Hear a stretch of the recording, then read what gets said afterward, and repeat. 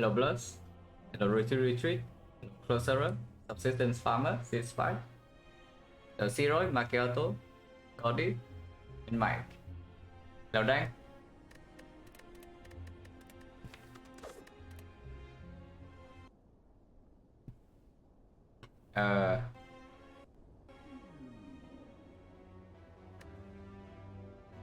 Yeah, wonder why the game froze for a second there, like pretty scary. But we have probably Common Relic or Artless. It's a Guardian. If we are forced into a relatively early elite, either floor 6 here or 7 here or 8 here. So I cannot really avoid everything, yeah.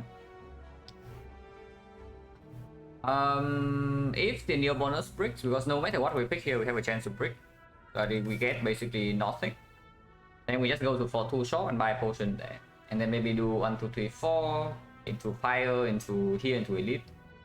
And then after this elite, we have a lot of options. We can go aggressive, double elite, less shot, or we can go +1 fire, still take an elite. It's not that bad.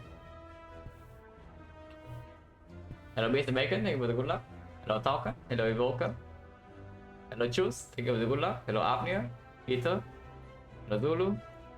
Hey, yeah, thank you Peter for the raid. I thought that you were doing some chess puzzles. So, do you get a new PB or come close, or is it like just a normal puzzle day?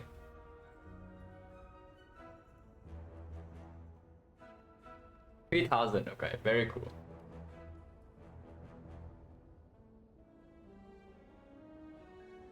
Hello account, hello beheaded kamikaze. Oh yeah, we take a red colorless, yeah, over common relic. No matter what, these things have a chance to break. So we take the thing that's the strongest later.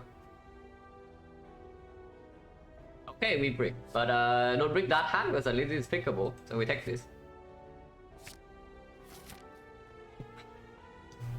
Now that definitely tells me I go to floor 2 shop.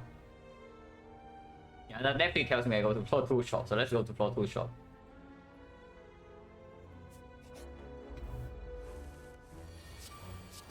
$55 HE Cultist, these are turn 1 hand, yeah? At least on this signature is going to be 0 energy, deal 10. Unless we shock out neutralize, okay, at least it did not happen. So neutralize redraw is going to be 8 damage. If we go here 23, if we don't neutralize for 3 strike will kill, but that's extremely unlikely. If we defend here next turn, let's say we draw only 1 defend and 2 strikes, then we do double strike. Defend and then it goes to 17. 17, we draw 2 strikes here. So we draw 3 strikes in total plus the defend, yeah? Which means we still have 2 strikes left in deck and the neutralize, which is 20. Basically I don't see why we should take this fort. Yeah, basically I don't see why we should take this fort. If we shuffle out the neutralize, then we absolutely take this fort. But we don't shuffle out the neutralize. Because next time we might be forced to take 6 anyway, yeah. If we don't, we still have little in the deck because neutralize dealing 8.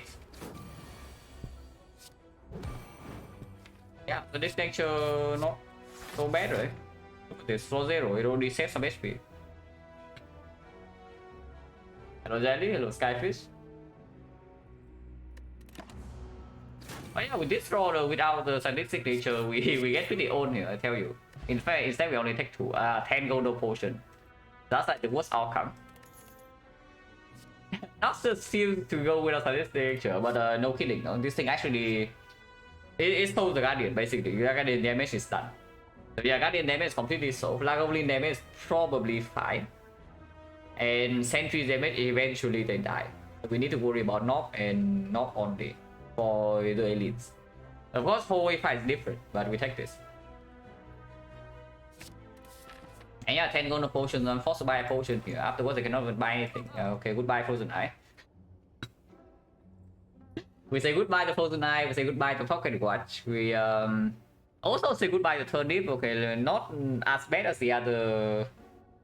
It's not in the same tier as the other 2, yeah, but this is pretty sad.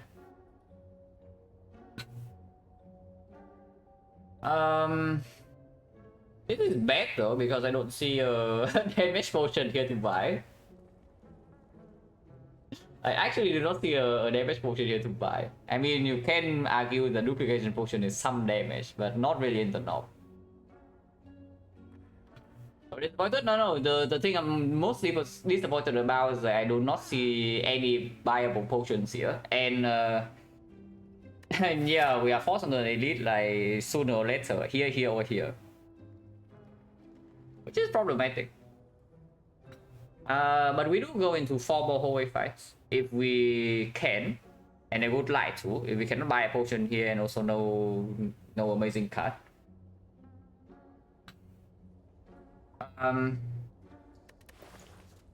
Maybe we even just take the thing that's good against hallways, like Panic Button. Panic Button against the Lagavulin with this deck is also like kind of good. Panic Button against the knob if we draw turn 3, or if we don't kill turn 3, we draw turn 4, it's just positive. It's good in hallway fights as well, which we do want to go into like quite a bit. Compared to Dagger Spray, for example, you draw Panic Button on the turn and you draw the Dagger Spray on the same turn. So what kind of fights would make the Dagger Spray a better draw than the Panic Button? Dagger Spray minus, yeah, not Dagger Spray plus. Because it's only Slime Gang, right? And Slime Gang also needs to roll low HP, and you need to draw it before you're weakened for it to actually what Panic Button's doing.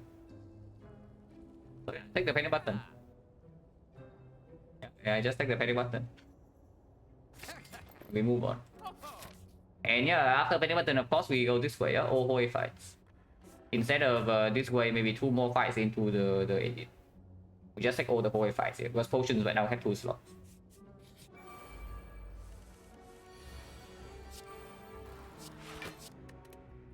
This is dealing 3 only, like unfortunately sadistic nature is the scam.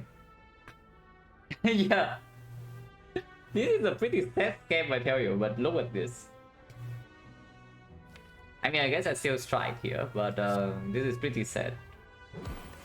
Yeah, look at that. Yeah, what is that? But okay, whatever.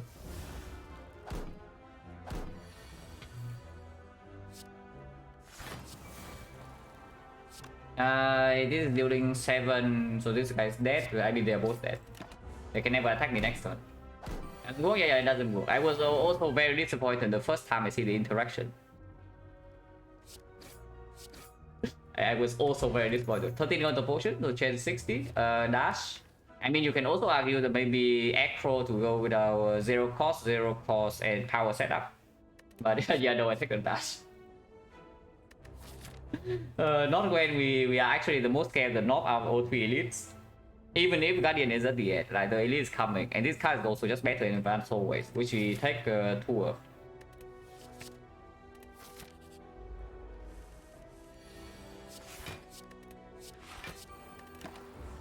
Could play Panic Button, but with Fume Sadistic Nature and the dash coming, I don't think we. Oh, that's nasty. Hopefully it only does. It's only doing 12. Yeah, hopefully it's only doing 12, guys. Okay, yeah, of course it's not. So we minus 7.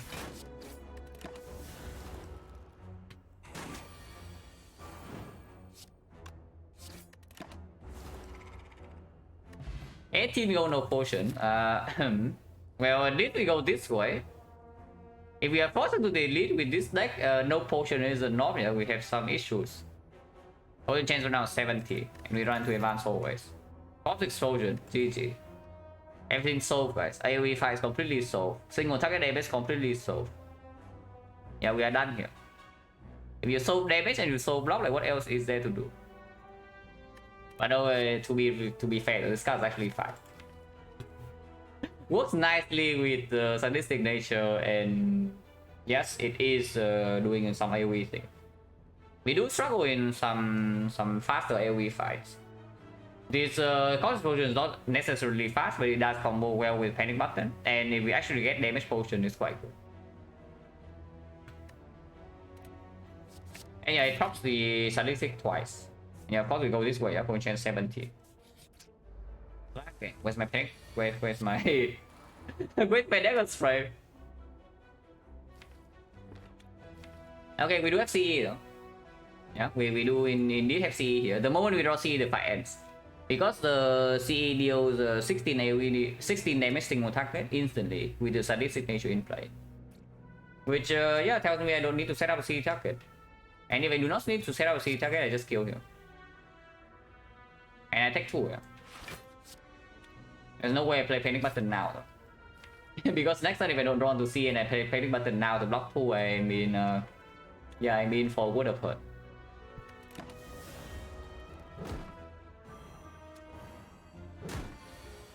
He sucks. No need to play fumes, yeah? So I will just kill... No, I cannot kill. This is only 11 damage. This sucks. Okay, not that bad though, we take 5. We take 7 damage in this fight, so it's awkward. Yeah, this sucks. Okay, whatever, -7.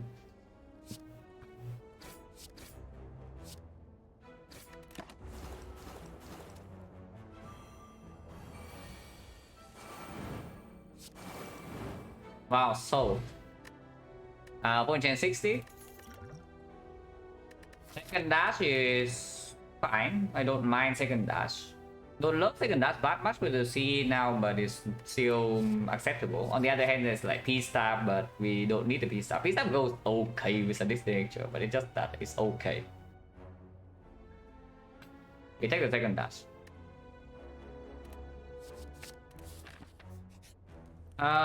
Upgrade sadistic. I don't open potion, or I don't open brew yet because I don't want food juice now, and the point change in here is still 60.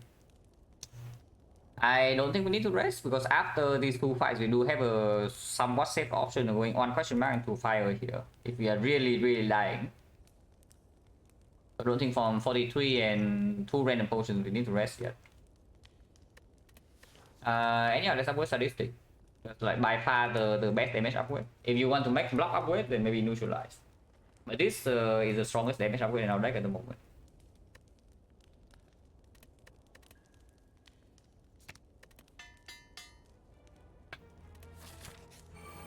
Okay, see, it's time to redeem yourself.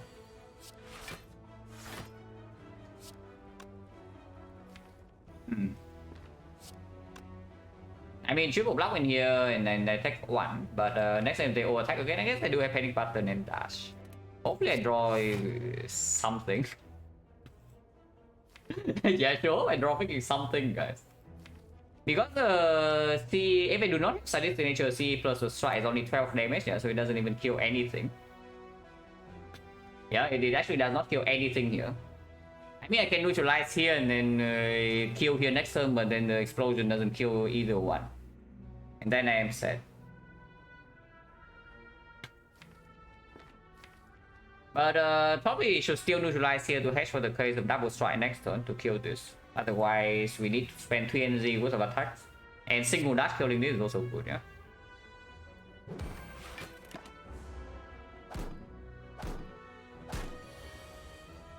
Okay, no problem, guys. No problem. Easy game. Oh my god, she is so good. No potion, going chance back to 70. 2 cost deck, we only have 2 cost and 0 cost. Deadly poison with sadistic plus. We simply do not need the deadly poison in Lagavulin at all. Deadly poison is still fairly worthless in centuries, and yeah, against the knob. Interesting. Also, I do not want to open Entropic Brew because I do not want fruit juice. So we enter the elite fight first, and we see whether we even need the potion. Because against Lagavulin, sometimes we don't need to open the potion at all with this deck. But realistically speaking, how is something like prepared?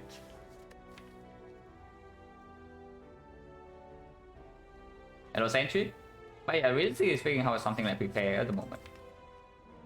Because the next upgrade is like what? I don't care about wedding fumes, I don't care about wedding C, I don't care too much about wedding neutralize. What if we just upgrade to prepare? The prepare also allows animals some maybe a bit serious sneaky strike as front load damage for Act 2 because like yeah, scaling damage is fine, yeah, but that's the thing. There's our scaling damage. Our front load damage is pretty hot garbage unless we draw to sadistic top deck. And even after we draw sadistic top deck, we also need to draw into some other stuff, and we need to wait maybe 1 turn, maybe 2 turns.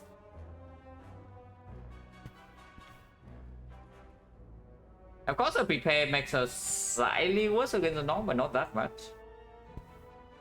Maybe just Predator though.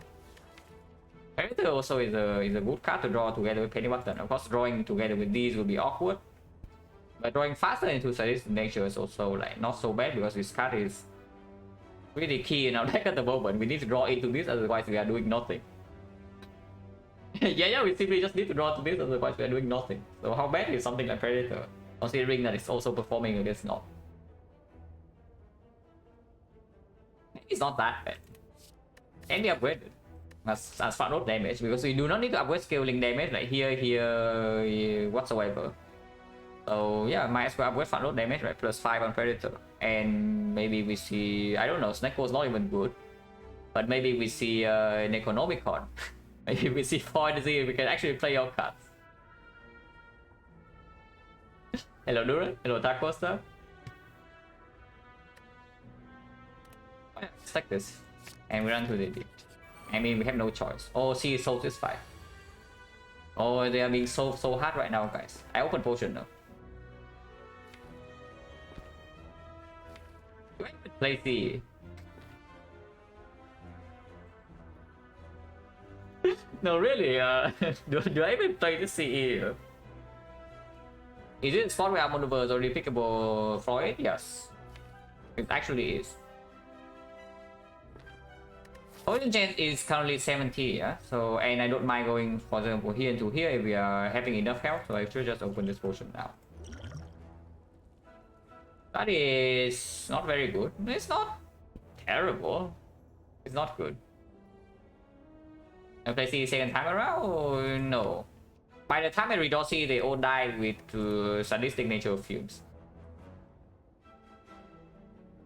I'm just wondering whether I should take this 10 or not, you know. Because that's quite a lot of damage.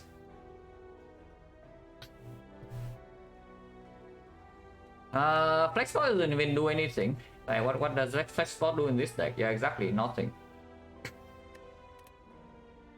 And that's pretty sad.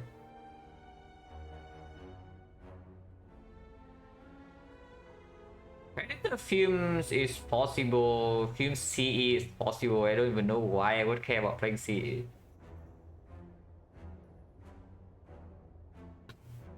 In Shield Artifact Potion? Yeah, Poison Potion, right?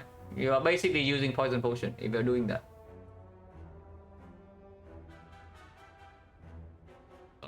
You're converting this Weak Potion into a Poison Potion. Not the worst idea, of course. 6 poison is a decent potion. It's a deadly poison pick or poison deck. There's no such thing as a poison deck, first of all. And even if you are leaning super heavily towards poison, deadly poison is the last card you want in your deck. As your poison starter, I mean.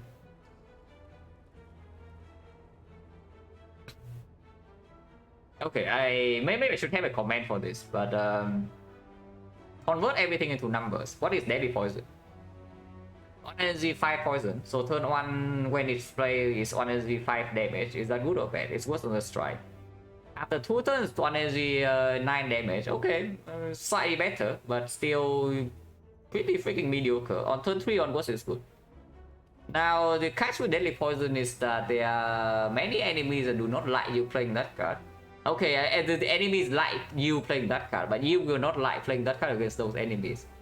Like the Chosen, the Baseball, the Knob, a Donun Necker, some very fast fights as slavers that they do not give you 3 turns.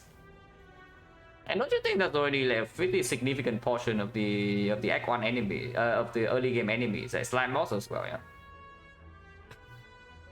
Then what is the poison deck? Yeah, you deal damage with poison, right? So if the poison card doesn't even deal damage, then why would you want the card in the deck? It's very Don't blindly think about synergies. What are synergies? Synergies are just a way to make your cast numbers bigger. So if your cast numbers after becoming bigger they are still bad, then yeah, don't. It's not very difficult to think in like basically where it's not very difficult to be tunnel vision into like synergies package, because you see, oh yeah, deadly poison into like catalyst or triple double. Maybe you have some omega combo that push to like 1000 poison, but yeah, why? There's no need. If a card does not perform for the most important part of the run, then it's just bad.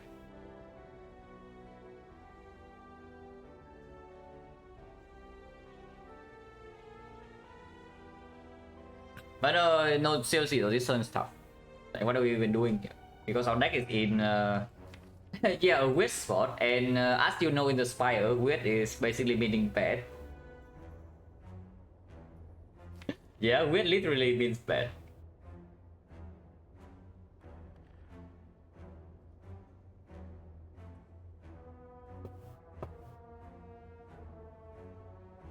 We can trade HP and get the hell out here. Like, it's not very difficult to simply just take, I don't know, 20 damage and then win.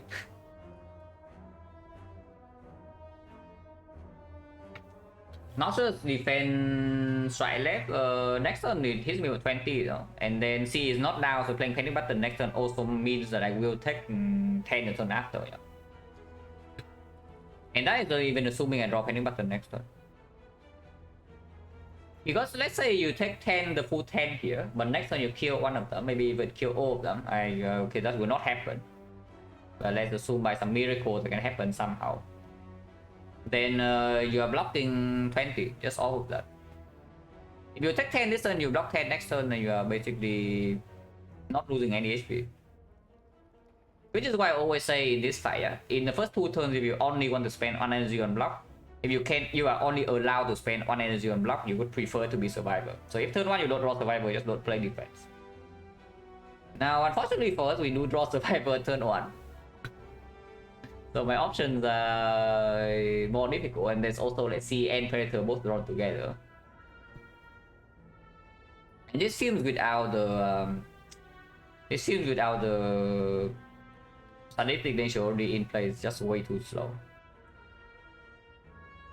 But yeah, what if I weak pot? I don't mind using 2 potions in by the way. I would prefer not to, but I don't mind using 2.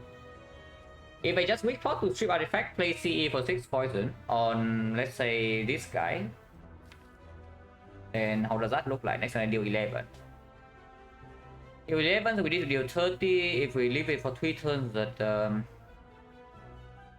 but I think we do have double dash. Yeah, maybe it's not so bad to just apply 6 poison on one of them and then leave, and we ignore the fumes.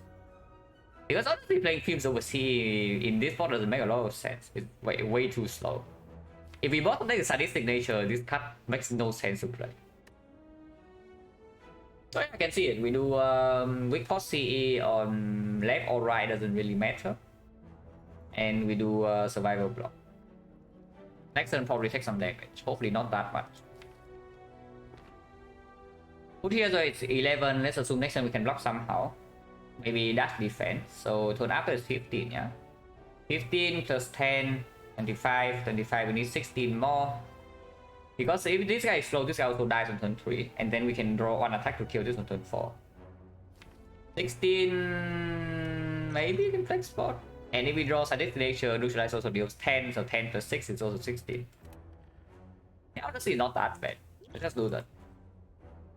Because I don't really see a line that involves playing Predator or the field. We don't have any lethal threshold, and even after we kill one, and if we don't deploy one of these, also gets weird, because we cannot kill the other 2.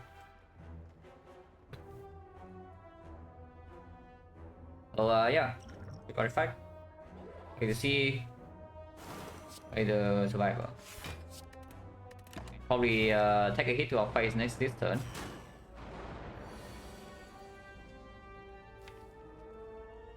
Not sure how I like this. I'm gonna take 10 this turn, and next turn, basically it's a bow roll 10, unless somehow I can kill next turn. Flex ball is always at least 10 next turn, sometimes 15. But sadistic nature, unfortunately, being drawn in this spot is doing nothing.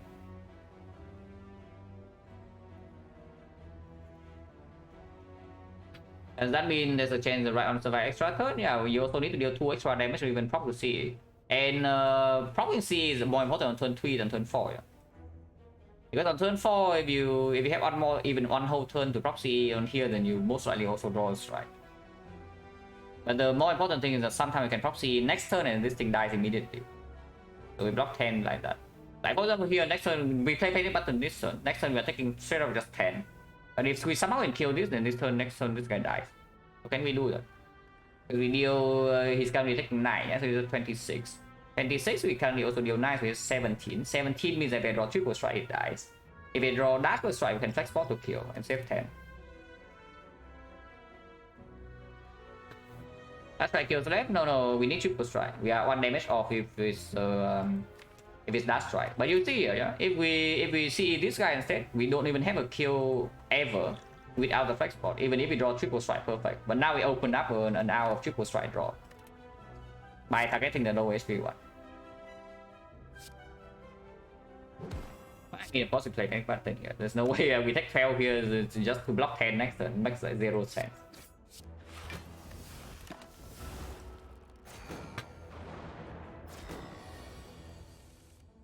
Oh yeah, guess what? No, how did this happen, guys? Wait, why is this guy dead? And why is our potion still intact? No, really? I'm curious, like, how did that happen? Because apparently we did not see on the highest HP one, yeah, so they do not all die. Interesting, that's a mystery. Truly a mystery, guys. How could that happen? Okay, very good fight, honestly. All things considered, extremely good fight. We took what? 2 damage. Yeah, we actually took 2 damage and that's it.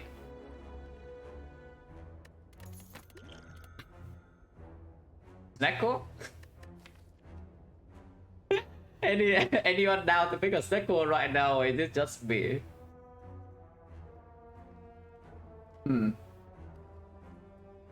I mean, you can also just not pick a card.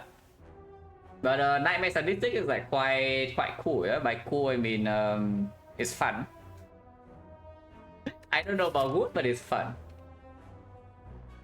But it also opens up some very strong rare cards in here, like maybe Bullet Time, maybe Red Form, maybe Alchemize. If we break on energy and break on the rare card though, this is going to yeah, not be very good. In hallway fight is quite bad. And we do want to go to some hallway fights. Nightmare Panic Button, yes. Nightmare Panic Button. Do I go to question marks now with 2 Wood Potion, the Adventurer Mushroom? You think we can take the Adventurer? I'm telling you, we are not fighting the North here. And we are definitely not fighting the Lagavulin. So you are hoping for Sentries exactly in the Adventurer. And even then, the Sentry is a free fight. Because we had pretty decent draw in the last fight and we also used 1 potion. I will just go to hallway fight to get more cards because this deck right now is not going to be... Doesn't matter if I skip or pick a card here, yeah? This deck will not like Act 2 if I enter the Act 2 as it is.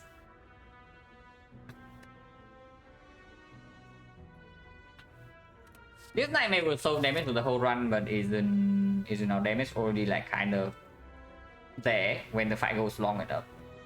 It's basically a hedge for something like, yeah, it's just Bullet Time, Red Form, maybe Snecko. I don't think so, right? I don't think we're allowed to take this Nightmare. Because I also want to take these 2 hallway fights. The Nightmare is just going to be a complete burden here. So block it doesn't. In order for Nightmare Red Form to actually so block, you need to figure out a way to have enough energy to play both on the same turn, first of all. You need to have enough draw consistency for them to line up together. And you also need to somehow not die Act 2. Yeah, those are not extremely easy conditions to beat. Like all of them.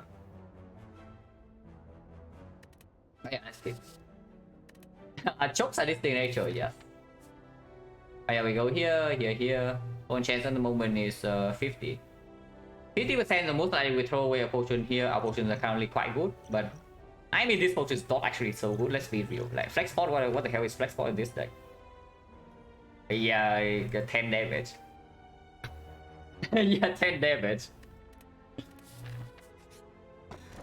Oh, fruit peel. I mean, I don't kill this because we are probably needing to rest in Act 2. So, that's fine. And yeah, I say that, and when we are forced into Coffee Dripper, very nice.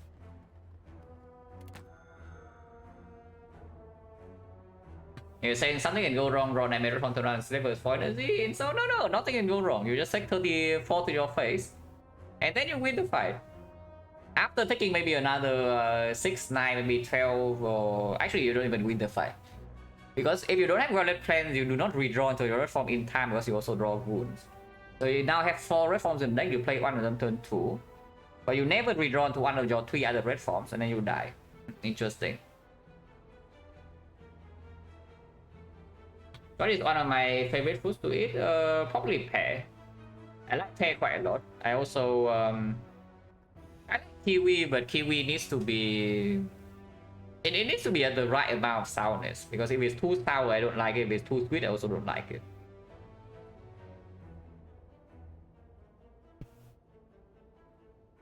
I really hate banana though, so if you are a banana enjoyer in this stream, unfortunately we are not the same type. Yeah, no banana. But like apple's fine. Apple I find sometimes a little bit too dry for me. And I don't mind apple. I just cannot eat too much of it. Oh yeah, we go here, yeah. Upgrade is also not even so much worse than the elite, considering that we are trading 2 question mark for like 2 hallways, and I don't even want to go to this shop necessarily. See, so this fight. We can bottom deck the CE, and that's a pretty big problem.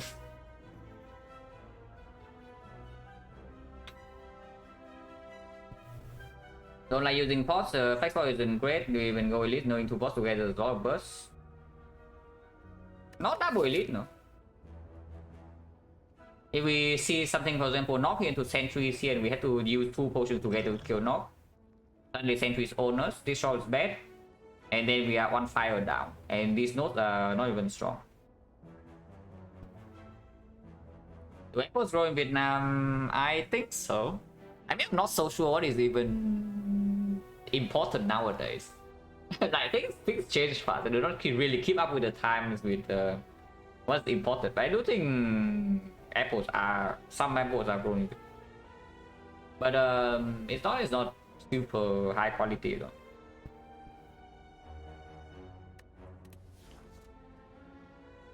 But what are we doing here? We are probably killing a sneaky.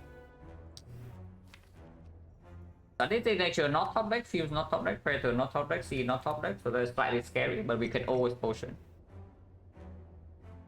Penny button doesn't make any sense to be played, yeah? So to play it. So we do probably dash neutralize here. Maybe dash neutralize here.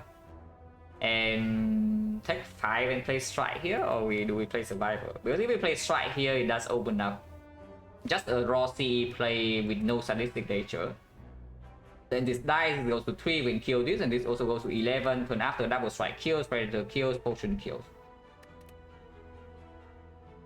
The other guy is potentially something like dash strike here to kill Fed, into neutralize here and take 7. But we are not debuff next turn. I don't even think debuff is worth debuff is definitely not worth 5 HP for 1 turn. Considering that we do have CE, sadistic nature, if we draw them together, we just kill instantly. Watermelon is nice. Watermelon absolutely great in the summer, of course, when it's really hot. But it's true, it's difficult to find the ones you like. The taste range is a little bit too big. And then there's also like some of them, the texture is also like slightly different depending on what kind of watermelon you buy. Yeah, I like watermelon. If you ask me whether I like or hate watermelon, I would definitely choose lime.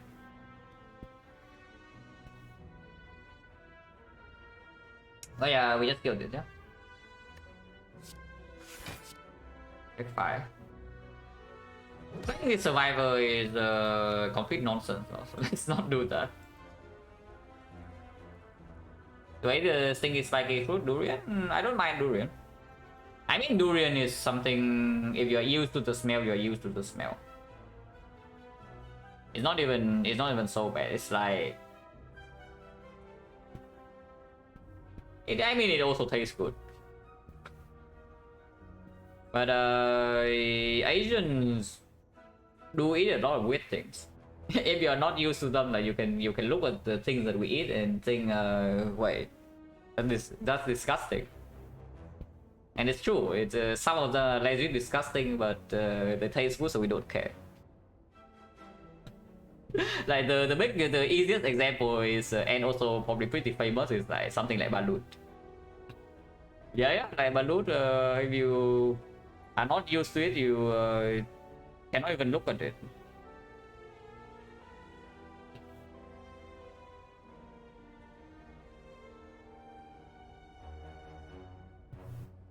But we strike the sneaky. It also opens up a weakened dash killing this, maybe. But now makes no sense. Yeah. Take 5.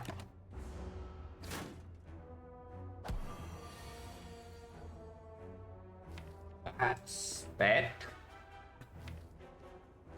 That's bad. We don't have this, don't have this, don't have this. And next turn, okay, how much damage is it if we use 2 together? If we use 2 potions together, how much damage is it? When weakened, we will have 24. Okay, Wizard's dead, no problem. Yeah, Wizard's dead, then we don't care. We still full block this turn. I mean, there's not a lot of lines to choose from. If we draw well, we still kill one of them this turn. If not, we can double potion. Oh, easy, just draw well. Really, is that easy, guys? I mean, to be fair, the draw was pretty crap the turns before. Yeah? Not that crap, but not super good. It's okay. Total chance right now 40. Defect of the gods. I mean, not exactly defect of the gods against Noct, but against every other enemy, pretty freaking good. Until we pick XecnaR. I don't even know whether we pick XecnaR, by the way, but it's a possibility. Go for Balut, no thanks. Yeah, of course. If you have never seen it before, you probably cannot stand it. I don't even know how I stand it either. It's probably just because I'm already used to it when I was a kid. And you know, right? When you are like, a child, like maybe before 10 years old, whatever your parents give you, you eat. Whatever your parents tell you, you listen. So then you just grow up that way. Vietnamese balut is pretty common in Southeast Asia, like a lot of countries. I know Philippines has it. In Vietnam we have a lot. I think Thailand also have it, but I'm not 100% sure.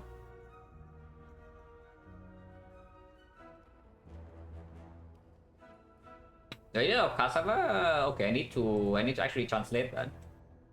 What is cassava?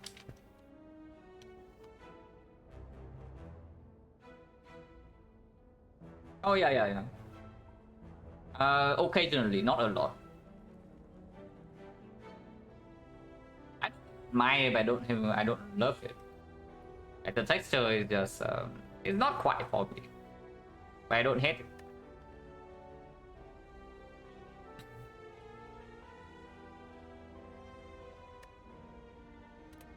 Oh yeah, Defect, unless you tell me we need dagger throw, which we do, but Defect is probably stronger. It's a little bit weird with panic button, but every other card in the deck it works well with.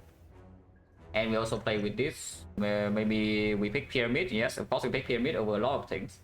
And this deck with Pyramid is actually quite weird. Yeah. Better pick something that opens up Pyramid to not kill us in actual. I will take this. Yeah, they still got panic button. I know, guys. I know. It would be the effect of the god, but it really isn't.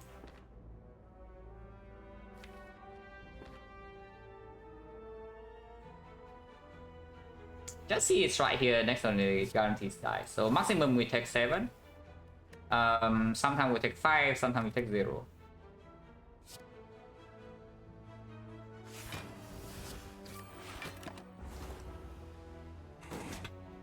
Not, thank you very much for the problem of the 6 months. Appreciate a lot. Yeah, this guy's dead. We deal 17. Next one, we are being attacked. Cannot kill it, it has 19, but we do draw the Ash.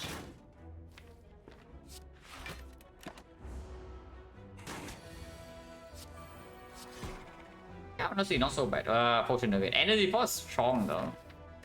But our potion change right now is back to 30. Atlas only.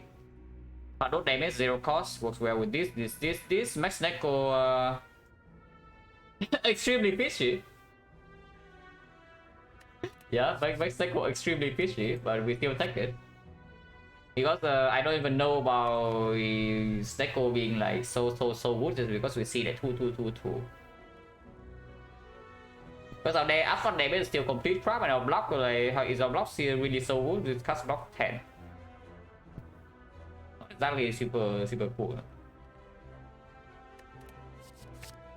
Energy pot is great though. We are facing either sentries or the north. If we are facing the north, maybe north energy potion doesn't play that much. And against Lagavulin, you don't need the potion. Maybe just keep this. Like this is definitely better against north for sure, and this is probably also better against north compared to energy pot. Is Agony the worst Neko card? I cannot in my good conscience say that. Because at least you know that you can play for 4 damage the first time you draw it. So it's already automatically better than some crap, like for example, I don't even know. Multiplying itself is really bad in long fights, yeah, but in short fights it's better than a lot of cards. Like the heavy base card, for example. Something like the what else is there? What else is really god awful with the anger? But anger, yeah, anger just maybe anger just worse. Yeah, maybe anger straight up just worse, no? Because first cycle you are not guaranteed to play it for 0. But sometimes you still need the damage, like for example you play for 1 and then you withdraw your angers.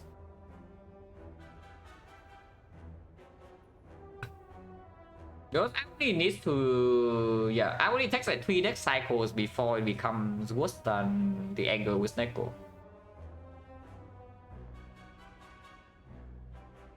Is the copy always 0 Sneko? No, copy is it copies exactly what cost the card currently is.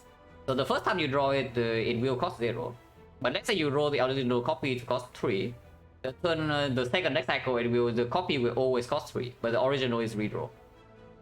That's how Sneko Agony works.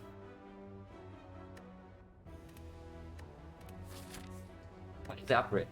If we say we're scared of Nob, like Predator. Predator also decent fun note upgrade for Act 2. When, let's say we kill slavers, we run to slaver, we need to kill one of them, we see it down. And this card is also like, not so bad. Predator upgrade is fine.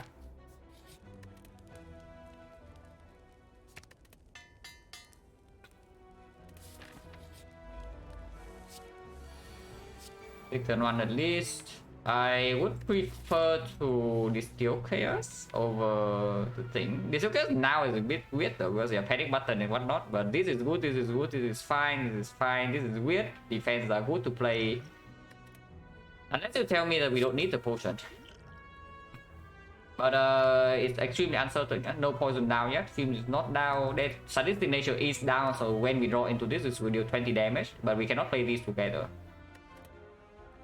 And on this hand, we are only dealing 26. So it's 62 off. We did this 44. 20 here, 20 here. Is it true that I prefer to have Cunning Potion in Act 2? Probably true, right? Because without actual follow damage in the deck, we cannot deal with slavers whatsoever.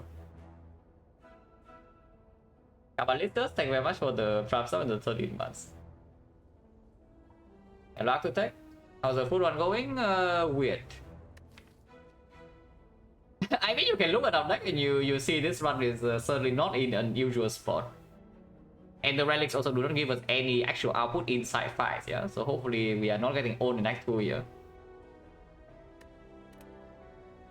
Joker is probably okay. Even if we hit panic button, it's not like we want to play blockcast next turn. It's just like one dash. And we already have the second dash in hand, so it doesn't hurt so much. Okay, fine. If you insist. If you insist. That's more damage than a strike, so I play that. It's fine, we still draw 3 cards. Yeah, because we drew 3 cards, now we have a kill.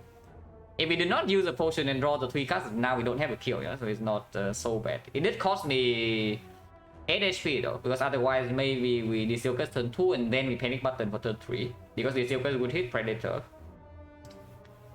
So we just play panic button on turn 2, block the full 8, so yeah, it cost me 8 HP. But we will still use it regardless, over the other potion. Yeah, it gives me a kill here, so how bad is it? Letter opener. Full enchantment now is back to 40. Letter opener is okay. 0/0 bunch of skills, not great. After image. The after image card. There's also the Echo card, but and the outmaneuver card, but there's the after image card. So we take after image. Oh god.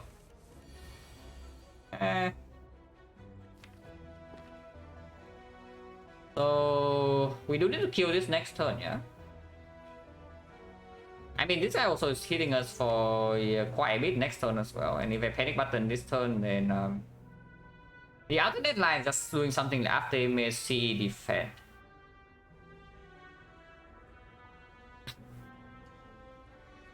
Chance with 40 after previous fight, 50 after elite. Oh yeah. Elite did not drop a potion. Yeah, what I'm talking about. Yeah, the elite did not drop a. Oh yeah. Wait. I was thinking it's 14 to 50, but 1, 2, 3, 4, 5, 6, 7, 8. Yeah, okay. 9. Oh, yeah, they need 50. It is actually 50. I mean, we are never potioning here anyway. It's just what is the line this turn? After MSC defense means the next time we can block with double dash. Damage wise, we're dealing 11, so it's a 23. This show is not in, but we have this, maybe this. Maybe a letter opener. Like panic button right now allows me to do a line something like panic button CE strike. Or even panic button predator strike, but that just takes damage next turn guarantee 11 from this. We cannot kill both. I would prefer not to play panic button if I can. And even now, because we have failed next turn anyway, we have double dash draw though, potentially. And we are not even taking so much damage. Oh no, I cannot play everything. Yeah, it's 4 energy. Right. That's 4 energy. Oh, yeah, I see defense.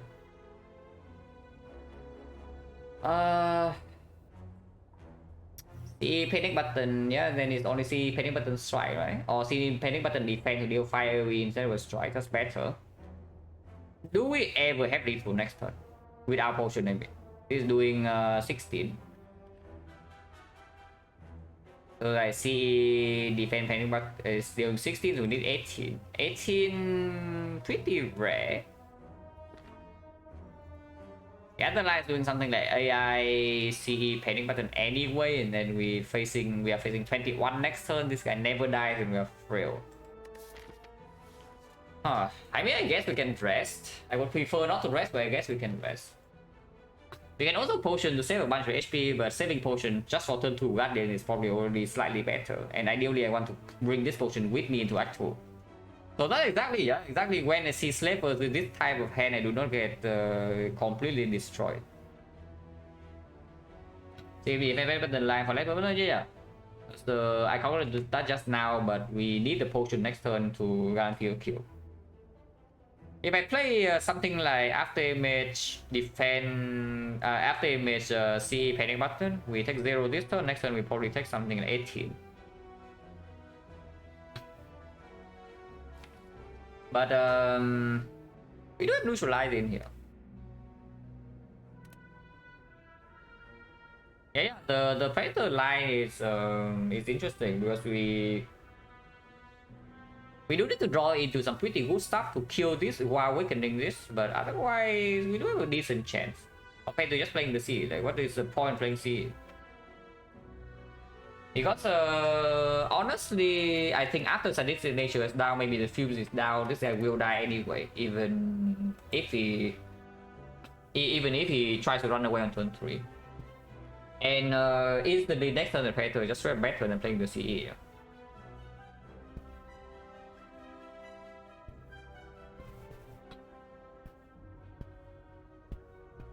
Does it ever make sense to play Predator Strike?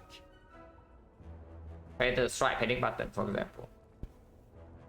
Not really, right? With Force Strike still in the deck, Dash is in here, Agony, and maybe that opener can also come in. This is in here with the Neutralize as well. Yeah, probably AI. Also playing not playing AI right now, so just down the possibility of maybe potioning next turn. I would prefer not to potion, but if we are forced to, then sure. Yeah, playing CE just doesn't make a lot of sense because we cannot kill both next turn anyway, no matter what we try to do. We simply do not have enough damage in deck without the potion. So yeah, after Image Predator, Panic Button, probably.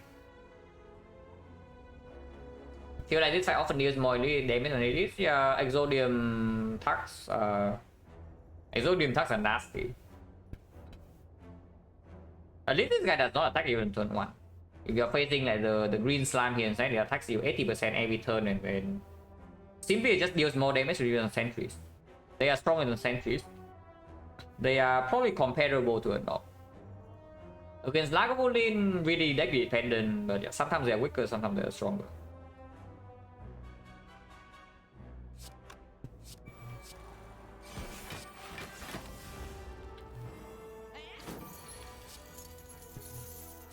So bad, no Neutralize, but we do draw into an Agony. And the Deflect. So we actually block 6 here. Not so bad.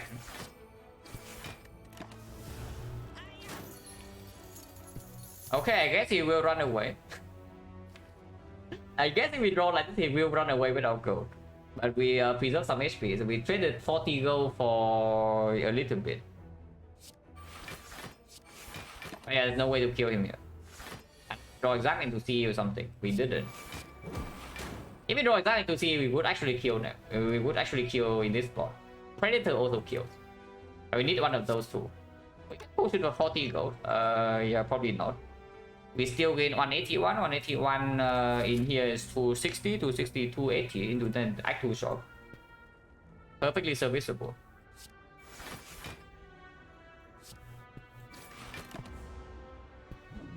If we lose the run by 40 gold,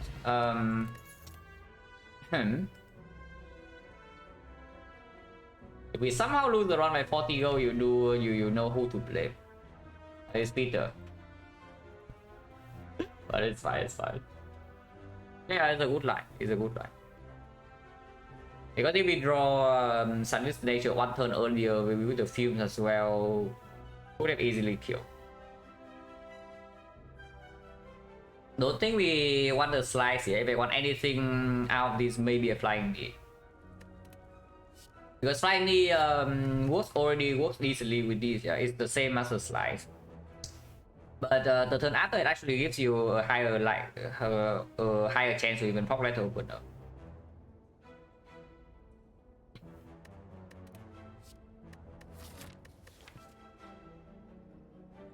We can upgrade.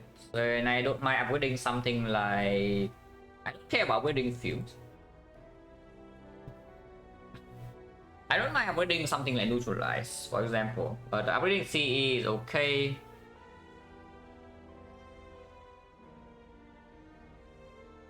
Maybe just for the champ. Just for the champ. Because against the other two, the 3 poison doesn't matter nearly as much. And this in nature is just more damage.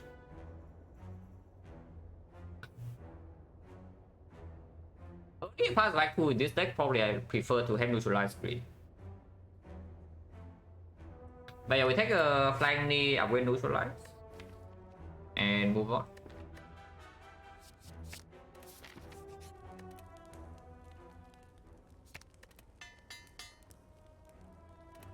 We have enough HP to face tank turn 2.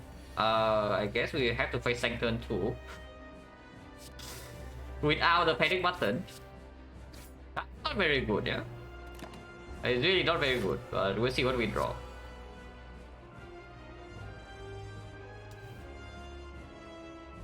This potion saves quite a lot of HP. Our void is 60, of course we have 2 empty slots, so we will have 1 empty slot at least. But this potion saves quite a lot of HP. It's currently we have 28, we have 3 damage off. 1 energy, 3 damage off, so 1 more attack and we can split, but what can you do? I think it's more important than field, yeah. So if we do not potion here, and maybe I don't even play the Predator, if I want to maximum block, then how much are we taking? We are blocking 1, 2, 3, 4, we block 9, take 27. We take 27, go to 14. So 14 with this deck is probably okay, with up damage down. But of course the cunning potion doesn't bail us out when we complete the brick on the turn, yeah? Let's say attack 16, we don't no block, we are dead with nothing else to do. If we use the potion now, it's still 7 HP into Act 2, so it's not the worst thing. Yeah, at worst it's still 7 HP into Act 2, so it's not that bad. Probably should just do it, because the chance of death is definitely here. We have 1, 2, 3, 4, 5, 6, 7, 8 bricks. Any button sometimes you can also count as a brick if it's drawn on the turn where it blocks 10. So we can definitely get cheap down from 14. Yeah, let's just potion. So AI Predator, AI double agony potion, and then Predator at the end. I don't play fumes now.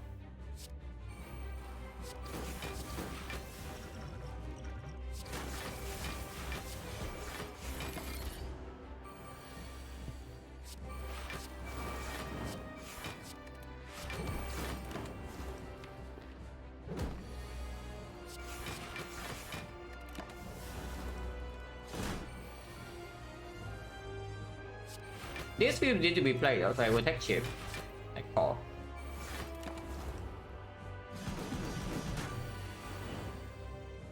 Because otherwise, if we bought Lexi or End Predator, we don't even split this cycle.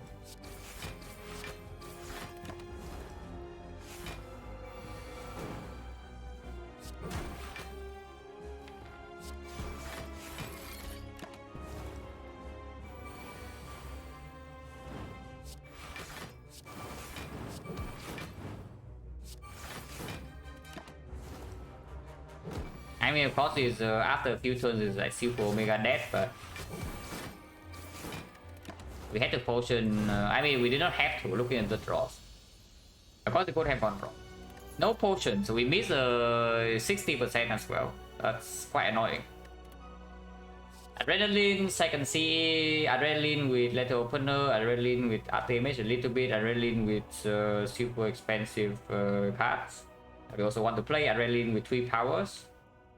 The second C is a lot of damage after this is down. But yeah, that's a keyword. After this is down. Okay, no pyramid. Resplit is completely hot garbage, so it's between Kirsty and Astrolabe.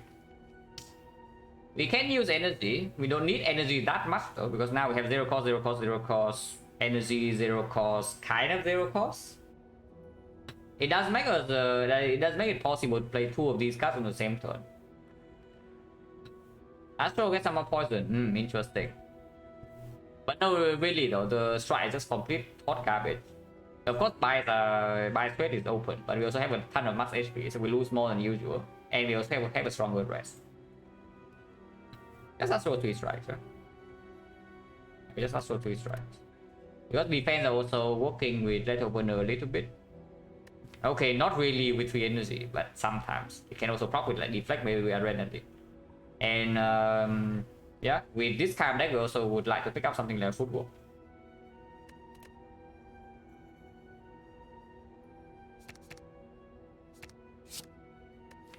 Interesting. Astro against Violet Plan Plus, they say. I mean, Violet Plan Plus is here.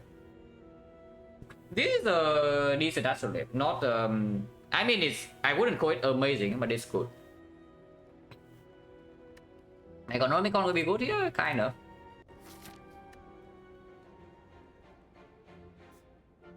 But do not forget, yeah, first of all, we have no sustain. Secondly, we have no fought load block for Act 2. Thirdly, we are playing on 3 energy. So do not be surprised if we get completely destroyed first 3 floors of Act 2. Amazing sarcasm? No, I am serious. Like, what do you think this deck is doing early Act 2? Okay, Avocado first floor. How much damage do you think we take? No, yeah, just asking. How much damage do you think we take? Avocado first floor.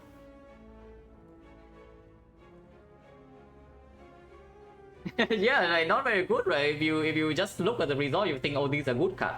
They belong in our deck. But then you see like how this deck performs in Act 2. And maybe you think something is not right, because you also don't have Relic support. So I will take more. Yeah, what about Kursky then? And what does that have to do with the lab being not amazing? No, really. What does that have to do with the statement that the Astro Lab is not amazing? Because that is true. That's what it is. It's not amazing. It's one good card. One very good card, but that's for later. One decent card. I wouldn't call this very good when we're on 3 energy. With other cards that we would play over this. And the card that we don't need. So objectively speaking, like what our scale 1 out of 10, what do you think this Astro Lab is on? Because I would rate it at something like maybe 6.5 at most. And you don't call 6.5 out of 10 something like amazing, no, do you?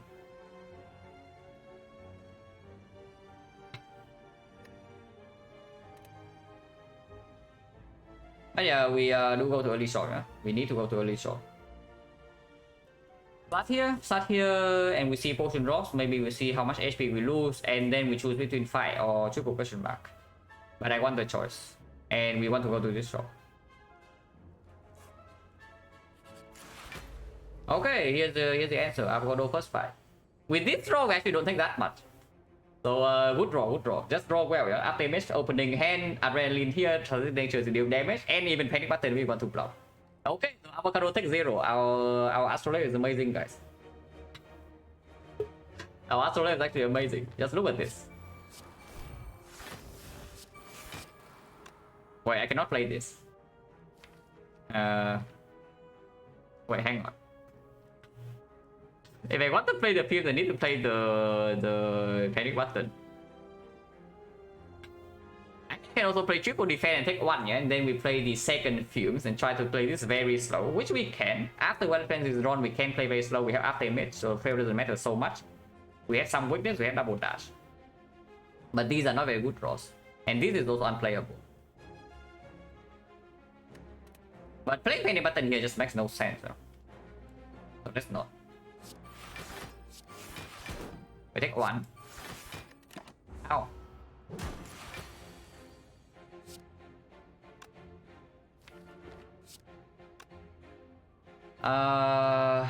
This is 10, so we can take 1 more to play the Predator. Which I guess we will do, because the draw power in here is not so good unless we go through them pretty quickly. Hello, engine? Interesting deck? Yeah, interesting deck. I will take 1.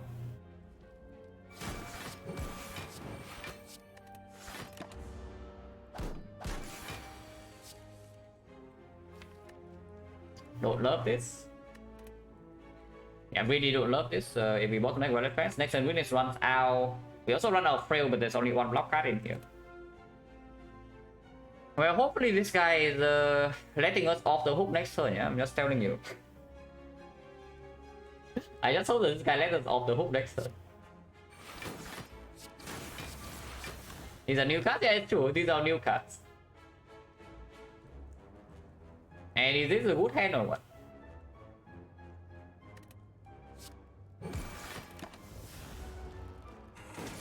Okay, okay, he's showing mercy. But yeah, I would prefer to draw defend here, for example. I guess it would be a strike. That's fine. And this with a very good draw though, yeah, like extremely good. First 3 turns, we take 1 into 4, and now we stop taking damage probably. So in total we take 6. Yeah, 6 HP with pretty sick draw though. Could have been way worse. Just imagine bottom deck after image instead. Yeah, just imagine, it's not even so difficult. We just bottom deck after image in this fight, and suddenly we take maybe bonus 6, 7, 8. But after image is just great. You see, there's a reason I click after image over almost everything, honestly, early game. That is amazing later, and even in Act 2 it immediately performs. It's weird, right? Because you look at this card here, you might think this card is 1 energy block, maybe a turn for you 3 damage. So it's kind of the same as Metallicite. But in practice it's way better. Because number 1, Silent is not the Ironclad.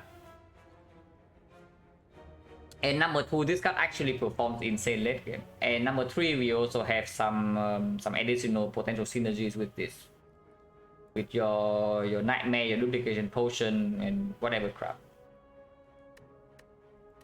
And yeah, you can, of course, Silent also has the cards that can use them, like Red Dance and Agony, Deflect, and all that, Neutralize.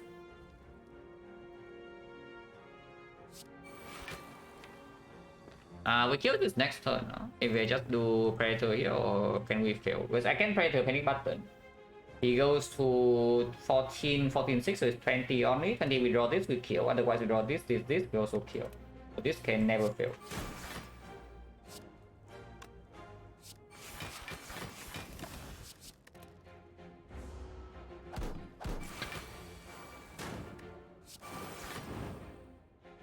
No potion.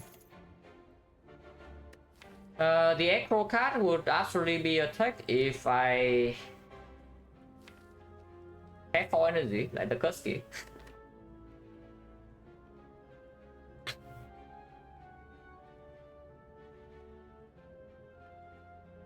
There's a Negatron Plus. Oh, Negatron Plus is so much better short term, but that's the thing, that's a short term. It is so much better short term though compared to Echo. This Echo, I don't even know what the hell it's trying to do. Like what are you trying to achieve with this Echo at this moment?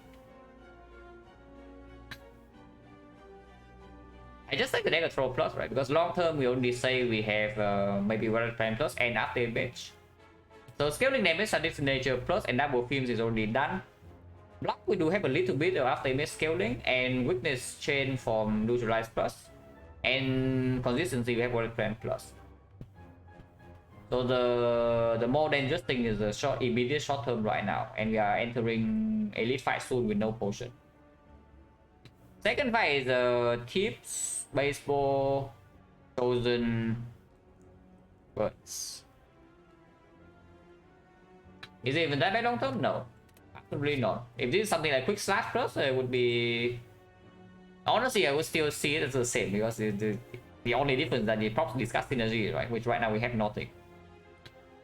Something like, for example, I don't know, what would need to be here for it to be a bad attack later upgraded? But also it's good right now.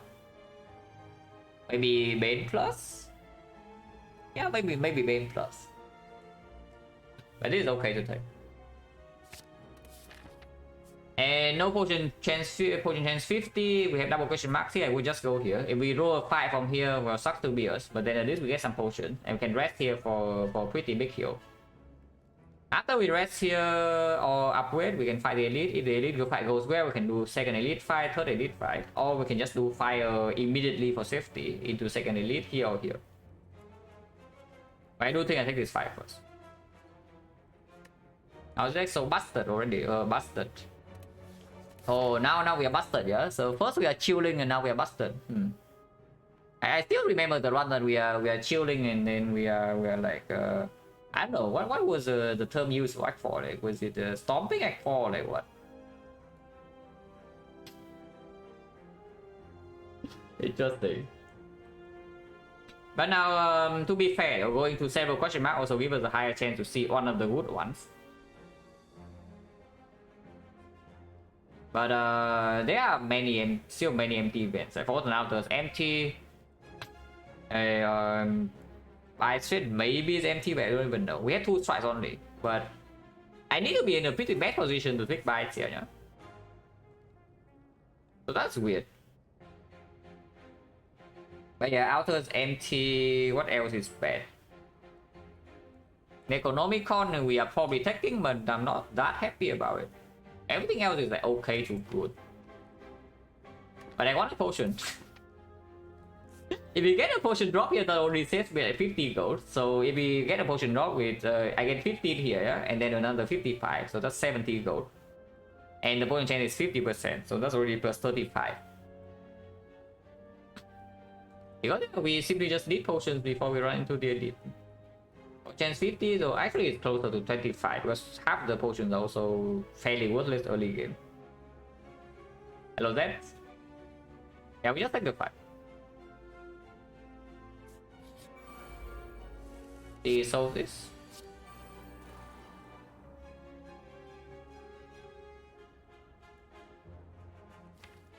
Am I allowed to take only 3 here? And I do something like agony dash survivor, because statistics is in play, so whenever I draw into this we are dealing 20 and this is dealing currently 18, so 20, 18. But panic button still in here, dash first is in here, neutralize first in here, Defect is here, adrenaline is here. Dealing more damage this turn is taking 8 extra. Opens up a kill next turn way easier though, and that blocks 11. But I want to kill them both with CE. Female could run 200 HP corruption, cruising everything dies and had 4 HP. I remember. Yeah, I definitely remember that.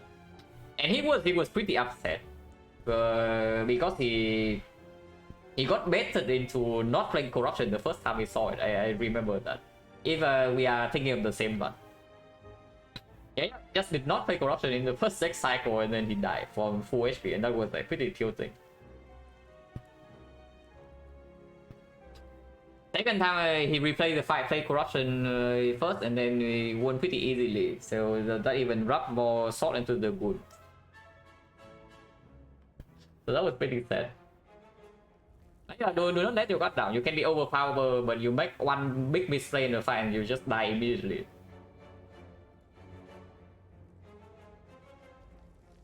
Hey, do I take 80 or not? Because I can trade it. If I play something like Dagger Throw, first we also see one more card. So see drawn immediately, does that kill or not? It's 20, 20, 33, 33, 40, so not quite. So if I draw immediately to see, it's actually quite bad, yeah? Maybe just block them. Yeah, maybe just block them, because panic button can be drawn next turn. Otherwise, I mean, if we take a lot of damage next turn, we also are in apparition range immediately. And apparition we pick with Violet Planet Plus. So it's fine, it's fine. But yeah, that survivor, the other choice is something like Dagger Throw, Survivor Defend, or just Predator Survivor, take 14. If we Predator Survivor, we do have a pretty decent chance of getting out of this fight with only taking 14. If we play that Survivor here, we take 3, take 4. So if next time we block 12, we already are equalizing the amount. And Panic Button can be drawn. It's at 1 of 4, slightly higher than that with the Adrenaline. C draw sometimes kills them both. And left first, yeah, we have CE. We have CE, so I just target the lower HP one. Without having CE, I will usually try to kill this guy first, because this guy hits harder on turn 3 and is also more difficult to kill after he gets blocked. But with the CE, the deck is slightly different.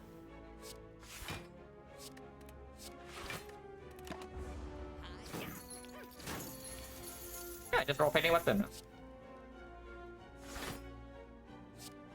Next time we can still get own, no? Like if we roll 50% attack and we don't kill them, this Panic Button will cause quite a lot of HP loss. Because the films are not down, so the only debuff next time we could have would be CE or the neutralize. But not playing the Panic Button here also doesn't make a lot of sense, yeah.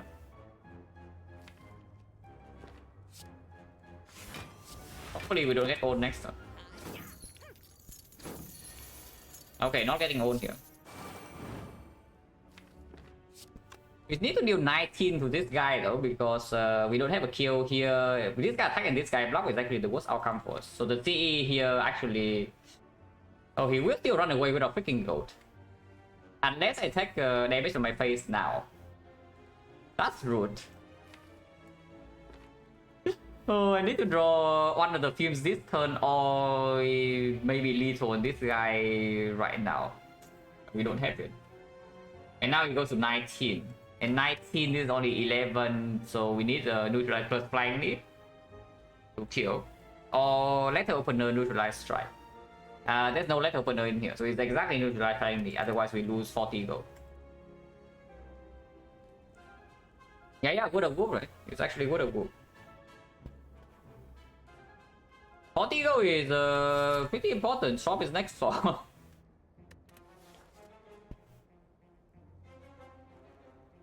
Stuck run into them right before shop. I mean, we also catch some draws that can kill them pretty easily.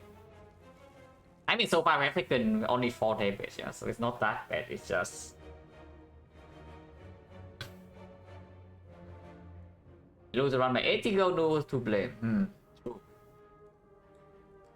Because now we miss uncommon relic threshold. We don't kill this, and yeah, mummified hand in the shop. What about that? Yeah, now if I hand in the shop, we cannot buy and suddenly we cry. We go from winning the run to just dying miserably because we can never play powers. What's the chance to draw lethal next turn? I always need to draw this. So that's already that's so high to lose gold. If I lose the gold, then how much do we go to? We steal back 30, we steal back 40 from this, and we get 15 from the fight. So it's like 240. No, really, I take this damage, you know?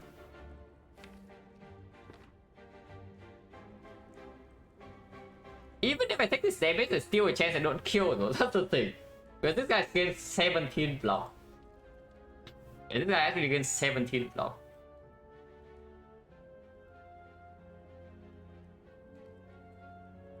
Unfriend kills. Oh, actually, yeah. Poison ticks. Yeah, poison ticks down. Poison kill. This next turn. Right. It's true. I was thinking that we need to play one strike here somehow, but of course that's only for this turn. Poison ticks that low seems okay with the go. Yeah, and then red mask getting next floor, and you take 40, and you die. But it's true that apparitions are possible, and I don't know if we are low enough, I would still maybe take the bites. I would prefer not to, but I would consider it.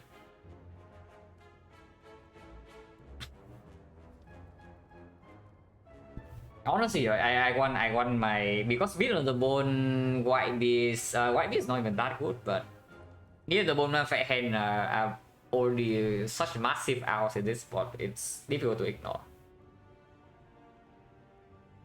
It's really difficult to ignore. By the 2 try, maybe you should have left 1 defense then.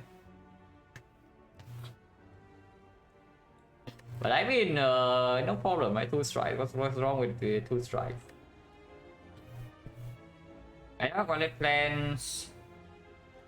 And we just pray to here next turn, kill it.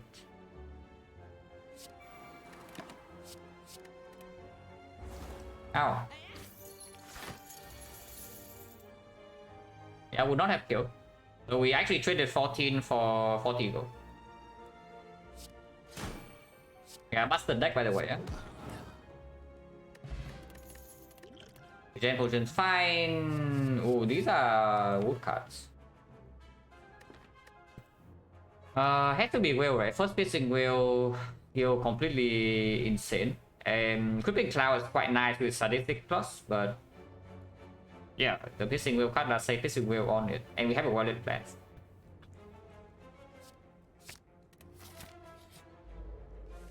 Percent 5 FCE.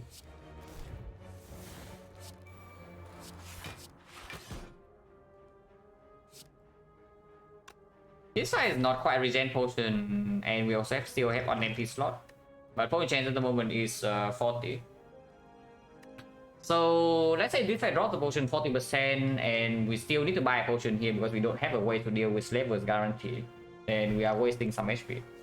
And with the Wallet Plans and Pissing Wheel and the Panic Button, maybe we can block from like even 4 turns. We don't need to play seed.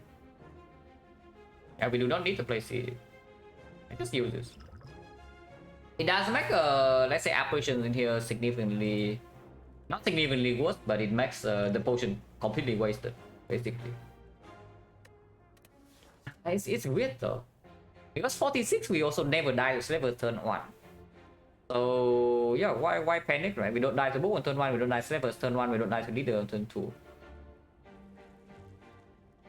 Yeah, let's just keep a potion.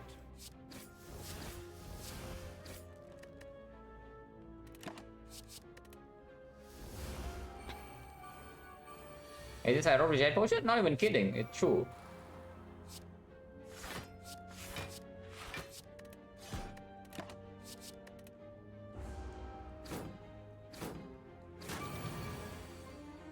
They're all dead, so let's just kill.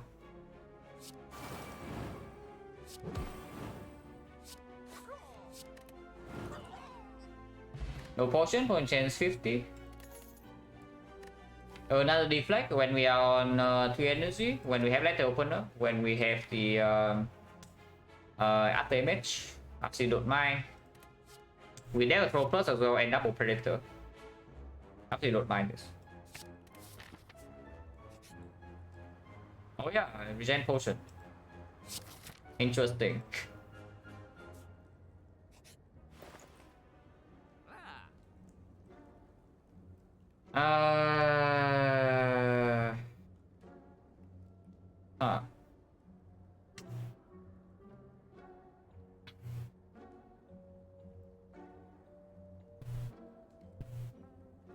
Decent funnel. There are interesting things here. There's footwork, of course. There's the funnel. There's the outmaneuver. There's the Torrent Torture. There's another deflect, which probably not. And of course, there's some card remove. There's some potions. I don't think I need to buy a potion in this spot though.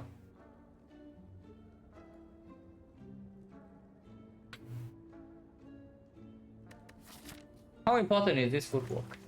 Because you also see like, how many powers we have already. Yeah, 1, 2, 3, 4, 5 to draw into.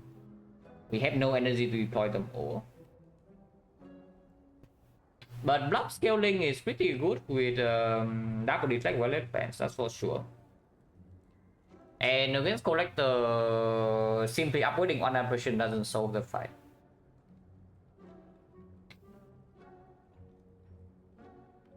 Have you considered outmaneuver more lately? No. My evaluation of outmaneuver is still exactly the same as it was several months ago. I have never hated outmaneuver, I just don't love it. In a spot like this is when it performs. But I don't know about paying gold for it though.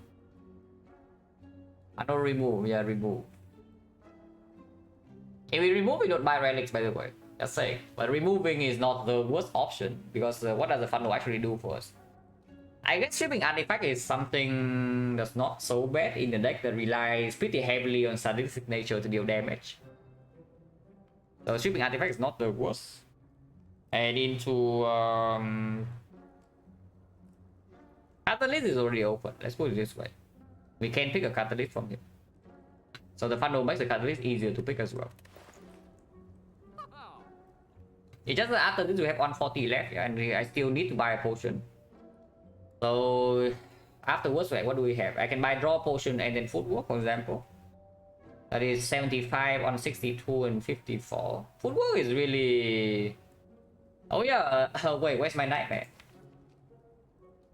Wait, hang on, where the hell is my nightmare plus? Why do I not have a Nightmare Plus in this deck? Can anybody tell me? But I guess I don't have a Nightmare Plus.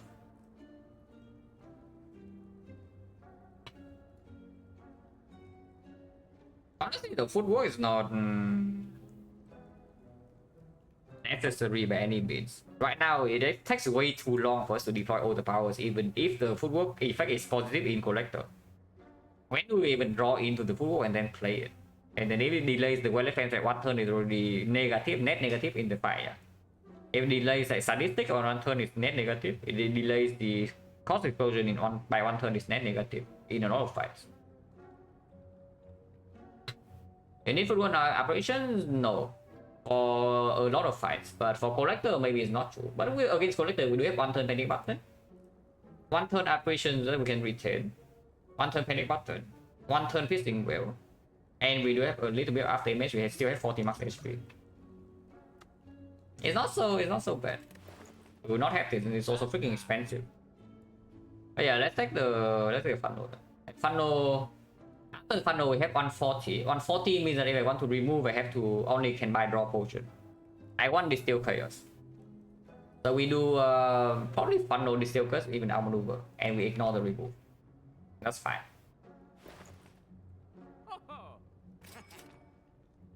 And yeah, let's do outmaneuver Distill Chaos, yeah.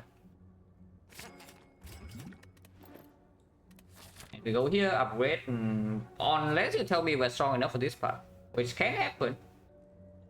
That is the 4 lead part, including burning indeed.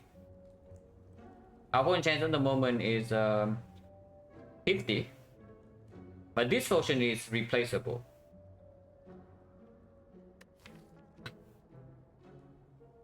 We do not get operation upgrade after the first elite, so Violet plans retain here doesn't happen, which means that if we face Gremlin leader, sometimes slightly awkward, but again against leader we still have one turn panic button, one turn piercing well after Violet plans is down.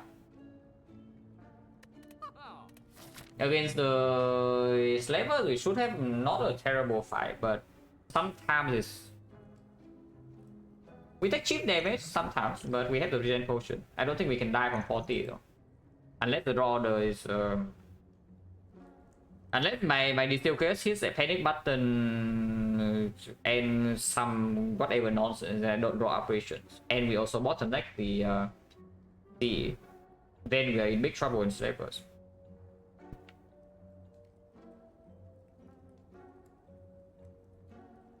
Last elite is also optional in case I need an upgrade. But right now I only see the only upgrade I care about is the one operation here. Maybe the adrenaline, maybe the second operation, but it's not super urgent. And the only reason for operation upgrade is that I have Water Plan Plus. So I need to draw into Water Plan Plus first, and then need to draw into the operation, and also need to not play the operation on that turn for that upgrade to matter. Let's side elite immediately. Yeah, let's side elite immediately, and we go to 4-3 elites in a row here. Because the other part is also not like very high value. Yeah, upgrade operation here, we take this elite safely, and then what? I guess we can still go to left and take this elite instead, but there is -1 burn elite, so actually no free passing. And also we don't even gain anything. We trade one elite for one question mark, essentially. It does give us some amount of safety, but resting right now is only +12. I think burning elite. This can kill me. I would say right now this can kill me, but our deck has like some potential, pretty high potential in fact, but the draw, there's still no draw power yet, so I would definitely like to have some output relics so that we don't get chipped down actually, because it's very easy to brick with this deck. If you go like 34 straight with this kind of deck, at some point you will take a big hit. Right now we can still mitigate a big hit with potions, but we cannot guarantee that will happen in Act 3. So yeah, let's take the fight now. So maybe find some output relics.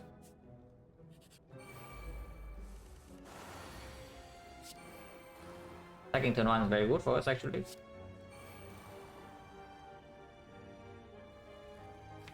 This is hitting for 10, so this guy's dead. It means I can do this.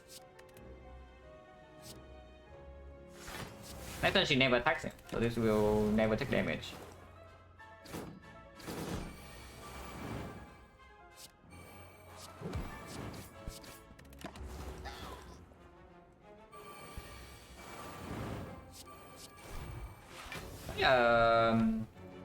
So far chill fight. I hope they stay chill.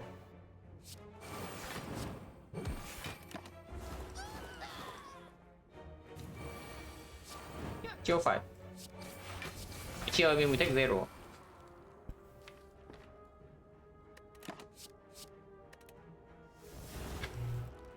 It does mean the Burning Elite is significantly more dangerous though, because it's either book or the slavers, yeah. But we do have one upgrade on operation and we still have the potion and we have +1 relic. The second fight is significantly more dangerous than the Burning. Yeah, I'll put relic right here. And game over, Cloud is clear with this deck. Fear pot over regen, yeah. Fear pot over regen. Because they still have double predator plus dagger throw, flying knee, and endless agony. And then fear pot also works with sadistic nature as well, and against the slaver we absolutely want this. Going change right now is 40. Oh, here upgrade 1 operation. It's not necessary to upgrade 1 operation yet, but for maybe leader rematch I would like to, and for the collector I would absolutely like to. The immediate strongest upgrade would probably be this, the adrenaline instead. Am I upgrade? No, we are never doing game upgrade here. Let's be real. How many turns do you think it takes for you to shuffle this deck? Yeah, no, really. How many turns do you think it takes to shuffle? And when does the card game play? When does the card game upgrade play? You need to shuffle your deck first, yeah. And then you also need to draw back into the card game board, and you need to play it, which is not always happening with other plans plus that you play your game board the second time you draw it. So how many turns does it take for this upgrade to actually do anything? Yeah, probably something like 5 turns, right? So what fight is lasting 5 turns at the moment? That the game board upgrade is relevant. Like I said, yeah, why is the game board plus different from game board minus? No, yeah, just consider that question, and then you see why the card game upgrade here is just terrible. What is the difference? Exactly, there's no difference for the situation we are in. But yeah, Burning Elite next floor and the operation upgrade is not super relevant, because against the leader we also can start retain panic button and do the same thing for one attack.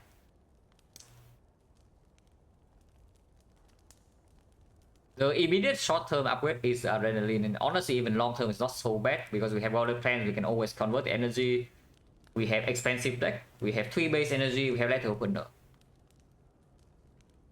I'm gonna pick or transform into, yeah, neither, I bought it in the shop. So even the more extreme case of picking. But yeah, honestly, adrenaline upgrade, probably, right? Burning Elite next floor is really dangerous. It's actually really dangerous.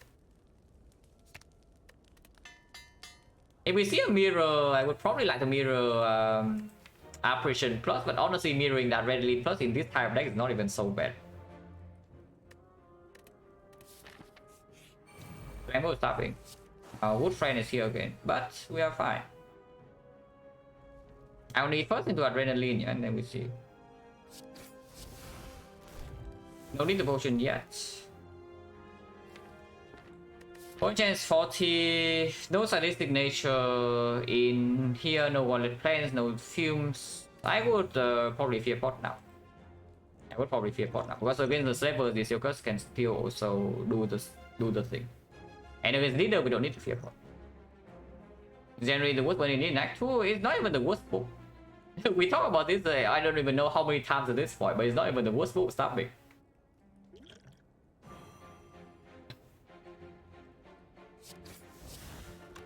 I can play Dagger Predator outmaneuver, yeah, and then follow up by.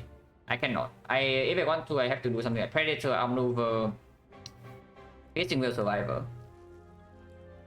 Visualize. So no dagger throw, but that's fine. I want to play this. I can take 6. Don't know why I would take 6. I can also play the panic button. I also don't know why I would do that, because there's no guarantee I can even draw into operation next turn. and it is weakened, so there are some hands that can block with dash and deflect and this. We have double deflect. Is my Reddit post about it? Yeah, just like the ones that analyzing boss relics, right, that I just saw. And the conclusion that ectoplasm is by far the worst boss relic. That's interesting.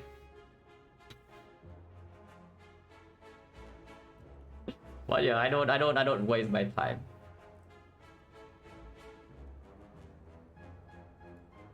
If I actually make a post, it's probably going to be a very long Google Doc, maybe a guide or something. But posting general stuff will just get lost to the void.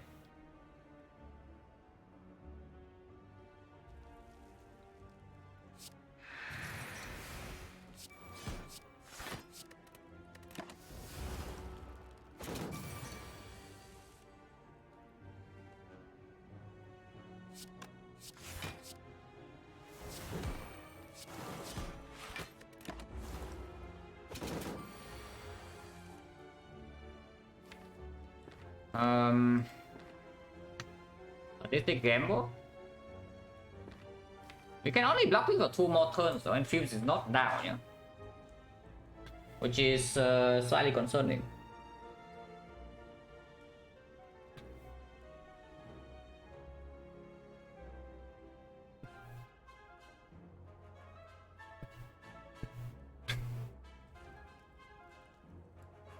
I think I also just take this damage, like 17, and do something like sadistic Fumes dash gamble 1 card. If we gamble into a block card, we can block. If we gamble into the second Fumes, we can play. If we gamble into a power, we can play. If we gamble into apparition, we take no damage. But that is possible. I think this must be played. But afterwards, I'm not so sure. I don't know how much do I mind taking 17 in this spot. Yeah, how much do I mind taking Silver Predator? Because it allows me to gamble for 1. And gamble for 1, I can still play. If I don't draw to apparition, I draw 1 card closer to apparition. Now, what if Predator draws 2 cards closer to apparition, but I also don't want to take 17 this turn.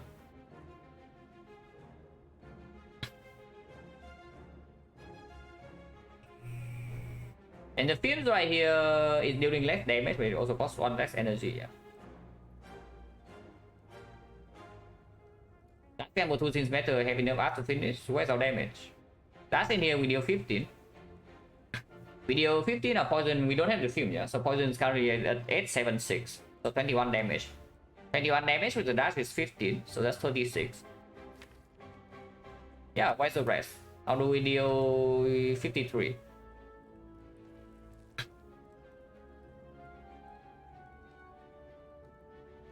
I mean, if I use this currency, I'm pretty sure the fight's over. But I don't want to. This potion bails me out of a terrible spot. And this is not even such a terrible spot.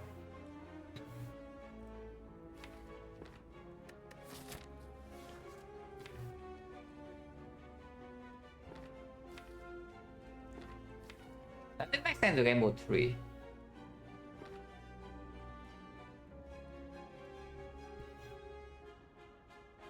Yeah, doesn't even make sense to game mode 3. Or we can do the adventurous line of doing Predator game mode 2. If we Predator game mode 2 and we brick, we can always use a potion, or we can also take 27 to our face. But damage wise, that guarantees that the fight is done. If we just play the Predator.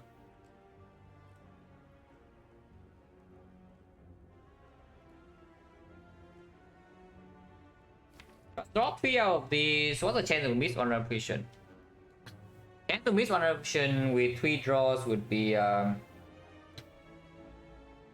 first card is 8 out of 10, and then 7 out of 9, and then 6 out of 8.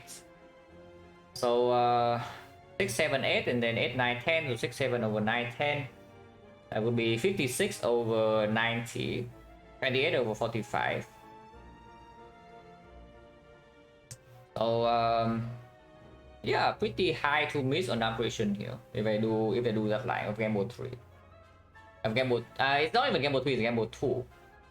At Gamble 2, it doesn't make a lot of sense.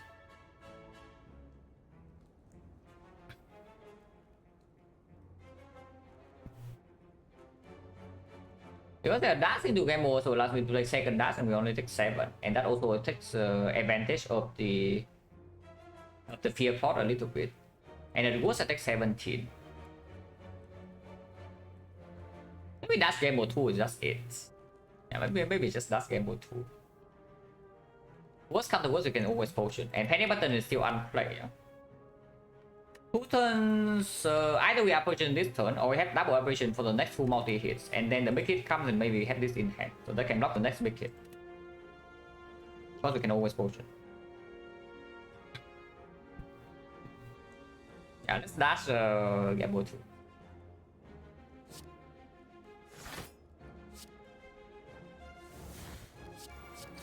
16. I don't think I mind taking 16. This potion might actually be more important. And we can also get some sustain relics from here. And honestly, I don't even want to operation this turn. Now that I see damage is not down. And I want to operation in the next 2 turns. And then maybe we can die at the end. I'll take 16, yeah. I think yeah, it's not so bad. I mean here of course we are still taking damage. And we need to play both operations here. So we're taking another 2, but I think this is playing Fumes over the Violet Plants. We play Fumes over next 2 turns, we have 14 damage from the Fumes. Poison goes to 7, 9, 11. So that's 27, 27, 14 is 41. We need 16, 16 is already here 10, so we need another 6. Which, yeah. Violet Plants right now doesn't do anything. We already have the damage. So let's just play the Fumes, take 2. So we take in total 18 of this from this fight. But that's fine, potion preserve. And now it's dead.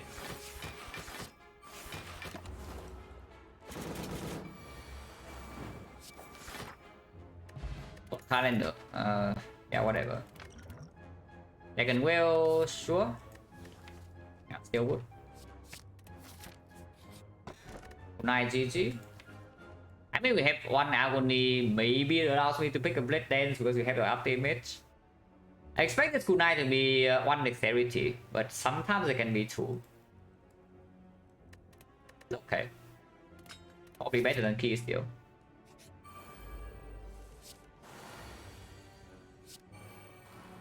Oh, I see. We don't play the agonies, we redraw them and now we proc the kunai. So this relic is like after 5 turns, give you 2 dexterity, yes. Oh, insane stuff, guys. Oh, that's some ridiculous stuff right here. After she never attacks, these guys never attack, so once again panic button is completely safe to play. I also don't need to play it. I can also just play double defense and leave panic button in because we do have the Violet Plants.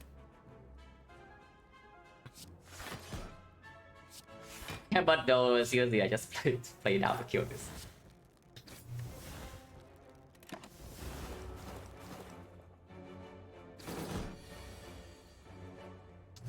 Missed one up here is pretty bad. This sucks because it just kills this immediately, so we don't get to... We don't have to kill the new wave on the spot. Also no reason to see, I just do second Fuse Flying Knee here. So second Fuse is already dealing 12 damage next turn to this, it's currently at 14. So it does not die, yeah? No, it does die, right? It goes to 14, 2 poison, next turn poison 7, and it takes another 7, so it's 14, so it exactly dies. So I can find Knee here.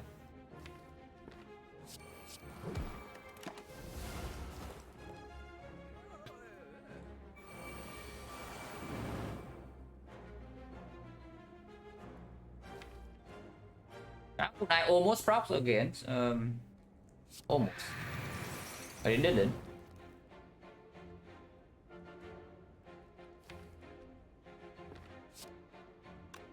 Don't have to play Predator, I can just play double defense and kill them both, but I want to play Predator. There's a second Fumes in here and we can weaken her as well.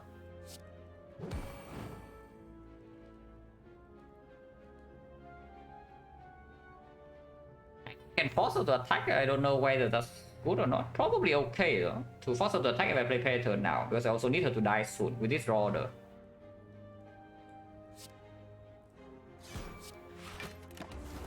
And she is weakened, yeah, so she can actually hurt me for so much. Yeah, we are fine.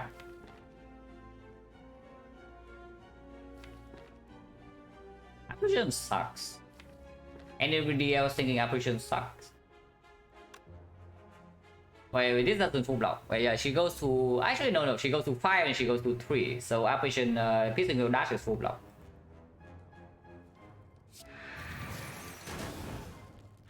And she's already dead, yeah.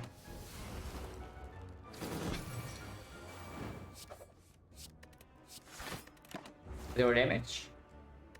Blue candle, finally. That's like one of the worst Terror Plus I have seen, yeah. But it is still a Terror Plus.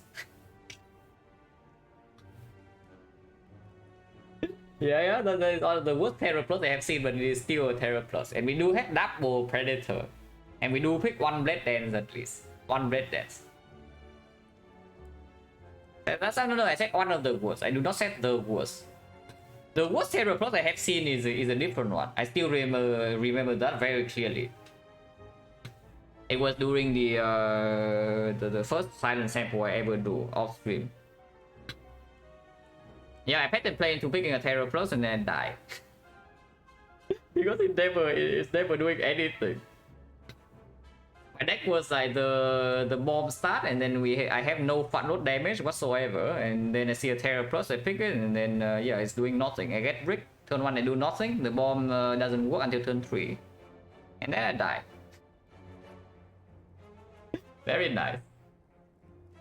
The trade is interesting because after deploy the effect is very positive. Of course, you can discard Apparition, it draws fast and do the other stuff, but again, another power, another thing to draw into. This is also kind of idiot, but this works immediately. This thing is one turn later it works. It's still good enough, honestly. Any trackers? Any trackers?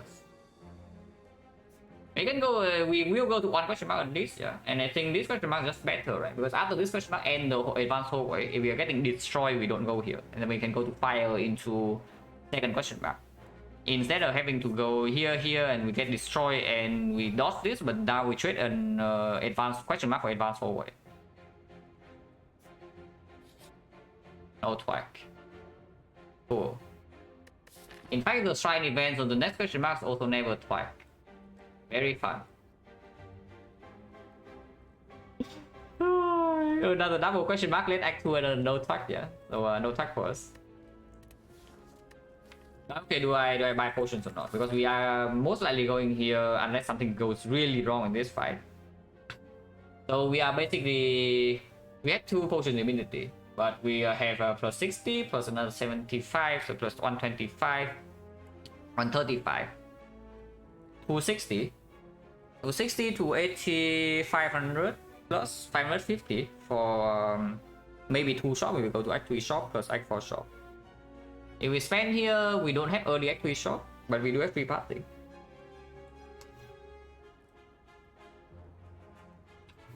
I didn't gamble for Master Potion. Yeah, Full Juice is a thing. I'm looking for something like Ghost in the Jar and Gambler's Brew or something similar though. Right now, potions are currently not bad though. Because the Blood Potion is very easy to use in... Yeah, the Blood Potion is very easy to use in hallway fights when we break. And the Distill Chaos is a very powerful potion with a deck like this.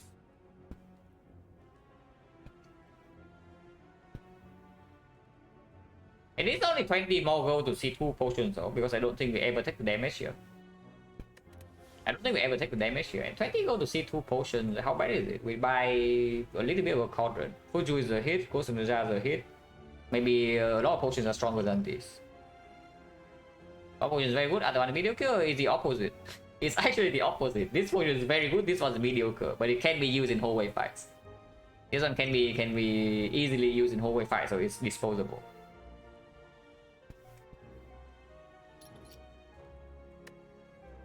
Huh.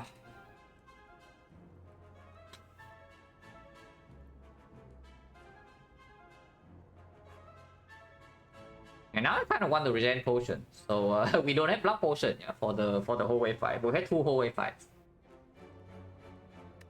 We had 2 hallway fights to get back a potion. And I mean, this 15, this 12, unless we die on turn 1, then this is just better. And the other 2 are definitely not as good as this, yeah. So we replace block potion with regen pot. And go this way. The cleric. This is the cleric in Act 1. We pay 40 gold in order to heal 15. Also, of course, we lose the block potion, but let's not talk about that.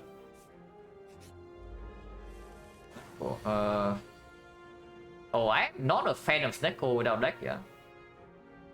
I'm really not. Oh, this thing is dangerous and more dangerous than the Burning Elite. I'm actually not kidding, this thing is more dangerous than the Burning Elite. So better kill it fast before something very wrong happens. And we still use it. I kind of want to do both Flying Knee and Outmaneuver, but I also want CE to be down.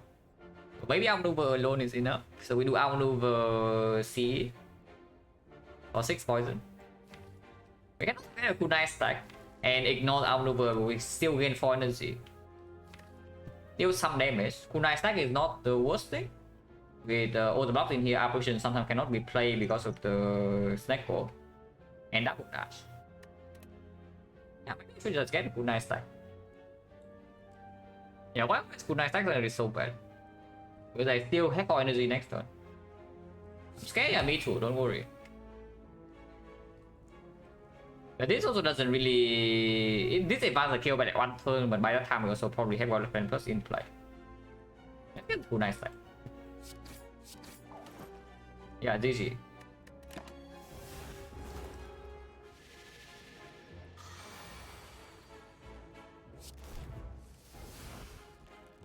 Interesting cost. Is Terror worth playing? We have double Predator, so yes. So yeah, after image, Terror, that Survivor is full block.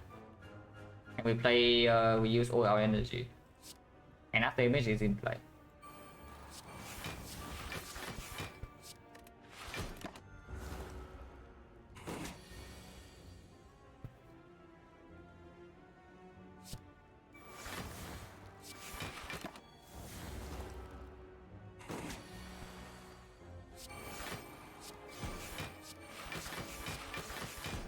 Yeah, not so bad at all so far. This can change this turn, but okay, it's fine. Yeah, fine. There's no problem here. We heal 1 more, so do I agree this or not? Because we have little in hand. Yeah. If I play the apparition, what happens next turn? We deal Fumes is not in play, so he gets nothing. But we have the dagger throw, but we have Wicked. Dagger throw is not killing it. And Canada is not coming in next turn yet. Wild Friend is not in play. The trade was 1 HP. It seems that it sucks. Yeah, that's a skill. If it's the red plus, yeah, not too interested. Yeah. We only have 1 card gamble, no prepare, no acro, no tools or trade. Poison Star plus, however, I might be slightly interested in.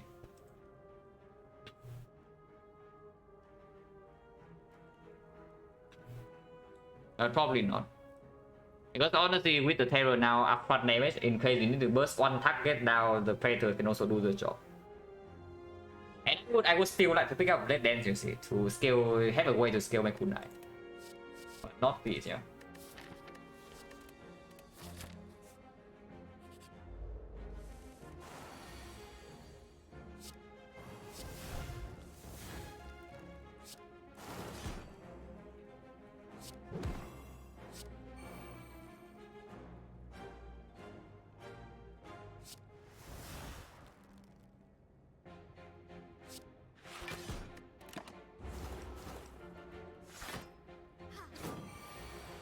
Doesn't attack.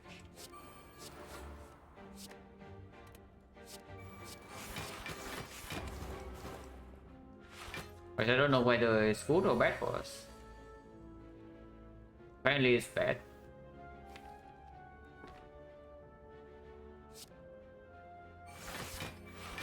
So take 5.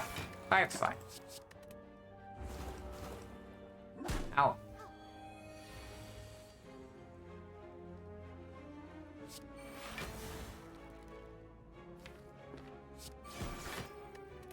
So just kill next one.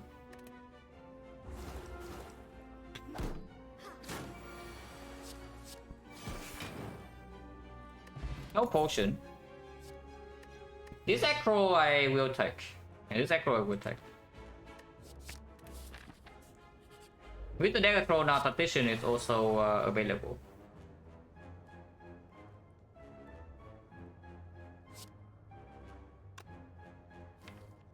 We do have CE in the deck, but there's no guarantee we draw the CE in time, yeah? And 2 operations are already in hand.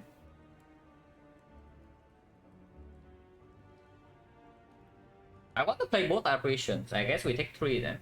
Otherwise, maybe I guess we don't need to play fumes. It does make statistics significantly, not significantly, but slightly worse as a draw.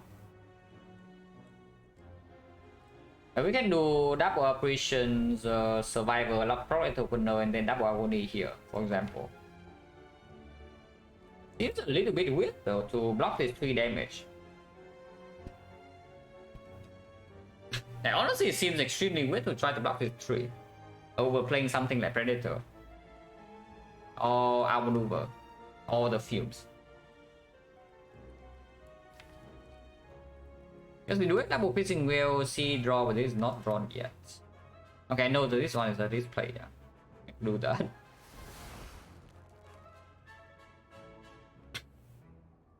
Price 1 turn, 4 poison.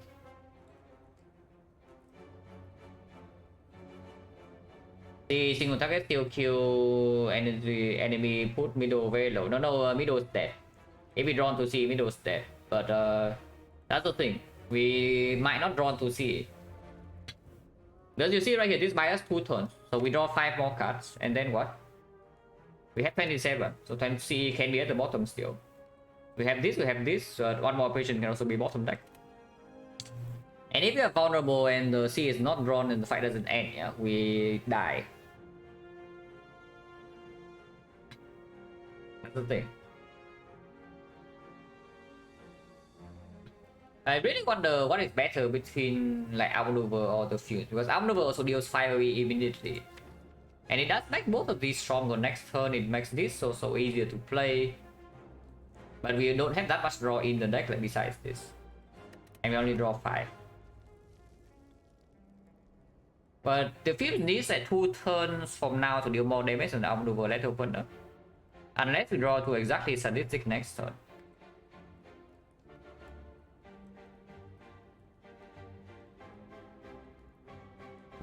Yeah, we deal 8, we deal 13. We deal 13, 13, 7, 20, 20, 0, 31. So we cannot really prevent this vulnerable because we are weakened on turn 1. And double predator is already in hand. I guess it's actually just true that we hit the blue slaver. That's probably just true that we hit the blue slaver. Unless you tell me the line is doing something like predator, agony here. Get a kunai stack, 28 damage.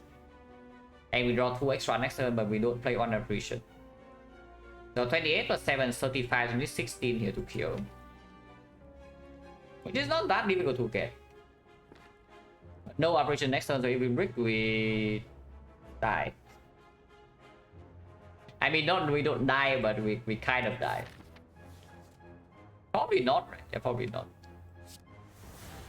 And yeah, Outmaneuver is just better than the this thing. Even if energy doesn't play, it's already like comparable. If energy plays, it's way better.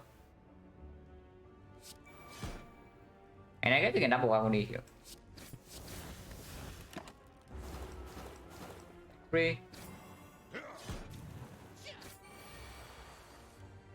Okay, we did draw 2C, so we are fine. Drawn first in case of exactly the thing. But it's fine. Double defense is way better than the flying knee, right? 7, so it kills this, and this guy, yeah, they're all dead. If I double defend here, they're all dead.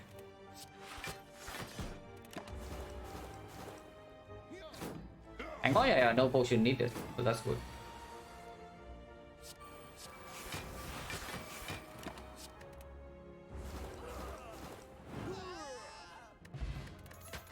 Right, that me, yeah, very cool. This potion good though. Prepared, it's okay. It can discard apparition. We already have Echo, Gamble, Dagger Throw, so Tactician is already pickable. Third one is okay to discard apparition that we cannot play, that we don't want to play against Collector even.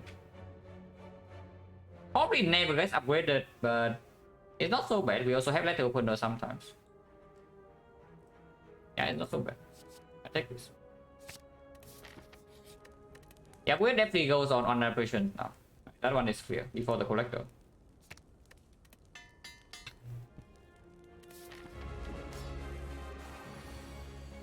No CE, but statistic top deck is quite good.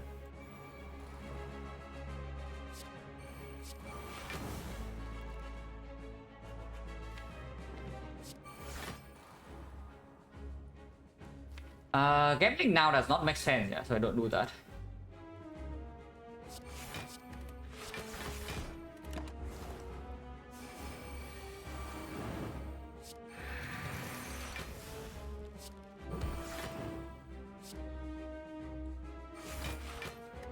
Pitting Wheel pretty good.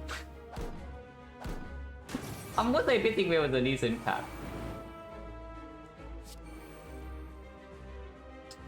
That's rude. If I have to play this one, I don't want to play this one. I want to play the other two. Okay, that's good. That's better. Next turn she's not doing anything, yeah. So of course we don't need to play the second one. It does mean that first turn debuff we are open though, because we cannot retain apparition and pendant button is also down. Because I didn't see that well, yeah, it's just slow, but it deals a significant amount of damage. But it is quite slow.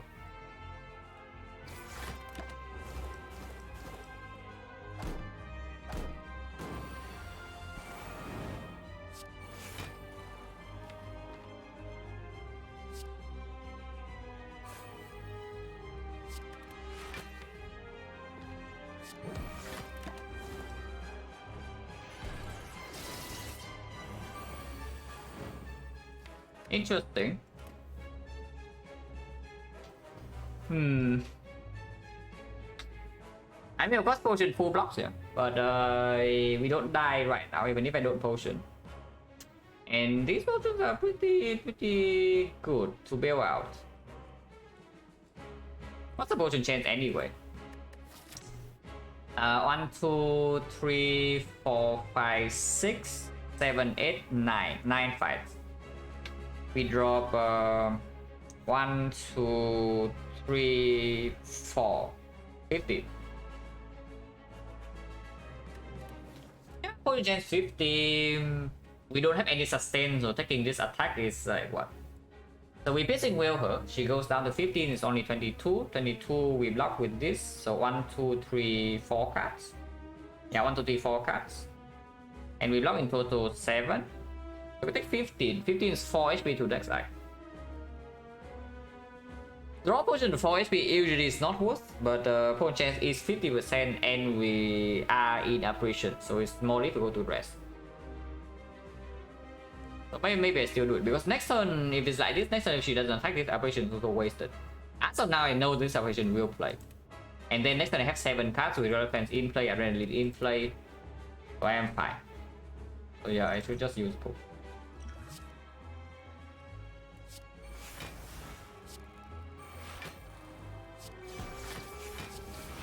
Nice.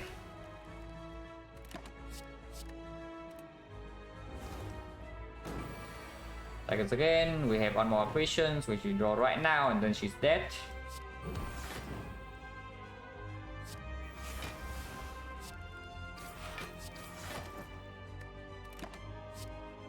She still hasn't buffed here, so this Piercing Wheel is blocking a lot.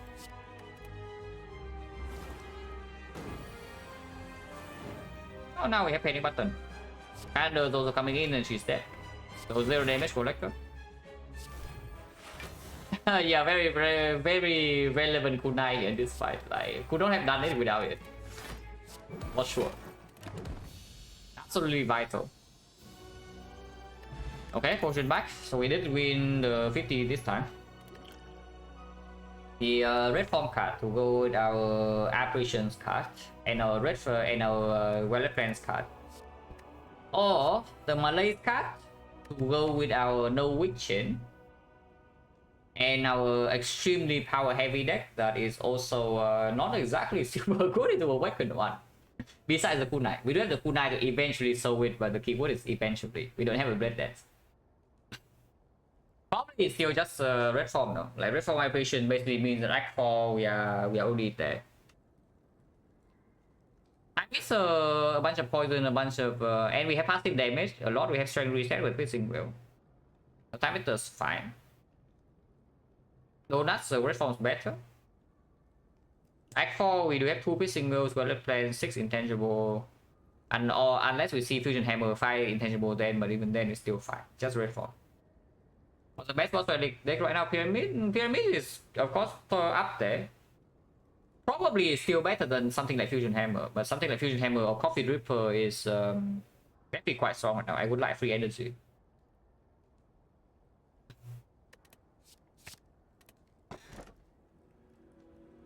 These are kind of free energy, but they're also kind of not.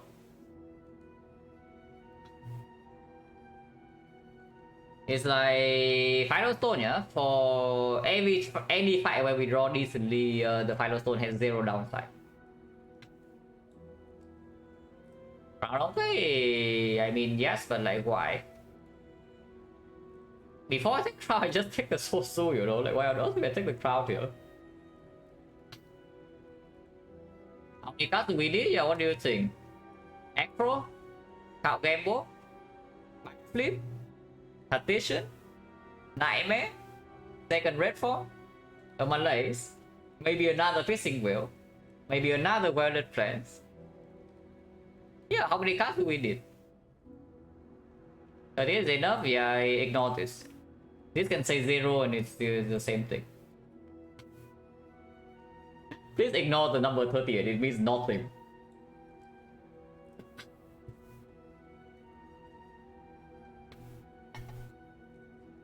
I mean, yeah, if the card, if you add a card to your deck that also draws a card, yeah, it just makes your deck faster. Like, why on earth would that be bad? Oh, Max HP a chance to use potion, so sketchy, yeah. We also have back a prep though. And 40 is not that though. I mean, I have played on 23 a bunch of time, even 21. Not a huge problem there. I don't honestly Final Stone just it's just way better, yeah. We take the Final Stone.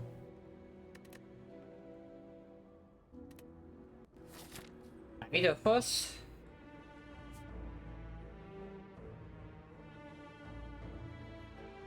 So with us, well, it's easy. Not that easy though. It's not always free energy, but most of the time it is. We have nothing to speak for question marks. If we actually have nothing to speak for question marks, let's go for fights. So we do 1, 2, 3 here. Into but yeah, the I don't know, like many people have already said mentioned this. I'm not even the first one, but what up with people in the deck size? We play like Yu-Gi-Oh or what? I know, really. Is Acro a bad card to add to this deck right now? And yeah, if you see an Acro, you just take it, right? So why on earth would you see 38 cards and now you don't take Acro? Doesn't make any sense. Yeah, it really doesn't. The cards that you don't take, yeah? The cards that you actually don't take and it's unnecessary are the attacks in early game that you don't really need. Those are the cards you can eliminate from your quote-unquote deck size. But when you get to this point, like any card that improves your deck consistency, you just take. If you are lacking output, you take output. Or unless you are saying that, oh, my deck can block 5 maximum against the card. Okay, every card I can block maximum is five block. But this footwork is pushing me to 40 cards, so maybe not. Yeah, that does sound like you, because maybe that sounds like you. I hope not. I really hope it doesn't.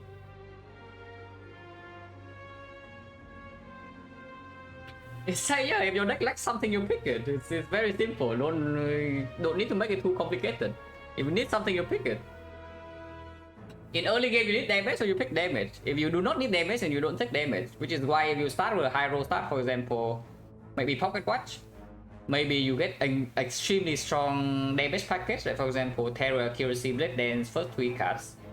Then yeah, why on earth would you add some mediocre garbage, like for example, Poison Staff? There's no reason to. And if you add a Poison Staff in that spot, you are making a bad play. But in this spot, if you add like a good card to your deck, for example, you add second Violet Plants to draw it faster. Because Violet Plants is so freaking important to draw into. And why is that a bad thing?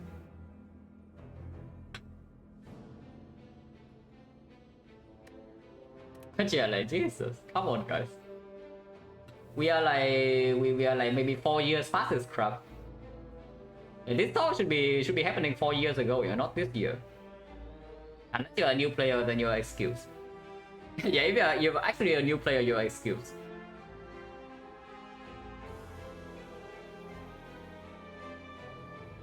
But yeah, we take 3 fights, yeah. We take 3 fights into the shop, and then 1, 2, 3. If we have a lot of gold still, because the shop is crap, we can go to second shop.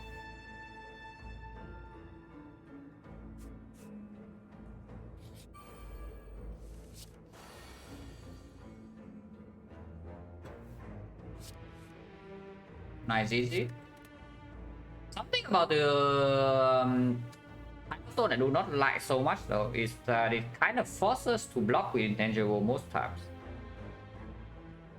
Because we still do not have any front load block red, like you see. So on turn 1, turn 2, how do we block a Philo Stone attack? Having operation making one small deck, yeah, but smaller in what sense? Let's just add, yeah, let's just put it this way. Does adding an echo to this deck make the deck bigger or smaller? Yeah, just asking, yeah. Does adding an acrobatics to this deck right now make it bigger or smaller?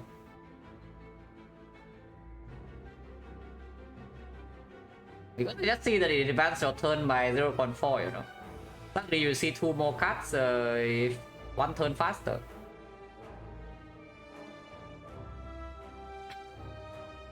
But yeah, Final Stone, the thing about Final Stone did not talk about, but it's actually quite bad, is that no front block relic whatsoever, yeah. So in a turn like this even, it's only 17. But can we block without operation? If we actually need to draw operation in every fight on turn 1, then actually it's like pretty troublesome.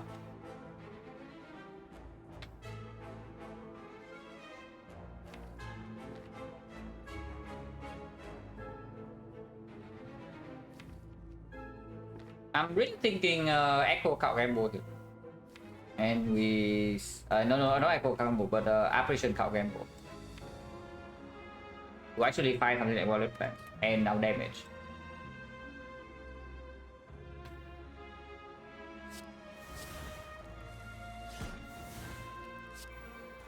That's pretty bad.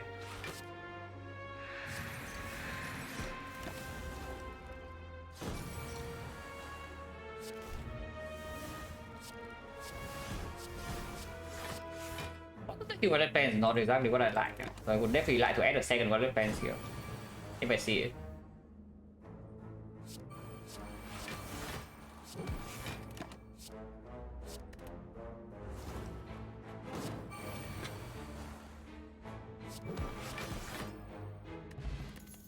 Backflip. With the kunai. And of course it says draw.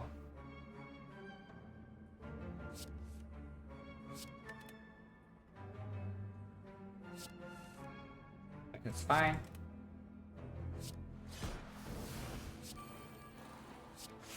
But yeah, pretty stressful with Philo Stone, right? If you say that you need to draw your operations every turn. So I really would like something that mitigates this problem soon. Because if we actually have to draw our questions every intangible every turn, yeah, then whenever we want to make violet plans, we have a bad fight. That's the thing. And that is pretty terrifying.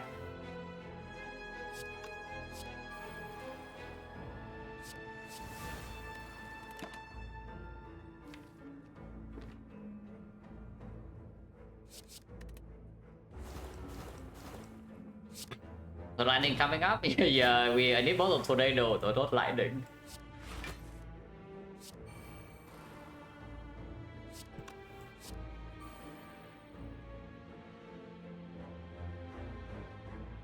Honestly, just play this.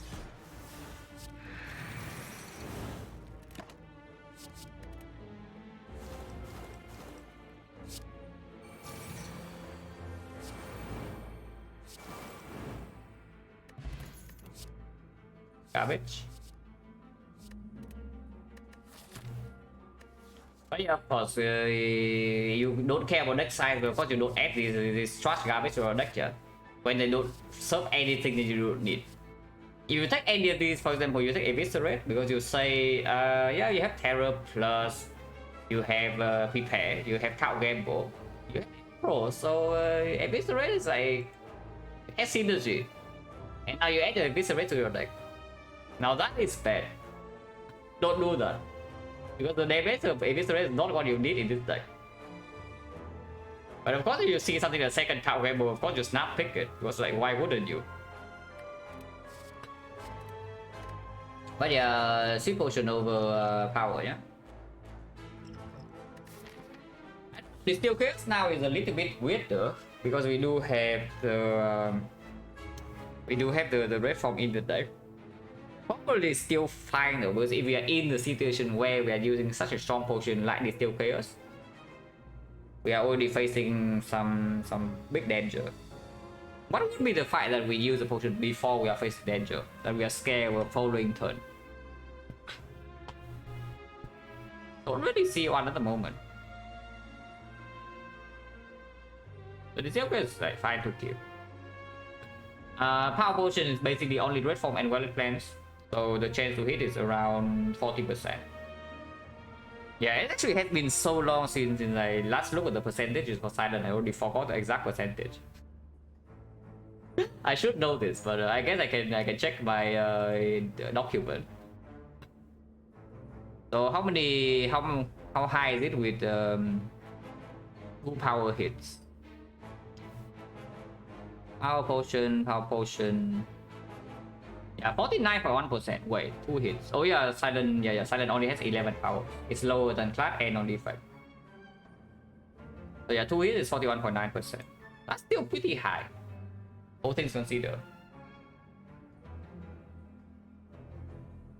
It's only gonna dealing 52 other 7 turns because the year has 52 weeks. Yeah, 52 weeks, 7 days.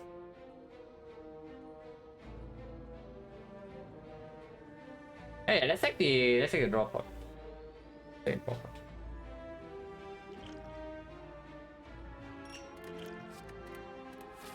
And we go this way, man.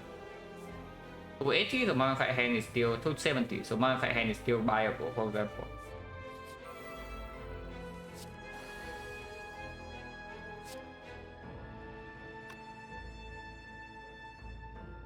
It is full blocks, 28.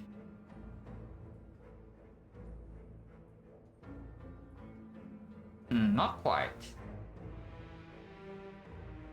38, 31, 35, 36. So we are taking 5 if I do this line. If I do not play after image instead and I play something like Violet Plans, Predator Strike Double Agony, we deal 41 exactly, and then I can hold after image red form. And then we play Troop Operation and it's fine. Yeah? Good then. Double check. It's 29, 29, 37, 37, 41. 41 is exactly enough.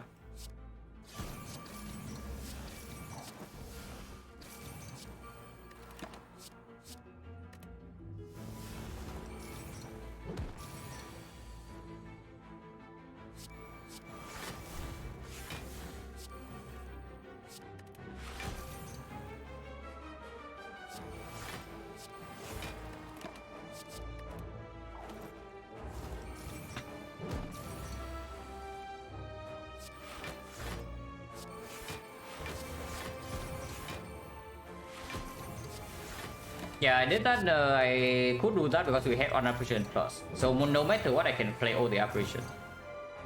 I mean, we don't even need to play all the apparition to not take damage in this fight, but it's more convenient for me because yeah, brain off. I mean, we still need to play one card per turn. So brain not entirely off yet. Finally, yeah, I expect to any fight that we top deck Violet Fence, we should have an okay time. But that is slightly concerning because yeah, anytime we bottom deck Violet Fence, we have some issues.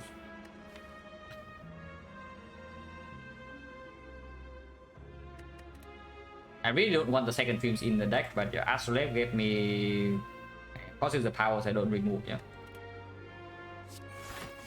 Before base card.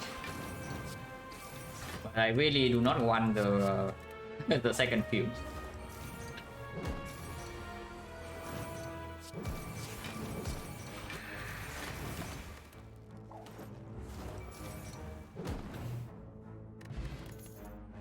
Aggro?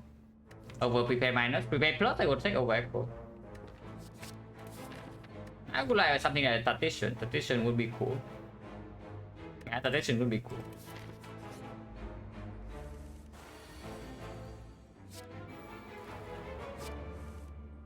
Got this.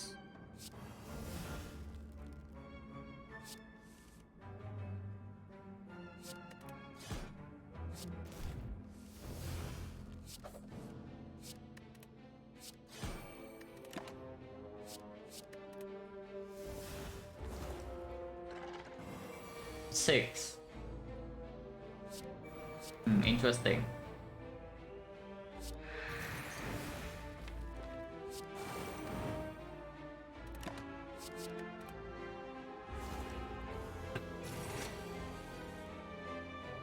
This one operation though, and double film is still bottom deck, so damage in this fight can be a little bit weird, but we can block for a while still.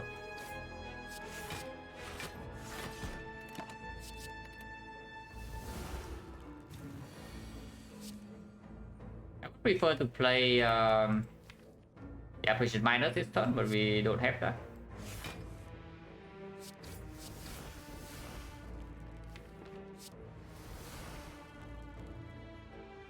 Nice, like whatever. Yeah, I just play these. If he multis next turn is already for 11 times whatever, so Piercing Veil is not full block, which means I need to play red form. If I do need to play red form, I would have to play another block. And I would like to play most of these powers, so I keep Defect.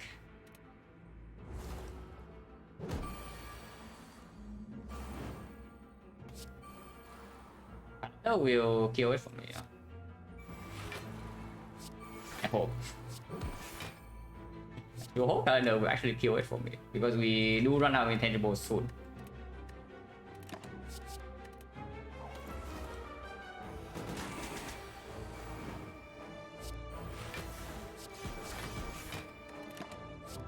Soon it's not immediately, so it's dead next turn.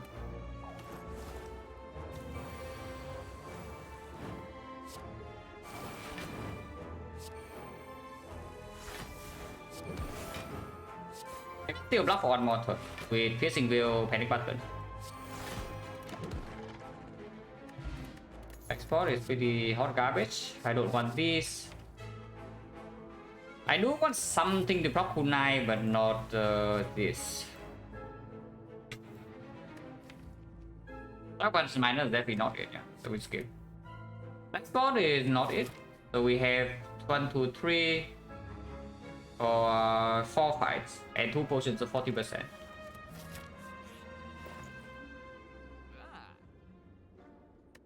I guess we no longer pick Blade Dances, guys.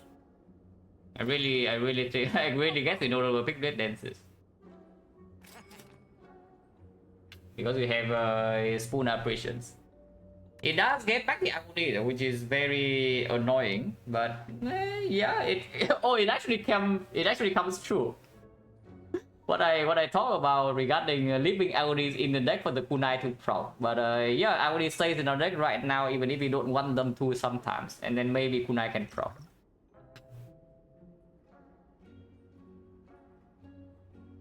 Interesting. I'm very on red form. Okay. If I remove here, do I lose? How much do I lose? I am taking 3 more elites. So this part, this part, this part. Probably yeah, no shock here because after I bought the spoon. So we have 90 on 20. On 20, 236. So if I remove here, I cannot buy anything in the X4 shop. Yeah. Remove. Why would you do that? Just remove a strike. Just remove a strike. I only steal way better draw than a strike first next cycle. And then if it actually is a fight, you can scale kunai with it. It is so bad to redraw.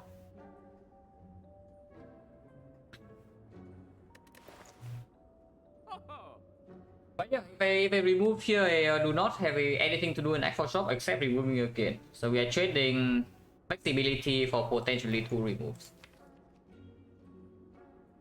And the strike, we remove the strike plus, yeah. Removing a strike also makes the kunai slightly worse. Not that it matters so much. Because we can, you know, pick literally any other attack. But I think I want to keep my goal. So 236, we can still remove an X4 shop. So at worst we lose our on remove. But we gain the flexibility to buy relics and potions.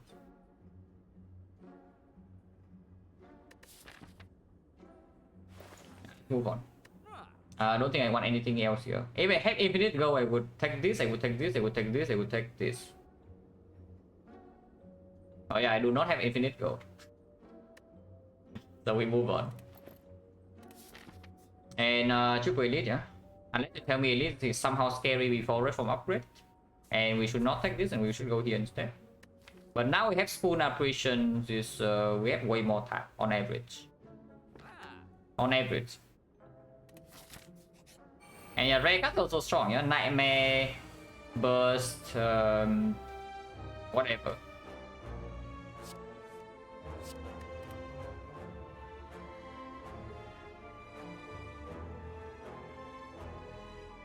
This is slightly scary.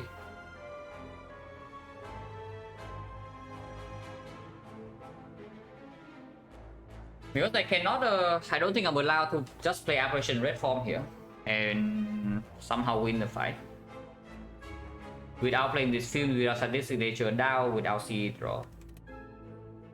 If we play Predator next time, I am not intangible because I have the potions. And double pissing will still. And one of them is dead, maybe 2 of them would be dead.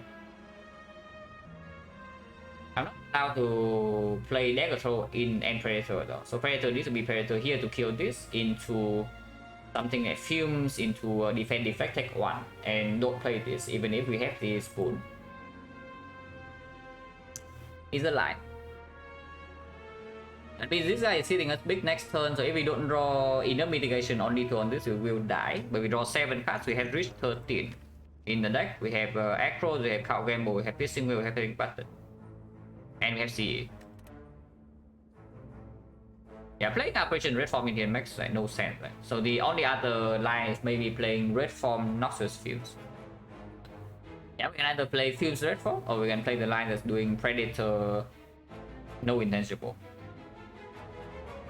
I think I want to play Predator. Let's play Predator.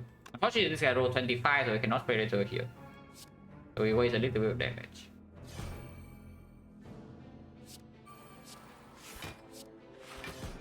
Oh. Alright, playing... Wait, why did we skill? What did I play? Oh, prepare. Okay, never mind me guys, never mind. Right, play prepare start of the turn, already forgot. Oh, that's actually quite bad here, because now we wasted 4 damage. This 4 damage can be significant. Actually, no, that's a big brain plan, no. Actually, that's a big brain plan. Leaving this guy alive, because this guy has 25. So no matter what she summons, the CE draw will kill them all. How about that? Because if we leave this guy alive and kill this guy instead, and she summons 125 HP dagger, the Fuse is dealing 3, and the CE is dealing 21. So that's living around 1 HP. And that is quite bad.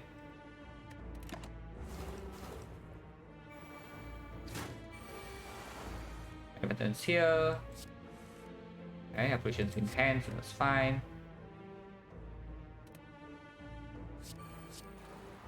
Good.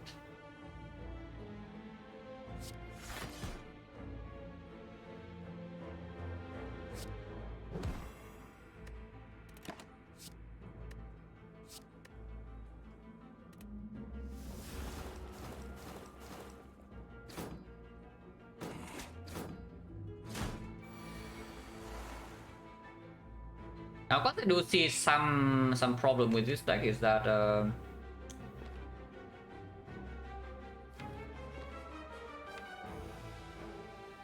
damage is quite crap. Let's not beat around the bushes here. Our damage is quite crap if we draw the cards in the wrong order. So yeah, better also figure something out about that. Like maybe a catalytic, maybe burst would be okay too with the sadistic nature. But yeah, just look at this. This is what turn 4 already, and we have dealt 20 damage. Turn 4, we have dealt 20 damage to Retromancer, yeah, with the funnel, by the way, that is passively dealing for us already 10. So we have to figure that out too. For the crown enjoyers, I don't know how you are dealing damage, but maybe you find something. Oh, yeah, we do AI CE strike. We can also save the CE, but don't see why. Save panic buttons better.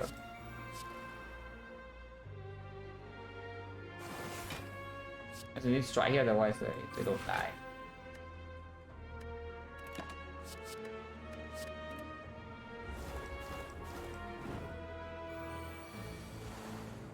I finally drew into our damage, so this nature.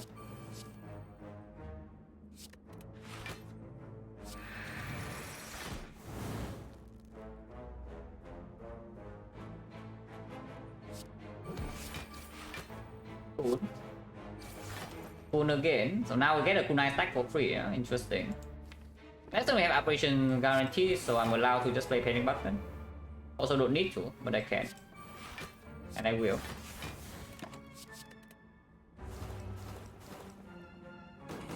If she doesn't attack, we can always discard the operation with survivor.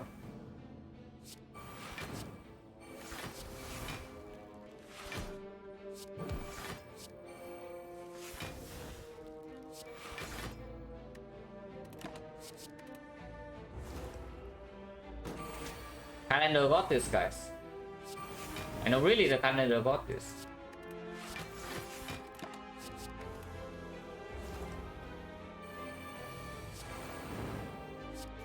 Do we let the calendar have it? Because we can just kill her now. We can also just play a card and kill her now, but we can let the calendar have the glory. I let the calendar have its moment.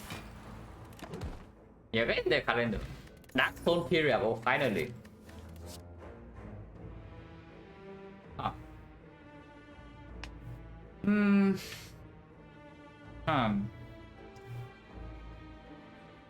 We have two decent potions, not amazing potion, but decent. With Operation actually want some consistency potion, or at least one consistency potion and one output potion maybe. Right now we have two consistency potions. So basically we can use one of them and still have the other one. So we have one consistency potion to roll the alchemize for the second slot. That's pretty okay. And we have a spoon alchemize. The downside of this alchemize, of course, is that in the short term it definitely does not provide enough benefit. So how many fights do we get to roll?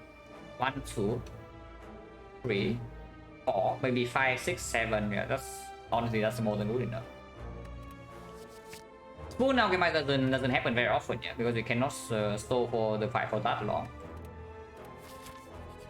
But that still goes on red form. That one is clear.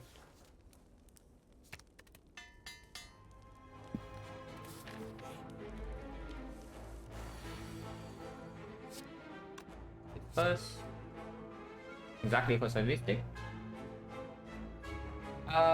Slightly scary fight. I don't think I'm allowed to roll alchemize this turn yet, because yeah, next turn I need I might need a freaking potion next turn. So let's not. Yeah, if next turn he's sitting with 45 and I have nothing, of course I need the potion.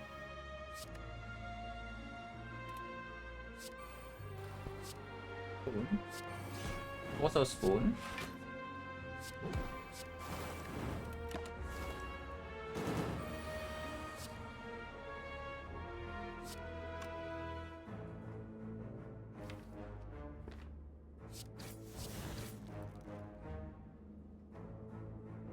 Can red form panic button predator. Playing red form now means that there's no spoon alchemized things yet, but staying in this fight for too long is also like impossible anyway. I can backflip first, I guess. Maybe I should have done that first in case I don't want to up the image. Ah, it's the same anyway. Yeah, it's just the same. Okay, I guess we are playing red form.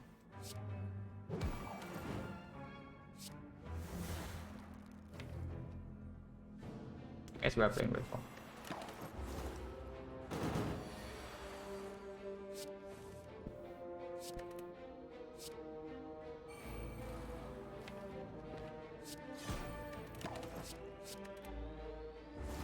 We don't have that much time here though, so let's be slightly careful.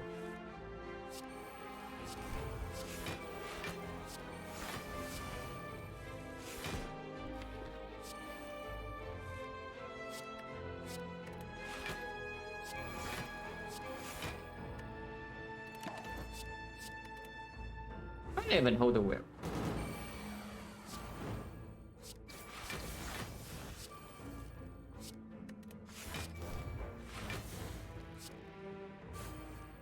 So now it dies, yeah. So I would like to, yeah, draw into the freaking alchemize before it's too late.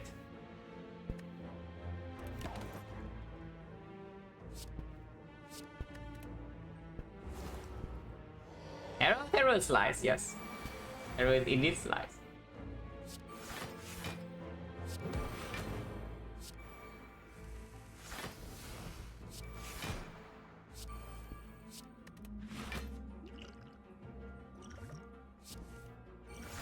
Your potion can be nightmare, can be burst, but probably it's big reroll.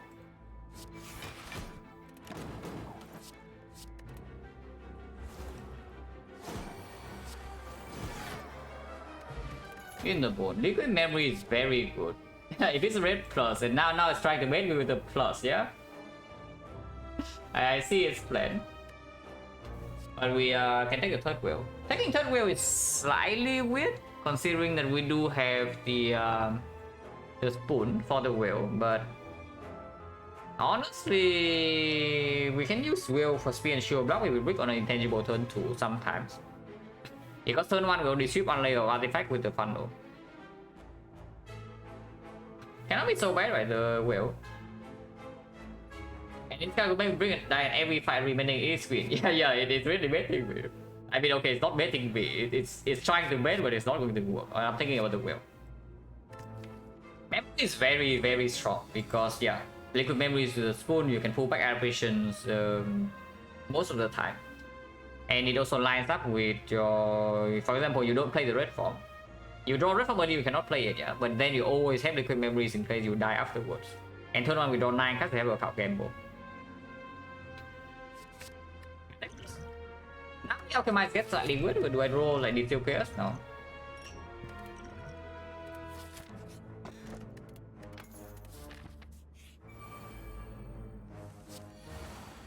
Guess we'll see.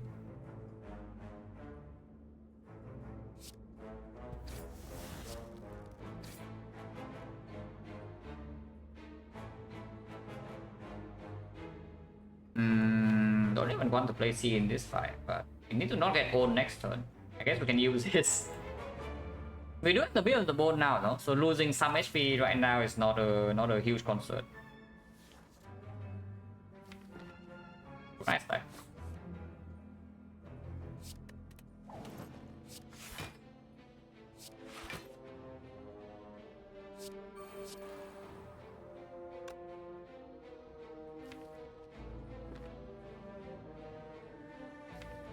Five damage.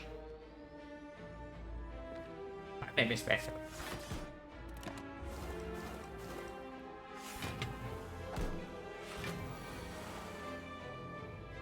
Like 3. That's fine. It's not dangerous enough for me to potion yet. Why did I even play that? I don't know.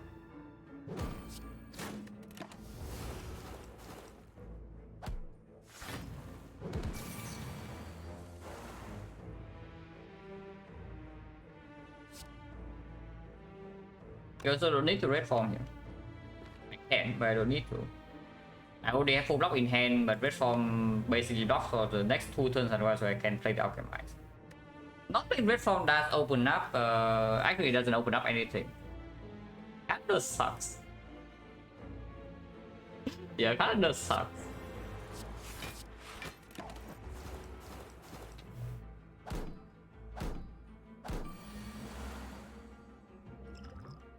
We do not, no, we do have a cow gamble, so let's actually discard this.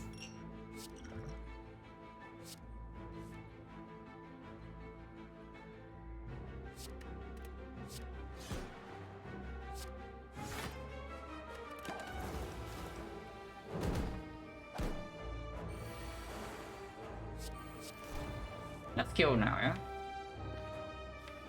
I guess we don't need to kill. We don't need to kill. Wait. Okay, never mind, we killed. Never mind, guys, we killed. Garbage. Next spot is probably not as good to pop in hallway fights or redraw compared to this. It's better to bring into this fight, though, for example, the time eater. But I think with 2 more fights remaining, we still roll the potion, maybe even 3. I keep the still okay. I keep the essence of steel. And yeah, of course these will attack them. Okay, 3 more fights remaining apparently, not 2.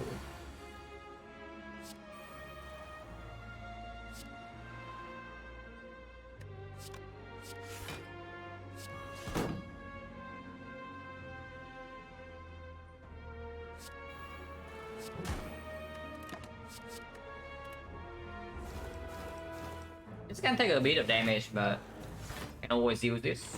I don't want to use it before I actually see the Alchemize, but I don't mind it that much.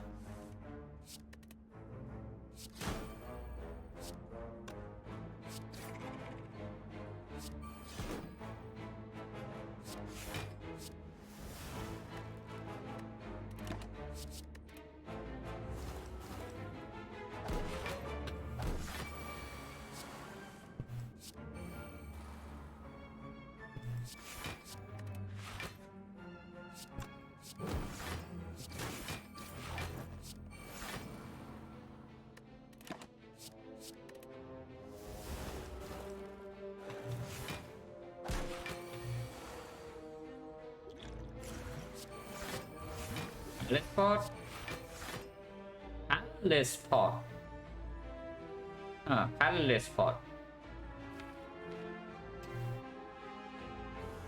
Well, the let's spot, yeah. I mean, we do have the calendar, so it probably does not happen. But what enemy is it possible to do it like that? The baseball. Yeah, we see baseball plus like the spiker cam, then maybe the Catalyst spot can lead to something you might not want to see. It's kills, right? We have the thing, so yes, 20 and it dies.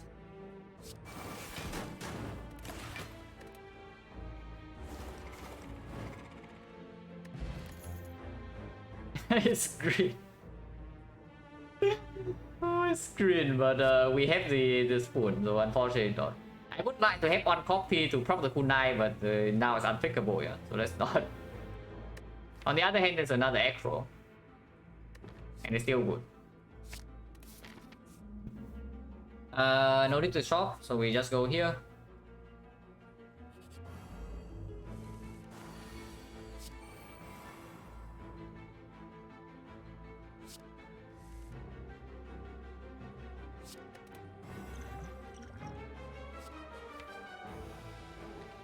Bomb is not actually good. This fight is slightly concerning, but we do have terror. And we can have a lot of time here with Apparition Spoon sometimes.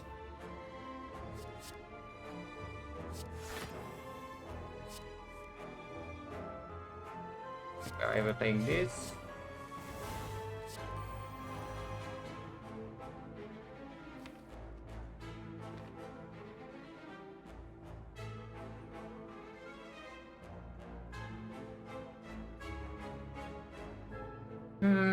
I want to play this Alchemize, but I know that I shouldn't.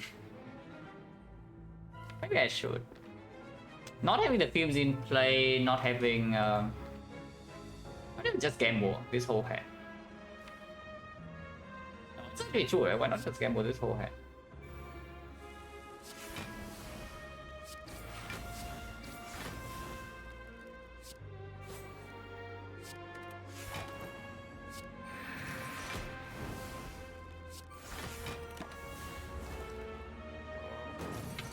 Hello, Wimbleberry. Thank you for the good luck.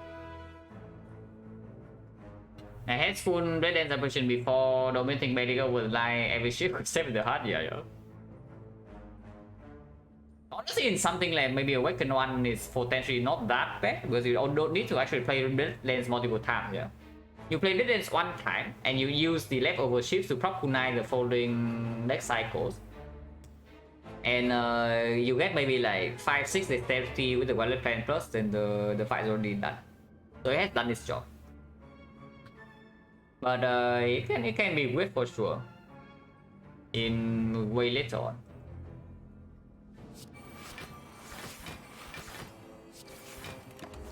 I should be a little bit worried of this fight. When the Violet Plan is not here yet and my operations are wasted.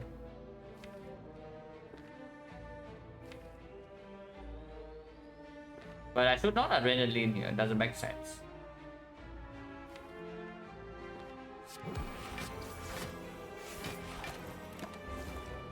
Oh yeah, nice damage. Nice damage we have here. Oh god. Okay, that is scary. No, that is very scary. Oh, that's actually terrifying. That we are very slow and most of our operations are exhausted. So we have maybe 4 more turns here. If the operation plus do not exhaust, we have does not exhaust, we have 5. We do have terror, Violet Plans, maybe it's a big turn. Maybe it's not that bad. If we can play Panic Button before playing all the intangible too. And here, for example, next time we can block normally sometimes, and that's what I would like to do. That's really what I would like to do.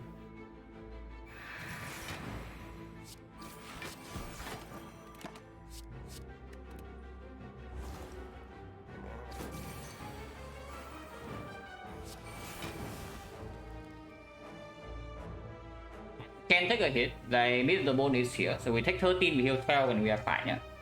So just play triple block in here and 4, so we block for 28, 29, we take 9 damage, that's a little bit, actually not too much. You can try to take a small chip in here afterwards. Yeah, playing intangible this turn just a terrible idea, yeah, so let's not do that. I will play Alchemize. Okay, never mind then.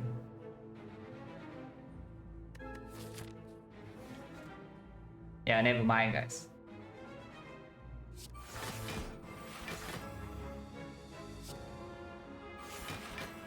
Honestly, I can even use it right now because there's a chance this fight drops a natural potion.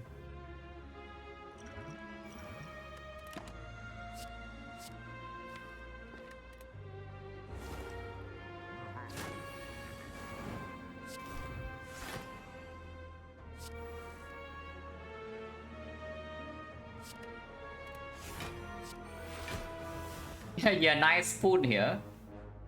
Really nice spoon we have here, guys. Very cool stuff.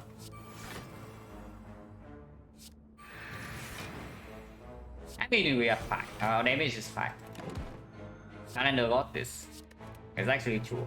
And we get to regen full value, so it's not so bad. But really though.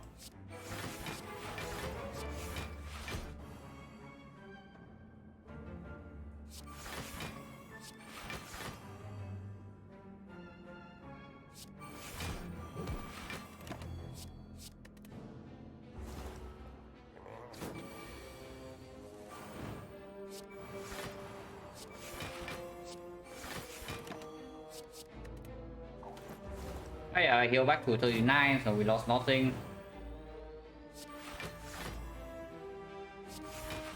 Clear intangible next turn.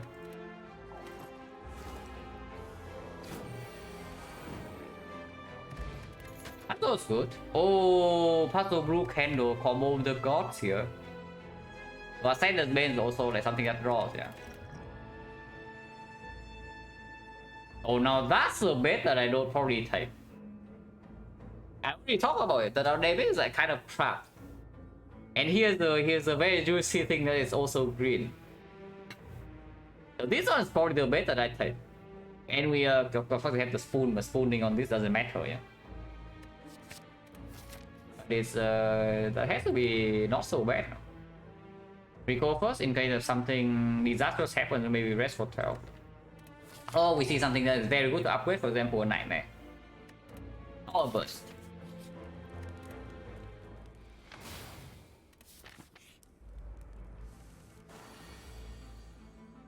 This fight is pretty scary. Oh, this fight is very scary.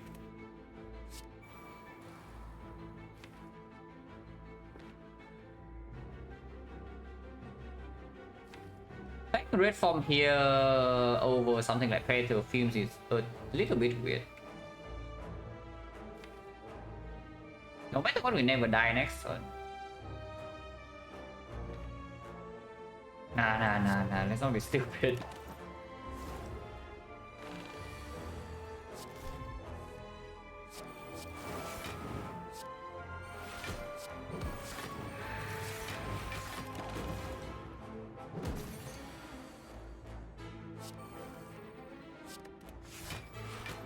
Okay, Spoon's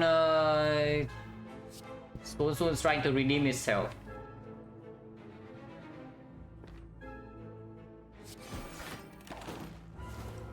Not like too much, because I don't think we even shuffle. But this time it saves every single operation in the fact that we probably don't need it, but sure. Okay, it's working a little bit too hard.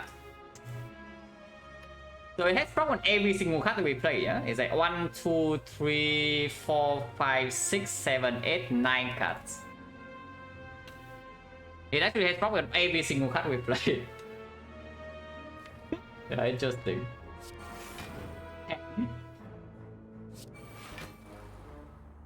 I kind of want to play this now to see if it's 11 or not. It's only 2 less damage. 11. Okay, fine. The spoon is trying its hardest. Hopefully it doesn't decide to slack off after this and say that, yeah, okay, that's enough for you. And then it never props in the boss gauntlet and then I call, yeah? And then I cry. Hopefully that is not what is going to happen. Wait, I dealt too much damage. I need to play Alchemize. Okay, can still do it next turn.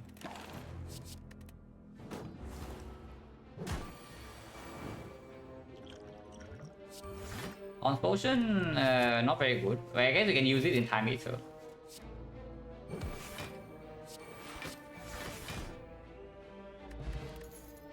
I guess we don't use it in Time Eater. Okay, I take a short break and then we talk about this fruit juice, yeah? I do need a short toilet break, so be back in like 3 minutes.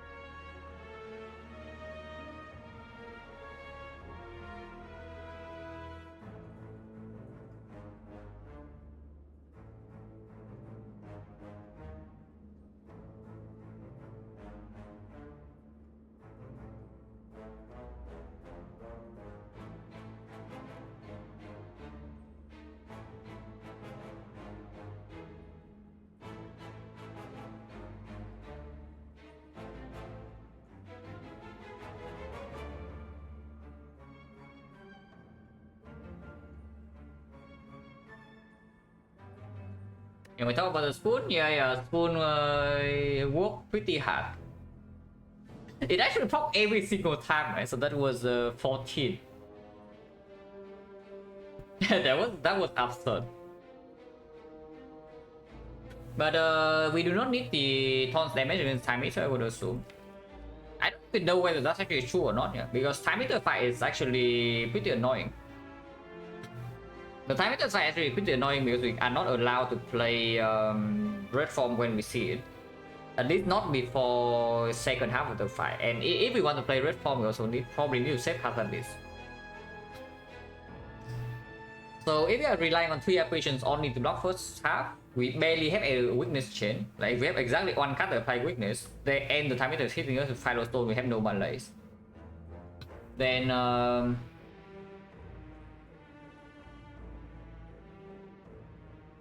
How much is 5 HP worth? Because I am thinking that we can do some compensation like taking this bouncing fast in exchange for the boosters. Because the bouncing fast, the deck almost an empty draw in spear and shield, yeah. But against every other fight is an okay draw. Like time meter is a good draw. In the heart is a good draw. In the awakened one, it depends. Probably not a good draw, but the awakened one we also have like maybe kunai. And tonight coming, I mean I sure hope so.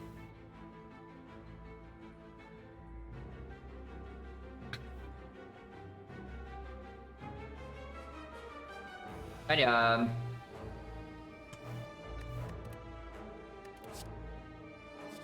the Odin deck card is a good draw.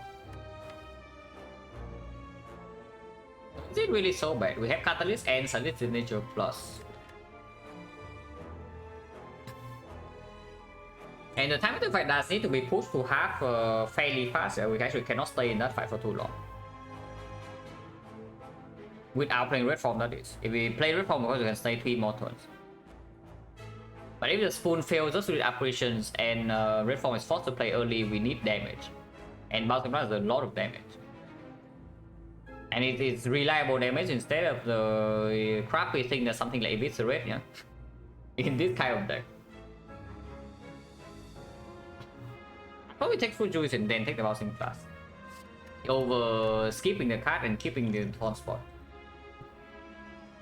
And don't thank you very much for the prime sub, the 5 months.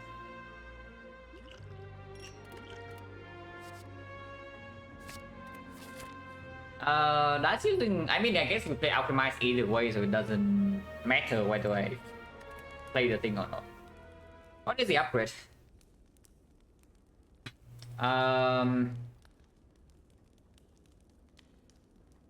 Repair is okay, Acro is okay, but not that good. Bouncing fast upgrade is a lot of damage, but not that good. Outmaneuver upgrade is interesting, and I like this actually quite a bit. It's just that the outmaneuver upgrade is not the outmaneuver upgrade is not fast. We do have some apparitions to buy time, and then we have some very strong turns which will Acro wallet plans. Maybe it's okay. Because Panel Draw we do have 9 cards on turn 1 and maybe 8 cards on turn 2. And Cow Gamble here. Thinking about things like enough, I don't think we need to upgrade. Maybe we make the upgrade in Act 4 because it is a ton of damage in the hard fight. And we also don't need to make another upgrade, maybe prepared. But yeah, the first upgrade I see is probably Outmaneuver. Gamble, Gamble upgrade was already not good before, now it's even worse, yeah, because you have the spoon. If you have the spoon, this upgrade is worse half as usual. And we don't even care about upgrading this a lot of times. Let's upgrade the Outmaneuver. Let's upgrade Outmaneuver. I think it doesn't have to kill us, I hope not. This fight can actually kill us. With this draw, maybe less likely. If we top deck Violet Fence, maybe it's less likely. And also we did get a bouncing fast poison down. I think 9 HP, 9 damage to pop the puzzle is like okay. Violet Fence definitely is play, yeah. And I think I play a Piercing Will. You'll give a statistic? Yes. Or if exhausted, we have 2 more. We need to keep 1 for the strength reset, but we don't need to keep all of them. So the choices here would be outmaneuver defend, for example. Then we gain 8 cards next turn with plus with the 2 we retain, so we have 10 cards. And we have 7 energy. We take 4 damage. And we can hold something like Piercing Wheel, Bouncing Flash. Or we can just play Bouncing Flash right now and then hold Piercing Wheel, outmaneuver. But that line doesn't make a lot of sense. Bouncing Flash this turn only makes a ton of sense if we are planning to Catalyst first half, which I guess we can do. We probably should do that. But even then, it's not so different. Yeah, honestly, just outmaneuver defend. Take 4.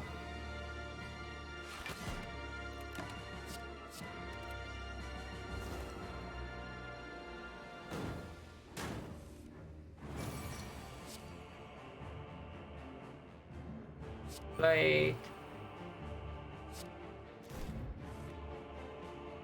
I want to play that. 8, 9, 10, 11. Well, that will take 5 damage. I think 5 is fine. We do have it in the board. It preserves the apparition here, but if we redraw, if we gamble into the second apparition, then we also it's a little bit weird.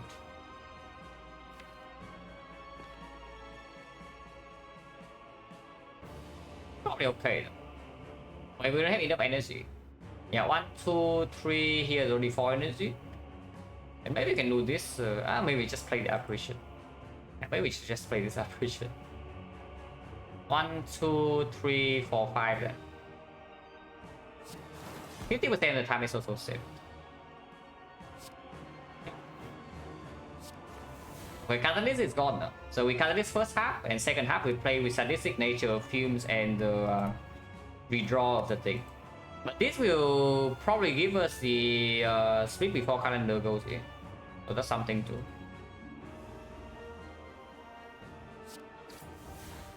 Exhausting only at least. And there's no reason to play defend over dash, or is there? Maybe just to keep dash next turn, but I don't see.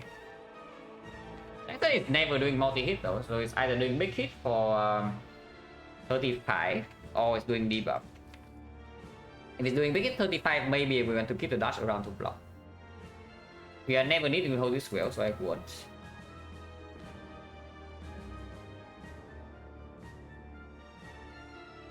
Yeah, maybe just defend and then hold dash gamble.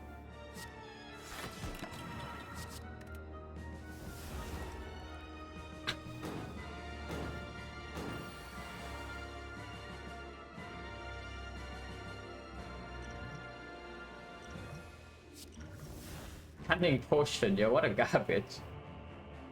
I guess they can use it in Awakened 1 or something to gain one dexterity. Of course, we shuffle 8 ships, but getting kunai stack in that fight is fine too. We most likely do not use it in this fight unless they give us lethal somehow.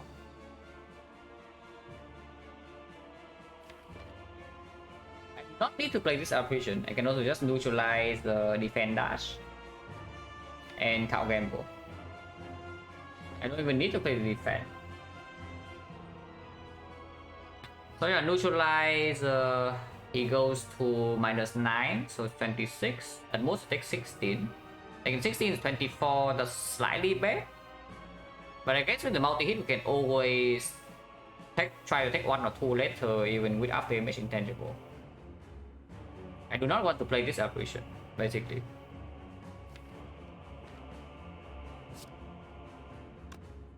I don't think I want to play Terror either, I just want to gamble.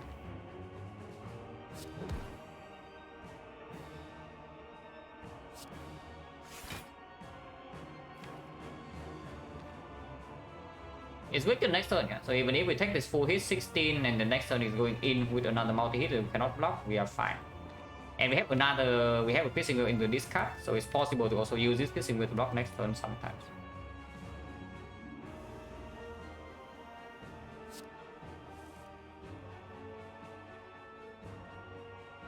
9 GG. And we take 11. That's fine.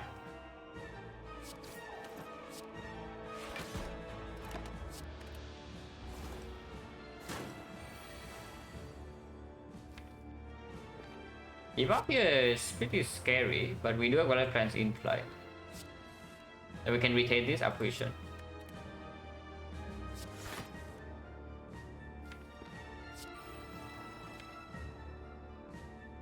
I do want to play Fumes next turn if I draw into it, so I will not get the clock to 11. We cannot split him yet, yeah. We need 2 more turns. So this turn kind of 5, kind of 6, yeah, calendar 7 will be exactly on the bad turn. So we don't get calendar damage for the second half.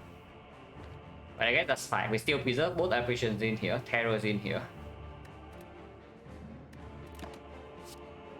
We need the whole red form in case things go really wrong now.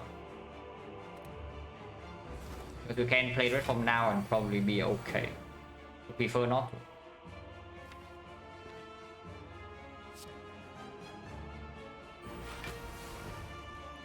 We take some damage, next turn it splits.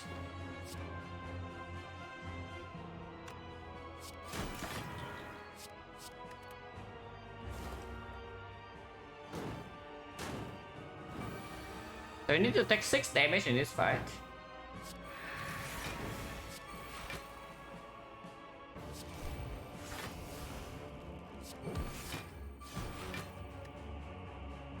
Oh, actually, no, calendar goes exactly on the correct turn. Right, calendar's good, guys. Calendar's going in. Yeah, calendar's actually on the right turn. Okay, that's good then.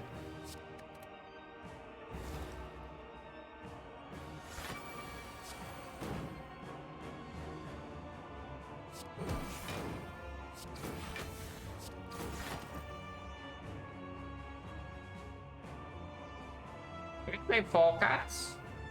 He goes up to 10. Yeah, he goes up to 10, so it's 7 times 3. I take 6, so I would like to block 15. We play 4 cards. Yeah, double echo, discard this apparition and play the defense perfect. Perfect take 5 damage, right? Actually, no, take 7. Because we block 14.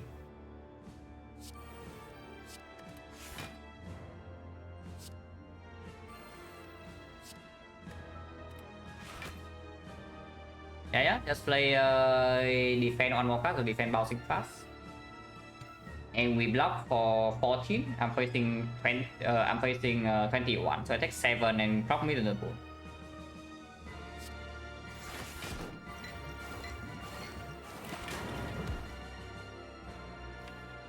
So then red form. Acro versus panic button. Honestly, red form can be played now. I guess we'll play it. If we are facing an attack, we cannot block, of course. If we are facing this, then of course we can just well.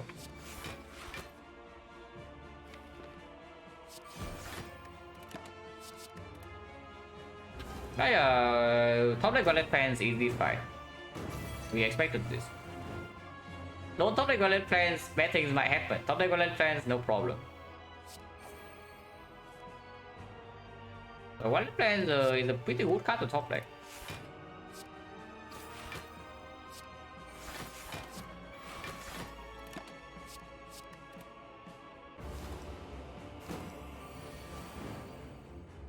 It's dead, yeah.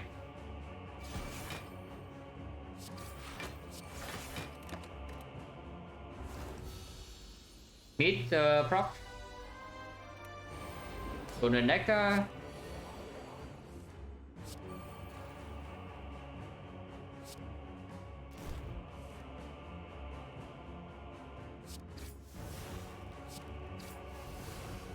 Draw shield is not so terrible in this fight, so we can cool 9 now.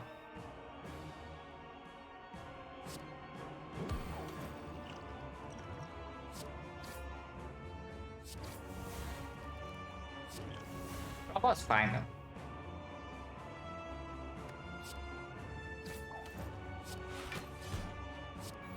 Nice order, by the way.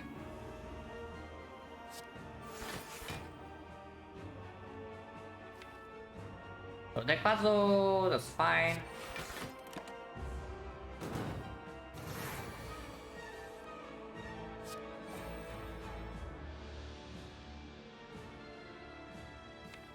Now we take puzzle.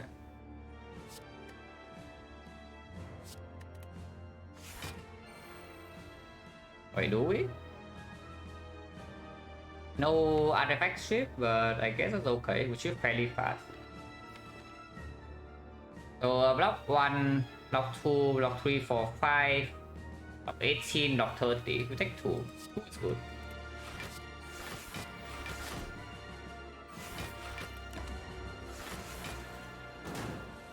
XecnaR is gone, right? XecnaR is gone.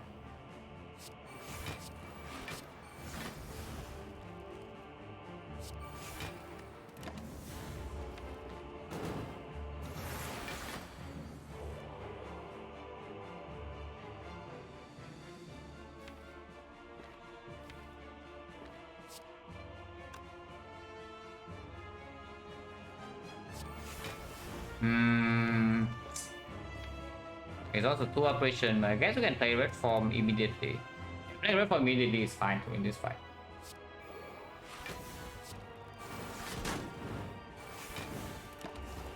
This is also exhausted, but that's fine. 18 poison is enough.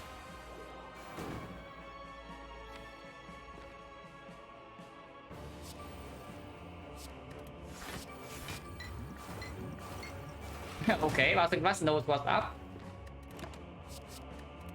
So yeah, this fight is already over. Yeah? We played red form and they both died. And Alchemize is gone, so nothing else to do. And we don't even need to play red form here. We can just block with the panic button.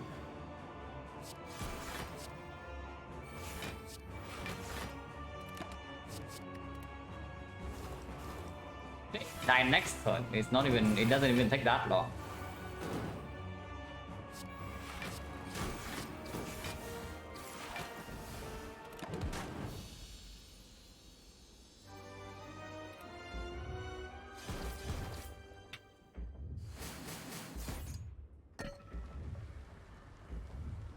So 274, yeah? We still have enough gold to buy any uncommon relic. This is where I can see prepare versus bouncing flask. Looking at the damage output in Time Peter, for example, I don't think we need the bouncing flask upgrade. So let's make some consistency upgrade instead. The prepare is fine. Because before our maneuver, we also don't actually have energy to play, let's say 2 or 3 Acro Plus together. And still have a decent turn. On the other hand, prepare can also be used to discard 2 operations sometimes. And it's also a +1 cutscene upgrade.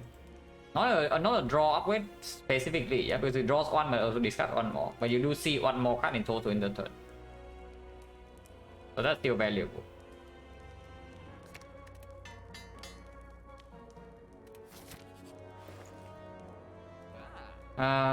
Second wallet plans. Out gamble. Move.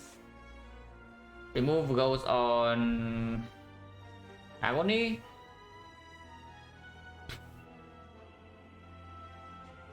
If I went at the miss seems a good situation. Not quite, because I did not even require to play attacks. And taking chips at 1 is not a massive issue for me in the hard fight at the moment. If you're actually relying extremely heavily into kunai, yeah? For example, you have 3 blade dances, your deck cannot block other than dexterity, then your after image must be green. Otherwise, you have nothing else to do in the hard fight. You enter the hard fight, you can never play your blade dances, you die. But in this part, we don't need it. Is it Agony remove for real now? Because I don't want to draw this in the hard. In the speed and shield is a fine draw, but in the hard fight it's quite a bad draw. It's not like strikes are so good either, but this strike doesn't multiply themselves. Because if we actually low roll with Agony with a spoon, it's going to get like pretty weird. Probably Agony can go. Probably Agony can go. And nothing else to do, so we move on. As we don't take the blade dance.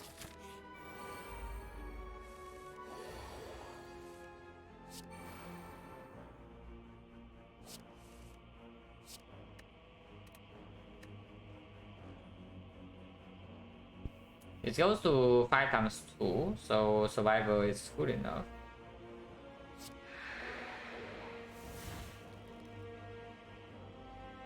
If I draw two wallet planes now, I guess I can panic button, or I can take some damage as well. Taking some damage in here is not a problem.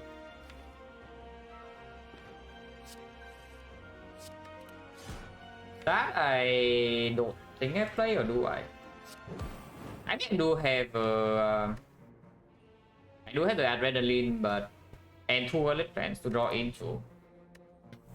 But gambling into something like red form right now is extremely weird because it probably forced me to liquid memories next turn. Sometimes next turn I can still use sweep potion if the center puzzle draw into these things that I don't need to do anything, and I have a second card gamble. Let's just take the tool and then we'll see what we need to do next turn. But liquid memory is always building out next turn, yeah, no matter what.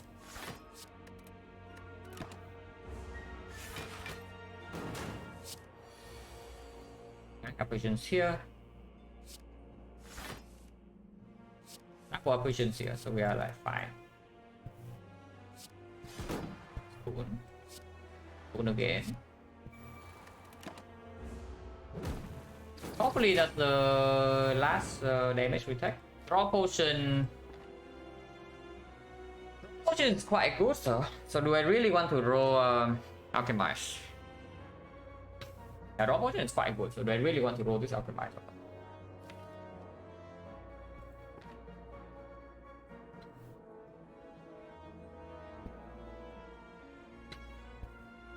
Not really. I think I want to keep my draw pod.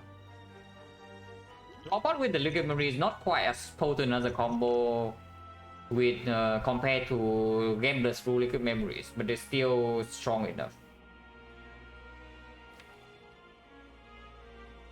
And I have no interest in taking this 3, so let's just deflect. And maybe gamble, but Terror Predator is also more damage that draws like one less card only compared to the other line. So we trade one draw for 30 damage, and maybe the card gamble in the redraw. And drawing into red form right now is also slightly weird. Next time we know that we are not facing super big attack. But those not as well. Usually still can be used on turn 2 though. That's the thing. No matter what, we still see 3 cards. And we do say that after we draw into our wallet plans and we have these in play, the fight is mostly fine. So I would just like the thing that makes me draw into the wallet plans faster. I guess I can still gamble 1, but I don't want to gamble into red form right now. That would be disastrous.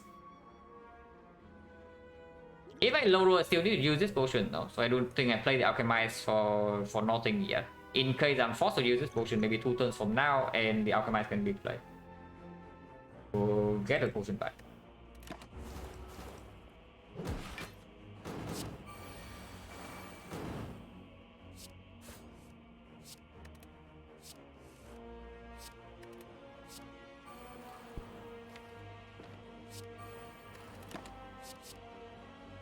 I guess I will see.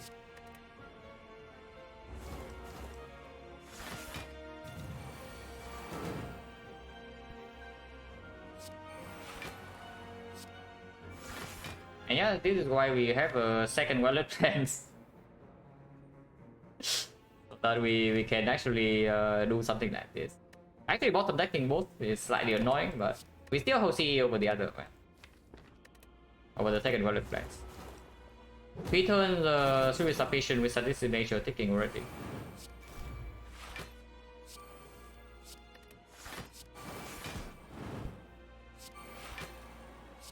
And next turn Canada also comes in.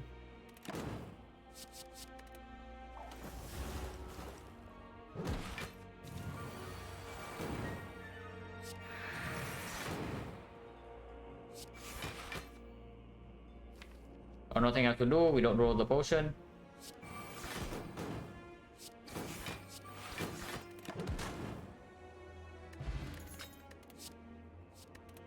Oh, poison potion is cute. Poison potion is actually very cute. We have multiple well fans that would take it, but we don't. So let's not. Because we can play the hard fight for very long. We are not forced to play Catalyst the first time we see it and finish the fight in, let's say, 6 turns. We have more time than that.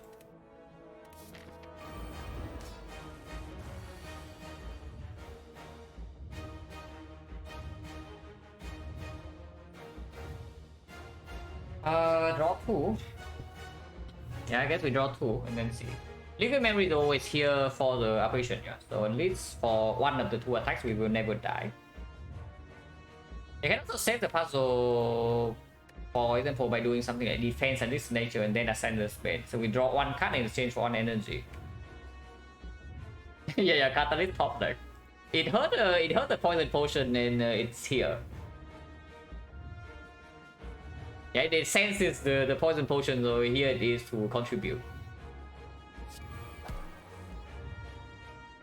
Oh, that is dangerous.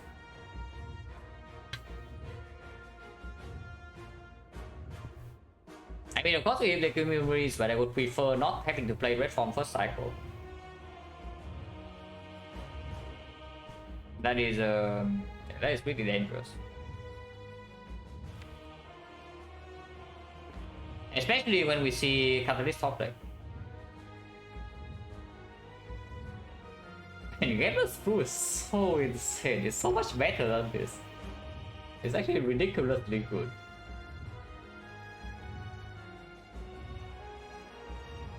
Let's pay 1 SP and use draw pot now. Yeah? I think this is what I see.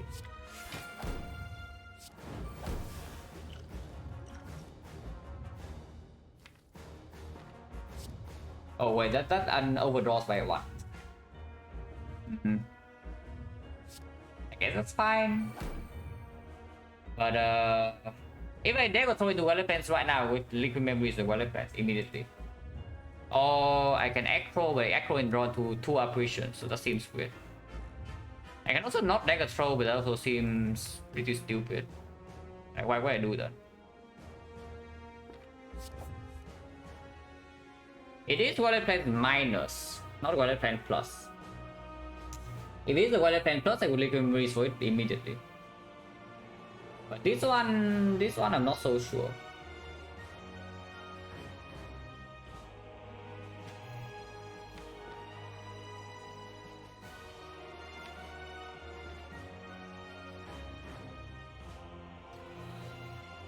Okay, let's be careful here because this start is very spooky.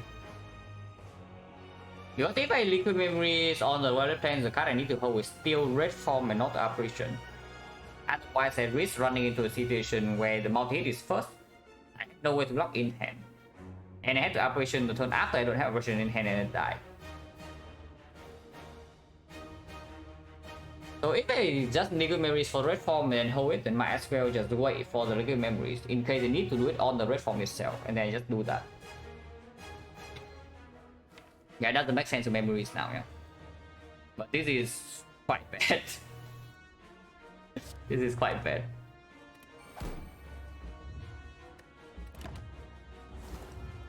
And it's Pyro Stone hard, so we need serious help, like this right here. Well, I guess we are playing red form first cycle, whether we like it or not. Yeah, whether we like it or not, we need to play red form first cycle, because otherwise next turn the risk of death is way too high.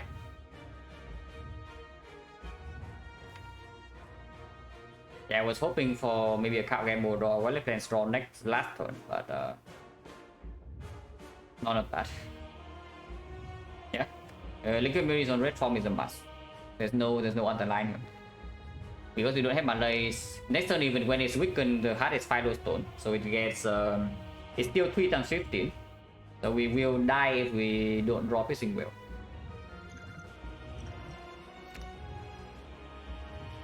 Takes 1.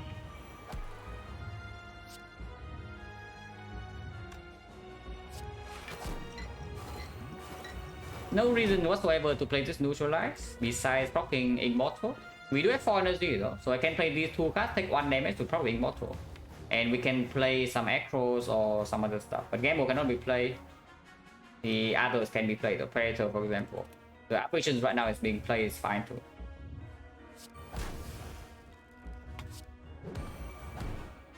That is the worst one to draw. Oh, this draw though is really pissing me off. Yeah, I'm just telling you. This draw is actually like pissing me off a little bit. That's the worst possible card to draw on this spot.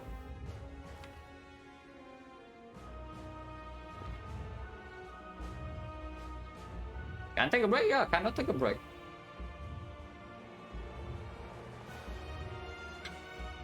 And that's always the danger of playing with Firestone. It's like without Firestone, I was actually allowed to, let's say, Liquid Marines for the apparition instead. But now I'm forced to play red and my dexterity is going down. So every single attack from now, I either have to Piercing Wheel or I have to Upwell or I have to be Intangible. Blocking big hit with dexterity is no longer the option. We have on turn with hitting button and that's it. Do I still game of 1 here? I gain 1 draw first next cycle, but I lose 1 draw and 1 energy second next cycle.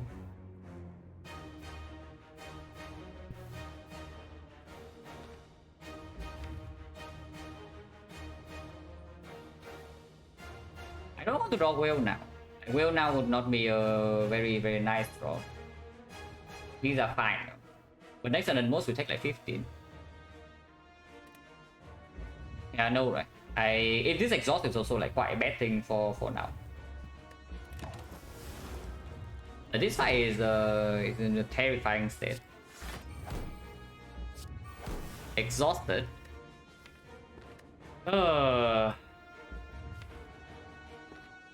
We actually cannot catch a freaking break. We have 3 Piercing Wheels in total, yeah, so I am allowed to wheel here. I'm wondering about this cow gamble over playing the fumes into cow gamble, but we probably should gamble immediately. So yeah, get this, and then now I can wheel for 15. I think I'm gonna play Sneon in play, but we're still intangible for the second cycle.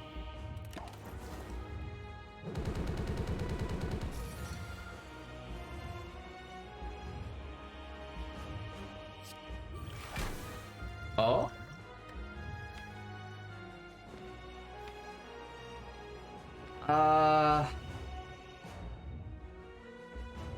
What is that?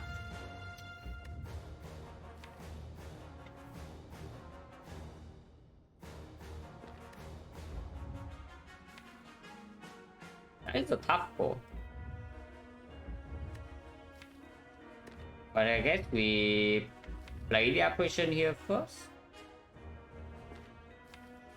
We don't need to play this apparition if we just leave it as is. Next time we're intangible, yeah? So if we are facing, let's say, big hit first and we block that with intangible, turn after the multi-hit we can block with Piercing Wheel. And now we don't lose the 50% this exhaust. If we are facing multi-hit first and then the big hit, then we do have panic button sometimes. And of course we can always Liquid Memories from the apparition. So I think playing this right now doesn't make any sense. Yeah, playing this right now does not make any sense whatsoever. So let's not. I don't know where this Liquid Memory is going yet. I just don't think it's happening that turn. Multi first. So we lose a 50-50 kind of.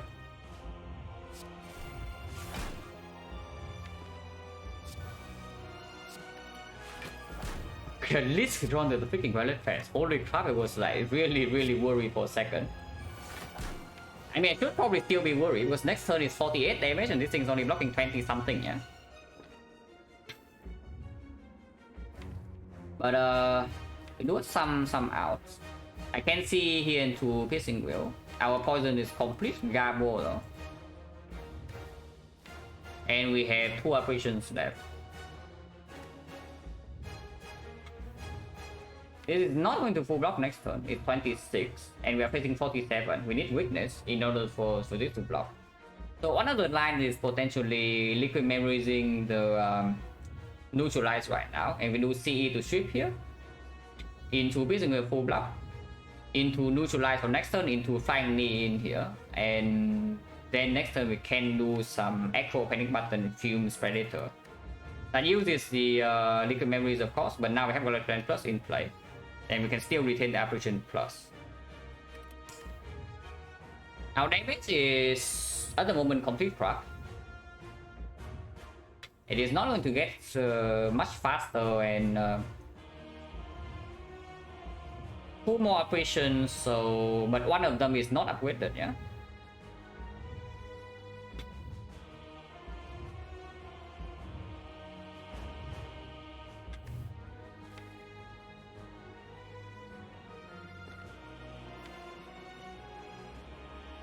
There are not a lot of choices though. Either liquid memory is neutralized now or liquid memory is the...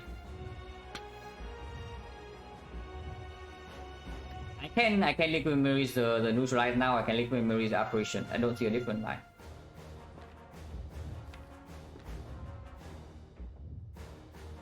And I think memories on neutralized probably is better. So let's do that.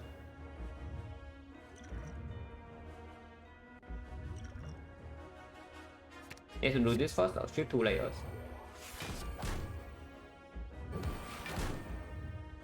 Using a block 15. Exhausted, but we have 2 more copies. Yeah, can still block next multi-hit without intangible weapon.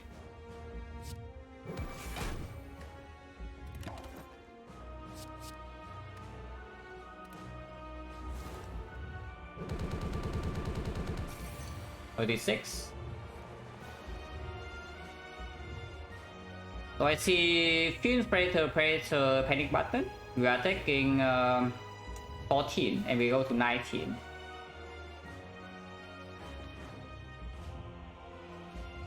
But that's fine.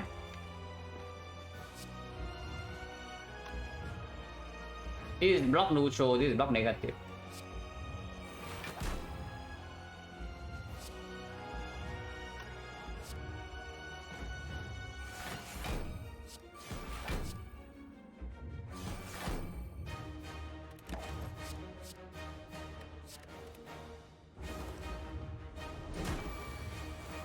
Oh, scary stuff.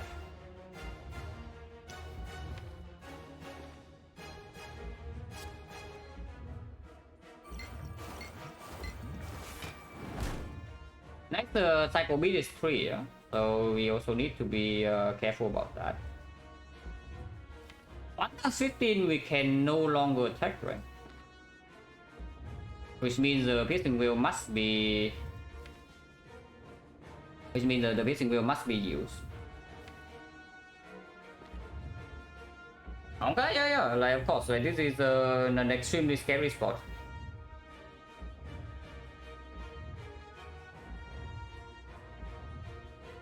How much HP am I going to spend here? I can only retain 2. I would really like to play Adrenaline this turn, but that costs so much HP.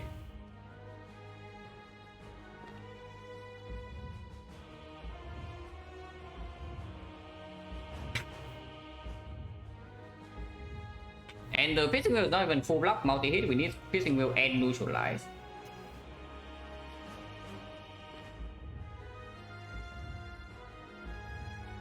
This needs to be played now. Exhausted. Go to 16, operation 15. Next turn, dexterity goes down to -6, so that's still blocking 3. We can double piercing wheel, but then we need to kill this in 1, 2, 3, 4, 5 turns. Poison wise, that is already dealing 300. Calendar 350. So we need 220. Arrows not down. C is a bit of damage, fume sticking, but only is fume minus. The second fume is not played yet.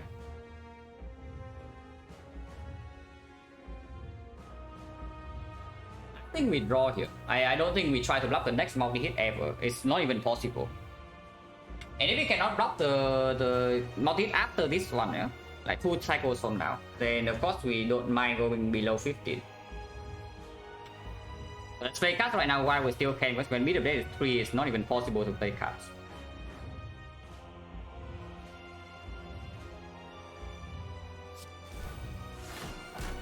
Come on.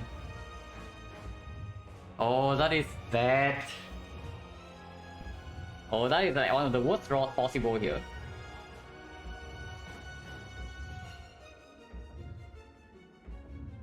But yeah, we continue with discuss this then.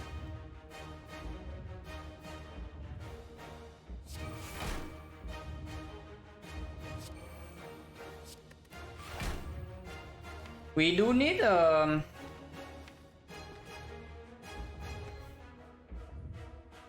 the a little bit of HP because BFD is 3 and we're trying to block multi-hit with 2 cards, yeah, which means that we will take at least 4 damage to BFD, so we go to 10, and the big hit we are facing maybe 1.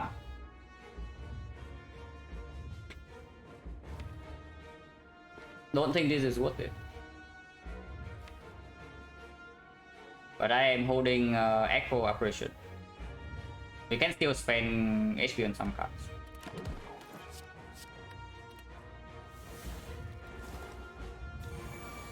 '51st, and we have the Well in hand, so Apparition I must be played here, otherwise we die. And we have time, we can even play Neutralize now, so that's at least a reasonable draw. If we draw to Neutralize, of course. If we don't draw to Neutralize, then yeah, sucks to be us.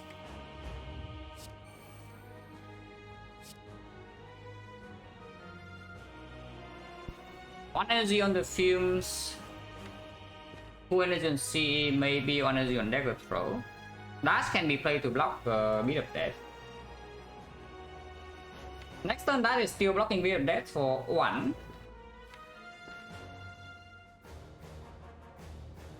Having kunai here is possible. We can drop kunai here. That pull blocks this turn. And that allows the dash next turn to be something. We do not need 2 wells here. This can be played. It's not good, that is get spoon. But we do not need to play backflip either. I can stack with dagger throw.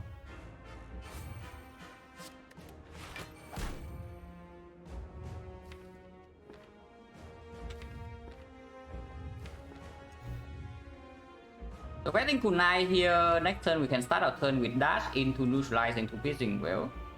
We have -6 dexterity, so this block 4, which means blocks 2. We go to 2 block, we go to 0 block. We go to -2 HP, so 14, that is still fine. Or we should deal damage right now, like playing something like CE. Playing CE is a lot more damage now. And the fumes as well. Yeah. And we hold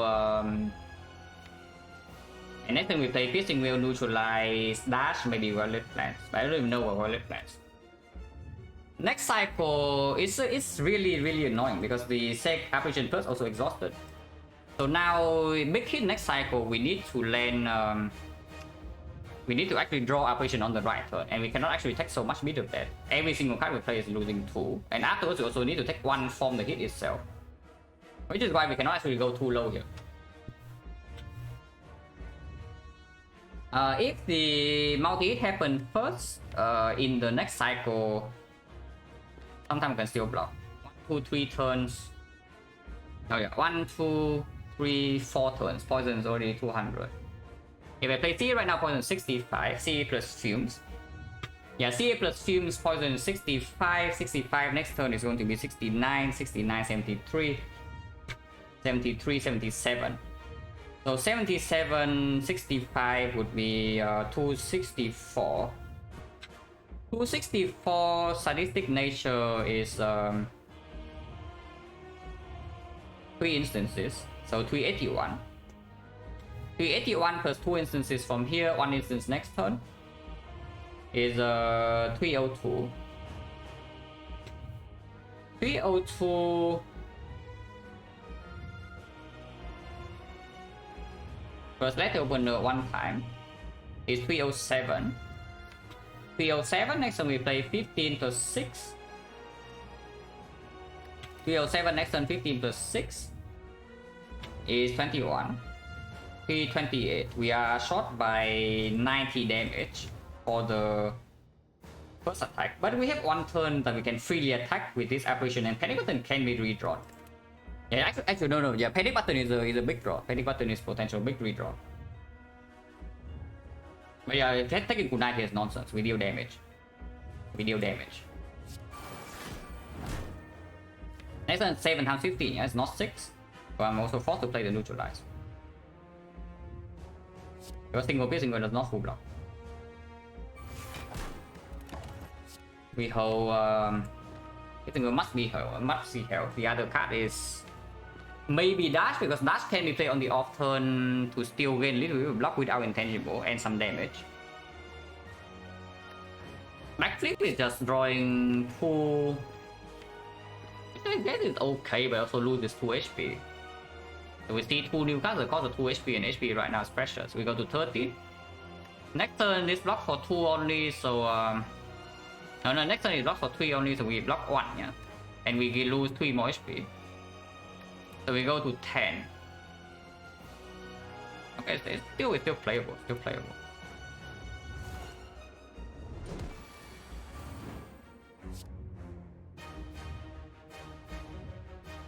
I mean, it doesn't matter the order.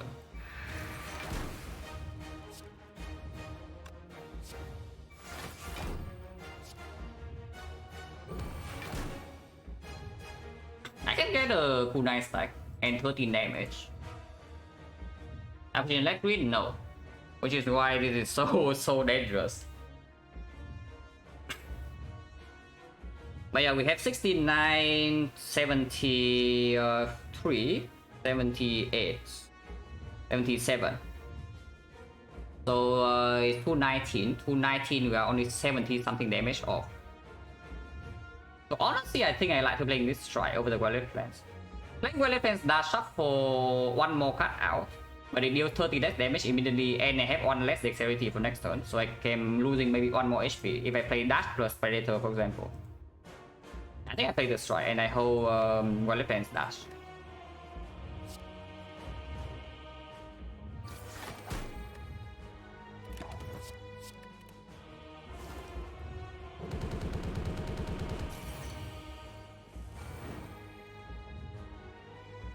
Is this lethal? If I panic button right now and go in, is this killing or not? 73, 77, 150, we need 54. 54, this is 14, so that's 40 left. 40, we have 15 plus... yeah, 15 here, 12 here, 6 here. So 33. 33, 40. 47, 47, 150, exactly lethal. Oh, we have exactly lethal here. Yeah, let's kill them. Double check. 7 damage from Terror, 7 damage from Neutralize, that's 14. 7 damage again from the Fuse next turn, that's 21. 21 plus 6, 27, 27, 39, 54, 54, 73, 77, exactly lethal. Yeah, exactly lethal. With sadistic nature. So we kill. And yeah, of course I play this.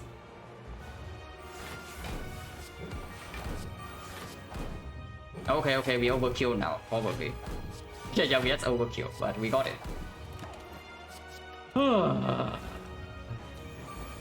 Well, certainly, the hard certainly made this one interesting, is what I will say. With this draw, the hard certainly made the fight interesting. And you see how Firestone is actually pretty annoying still, right? Even when you're intangible, because you are forced to block unfairly, basically, when you have Firestone. Yeah, you actually are forced to block unfairly. Like you cannot block normally against Firestone and get away with it against the heart. So we are forced to spend our resources in very inefficient ways, because the draw was awful. And I mean, okay, at least we win. if we top deck Violet Fans, this could be close to a 0 damage fight, and then we say the silence OP. But it did not happen. In fact, we missed one Violet Fans, the other one is exactly bottom deck. And we also intangible roll awkward turn Catalyst top deck, so we don't even get damage down fast. That was good. Block heavy, thank you very much for the prime sub. Appreciate a lot. Mod Peter, okay, Mod Peter. Sure.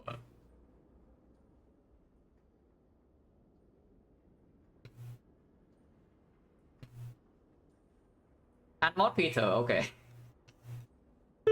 Sure. I mean, I don't accept unmod redeem, no. So maybe I will refund you your points. I should just do that. I will refund your points.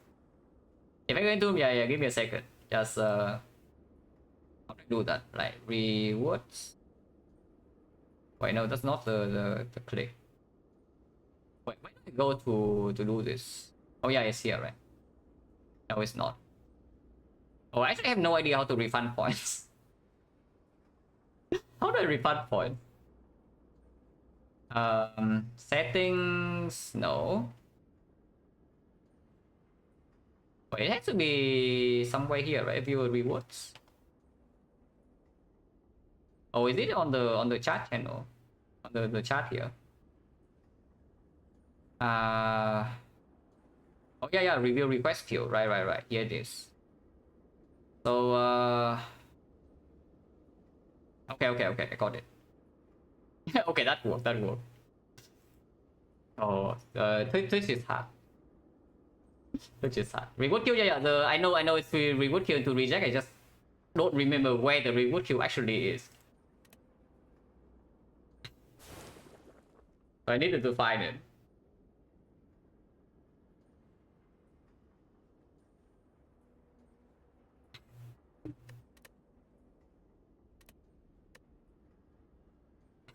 Spoon didn't really do insanely well in the heart either. I guess it was okay. It did not exhaust I did not get the slam back, so that's already good. It got the panic button back, which was okay at the end.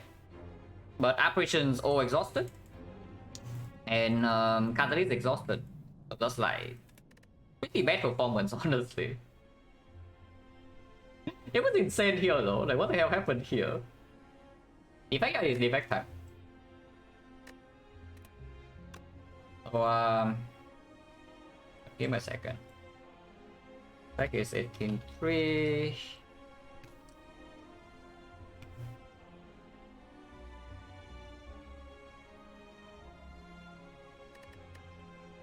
This one is just pyramid, and then we were not so strong, and then suddenly we are OP because we have pyramid.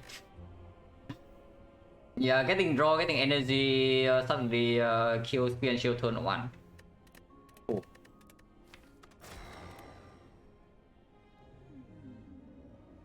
Oh, max HP removed too. That's, I like that on Defect a lot. Especially when the meta is like this, yeah. There is an aggressive option of doing here fire into burning elite, into second elite, into third elite. That goes to late question marks, which I don't really love, but maybe it's okay. We take enough fights before. And if we cannot take the burning elite, we can also just go for normal elite, into second fire, into second elite, into third fire. That's still a strong part. 2 elites, 3 fires, absolutely fine for Defect. In fact, it's probably even stronger than the other part into Act 2. It's just we do get burning elite out of the way.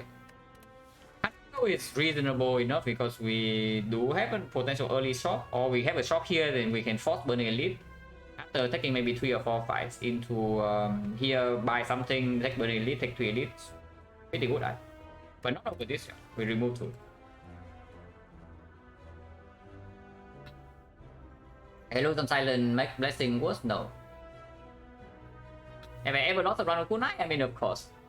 Kunai is honestly, I shouldn't say very overrated, but it is slightly overrated. My win rate of kunai is still extremely high because the kunai mostly deals with Act 3 bosses for you, so it's kind of like, it's basically kind of like inserter for Defect, you know. You get a relic, you are fine against Act 3 bosses, suddenly you can save potions and resources for Act 4. You can prepare for Act 4 from way before. You have more potions saved, you have more gold. And that actually converts into some pretty decent win rate. I think my win rate of kunai is around, I don't know, 94%. So it's one of the highest win rate relics for sure.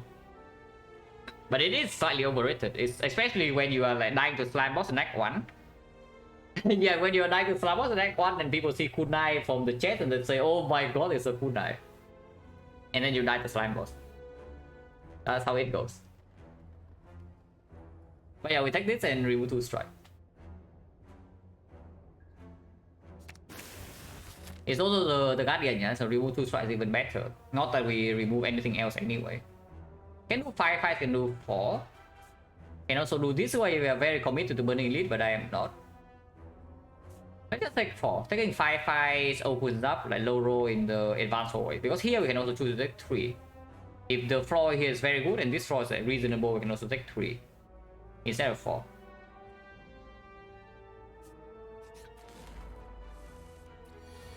Interesting. Skill check.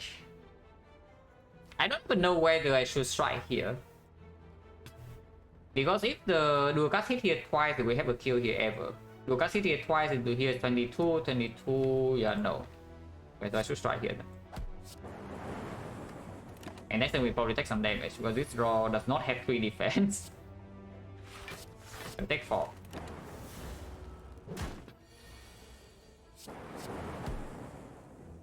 Go no potion, rebounds fine. After remove 2 strike and rebound not even so bad later. Fine. Stop. Okay, stopping. So shock is stronger, yeah? We also can go here 20% shock immediately, otherwise we face the normal hallway fight. Shock immediately 163 is not that good. So I wouldn't care about this, we just go this way.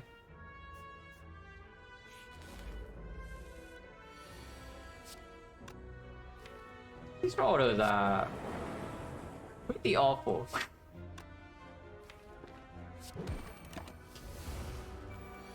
So far pretty bad, yeah? With that draw I will take 1.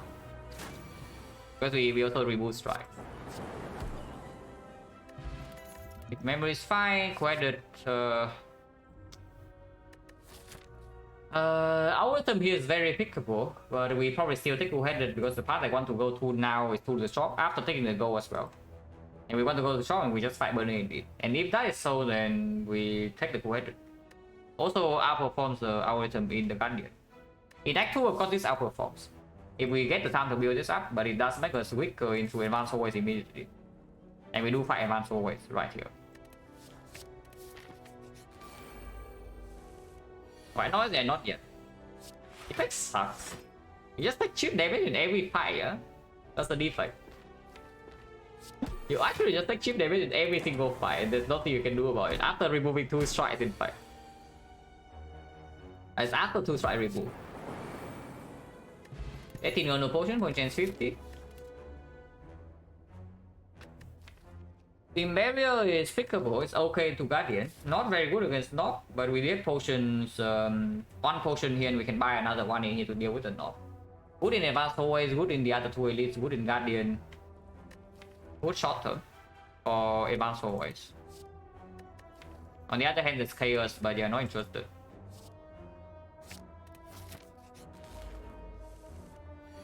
The barrier.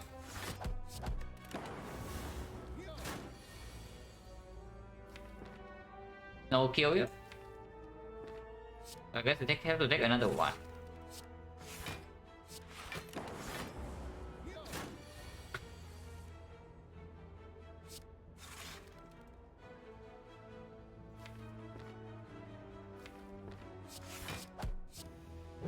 Thì little next time we do a cast. No potion for gen 60. Cold snap.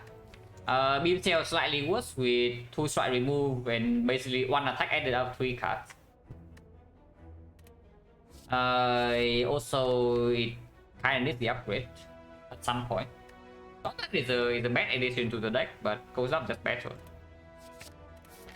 We go here, can even rest or we can upgrade. I do want to go to shop and then Burning Elite. Upgrade at the moment goes on most likely Zap because we can rebound Zap into 2-headed sometimes. And the deck is small, so we do draw back into the Zap and we do have 2 Force Orb already, so Zap can maybe evoke a Force Orb and be used as block in some short fights. We do not have Bow Lightning yet, so I don't absolutely detest the Zap upgrade if we are running into an aggressive path. Oh sure, I can upgrade Zap.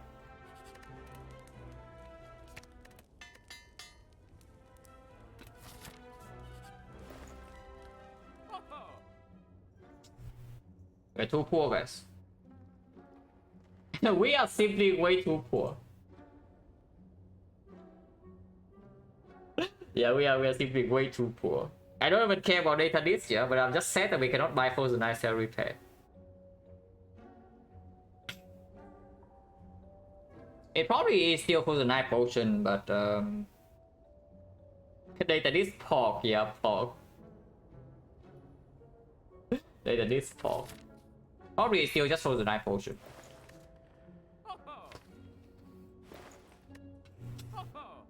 And no Cell Repair to this part, and we also spend gold on, I guess Frozen Ice is fine. But sometimes you able to detect chip damage. To be fair though, I will say this. The data disc probably saves us HP against sentries. I do not think it saves HP against Lagavulin, and against the Nob it's very debatable. But against sentries, I do think data disc is saving HP over Frozen Eye sometimes. After we leave Act 1, the Frozen Eye is way better. It's not even comparable. And it's 10 gold cheaper. And ironically, yeah, maybe you need to reevaluate if you think in any way, shape, or form this is better than this, yeah. I would tell you right now, I would prefer to take the Frozen Eye and just completely dodge every single unit in this act, compared to taking the data disc and run to the right side. I would say that, but this is very, very, very strong. This honestly is comparable to this in if you see it in Act 1. Which is why I have not clicked the Frozen Eye yet. Okay, next fight. What do you think we don't pick 2 Cell Repairs? Oh, then you have not watched enough Defect gameplay. Because we absolutely pick 2 Cell Repairs here. Oh yeah, probably just steal Frozen Eye potion. What potion? You can choose any of the 3. Draw potion and Frozen Eye is like nice, but if we face the Nob and we don't have enough output, then maybe I would prefer something like Explosive Pod. Explosive Pod 10 damage, Vivid Memories on yeah, if we draw 1 extra rebound or the zap, it's already like 8 or 9.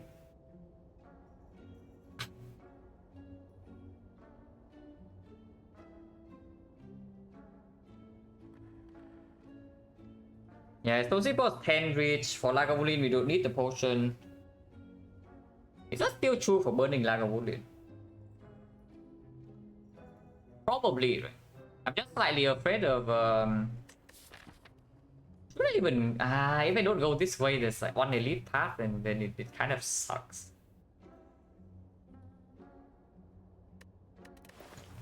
But yeah, I'm honestly I honestly have no idea which one is stronger. But burning sentries, the explosive pod has to be better, right? Because let's say we face something that regens sentries without killing one of them first. Of course, regen sentries and explosive pod doesn't do that much because they heal back the damage. But we still need to kill one of them first, otherwise the frost cannot block 20. It can block chips of 10s, but it cannot block 20. Let's say explosive pod. And we go right side. Burning elite. Sentries, okay.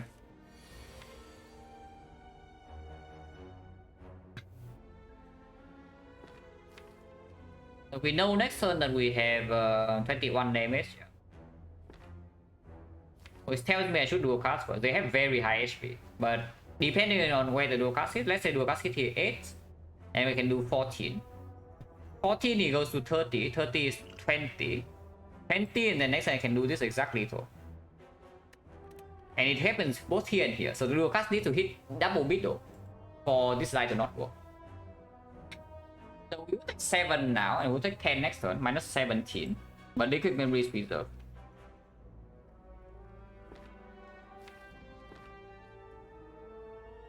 Afterwards we take some chips, so, but Frozen Eye can also mitigate the chip damage we take in the second cycle. That's like with dual cast. Oh, that's even better, no?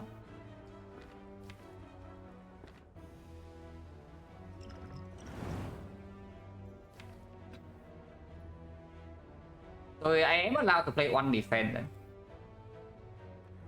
Yeah, I am allowed to play one defense then.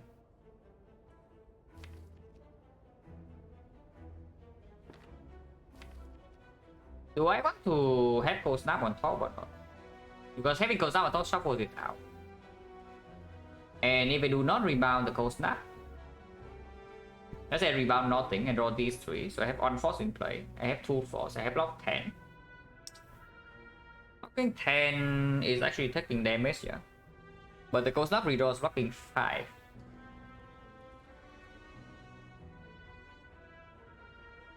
What if I rebound strike? No, really, if I play defense now and rebound strike next turn, is that just better? Because regardless of what happens, I can only play one defense across 2 turns. Yeah. So if I want to rebound the strike instead to shuffle it out here and spend energy on this turn, but I do not want to draw dual cast cold snap immediately because it overblocks, then it's just better to rebound strike. Yeah, let's do that instead, right? So if I rebound strike, I'm allowed to defend here. Double defense even. Yeah, we can play 2 defense in total, not more than 2. So double defense, we take 2. Next turn we play this, we take 10. So in total we take 12 damage. But that's fine.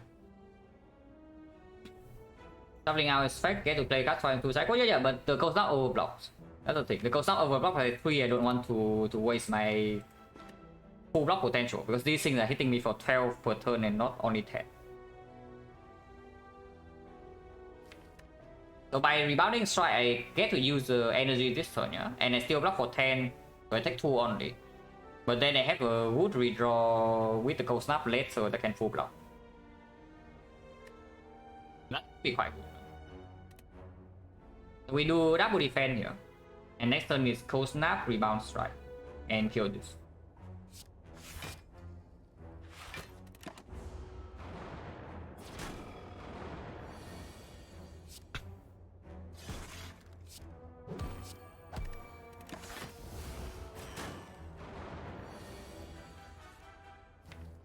Yeah, next turn cold snap is here to full block. Turn after we get owned now. So if we can kill this over 2 turns, it would be great. That first then, because it allows us to do cold snap into dual cast. Yeah, we don't want to do 4, 5, 6 here. Actually, no, we draw 2 defense. 2 defense we are fine. This turn we are not fine. Okay, so this turn we draw until here. We full block this guy on the right. Next turn we draw until here, we full block the guy on the left. This turn we draw this and we full block the guy on the right. And this is when we take damage. So we go for the guy on the left first. Alright, but I'll try and have cold snap. I just talk about it because this turn we already have 10 block. This turn we already have 10 block. Cold snap in the redraw to mix in with the days as a defense is in my opinion worth 2 HP. Not sure whether that's true or not, but it also allows us to evoke this zap easier.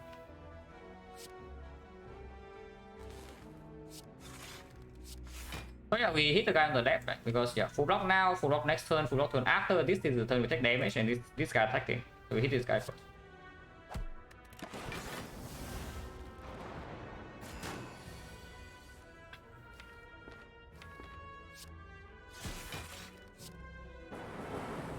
Okay, the dual cast knows what's up there.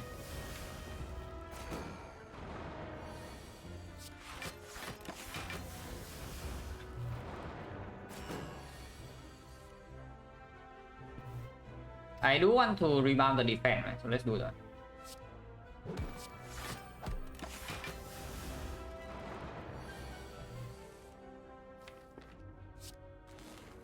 Two turns for now, we have full block. What do you think about I was saying that in this fight sometimes the data disk is giving you more block than Frozen Eye. Looking at how the fight plays out, do you think the same? After with hindsight knowledge, do you think that the Frozen Eye saves more or less HP than the data disk? That is the questions we ask ourselves. And you see, like the notion that Frozen Eye doesn't play Act 1 is just complete nonsense. It's actually just complete nonsense. If you say Frozen Eye does not play Act 1, because you have no draw.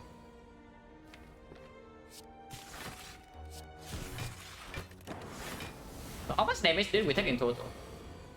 Turn 1 we took 2, turn 1 we took, turn 2 we took 10, afterwards we took another 2, after that we take no damage, so 14 in total. Burning Sentries floor 8, minus 14 minus explosive pot, that's fine. And failing recognize the data this, okay, fair point. Okay, fair point, very fair point. That I can accept. I mean, that's honestly the flawless line of reasoning. So nothing to argue with that. On our 36, dual cast roll could be trivial? No. The point is that if you do not have the Frozen Eye, you probably get taxed on more turn. Because you target the wrong one sometimes. Actually, maybe not. Yeah, actually maybe not, because you let the dual cast choose the target for you, yeah? But the coast still needs to go before the dual cast. So if you choose the wrong one, you will be 6 damage shot actually.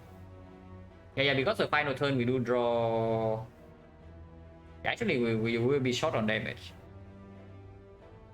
And the turn 1, turn 2 lines also very different. Turn 1 lines different, turn 2 lines different, turn 3 lines different. But yeah, hard to say. We really hard to say because maybe that is only one draw order. What about a billion other draw orders? So I actually have no idea. But yeah, in my mind, the data is comparable, if not slightly better than Frozen Eye in the Sentries. But you still see like, how good the Frozen Eye is in the Sentries fight. What about this card? We have Rebound for Streamline. Our deck has no attacks added really. Deck is small, so if the Streamline goes to 0 cost, it can be played pretty often. On the easiest burning elite next one, Strength Sentries. It's not a super brutal one, but I wouldn't call it easy. It's probably right in the middle of the pack. The easiest one would definitely be Strength Knob and Strength Lagavulin, yeah? But Strength Sentries can hit you like for quite a bit extra. Regen Knob is fairly tame. Honestly, Regen Lagavulin is also fairly tame. Regen Sentry is annoying. So I would say easier than Strength Sentries would be Strength Knob, Strength Lager, Regen Knob, Regen Lager. And that's probably it. So you would have Strength Sentries be probably the 5th one from the bottom. Total combinations is 12. So yeah, it's on the easier side, but around the middle.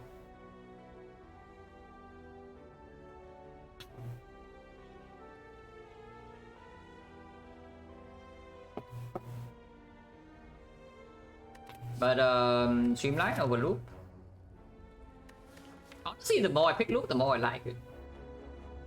Like for me, this is advancing slowly through the ranks. And functionally serving somewhat of a similar purpose to up damage. But it is significantly worse in hallway fights. But in boss fights, it is pretty similar. And it is a way for you to not take bit of death, which is always welcome. If you have to play the hard fight on low HP. But yeah, again, it's way worse in hallway fight, so I don't take it. But this not yet. And we don't even have focus. Yeah, could have had data this. With next elite potentially knob, and we don't have really a knob potion, and we have liquid memories for the Streamline, we probably just take it. Singing bow. Okay, this early I don't care. Last time I got for 2 singing bow on Defect, it gave me in total like, I don't know, 8 HP though. If I had data this to attack that loop, debatable. It's still, knob fight is still very dangerous, but we do have 45 HP and afterwards there's a fire to rest. It's a really pick for sure if I have to data this, but it's excusable. We have 2 potions and still healthy enough, and sometimes it's like Overlean and it's just good. Even if we run to knock, we don't die. So I might. With the upgrade being here, with the Guardian coming up. And Loop is just really good late game. No matter what you are doing, like if you are doing Plasma Orbs or whatever, the Loop is still insane. If you are dealing damage with no focus but Dark Orb, the Loop is still insane. If you are blocking with Force Orb, the Loop is insane. So the Loop is actually a card that consistently performs in late game no matter what kind of things you are doing. I mean, of course, if you ignore ops completely, you don't have plasma, and you are just playing reprogram or like whatever, then loop doesn't perform. But it's pretty rare that you have, even if you play reprogram, yeah, that you don't have plasma. Because usually the tail to go into reprogram is a ton of energy, some holograms, and if you have a ton of energy, something like meteor strike fusion, most pickable. Especially to enable compound driver, because you need a lot of draw when you're playing reprogram. Look, just good. Honestly, Loop is just a good card. Like way better than his brothers, the capacitor. So elite first or what? Potion change right now. 1, 2, 3, 4, 5 fights. 5 fights. We got we bought 1 potion, so 2 potion drop, which is 50. Yeah, let's take the fight. Let's take the elite first, because the question mark is, you guessed it, advance away. 20% shot. But 80% advance away. Let's take the elite first. I can bully it, not even knock.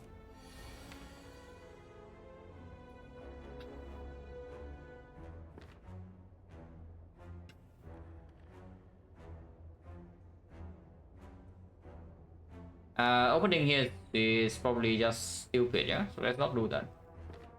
If I do not open here, then next turn like this, we do... Opening this turn is pretty good, right? But I cannot do... I guess I can do rebound zap, but I cannot draw into zap immediately. Then I do shuffle out the zap. But I can do something like... Go ahead into zap first. Rebound the zap. So now my order is going to be lightning, frost lightning, and then play cool-headed, play cold snap. So now the order is actually frost lightning frost. And turn after I draw 1, 2, 3, 4, 5 here. I play the zap, block for 5, I block for 16, block for 18, so I take 2, and now 2 lightnings in play. We can deck spot to save a little bit of HP because we do not need deck spot against the Guardian.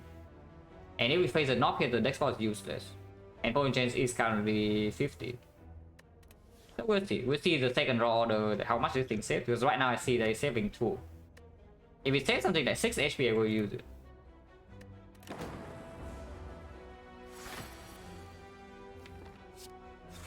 Yeah, rebounds up.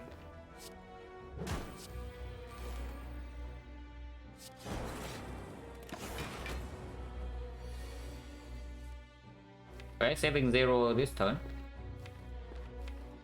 Next turn it is also saving 0 because we can do... We play Zap right now, our order is going to be Lightning, Frost Lightning. Next turn we play Cool-Headed, and then we draw into dual cards, we can play dual cards, and then we play the Defect, that's full blocks. Of course, database is looking very good, but then we can export second cycle if we say that we don't have lethal. But for now, we can absolutely full block.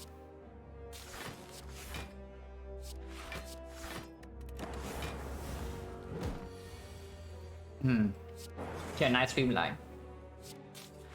Actually, no, it saves 2 immediately here. And yeah, our damage is slightly low.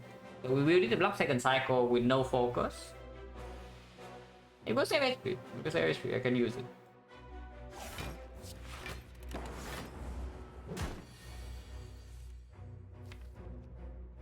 Rebound streamline. Then we draw into 2 for 5 here. It means that there's no...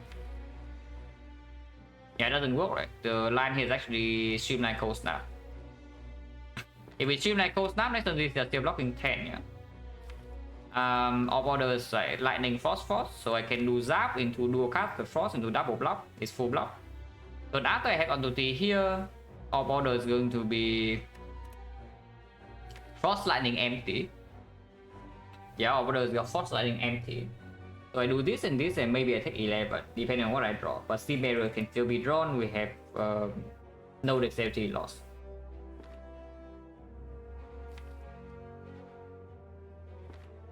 Yeah, streamline cold snap just good.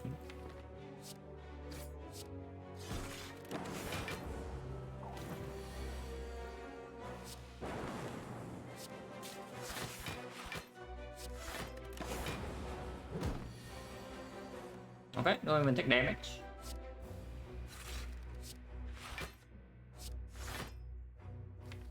And there is no need to play an attack here, so we take 1. next boss saves a lot. Like I say, if it saves 6, I'm very willing to use, and I think it saves 8 in total in this fight. Maybe slightly more even.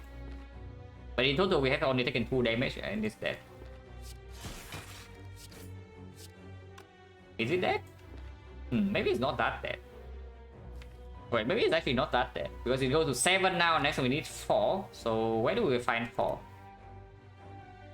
We can still evoke these Frost. Yeah, all order is going to be Frost Force Lightning, if we draw to AD or we evoke. If we draw to Rebound, it kills. If we draw to Streamline, it kills.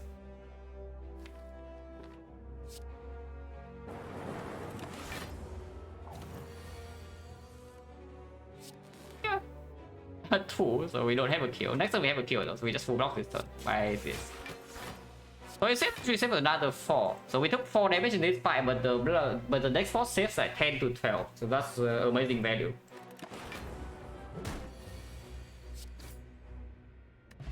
Auto lightning. Should have not added any skills, I guess. Because you add skills to your deck and this thing shows up in Act 1, yeah? We have auto co-added a bunch of times. It's not terrible, but it can get to really awkward situations later. On the other hand, we can also bottle Steam Barrier to pretend we have boost sequence. Bottle Steam Barrier to upgrade Steam Barrier, like we have boost sequence at home, guys. Instead of blocking 10 exhaust, we have blocked 9 reduced by 1. Without any focus, honestly, I would prefer to bottle Steam Barrier over Cool-Headed.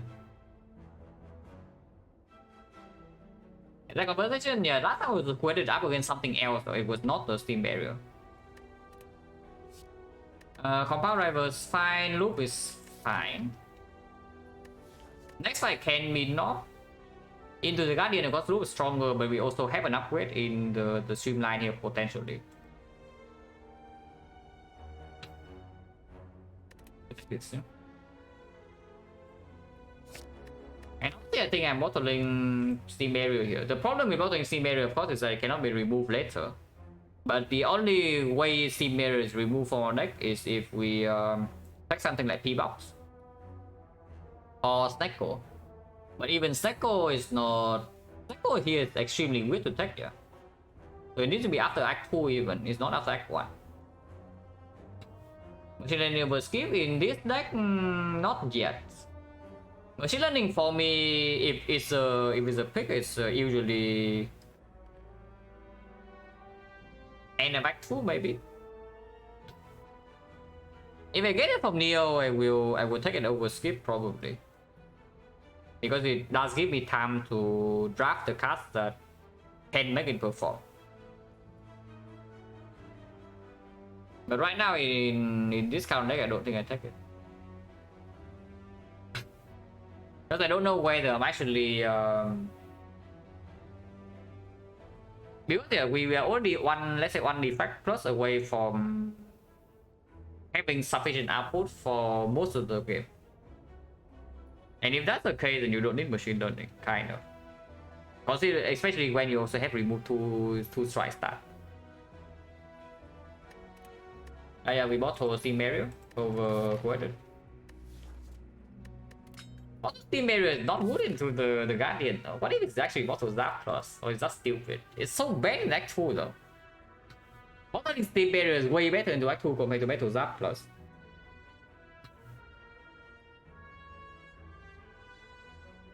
Bottle Cool-Headed is best of both worlds, and this time we have 4 to 9, so we don't really screw ourselves over, yeah. How much do I need short-term power here? This is just about short-term power or long-term power here. If I only care about very short-term power, I take Steam Barrier bottle. If I care about long-term power, I bottle Cool-Headed. Because with Frozen 9, we know exactly when and when not to draw.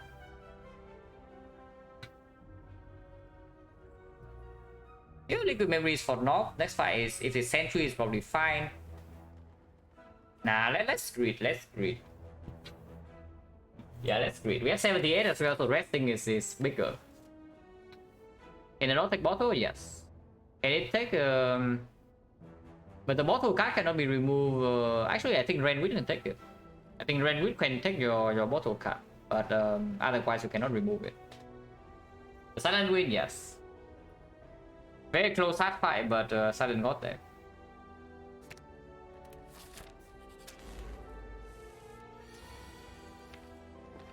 If we get teammate anyway, then sure.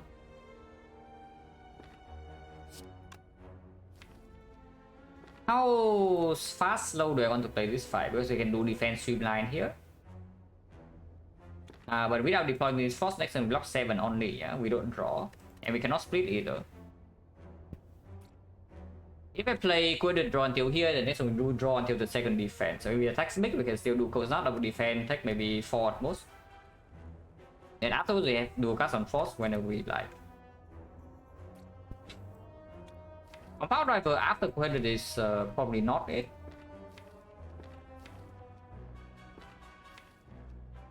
Can also rebound defense. How about rebound defense? Like coordinate into rebound defense here.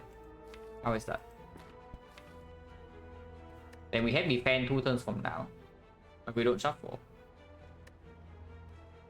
So next time we are fine. Yeah? Our order is going to be lightning frost on this turn. So I can zap to get it to frost lightning and then dual cast if it attacks big. Otherwise I can dual cast and then play the zap to deal more damage for the split. That'll be fine. That'll be fine to do this. Bound defense.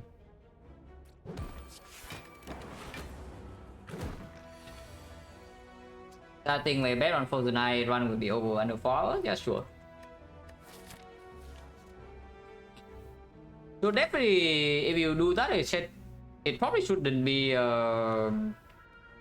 only has to be like Frozen Eye 1.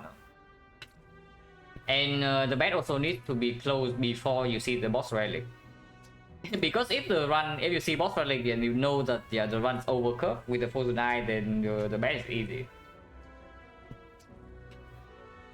And you see the run is like severely below curve, for example, completely big on boss relic, then you also know the run will be long. So it's not a fair bet if you reveal too much information beforehand.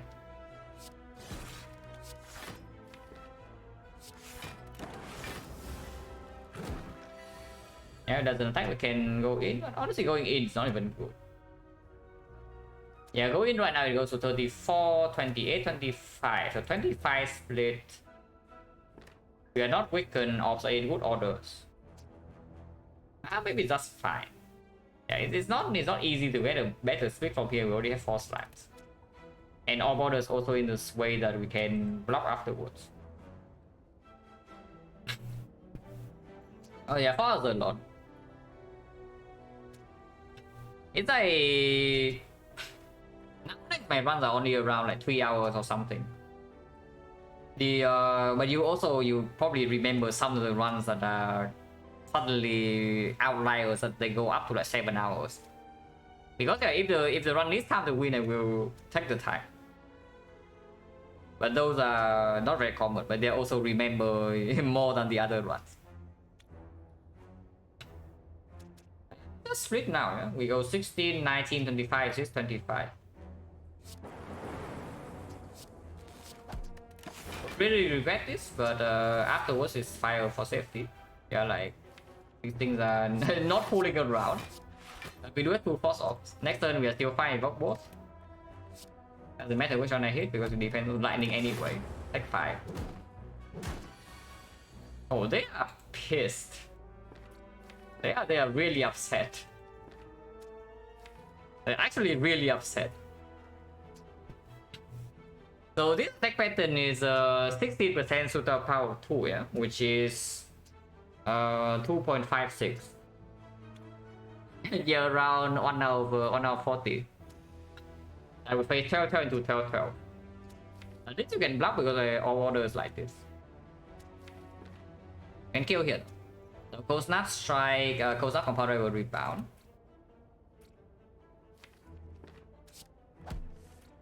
And we take 3.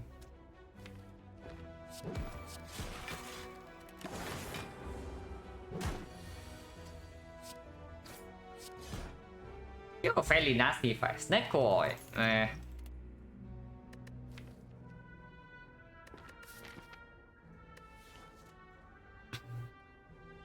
quite a spot for Hello World. Yeah? On the other hand, Steam Mirror's sweeping beam is here.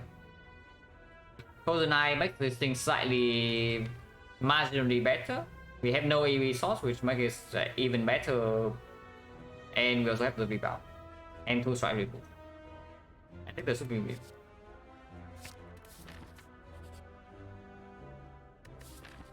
$26 HP. We don't always deal with the dog. On the other hand, go is fine.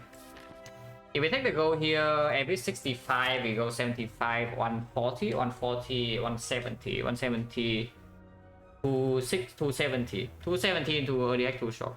If we take the go.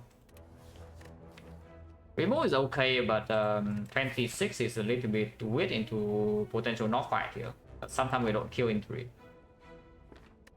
Take the go. 79, so that is that's a high roll, that's a 74 hit. Every 65 we got 74. I'm going on Streamline or Sweeping Beam. Next 4 is either knock or entries. Into Act 2 I would prefer to have Beam Plus, so maybe I just make the upgrade first.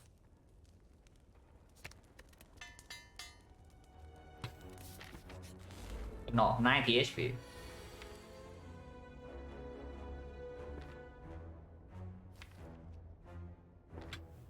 Compound with Streamline is a possible line, and then we can do Rebound, Cold Snap, maybe Zap, maybe Strike. So how much damage is that? If we just do Streamline Compound, yeah? We deal 22, 22, 25. 25 next turn is like this, on the 3, 4, 5. So 25 plus another 15 is 37. 37, 40, 40, 43. 43 Cold Snap is on top. So 43, 52, 52 plus another 12 is 64. 64 evoke 1 lightning is 72. 72 with a lightning pass is 75. It has 90, so this tells me that if I liquid memories the Streamline, we have perfect lethal. And we take in total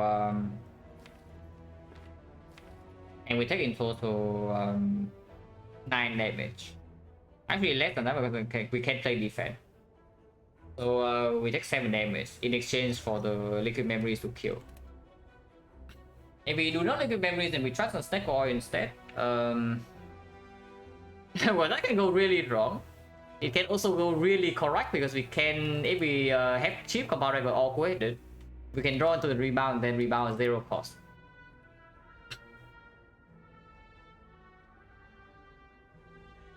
And Snake Oil is not playable in the Guardian fight at all, yeah.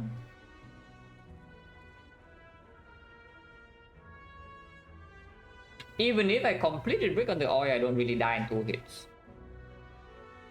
Next floor is the fire to rest. This option is strong.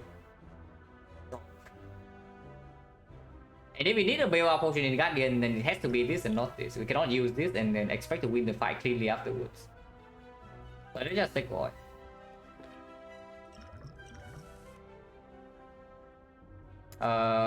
Monkey's Paw.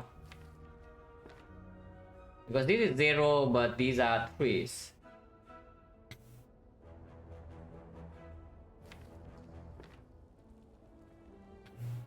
So we cannot draw into the rebound to rebound Streamline. It doesn't go. So with the newfound knowledge of the cards, like what can we do here? But now the line can be something like Streamline, Zap, Cold Snap. Next turn we do have Rebound, Sweeping Beam, Strike.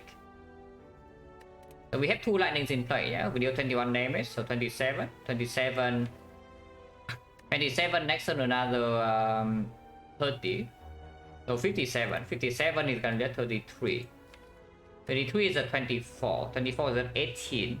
18 and our order is going to be lightning in front into frost. And of course liquid memories can always be used on this on turn 3. It's not so bad. Honestly not so bad. But I don't need the potion yet.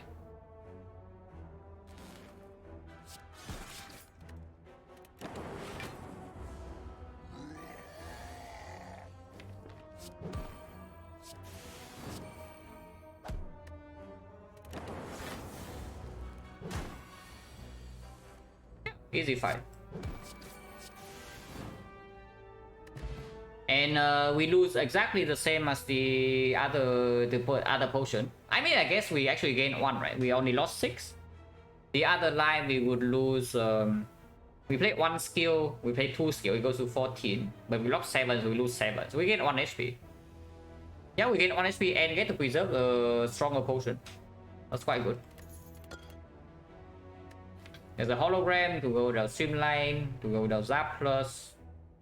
Go with a little bit with this. I would really like to upgrade oh yeah, nice singing bow by the way. nice singing bow. Interesting. How many cards is that already? We singing bow was here, yeah. Was it 1, 2, 3, 4, 5, 6, 7, 8, 9? Singing bow was here. So 1 card, 2 cards. It's only 3 cards. It's only 3 card rewards. Upgrade hologram.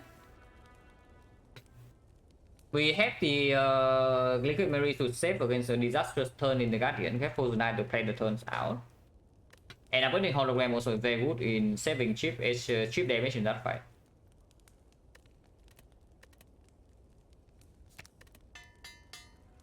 I also upgrade Streamline, but I think upgrade hologram is better here. Yeah, we have Speed next turn because Streamline is costing 1, so we can do already 30, 39, 39 with this, 48, 48 with the lightning. Yeah, it's split. So no problem here. I don't need to play dual cards. I can play Cold Snap instead. And play Cold Snap instead, next turn I hollow Cold Snap instead, it goes to 16, 16, 25. 25, next turn I have 10, I play this and then play Zap, he split. Oh, that's good. Whether we lantern, maybe later. But I do think that our ability to prevent chip in this fight is not actually that good. We have 2 force offs, but it's force off without focus. So blocking 5 times 4 is not that easy if we cannot manipulate. And just better happy power doesn't this setup. Yeah. No, I don't know whether you are serious or not, but that's actually a common take. That's actually a pretty common take from newer players. So I have no idea whether you're actually serious or not. But I hope not.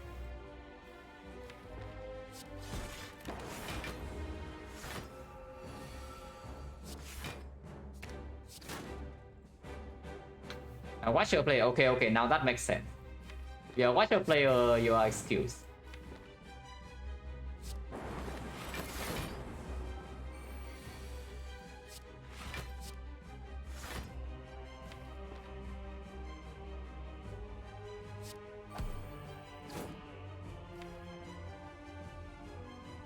Now defense goes Snap next turn is fine, then we have Streamline, Hollow Streamline. So I don't play this Zap. Hello, time power. One.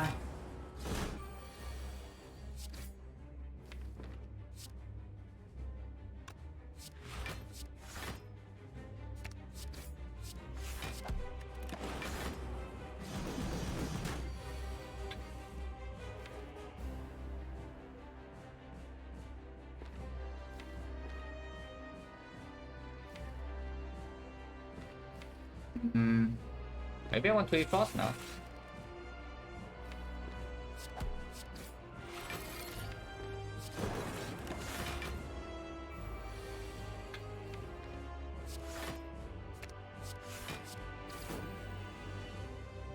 Only blocking fail, so any attack I play is taking damage, so let's not.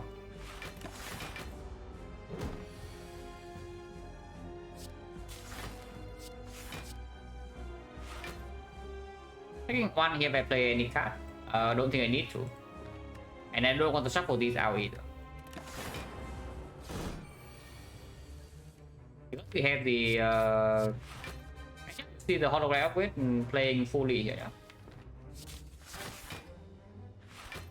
Because we actually don't have block scaling to heaven, and we also don't have the damage scaling while trying to block. If we cannot repeatedly play a Streamline and having one more block card to manipulate. Hologram Plus is just very good in this fight.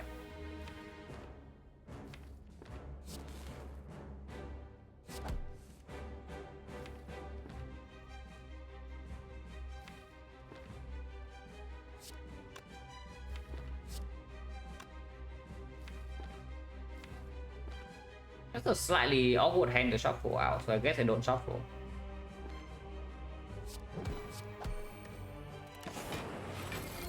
I will shuffle this turn. I do this.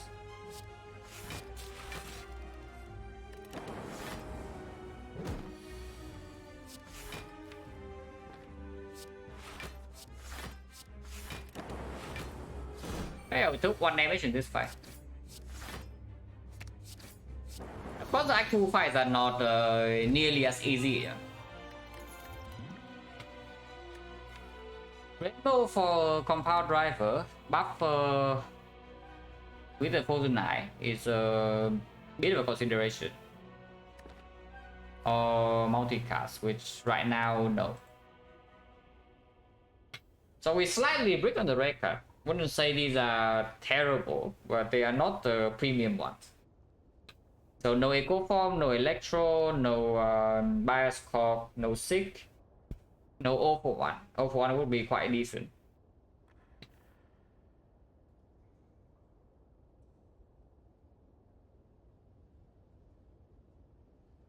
I don't. With Frostox already bottle quoted as well. With 2 Frost cards already, I don't really love the Rainbow. Just to enable compound driver, because you don't have an energy source yet. I don't even know whether I'm playing Act 2 with 4 energy. No Abrogate, no Turbo, no nothing in the deck. Lanterns on turn 1, but we also have the co-headed. HO premium defect card overrated, can take it back. Yeah, I mean it's true. I say it's overrated. I say it's massively overrated, but it's still good. If it's not good, you wouldn't see me pick 2 copies of it when I see it early.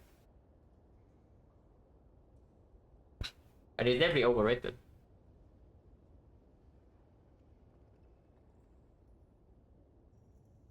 Probably just take Buffer. Buffer does make the Automaton fight potentially a lot easier. Needs an upgrade eventually though, yeah.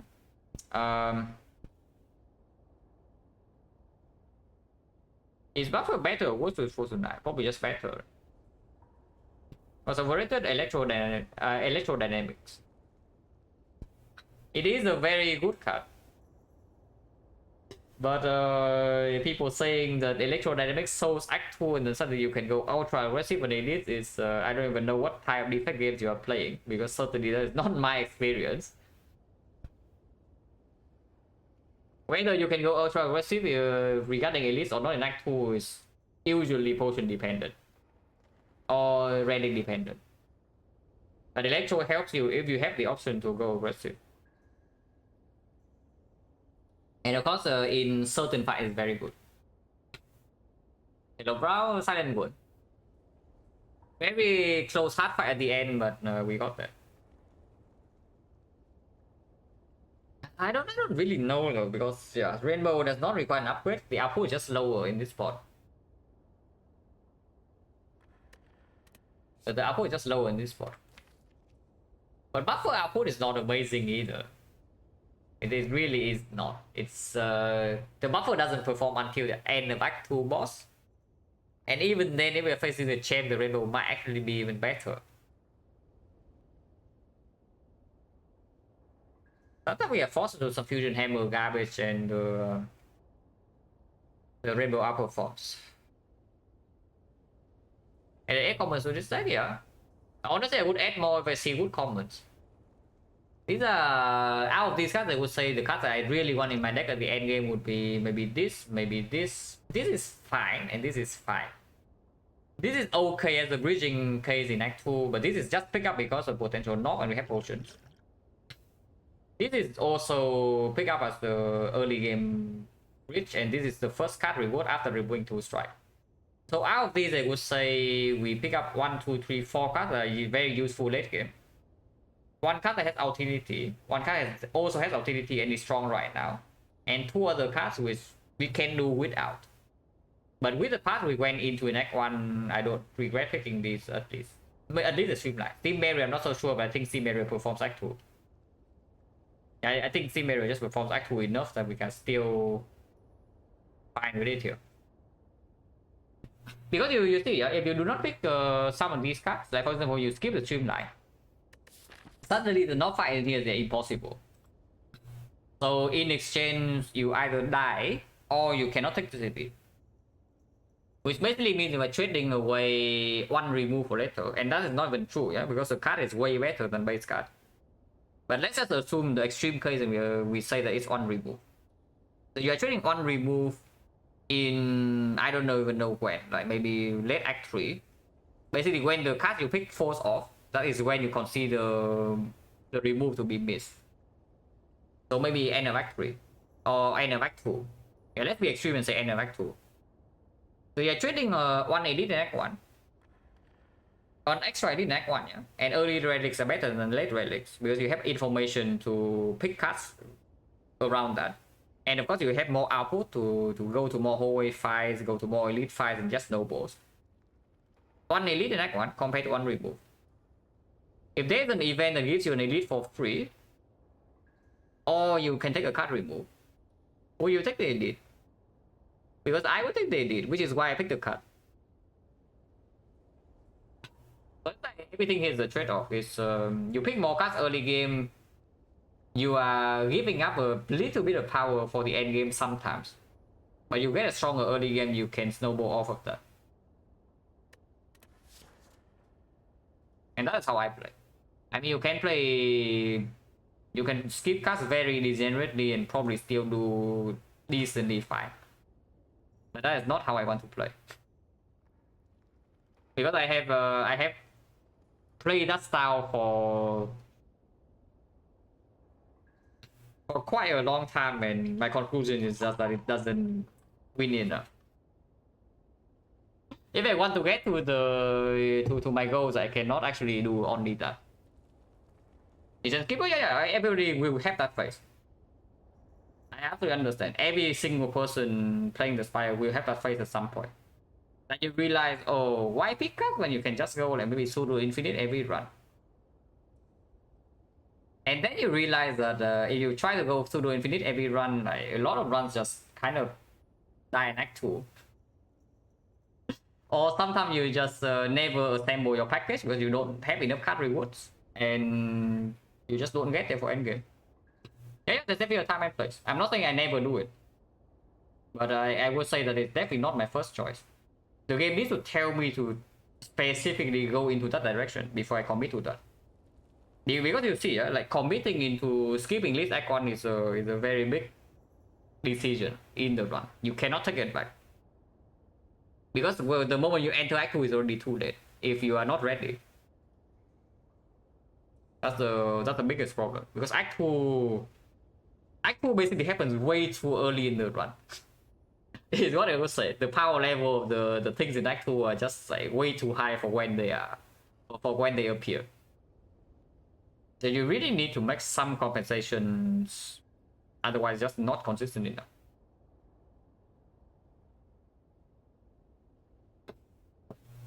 But if you just if you ignore act 2, if act 2 is not what it is, then I would say probably the way to play is somewhat similar to Watcher. Because you are so overcome already at the start. Because you're overcome, you're allowed to be greedy. And if you're greedy, if you are greedy, you are skipping cards. And yeah, Watcher can do that, and Watcher just wins. But we are not playing Watcher. At least not at the moment. But here I think I take the Rainbow. Makes any potential focus stronger, but the bigger sell is that it does not need the upgrade. This thing does, and it doesn't perform in hallway fights. I mean, it's not like this thing performs in hallway fights either, but with Frozen Eye Compound Rival, maybe it's okay.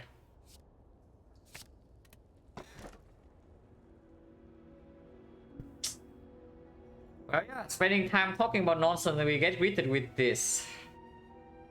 Oh boy. Oh boy, like this will be a run.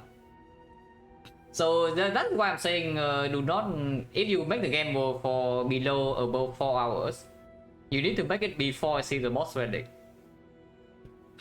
Because when you see this screen, you already know that if I don't die, the run will be over 4 hours. Sound reference call work? Yeah, work for what?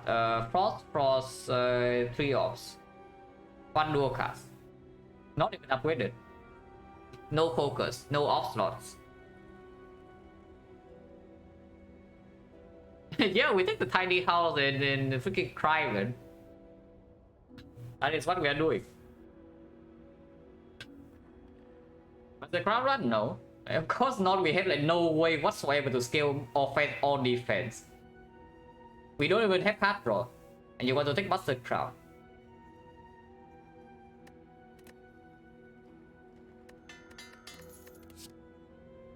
Compound Rival with Rainbow, sure. Focus Potion is pretty good though. It can be safe for Act 2 boss. If we have to, yeah, avoid danger in Act 2, which danger is lurking. yeah, danger is freaking lurking in Act 2, guys. We have some strong Act 1 and now we enter Act 2 and we are garbage. Interesting. I think Liquid Memory is still better than Power Potion though, in case we are being absolutely forced into an early elite. Then maybe this can kill slavers for us. I am generally terrified about stopping at the moment. But I guess Focus Potion maybe can bail out. We do have a big shock. Also, another thing about skipping cards in Act 1, yeah? If you skip cards, you probably also want to remove in the shop. And what happens when you remove in the shop is whenever something like this screen happens, now you enter Act 2 with no gold. So what do you do then in early Act 2? Whenever you see a screen like this,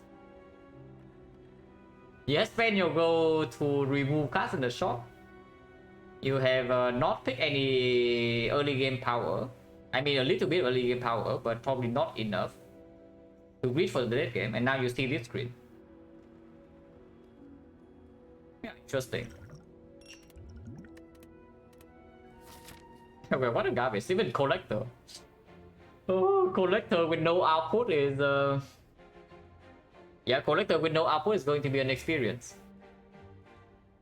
If we even get there, we might even die miserably before Collector. But we'll see. Shop is a must. Yeah, early shop is an absolute must. And if we do this shop, we have to fight our advanced hallway. We go here, we need to fight easy hallway before the shop, but advanced hallway is after the shop. Afterwards, regardless, it's one fire into the edit. But here, after the edit, there is a second fire to the rest for safety. But we can also dodge the fight with some question marks. If only we had data this, yeah, sure. But yeah, start here, 1, 2, 5 the shop, and hopefully the shop is big, otherwise we most likely die.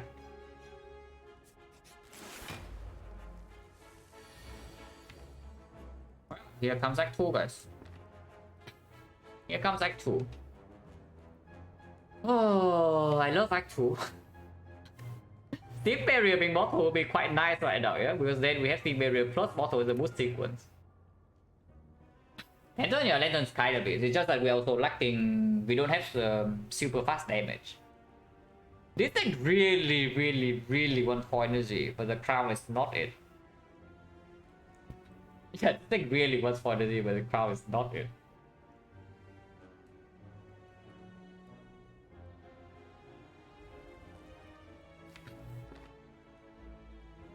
I'm not saying crown is never picked in Act 1. I think my crown pick rate when I see it in Act 1 is around 10%. But this is not a run where I think it's playable. Because the only thing that's picked for it at the moment is a singing bow. And that is definitely not it, yeah. You gain, yeah, sure. Let's say the singing bow gives you 30 max HP. What happens then? You enter the boss fight with no deck and 110 max HP. Let's even assume you somehow survive Retromancer, which you probably won't. But let's assume you do. And yeah, die. No, wait, yeah. I don't hate Crown so much to say it's unpickable after Act 1, but this is definitely not the spot for it. So it's unfortunate we are forced into this crap. Yeah, it's actually unfortunate that we are forced into this crap, but here we are. What are we even doing this turn? It's like cool-handed compound driver, cold snap, defend, take 12. Next turn we maybe take less. But that was not downstream, that is not play.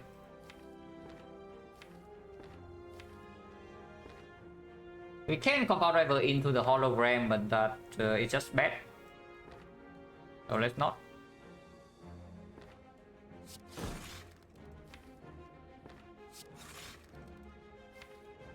I don't even know whether I should block this 5 or not, yeah? It's very unclear because how are we ever dealing damage in this fight? If not, streamline. Is it focus bot? I'm thinking. Really considering. Like we will save a lot of HP with this focus bot in this fight. The small problem with using focus bot here is that yeah, it is forced. With people stabbing here, we have no answer in the shop, we die. But it is saving a lot. Was tiny house good? Of course not. It was okay. It was okay for a tiny house.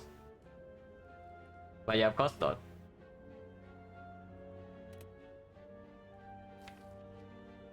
In fact, we don't need that many things to be strong. From here, something like an aggregate or a turbo with maybe one focus card, and we are already in a reasonable shape. Not good shape, but reasonable.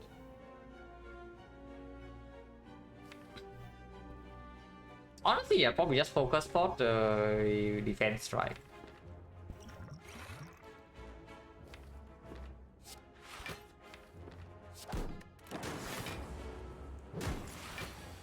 This fight is like unplayable.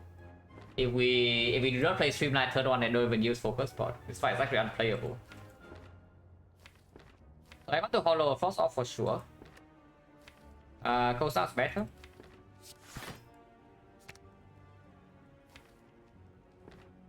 V1 coast out not needed, so I just do this.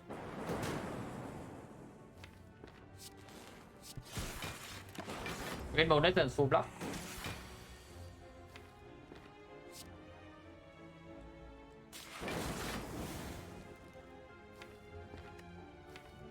To draw 2 defense next turn. I mean I do, but not 2 defense with Ascender's Bane and nothing else. I would prefer to draw Frost Ops. And now I can play Streamline.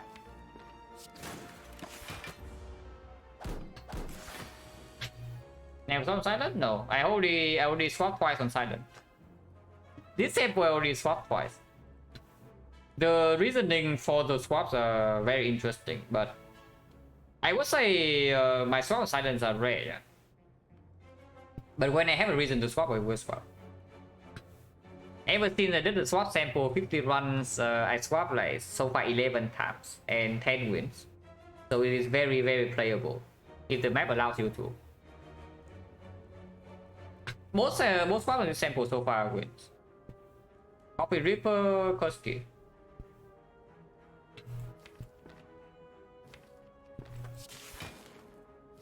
So do a cast now is a skill. Do that.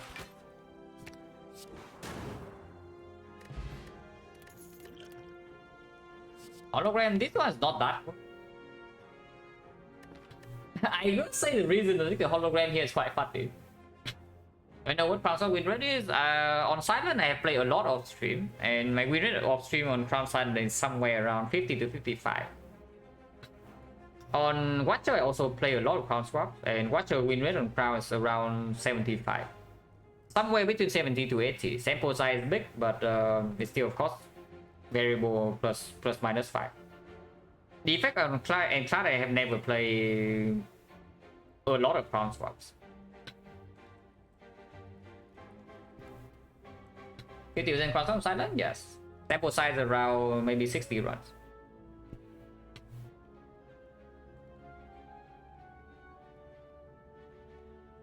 You have to play completely different, of course, but it's not unplayable.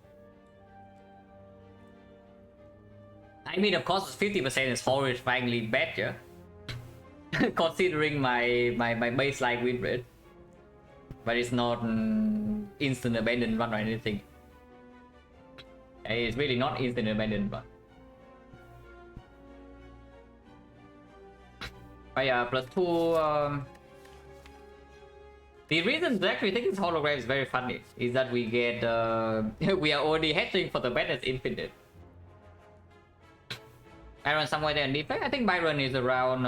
I think Byron says that his crown is around like maybe 40% on defect. I would assume that crown on crossfire on defect is worse on silent because you have way less options to actually deal with Act 4. And your early game is not even strong, yeah, because you swap away your starter relic. So Act 1 you cannot get ahead, and Act 4 you get on. So my gut instinct is that crown on defect would be the worst. Swap wise, and then probably on silent, and then Ironclad is still better than both. And then Watcher of course by far is ahead.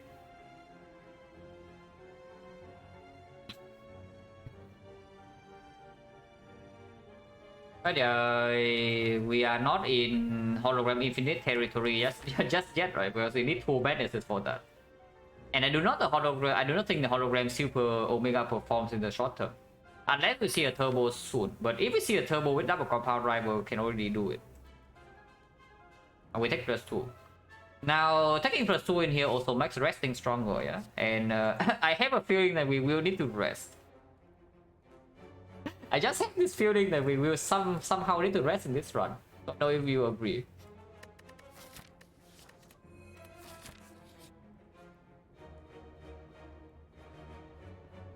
Okay, this decision is huge. Whether we win or lose this run can actually be this card. If we pick the wrong card, we can die immediately. If we pick the correct card, we might still die immediately.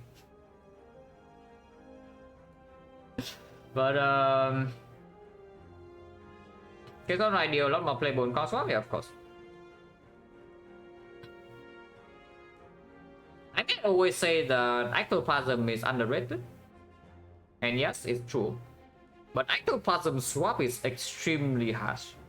At least on silent and defect. On Ironclad is like okay, Ironclad just dumb, Ironclad gets away with anything. But Ectoplasm swap on defect and silent are really awful.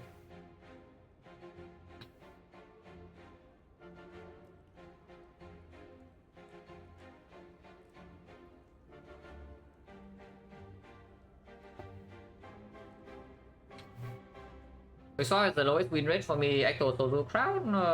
Sample size not nearly big enough for anything except Crown. Because the only one I have explicitly filtered for is Bastard Crown. In theory, it should be Bastard Crown lowest win rate, but in practice, I don't know. Ecto Squad for me on Silent is also around like 50%, but I have only played in total maybe 6 runs. And in total, I think I'll only have like maybe 6 Ecto Swap on Silent. But I can just see this is insanely terrible.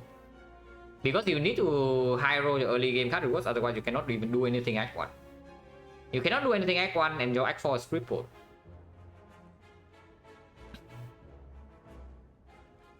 What else? You need to recycle infinite, coordinate upgrade, turbo plus and scheme, yeah.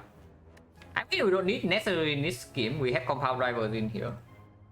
And we do have 3 off-types, so these can also draw 3 if the fight goes long enough. What we need the most for Recycle Infinite from this spot is time. The enemies do not give us time to do our thing. So I think it's never recycle here, especially when the elite is coming. And yes, we need to go to the shop. For me right now, there are only a few choices, yeah? Number 1 is Turbo. That is the very clear one. Number 2 is the Chill. Exceptional output for 0 energy when we are stuck on 3. And number 3 would probably be Consume, but Consume is really weird to pick in this spot. Because we have Frost Ops, but still we are stuck on 3 energy, yeah? And the Consume doesn't block enough, it's also a bad redraw. It also makes the compound rival bad.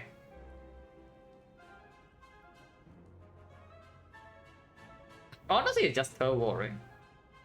I would love to have a chill in my deck, but Turbo is like way more urgent right now, and it's also a strong upgrade. Overclock? No, Overclock is the opposite of what we need at the moment. We have draw, we have no energy. I do get to upgrade my Turbo before the elite, yeah, and that can actually make me significantly stronger. I hope. We also need to draw into it. Like for example here, whether to sweeping beam into here next round 345. So I do not breach the turbo unless they use draw pod. Point change right now is 30. We even have to. We actually fought the two harshest fight in early Act 3. Fought both wise. Avocado into the thieves. This fight give us no time to be ready. That's really annoying. I want 3 for 5, draw 2. If I draw 3, we can draw until here. Which means I can have 5 energy this turn. Compound rival until here. 4 energy, streamline, hollow, streamline. Which would give me 30 damage, 37 damage, 37 plus another 9, 46. We probably draw pot next turn. Yeah, we probably draw pot next turn. Is what I see here. And we already did 10 and we also use another potion. But we have the shot to buy potions. And point change is still 30%. The line of Frozen Eye is a shop rally. So you need to pay go for it.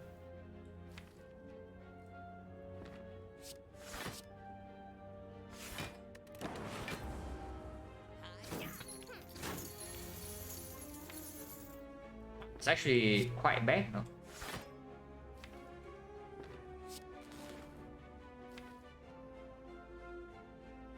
Yeah, that's really quite bad because now, because the lightning hits where it did, we are 1 damage off from here.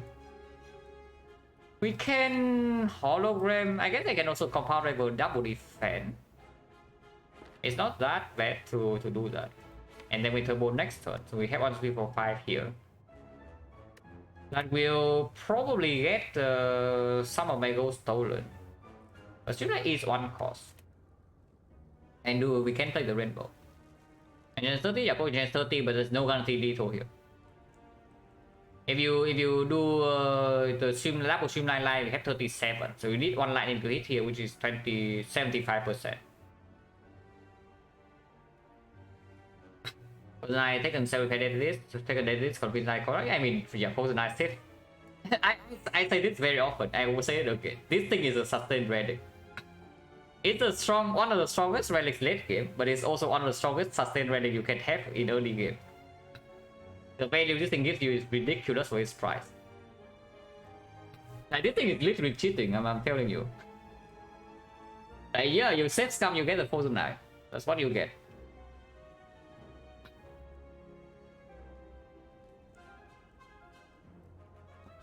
But honestly, though, self repair would have been quite nice right about now. Self repair would be quite nice right about now. Here we probably hit the right one. And double defect, so no potion. Come on. Oh really? Oh, they are going in, guys. they are going in, and I am not very happy about that. Hello, Byron. Yo, you arrive at a run that probably lasts for a while because we have Frozen Eye and we are forced into this garbage. It was a Frozen Core Tiny House Mustard Crown, and the deck was until here, so it's a forced house. So they don't want our gold, they want our HP, yeah? We can do a Rainbow Hollow Streamline, it's possible. But that does not guarantee a kill whatsoever. The line to full block would be Cold Snap, Rainbow, Hollow, Steam Barrier. That blocks for 12, that blocks for another 10, 22, 22, 24, so we take 8. That line we take 8. But we preserve the draw potion. Point change is only 30. And I think draw potion doesn't even do anything here. We want to save HP, we need to liquid memories, which I absolutely don't use now. Yeah, let's do let's just full block. Cold Snap, Rainbow, Hologram. It's Steam Barrier. We have 1 energy left. If we have 1 energy left, we can hollow for something else. Like maybe another Cold Snap. It blocks 5 though, so it blocks 2 less.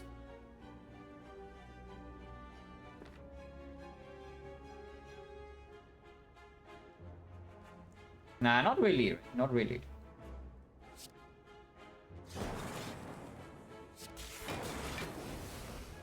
Unless you are hopium. Are we optimistic or not? Because you can hollow sweeping beam right here and 50% of the time it dies. But we need to press end turn before we know whether he dies or not.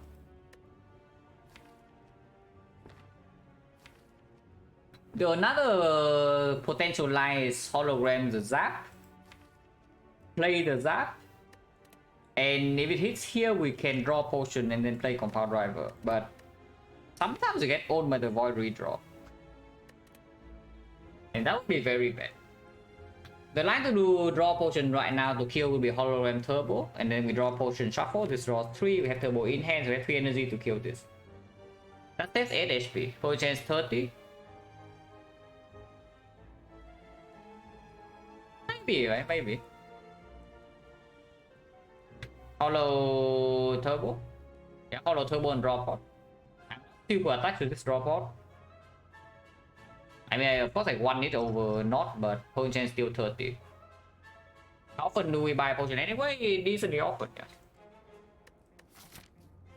Maybe not that often, but this potion is still strong. It needs to be quite a good potion for us to buy.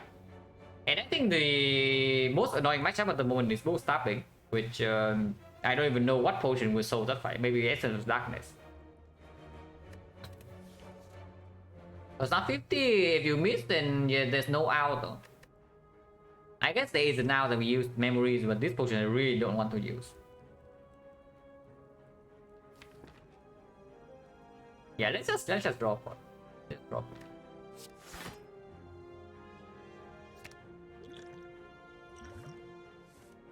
Okay, we're fine.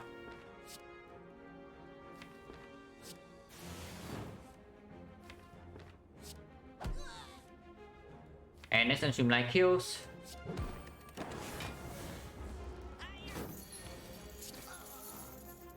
No poison or chance 40.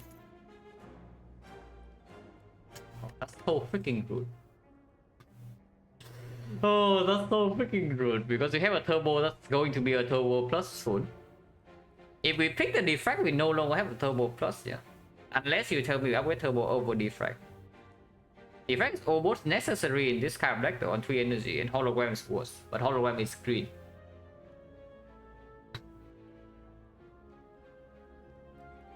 It is still defect. It is actually still just a defect, even if the hologram is green. Because for the very short term, we have this to cover energy 1 turn. Yeah, Byron look away. Started look away. Huh. Oh, this is interesting.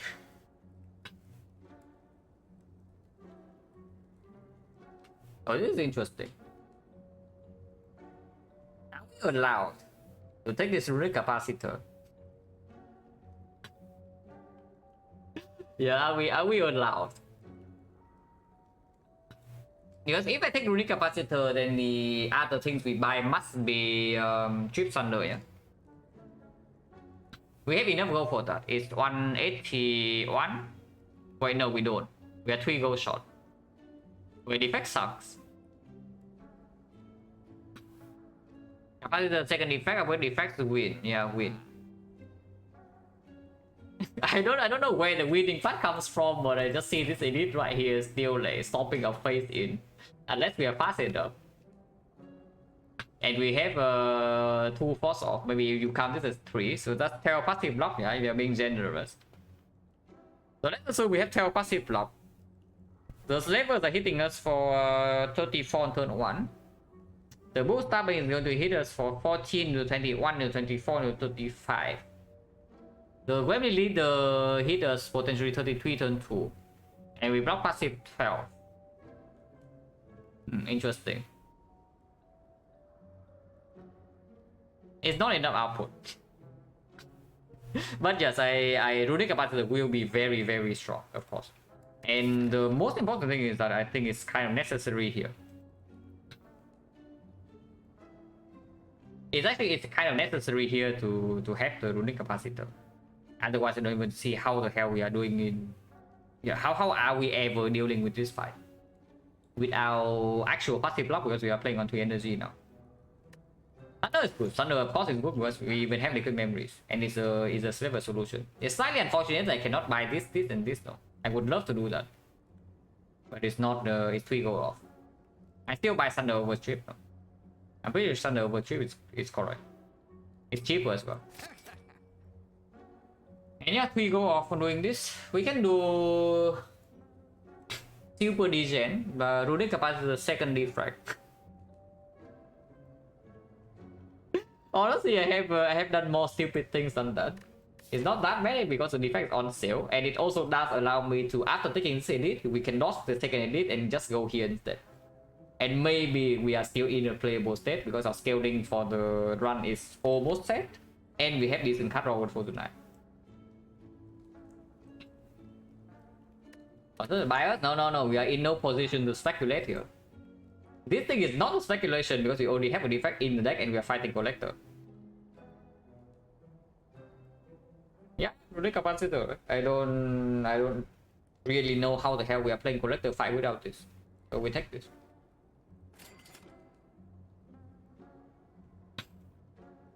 And afterwards we can do defect plus a potion. Point chance at the moment is 40%. So we can throw away a potion here, but I don't care. Yeah, I don't care. And removing right now is definitely not better than buying second defect in this spot. And potion is better than recursion, right? Recursion plus would be pretty sick. Recursion minus not it. And we already have 3 upgrades being lined up. 4 upgrades actually.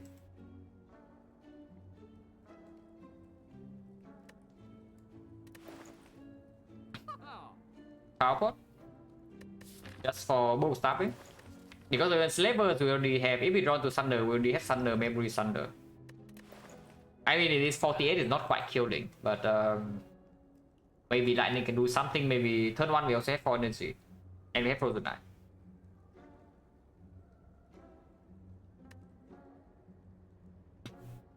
He's got Silent, Boss Guardian, Backflip, Acro, or he add one Acro and they kill one. No, probably Backflip. Yeah, probably just backflip. I mean, energy swap is 4 energy only, it doesn't give you 10 energy. So, I would say, yeah, if you acro into some good stuff, it's good. If you acro into another acro and you play the second acro, it's quite bad. In Act 1 at least you are not allowed to do that. And if you have only 4 energy after seeing the boss relic, then the backflip will perform better in Act 2. Second acro is greedier because it does open up some very strong late game options like Partition, Reflex, maybe some damage dealing with Eviscerate, Sneaky Strike. But the backflip is very reasonable. You're also allowed to pick football on 4 energy swaps. So backflip gets even better then.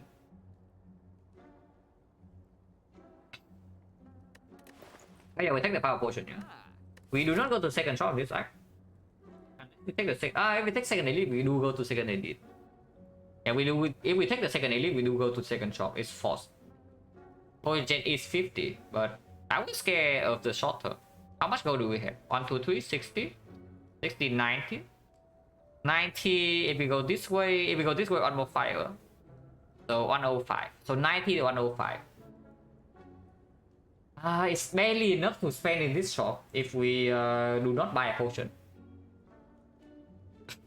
yeah, if we do not buy a potion here, we barely have to go into the next shop to do something. If we also dodge the elite after this, as long as we survive this, and if we dodge the elite, then we also would prefer to not buy the power potion and save our gold instead. I think after buying Thunder, we are allowed to be slightly greedy. Because yeah, again, point change is also 40%. very, very funny, right? After we use 2 potions in 2 easy hallway fights, now we say that we don't buy potion for the elite. So I sure hope that 52 is enough to survive. But I don't think I pay for potion. They're in Mystic. We're not getting owned on turn 1 super hard, so this is hard. Still taking 5 though, but it's fine. He is healing next turn, yeah. This guy can attack again for 18 though. It does. 12, blocking another 4, so block 16. If we play compound rival double defect. Now compound rival defect defense is taking 0. And next time we can do defect again.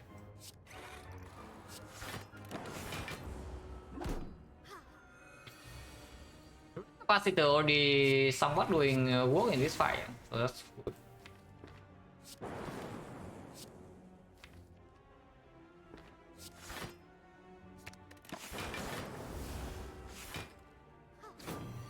If we only take 5 in the advanced hallway, that's already excellent news. So hopefully that is where the damage taken stops.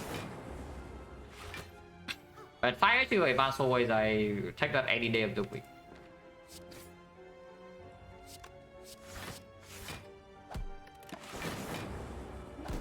And you see how much the steam barrier is doing in this act, right? After we leave Act 2, maybe maybe late Act 3 is going to be a worthless card. In the hard fight, mostly is an empty draw the second deck cycle. In Spear and Shield, you probably also don't want to draw it over your wood cards. But as of this point, how much HP has the steam barrier save in Act 2?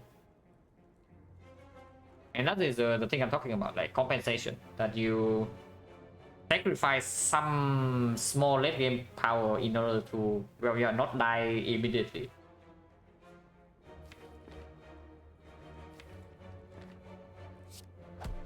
Also, by the way, they're going in.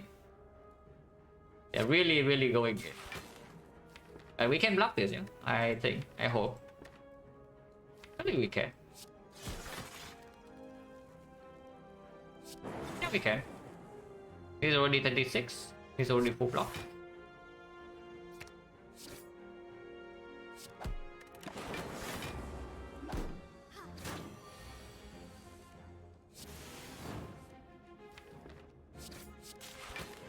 Okay, only losing 5 in the battle was excellent outcome. No potion though. Our Silent very close hard fight because the draw though was pretty god awful with the Philo Stone. But we barely kill in time. I went to a single digit HP and we kill maybe one attack before we died. So that was pretty solid.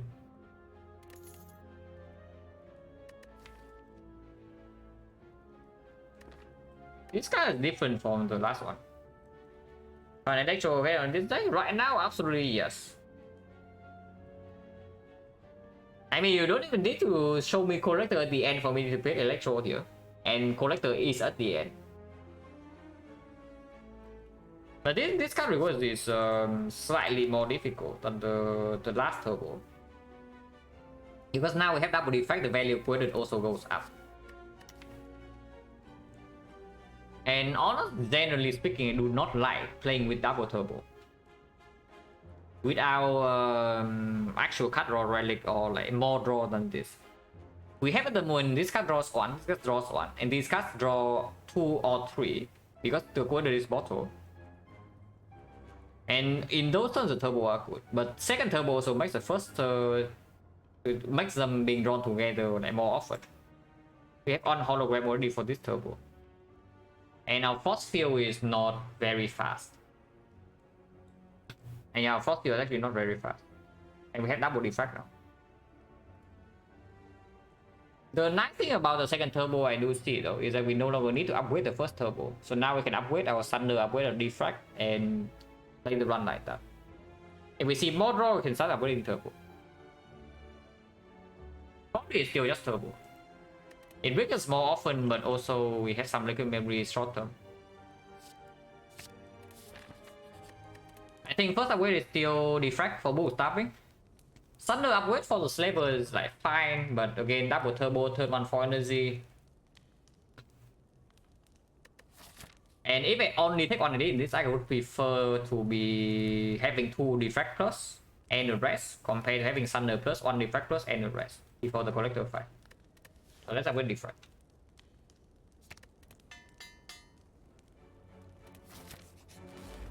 Savers, my Thunder. Very far down.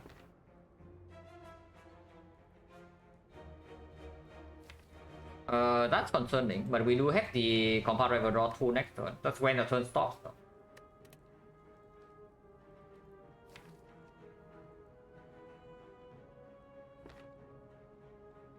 We can do big streamline turn right now, but it doesn't kill anything.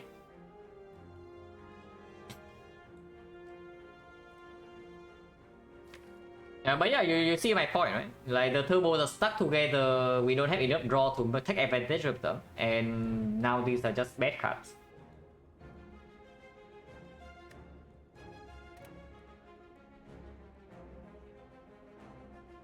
That is only 30 damage.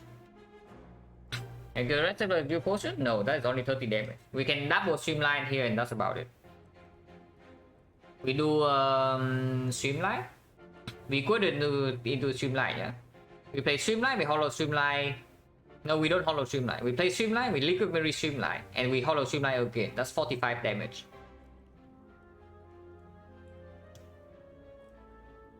And yeah, that is all we have this turn.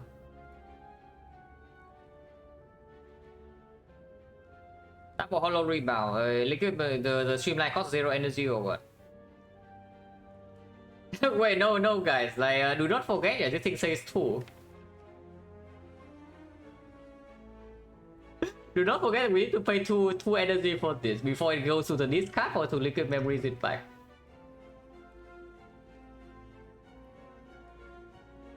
So we are 1 energy short and we can deal 45 damage, and that is it. It does mean the next time we have a kill though. Well, this does that. And if we triple streamline this guy on our 3, this guy dies right now. And we are only facing, we block hologram plus the co-headed. Yeah, hologram plus the co-headed that is blocking 7. So we are only taking 22. Yeah, only. But sure. If we do not go for the multi-streamline line, then what would be the line?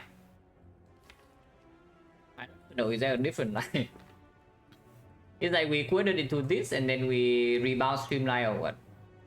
And then we take 27, but potions unused. We deal 24 damage. Next time we have this 11, just 35. We draw 1, 2, 3, 4, 5 here, and we die. Okay, that's not good. Yeah, that's not good.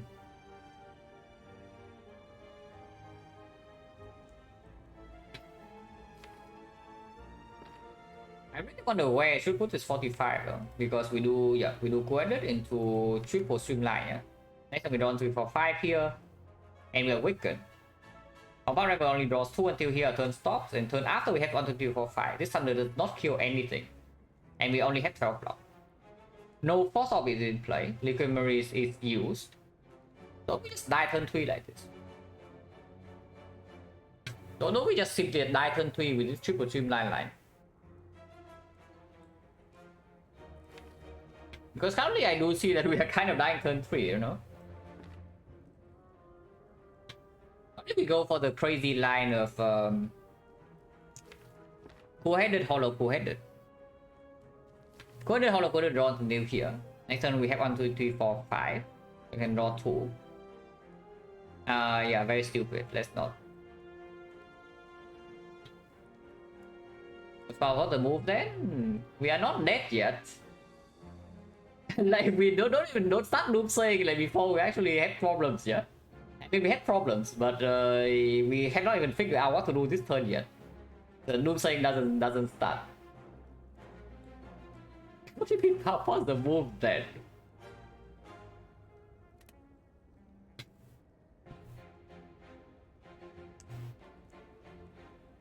Yeah, if the triple streamline does not work, then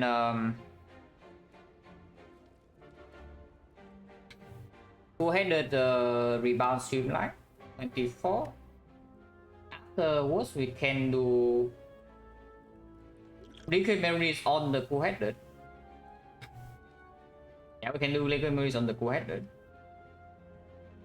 1, 2, 3, 4, 5 like here. Memories on co-headed, we draw until here. Streamline sorting 1. We have 5 energy. So 1 energy co-headed, 2 energy streamline, 3 energy compound driver, draw until here. 4 energy defect, 5 energy we do a cast. All strike. We deal in total. This line we get 1 card deeper into the draw pile, and we get 1 more force off.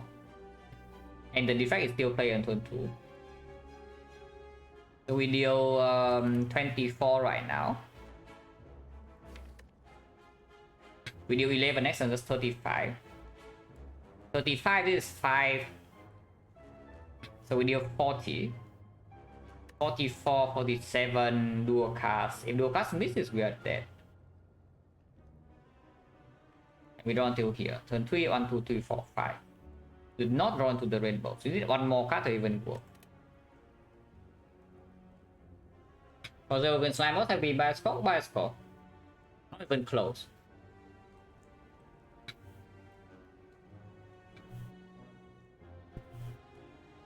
That is bad. That is bad. And we bottom deck these 3 cards. It's really, really bad.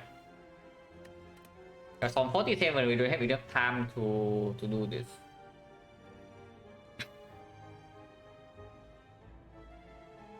Defect, co-headed, hollow, co-headed.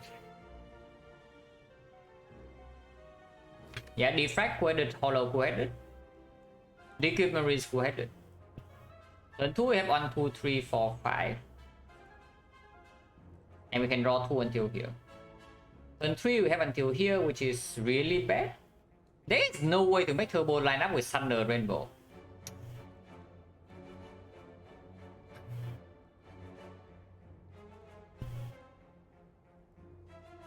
So we either need a double Thunder on turn 3, which means the liquid memories cannot be used right now, or we need to have Thunder to kill, but I mean, yeah, double Thunder turn 3 doesn't even make sense. We just set up block because we cannot kill before turn 3 anyway. If we set up maximum block, then what? If we set up maximum block, we have 1, 2, 3 force offs. This is blocking 9, so I'm facing 20. Next turn I'm blocking 15, 20. So I'm facing this is 9, this is 8, and this is 13. So 30. 30 I'm blocking 20, next I'm taking 10. Turn after I am vulnerable.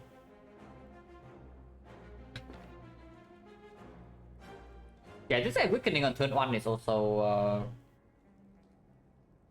yeah, like pretty unplayable.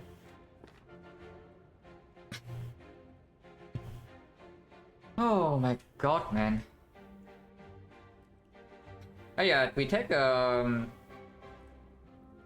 3 force over the turn 1. With this is 9, it's 14. Actually it's 14, we take 15. Turn 2 we take 10, so we take to 25, we go to 22. Turn 3, turn 1 we spend all energy on this, we deal no damage, yeah. We draw until here, here, here. Turn 2 we have 1, 2, 3, 4, 5. So we can compound driver and zap, and that's all our damage. Turn 3 you have Thunder, but liquid memory is gone. So we die turn 3 with that line, that doesn't work. I am definitely not allowed to liquid memories on the cold snap. So if I don't, but I do play for maximum block line, then we do hollow, co-headed hollow. Turn 2, 1, 2, 3, 4, 5 here. So we have 1 less force off, yeah, which means minus 3 this turn, and minus 5 next turn, which is minus 8. So we go to 14. We are still vulnerable. Turn 3 we kill and we block for 13 to another... plus another 10. So 23, but vulnerable 37. The blue saber is 19, the red saber is that also does not work. Oh, it really doesn't work. Okay, so we eliminate the double frost line, yeah? That always dies. If double frost does not work, then the only other option we have is the multiple streamline line, which would be probably yes, triple streamline. Triple Streamline blocks into 7 this turn on facing 22, but we will kill this next turn. Only one force off in play though. So we draw 1 into here, Triple Streamline, next one we for 5, we block 5, we block 7. We are facing 8 plus 13, so we're taking 14 next turn. On turn 3, Liquid Memory is still not in play, but we do have a Defect plus of plus 1 force off, which is blocking in total 4. We have 17 on this turn, we're not vulnerable. We are facing 9 damage and 13 damage, maybe we take 5. So this turn we take 22. Next turn we take we block for 4.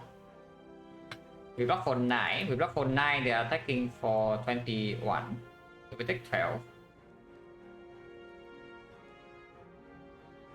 Yeah, 22 this turn, 12 next turn, 34. Turn after is here. And we don't die. Turn after is here, and then we have 2 focus with some frost. And maybe this thing can die soon. That's not unplayable. Yeah, Dada can live because we do have passive frost off for the second cycle too. If the other line always dies, then we go for the line that sometimes flips. I don't think we gamble on 1 up 3 though. For the... I don't think we gamble on 1 up 3 for the lightning to kill this. Because we can triple streamline and then lightning sometimes kill this for us. But if it doesn't kill this for us, we are in big trouble because vulnerable is impossible to block on turn 3. If we let ourselves be vulnerable on turn 2.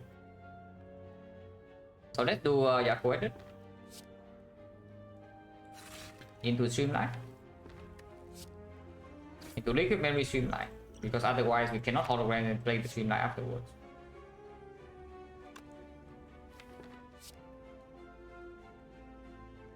Into hologram streamline. Streamline weight would be good here. It did hit the weakness, interesting.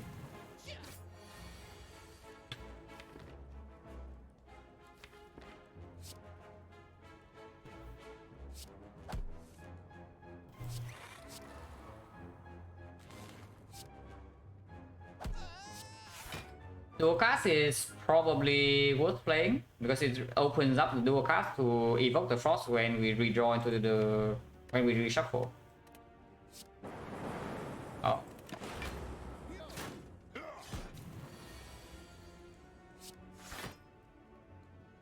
Oh, I actually knew this 18.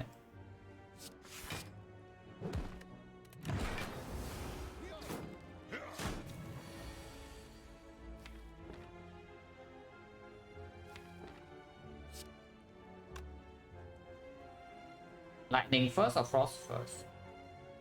Probably frost first. So cold snap rainbow, yeah.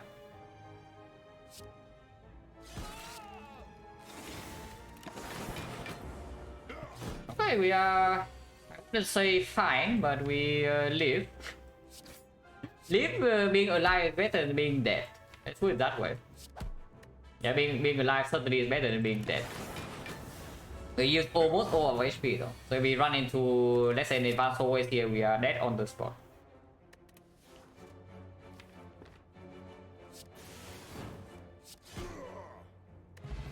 I got no potion, so potion change at the moment is 1, 2, 3, 4, 60.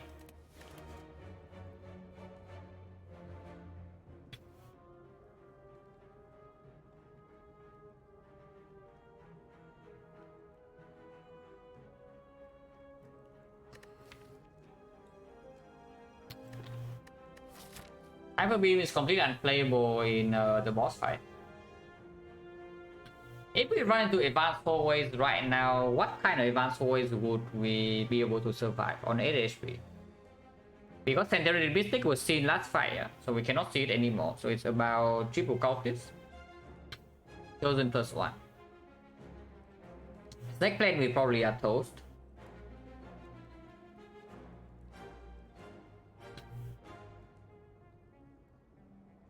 It just triple cultist chosen plus 1 may be the base blow.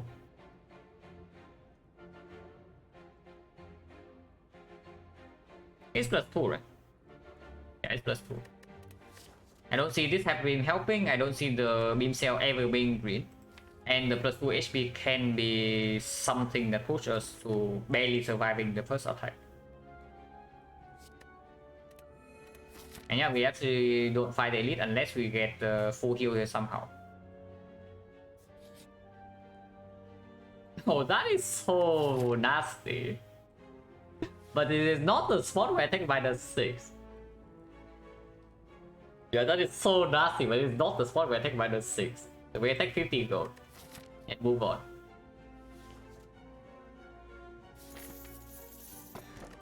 Prep. Back prep. Oh?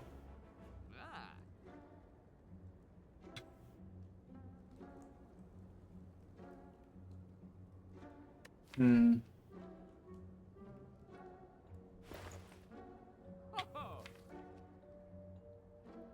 We do make it to the final, yeah? Unless you tell me somehow that we fight this, we will go to this elite fight. Couple would be nice, yes.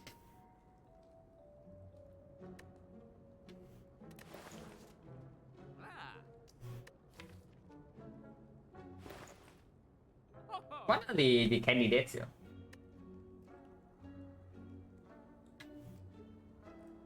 Because I do see something potentially very strong. Right. Two things in the shop that are potentially very, very strong. They are extremely expensive, but they are strong. Because we are also facing collector with Thunder not green. And see the panache. And yes, it sounds weird to get panache when our deck is like 3 energy hard stuck, but we have double turbo. We have Frozen Eye, we have hologram 0 cost. With compound rival, steam barrier, and the zap. Menace? No, Menace is not a kappa. Menace is real. It's just that unfortunately one Menace doesn't do enough. But it is something that you should seriously consider. But yeah, panache is number 1. And number 2 is Pandit. But Pandit actually doesn't deal with collector minions for us.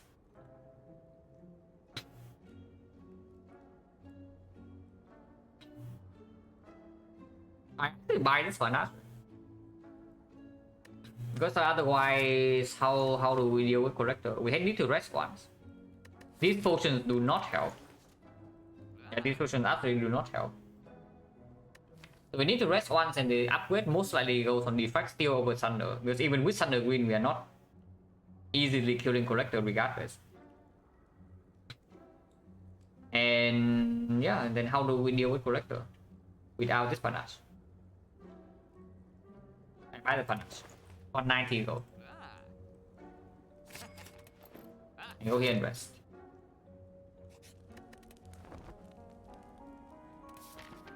Unfortunately, the potion in the shop also do not give me the option to be aggressive.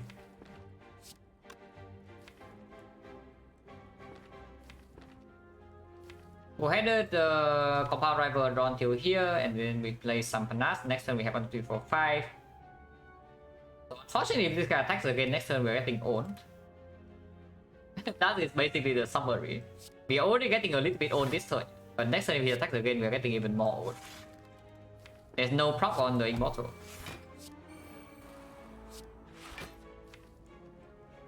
There's no proc on the Immortal. We can draw into the hologram, I guess, but that means not playing the Defect and not playing the Defect. Seems quite weird. Like 9. Yes, of course he attacks, because why wouldn't he? And yeah, once again, you see my point, is that the double turbos are stuck together. And we cry.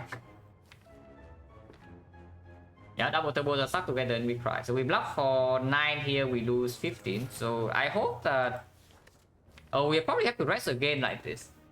Because this guy is not letting us pass. Also, next floor question mark is... Yeah, next floor question mark, we do not see 5 here. So 1, 2, 3, 4, 50% of the time we see advance forward. Loading deck order repeatedly, yeah. But I mean, I already talked about it when we pick the second turbo. Is that this will happen at some point because our deck does not have actually that much draw.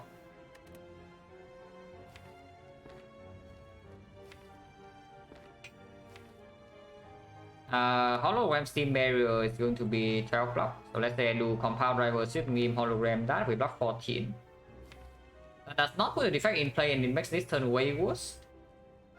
Because afterwards he still need to kill this guy, yeah? Otherwise this is the off turn. And then he runs to second attack cycle, we have 3 Frost in play. But damage is not clear and we have no focus. So that takes less damage immediately, but it just triples long term. Yeah, that's very stupid, so let's not do that.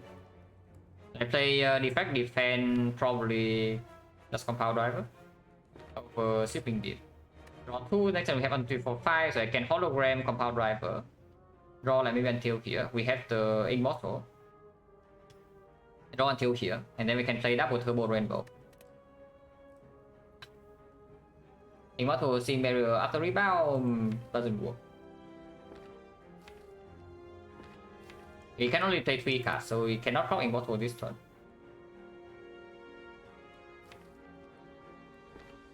Oh yeah, draw maximum, yeah. And we cry. Minus 15. Go back to 12.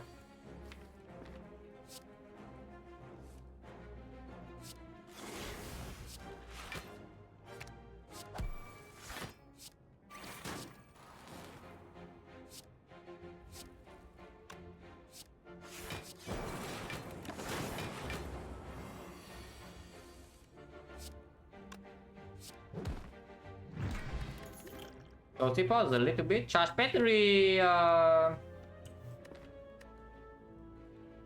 Quite weird. His thing is interesting. Don't know whether we're allowed to take it, but I would like to have it in my deck eventually. Assuming we are resting before the collector, which most likely happens. Would I like first full here, which would also be 89. 89 is resting 26 still. Currently resting 25. If we take this, we rest for... No, we are resting 26 already. So this is only plus 2. It doesn't give us any HP for rest. I would like the charge battery, because we do have hollow cut draw, we can even hollow the battery afterwards. And it's also a little bit of fun block to support whenever we draw to this crap.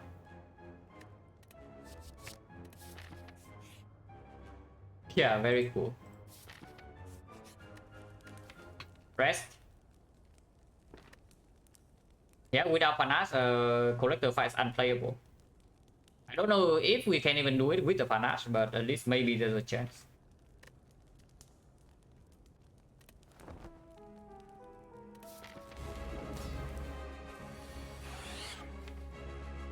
Nice Panache. Pretty deep.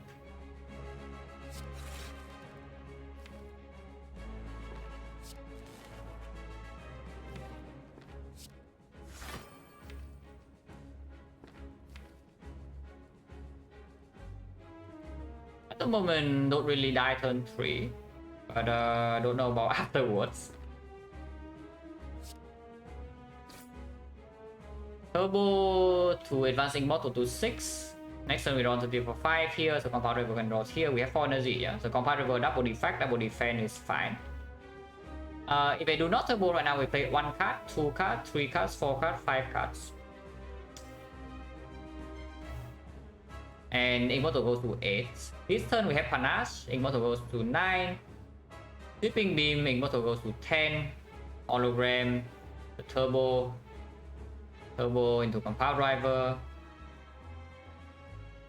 Until here, and then the Rainbow. So we do proc the Panache once here, and with the Lethal Open, with the Explosive Pot, maybe minions can die.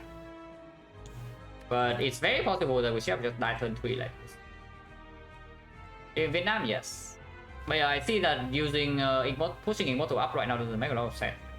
And also we need to redraw Void afterwards then. That's quite bad. It does not attack turn 2. Don't know whether that's good or bad for us.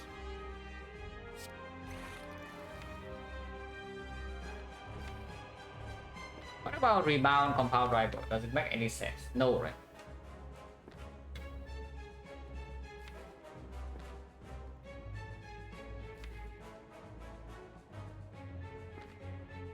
Completely doesn't. So compound driver, but we don't need to play the defense now. Compound driver rebound steam barrier, for example, and then we draw 1, 2, 3, 4 plus the steam barrier is 5.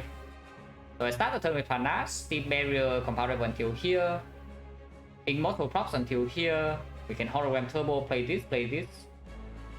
I think it's surprisingly okay. Yeah, let's rebound steam barrier, but we compound driver first.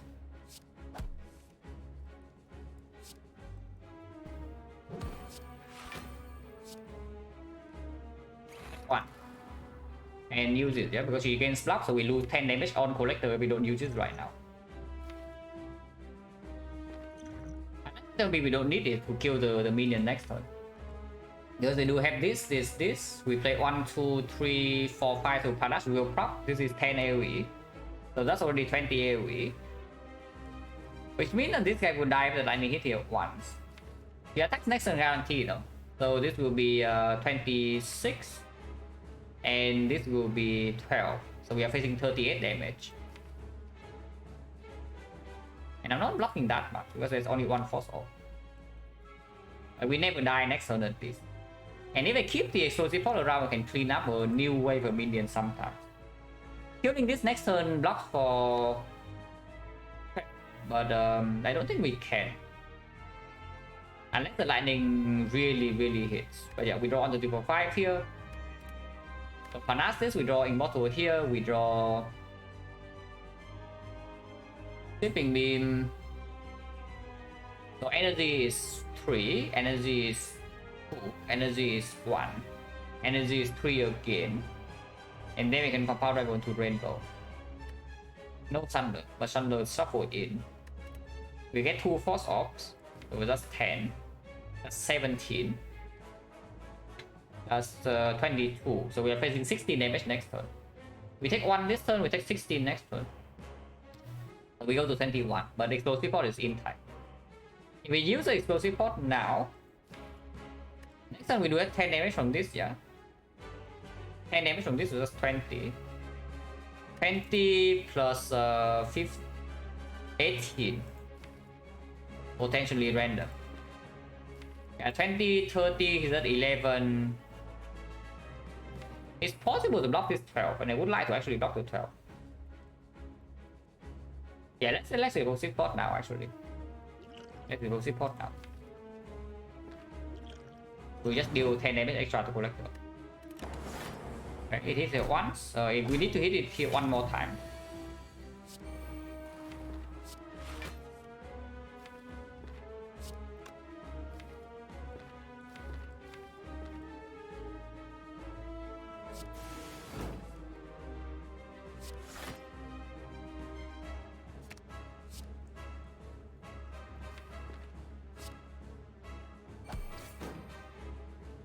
No, we only need to hit it there once. We already hit once the last turn because explosive pod was used, so that was good. And yeah, the Panache damage absolutely needed to clean both minions immediately. So now we only lose 4 into the redraw. Compound driver draw 3, compound driver draw 3 again. This turn is very bad. But she does not kill us in one attack.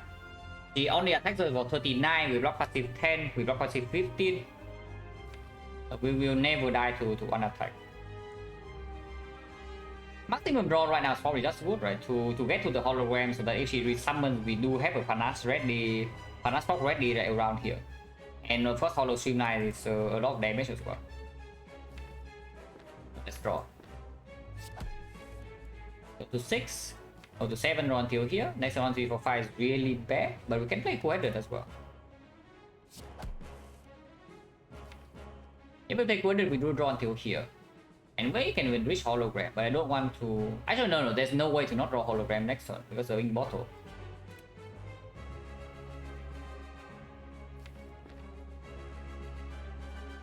Immortal now, go to 8, go to 9, go to 10, but then I cannot rebound full-headed, so we are one cast short. Yeah, we were actually one cast short. Turbo, dual cast, full-headed, something we draw on 2, 3, 4, 5 here. 1, 2, 3, 4, 5. Maybe not the worst thing, not the best thing, of course, but because if she doesn't attack, then we can also hollow compound rival to continue drawing. If she attacks, this is a good block turn.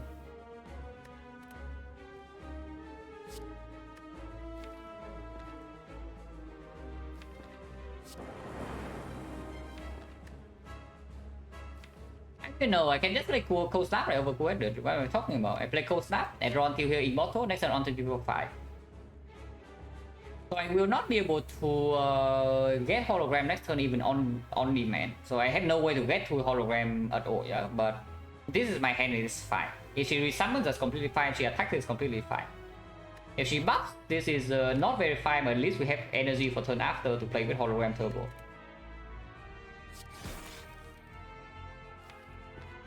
So yeah, no reason to draw here.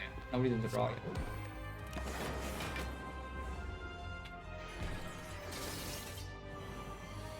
Summons.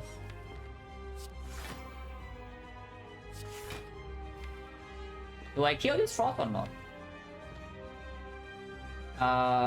No. This is a terrible idea, so let's not do that.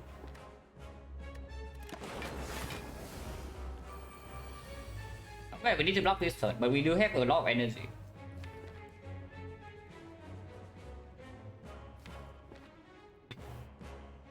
We don't even need to block for that much because it's only 49. Yeah, it's actually only 49. So we kill one of them, we already have full block with the hologram.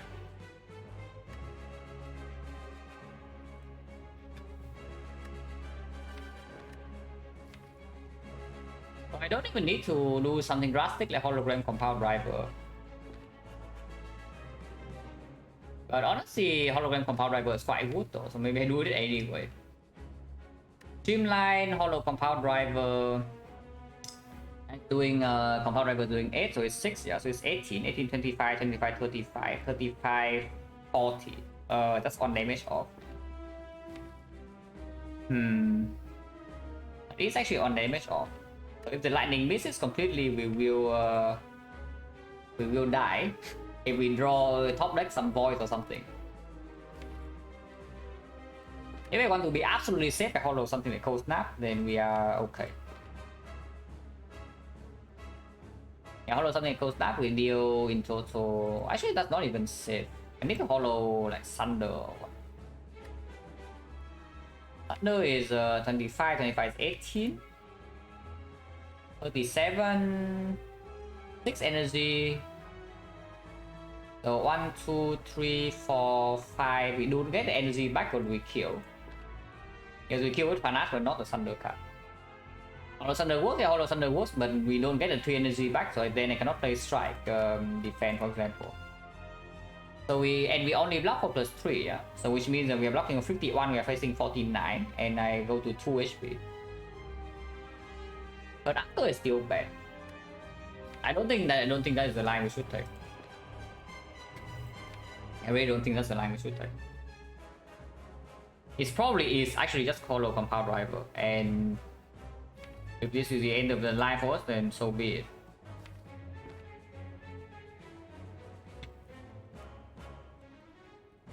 Because the fight doesn't end after this turn, yeah. We still need to deal with next turn and the turn after that and turn after that. Hollow dual cast, how is it? Hollow dual cast, block 16, block 26. So yes, we are alive on 3 at the minimum. And we deal 10 from Panache. We deal 19 to 29, 29, 34. 34, this is 1 off from killing this. And we don't have a damage card, and we're also wasting the turbo energy this turn. Hollow compound, play compound, go to 2 energy, go to 4 energy, go to 3 energy, go to 1 and 2 energy. But definitely opens up a chance of death immediately. And honestly, even if the turn is good, it's not that good. Which is actually making me a little bit hesitant.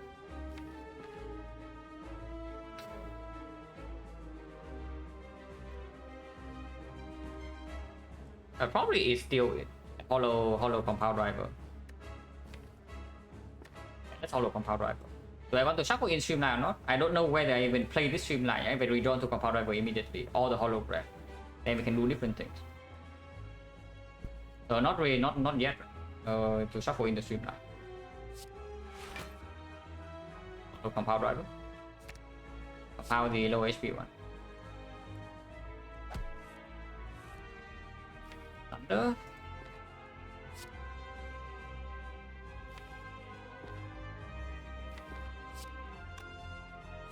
We can do sweeping beam, rebound, streamline, play one card, immortal procs, and streamline again. That will kill. Turn after is really bad though. Can we survive this turn somehow she attacks again? Because that seems incredibly suspect. But I don't see a different line for this, yeah, so we just have to go for that.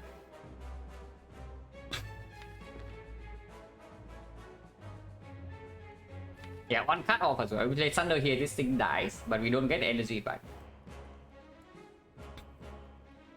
Which is pretty sad. Turbo, so we can compound. I actually no. Next one is big. Next one we have a strong turn. So we have 10 damage from Panache. We have 19 damage here, so that is very clearly killing this. So let's do that.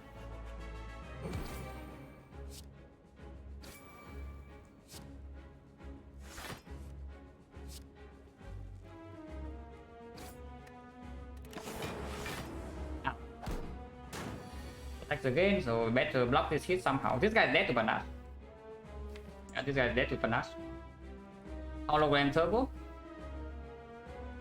We can draw 3 until here, draw 1 until here, turbo, then our turn stops. The hollow turbo, dual cast. Yeah, hollow turbo, dual cast. Yeah, 2 energy, 3 energy, 2 energy. Compound driver until here, 1 energy, put it here, 0 energy, turbo again. And then we have 2 energy to play cold snap, zap defense. That will live. Because that blocks 16 here, we still get passive 15. We actually get passive 20, so yeah, that's full blocks. Okay. Okay, hollow turbo. Yeah, hollow turbo works.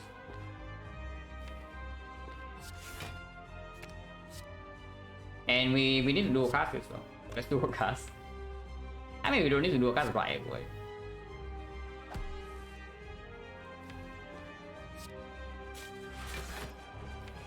All order.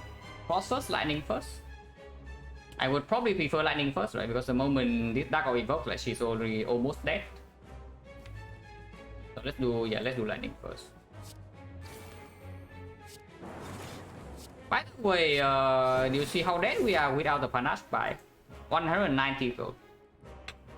No, do you? Do you see how dead, how completely utterly dead we are without the Panache by?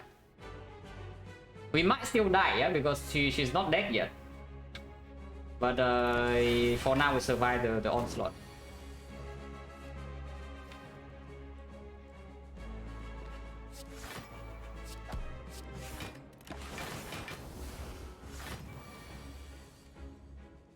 We kill here. Yeah, there's no problem, we kill.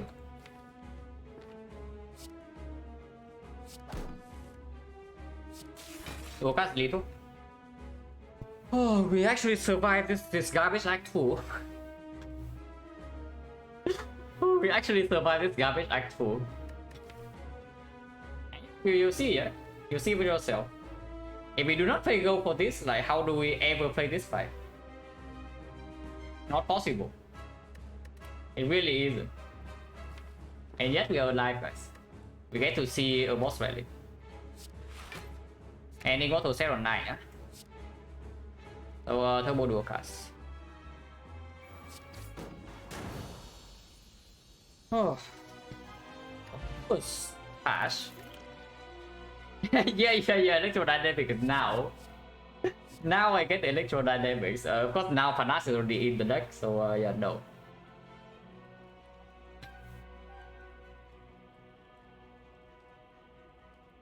But yeah, I take a short break and then we talk about this. But yeah, I need to clear my head.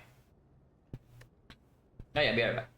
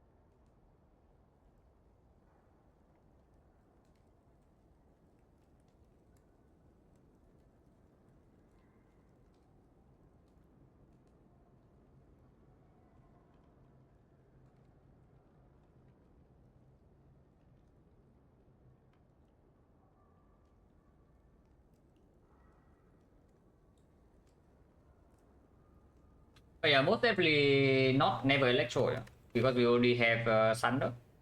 We have this. We have another electro in our deck already, and we also fast act 2, so the only fight where electro really performs is Retromancer.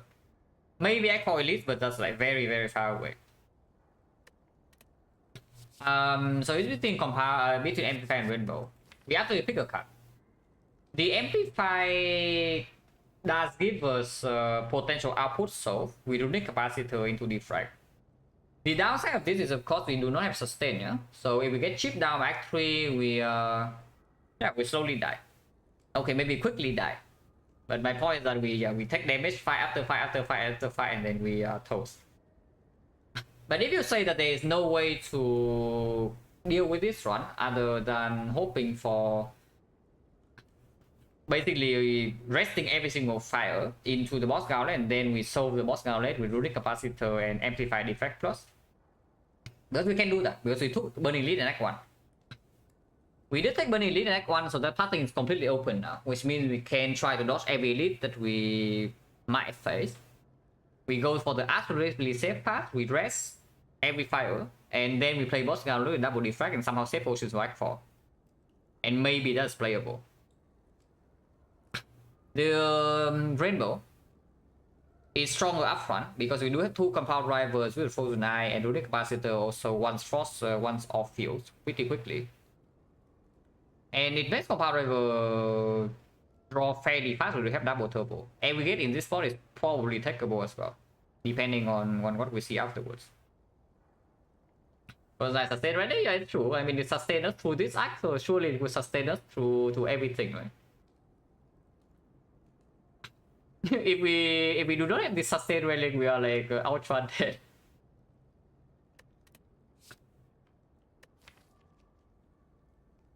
If we take the amplify, we will win the boss gauntlet if they give us time. And yeah, we do have some time in those fights. Not a lot of time, but we have 87 HP, and I'm willing to rest every fire. Rainbow is trying for a more aggressive. Rainbow is trying to go for a more aggressive line and angry. Somehow you say that we take whole wave fights, we take a lot of elites, and we see more card draw, more energy, and then the Rainbow enables compound drivers, and we just go, yeah, pseudo infinite. Because we play a ton of cards every turn, and Panache also deals AoE. But causing 2 upfront is also a fairly big problem in case we break energy again, which is very possible. It's extremely possible for us to still break another energy relic. And honestly, if we are stuck on 3 energy, I would probably prefer the amplifier. If we're stuck on 3 energy with a bad relic, of course. If we stuck with 3 energy with pyramid, yeah, sure, it's good. But even then, the pyramid, amplifier also like really performs. But if you are stuck on 3 energy with, let's say, inserter, or inserter is like what a garbage. Hopefully, we are not forced into that. But something like Secret Back, maybe Astrolabe, maybe P-Box. Zekbo is probably never picked on this spot. Oh yeah, there are definitely some relics that we can still be put onto energy. If we see battery, for example, is a good for energy, but we also don't want to evoke plasma, so second rainbow is a little bit weird. And if I'm on 3 energy, I think I would prefer to have amplify. Yeah, exactly. Like if we're stuck on 3 energy, passive output is king. And especially when we also don't really, we want to play a lot of cards with Panache, but we also don't want to play block cards, because the block cards freaking sucks. So better get block from somewhere else, yeah, which is Frost Orb. Let's take amplify.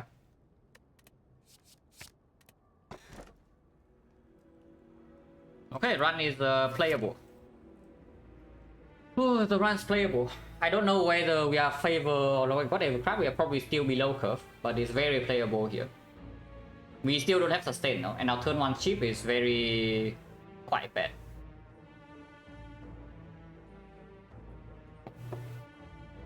Okay, what is the path? We don't even get shot to bail out. And we are forced to do 1 elite no matter what, at least 1.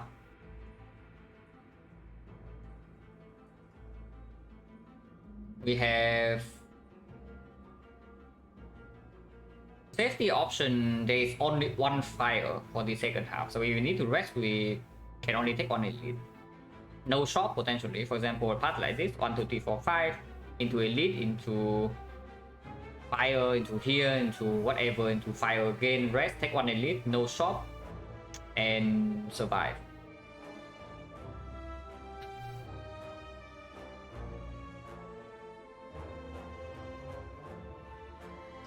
Around that, Lantern was with the Immortal, yeah, but you see our fat load block? No, yeah, just look at fat load block. Just imagine this deck, we see the Jawworm, triple Jawworm. You don't need to see triple Jawworm, just the shapes. The shapes are there, they try to hit you for maybe 30 plus on turn 1. It is not exactly possible to block with this. And we don't have cell repair to heal ourselves up. It's a very dangerous act regardless.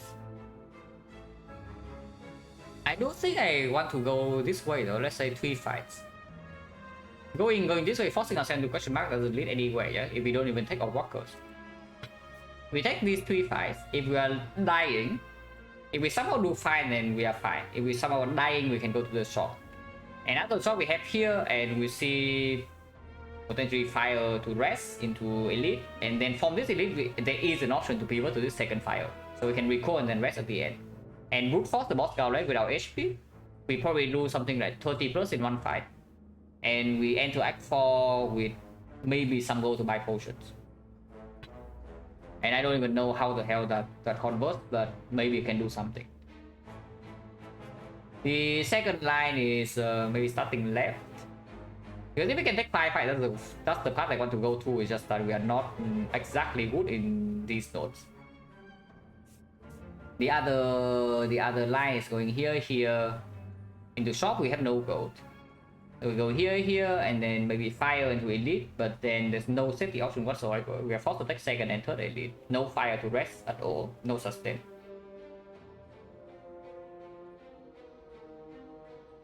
Yeah, let's start here to 3 fights.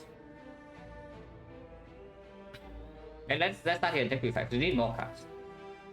We simply just need more cards to make our deck faster. Mainly for node block. If we have node block, we can do a lot of things. But there is no option to completely dodge everything in this act, so we need to fight. If I'm so that much good of walkers, yeah, because of walkers you can skip.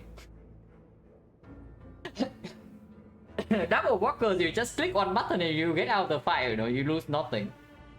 Advance always a transient randomly deals a 50 damage to our face, and then the Spyro deals 50 damage to our face, the Jawworm deals 50 damage to our face, and we die in 3 fights. But Waffle is not buyable. We don't have enough gold to buy Waffle, which is pretty unfortunate. We're too poor. Sometimes we can do something like this, so maybe 5 fights we feel strong here, yeah? But suddenly something happens bad, we go here and but then we never take this elite. If we are feeling weak here, we never take this elite, and we just go here. If we don't literally die to elite, we should take this fight though, because that opens up maybe the shop. Otherwise, we can still go to this fire to rest and then go to second fire. Yeah, I'm fairly convinced that. Yeah, I'm fairly convinced that we should do 3 fights here.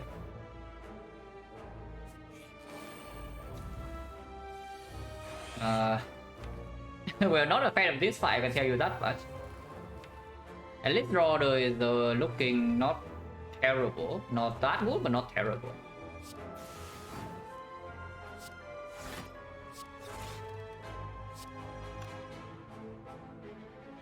We will take damage, yeah. We do have a block for it. That would defend he takes 0, next turn we can do turbo. And they are not buffing strength, so maybe these guys don't attack next turn. Let's double defend.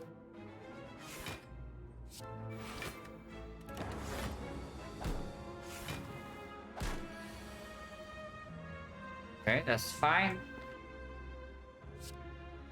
I can't wait to amplify this defect. Don't know whether that's a good idea or not. So what we can do. The more realistic line is probably rebound the cold snap or rebound dual cast into playing double defect. And we get proc immortal and then play the card with rebound again. So let's say I had 3 force orbs. I will be blocking for 15, so I still take damage. That's a bit nasty.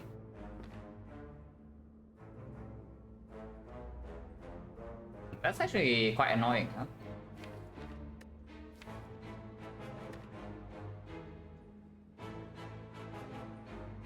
We will take right most part instead of running advance always. That does not give us the option to go to short though and rest before the elite.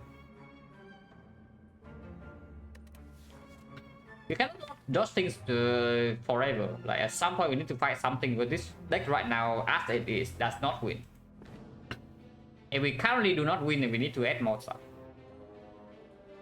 But yeah, Defect, rebound, dual cast, cold snap, and to dual cast this is going to be 2 force off only, and we block 4, but the other one is blocking for 18. Yeah, 18, so we're taking 3 only.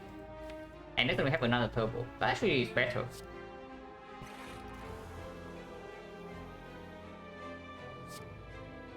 Yeah, cold snap, rebound, dual cast. Rebound, dual cast first into cold snap is fine. This dual cast is 10 and we do deal another 10. So we deal 20. If we dual cast here, 1 out of 9, we save this HP. We can try.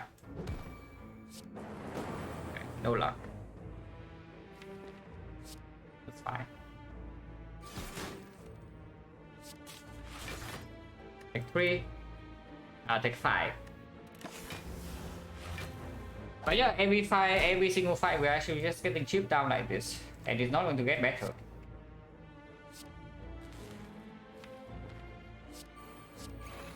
Also, every fight is pretty nice with Panache too, because yeah, you play 3 cards at the cost of 2.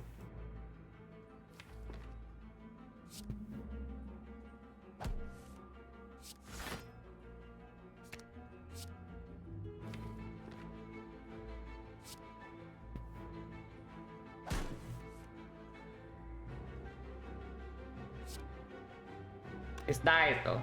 But we need to play a card, otherwise, I mean, yeah, doesn't matter. Like, this thing will be dead, so Immortal Sword 2. Which was not the potion I need, but... Ooh. Oh. Oh, that is the card we actually picked, but I don't know which one. This one is better, but this one is green. Yeah, this one's better, but this one's better, but this one's green. I think I take the green one. Yeah, I think we just take the green one. Because unavoided the aggregate does not necessarily give more energy than this. It needs to give 4 energy, which means we need 16 cards in the draw for it to outperform the turbo. Which means we need to draw this on 1 or 2. And we also need to use it then. I take a turbo plus. Really one card draw. If we can get card draw, would be nice.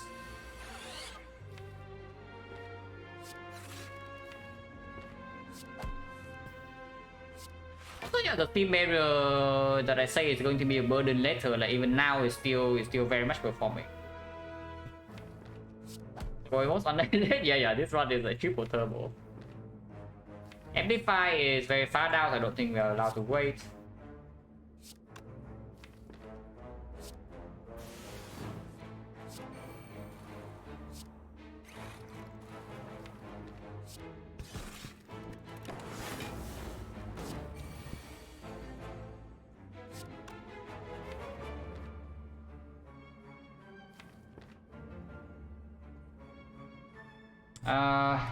Turbo double defense rebound streamline is dealing 26, 36, 40, 41. 41 next time we can do streamline plus 1 card. So 6, 7, 8. Yeah, that works.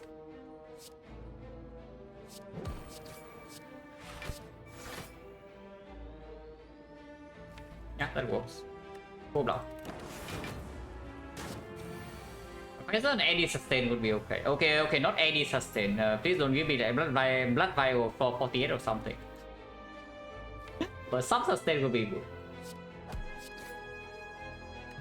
Support. CP Beam Plus is not... Yeah, it's not good enough. It's plus 2. And that's it for me, we take another rebound. Don't care about Doom and Gloom, don't care about the Beam Plus. We heal 2. Blood vial. Oh, by the way, front 9 thinking about 76 HP. Interesting. We are pretty thick though. We already have 94 because of Mango, because of Tiny House, because of Food Juice, because of this.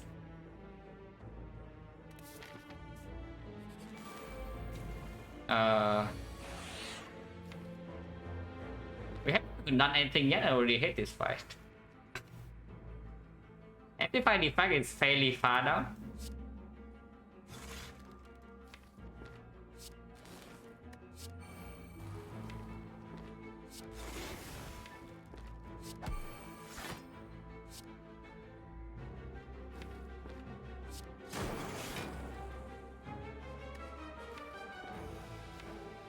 That's true, right? I have not even done anything yet. I already hate this fight.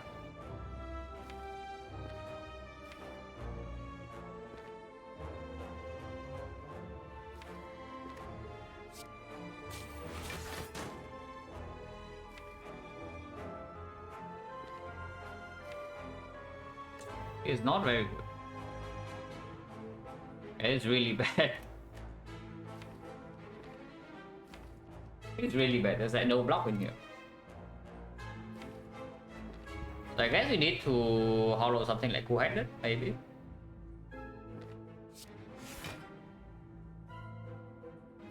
We do have double turbo coming, so hollowing turbo doesn't make sense. Hollowing the compound rival so doesn't make a lot of sense. 1, 2, 3, 4, 5, 1, 2, 3, 4, 5. Maybe cold start is better. To reroll intense in to also reroll intense immediately. And lockpot? Cold chance is 20% only though. And lockpot right now is locking 9. But the compound is like okay. Sometimes it's weird to play with. I guess this is also weird to play. But even the compound rival doesn't get anywhere next turn, which is why I'm thinking, because regardless we draw to the second compound rival in 2 turns. Even if we get back the compound rival, we never draw until here next turn.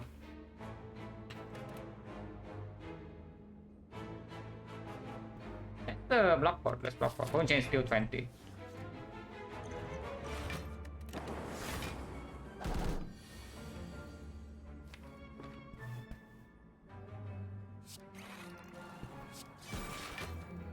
Seven again, that's fine. I mean, not fine, but the best that we can get, so we take it. We full block. We actually put turbo, we actually need all of them. That's interesting.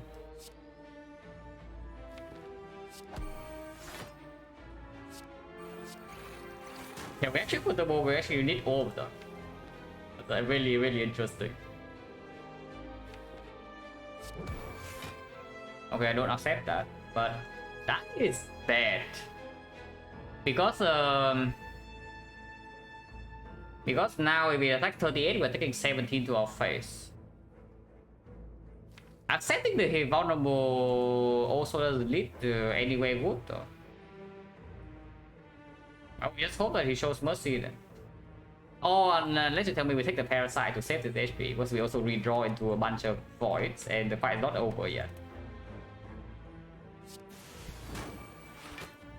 It's 16 every time. See, this is why you guys should look at this and you see why Mer is the top player. Like Mer sees the lines. Mer always sees the line.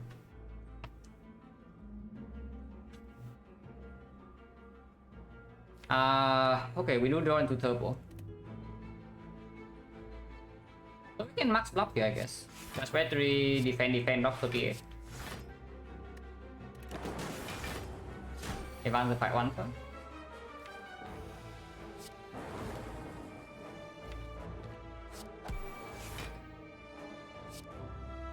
I mean, it's trying to go in. We are definitely not letting it go in.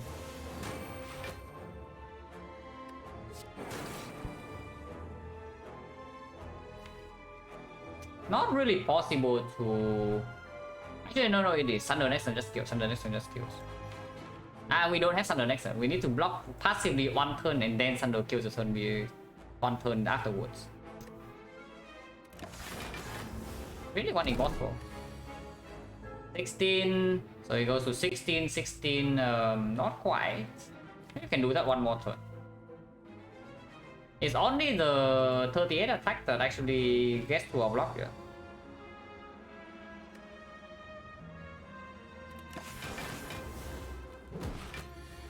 Oh yeah, interesting. Okay, whatever, we play cards. We play a bunch of cards and mess our immortal. Hopefully you can cycle back a little bit. Because we can play quite a few.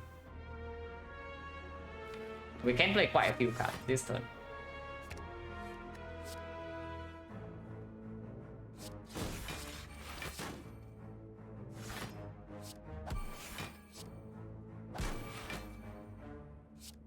Seven. Yeah, 7 is fine. Potion, 30%. Genetic algorithm with a pyramid. But it starts with 1 block. I mean, I would love to have this if it says, I don't know, like 20 right now would already be good enough.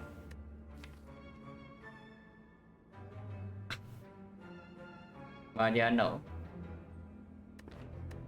Another +2. We are not exactly ultra dying, but now of course advanced always are coming, yeah. So they begin? No, it's not. It's the problem is that can we carry the thing around? Yeah, can we carry a thing around without dying? But if we pick this and we live, in deck 4 it will be good. Because right here we count, yeah, 1, 2, 3. Maybe you say we overset fast, so 1, 2, 3, 4, 5, 6, 7, 8.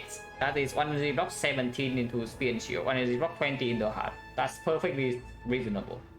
It's not like the usual algorithm you see in deck 4 that's 1 energy block 60 or whatever, but 1 energy block 20 is perfectly fine. It's just that I don't think we can even carry it around. Especially if I'm not going to the shop, and I will probably not go to the shop. Let's take those two. Unless you tell me beam cell is what we want. Beam cell minus, it does work well with the pyramid and physical attacks, but don't think so. And yeah, no shop. Yeah, this guy randomly takes away 50 HP from defect. So let's hope that it's not the day that the transient is doing that to us. Amplify is way too far down, so defect plus definitely play immediately.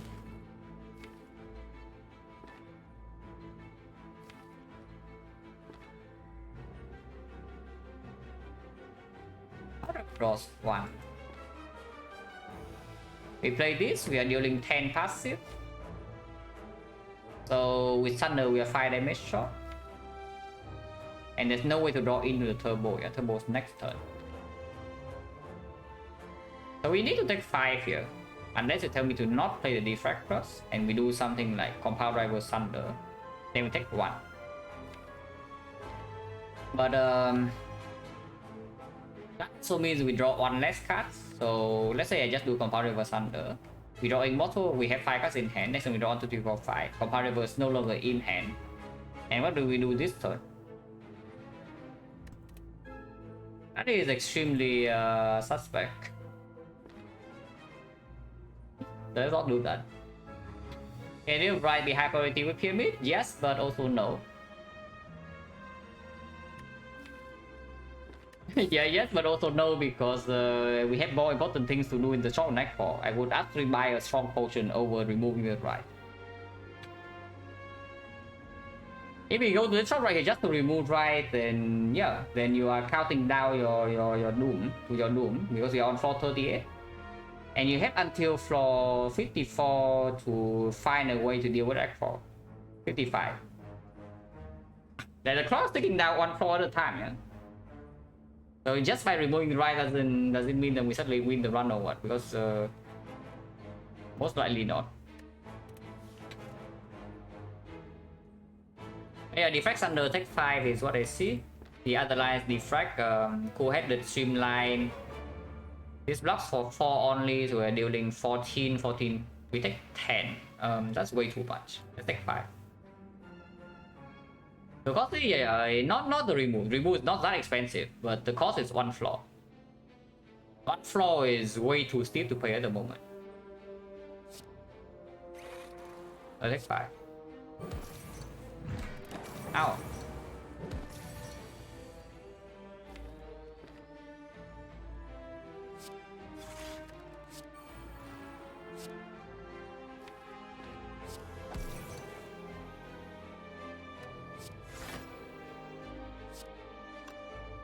We deal another 10, so it's 32 with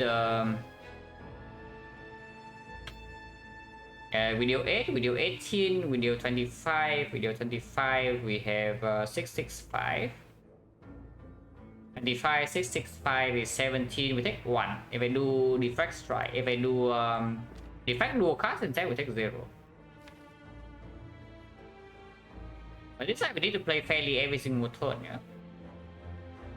So we have 4 energy, but then would like to save Turbo Plus for a bigger turn after, and we also redraw Voice at some point.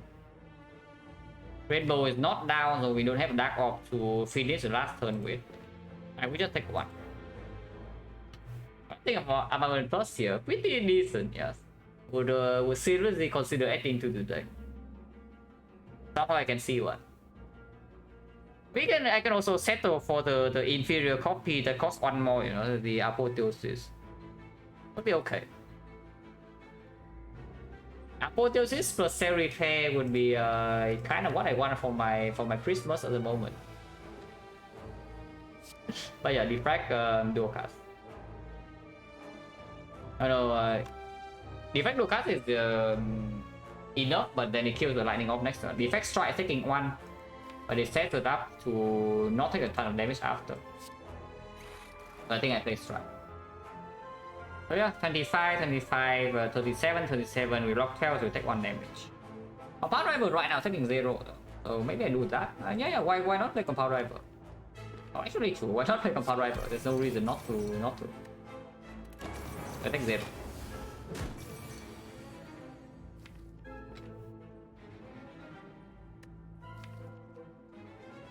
Hollow Zap is great.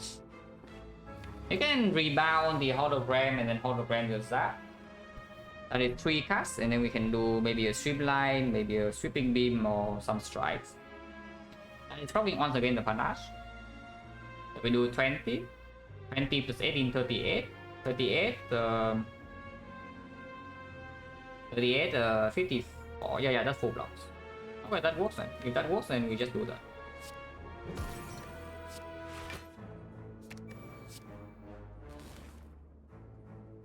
You can even hollow Zapdos again, which actually is quite good.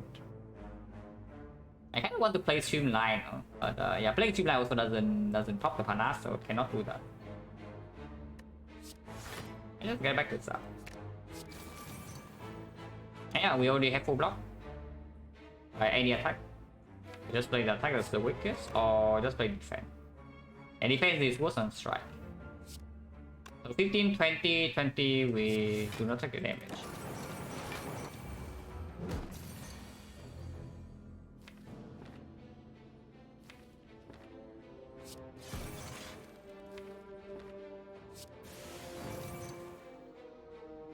Unfortunately, I need to use turbo here.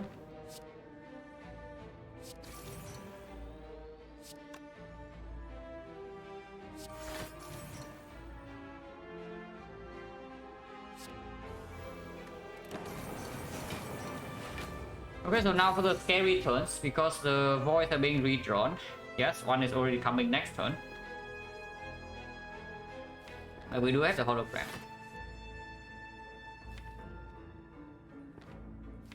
And we only need to deal with next turn. Turbo plus bottom deck, but next turn we still have +1 energy bonus. Our partner will draw the second void though, so that's pretty annoying.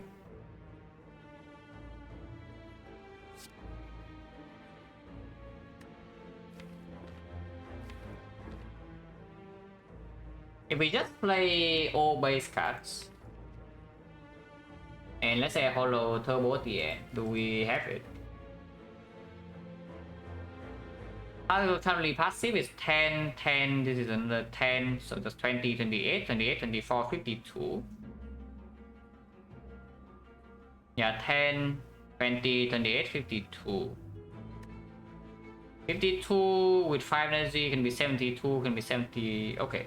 So double strike, triple, yeah, double strike, double defense hologram is working. So let's do that.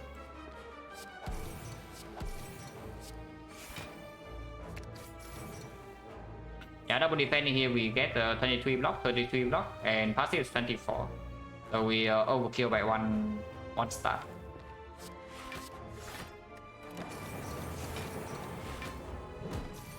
Okay, not bad, not bad.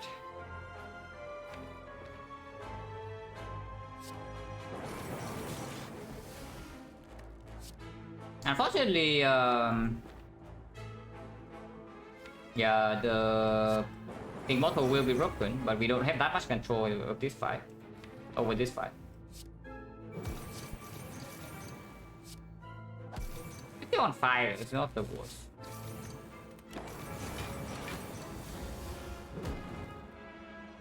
No potion? Potion chance at the moment 40. Oh, this one is green. Green I take. Yeah, green I take. Yeah, green and definitely take.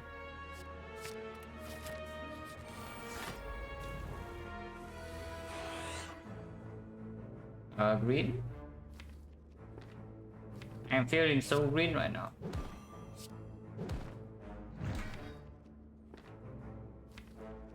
green now because we are still taking damage. Next time we're taking damage again. Oh, this roller is so garbage. Wait a second, this roller is a complete trash now that I look at it. We bottom deck compound rivals, we don't actually get to draw. Sweeping beam is unplayable, no focus, no frost.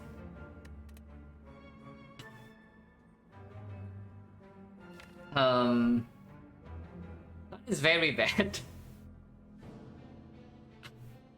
We don't even get to draw to the hologram, so we bottom deck every single woodcut.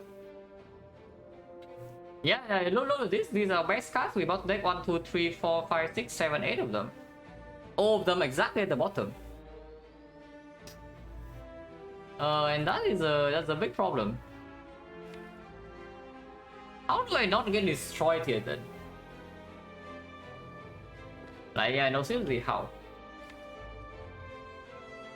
I don't know. I don't know, I guess we can rest. But Sven Newport is just completely stupid, yeah? So let's not.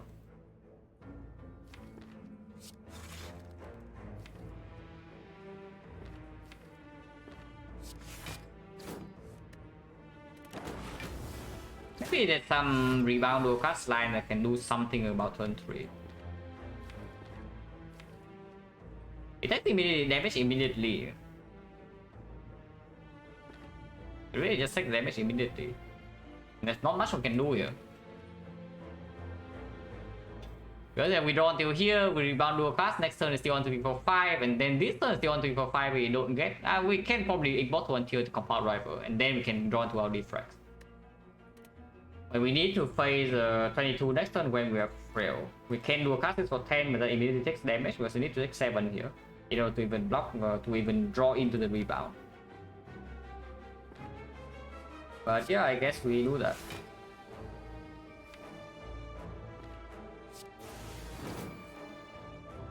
So we take 8 and next turn we take a little bit more.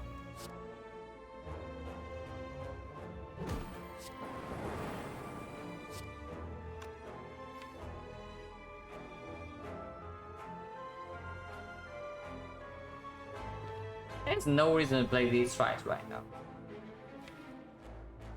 I guess I won. I guess I won. I don't think it makes a difference. Okay, at least the spiker does not attack. At the very least, the spiker does not attack.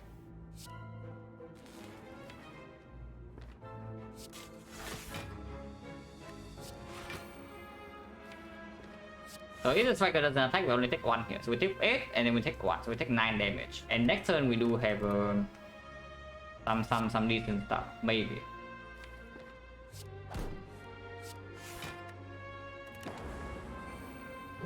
Because we have turbos in hand.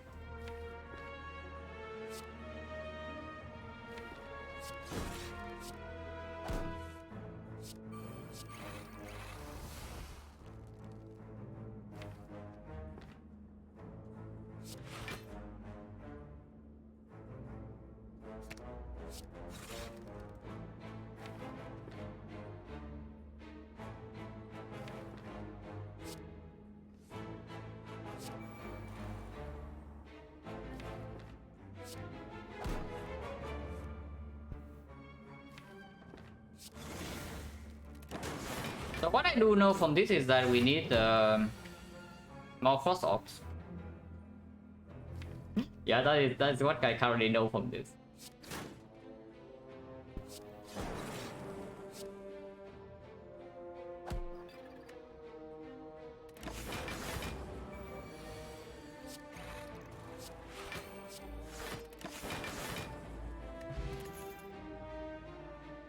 Oh, that we have to take. Yeah, that we have to take. It's green.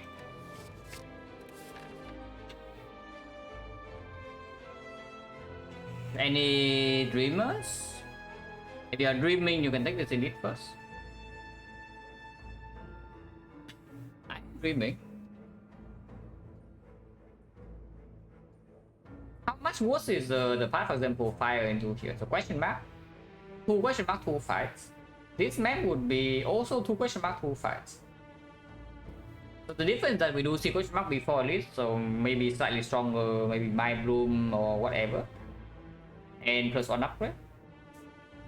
Or plus the rest. If we go here, we do have an option to go to the shop. I don't know why we would do that, but it is an option. Also, it gives us more information before the fire. Yeah, the second defect upgrade is less necessary for sure. But the thing about this is that we are weaker into this fire if we go here immediately. But it gives us the information whether we need to rest here or not. And that is a pretty big thing.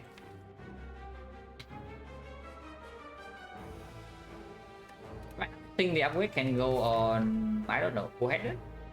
Probably still second defect. What if we just rest? What if I rest anyway? Yeah, why don't we just go here, rest anyway, and then we see what develops.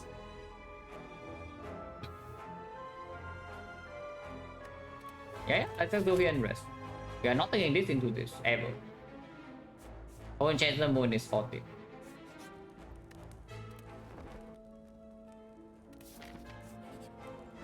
Oh, what a garbage.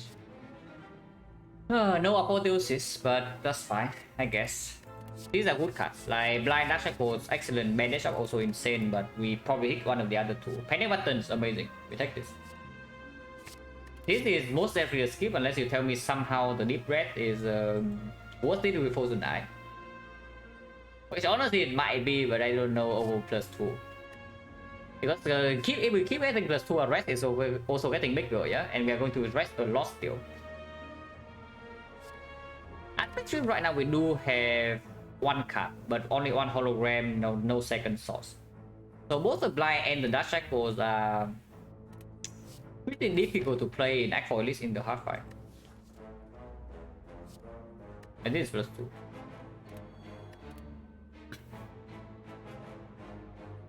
I think I'm not crazy enough to take manage up here, I don't think so. But between Shackle and Blind is pretty close. I don't think the Blind slightly outperforms though, because it plays better in Awaken 1 and the Time Eater, and we see that we are facing Time Eater immediately. Strength Reset and Time Eater is very unnecessary. Half-time dealing artifacts, yeah, absolutely. Which is why I'm seeing Dark Cycle is actually not that strong, because after the first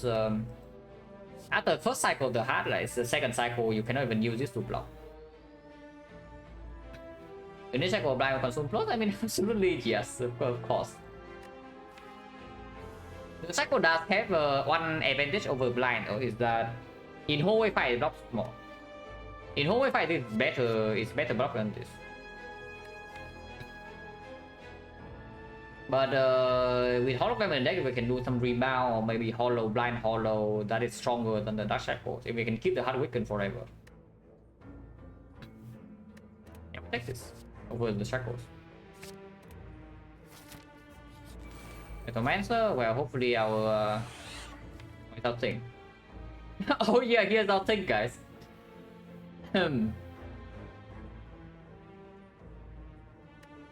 That's not very nice, yeah. But we do have rebound and sweeping beam at least.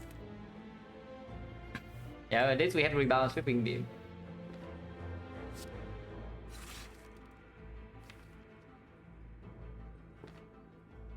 We need to compound first if I want to do that, and then we'll do that.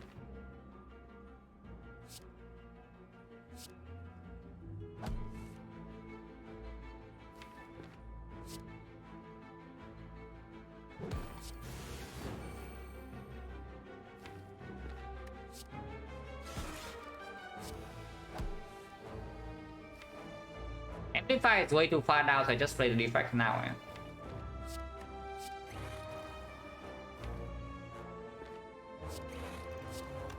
Immortal doesn't matter because we have Pyramid, so I just play it first.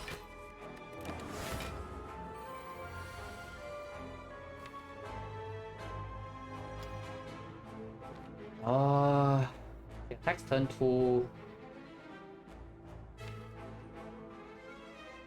And I really don't want to have to loop the sweeping beam here. Is someone 25 each as well. That's pretty annoying.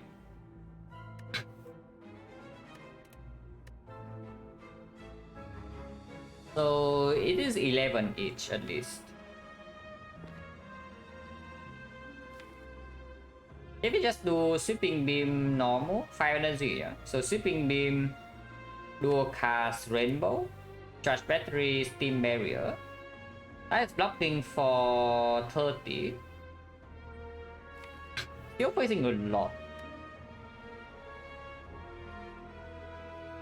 Yeah, that's still facing a lot unless the dual cast kills the minion somehow. They are at 15, so it's not that unlikely because he hits once and then we have one more lightning in here. If we hit both of them, one of them twice, it works. So 1 out of 3, we need 2 out of 3, and then another 1 out of 3 fail. So it's like 4 out of 9, kind of. Not exactly, but roughly that. We are losing how much HP otherwise? Because if I do not loop the beam here, yeah, next turn we still don't have a kill on these minions because we draw into this. Oh, that is very ugly. Yeah, they suck, but we probably do pot here because I don't want to die. Looking at this, next time we cannot deal with the minions here if they are still alive. It's actually not possible. We can start the turn with dual cast first though. What if we just start the turn with dual cast first? Yeah, that's actually true, right? Start the turn with dual cast and then see. Oh? Wait, hold. Hold. If we only need to deal with one of them, the next one we have the beam cell that can maybe do something. We are weakened. But we have one more lightning in here. Next one we have consume. Yeah, no loop, right? No loop. If it hits here twice, I will just take this damage. And we are already opening up the path to rest here again. We recall and then rest at the end. For 30.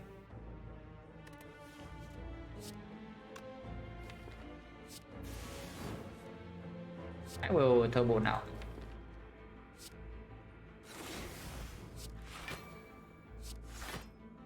We take 11 immediately. Yeah? Next time we're weaker. But fine. Okay, that misses. That's not very good.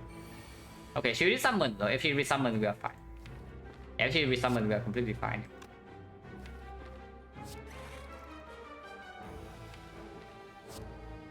Okay, so it's only minus what? 11. Yeah, minus 11. I don't use loop portal. So that's a good lightning hit. 2 out of 3 into 1 out of 3 again, which is 2 out of 9. Yeah, 2 out of 9 that we hit one of them twice. That's good.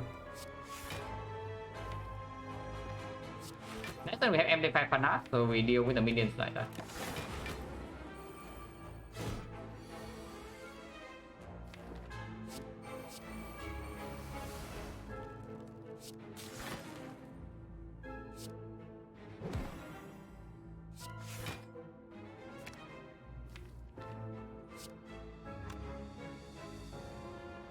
Need to do this.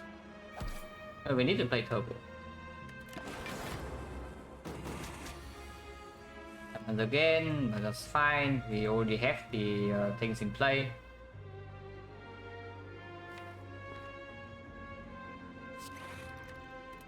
I wonder if I could pick up a capacitor in this spot though. I really wonder whether I would pick a capacitor here. I mean, I guess I need to see it to think more about it, but it's interesting.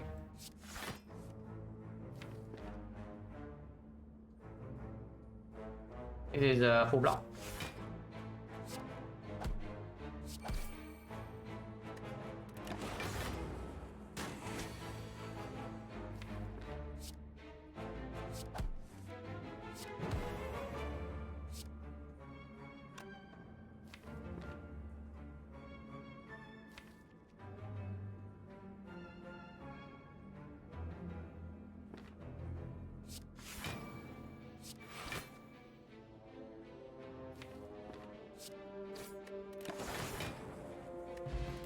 Focus pot, that is decent. I did say that we need one more, we need more force off, and here it is. Go snap plus. Recursion is interesting to deal damage with, because but we have only exactly one force of one dark of no not recurring. I mean, okay, recurring is here, but we cannot play the dark orb again. So if it's a dark orb is gone because we need to evoke frost to block, it's gone. But I take the another frost.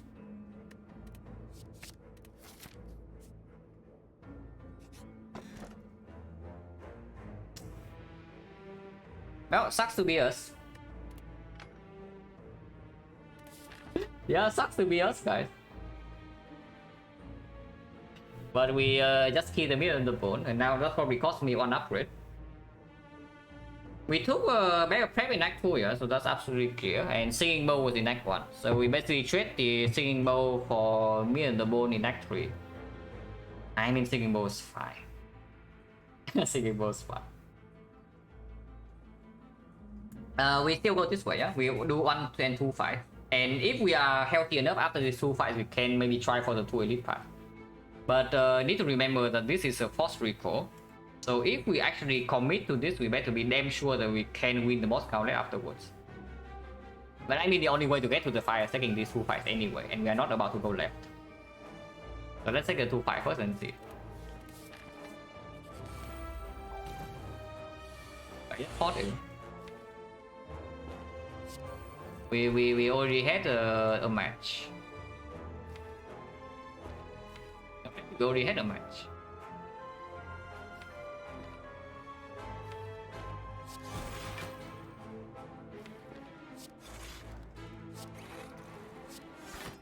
Those are quite nice, by the way, because our fat roadblock are actually base defense at the moment.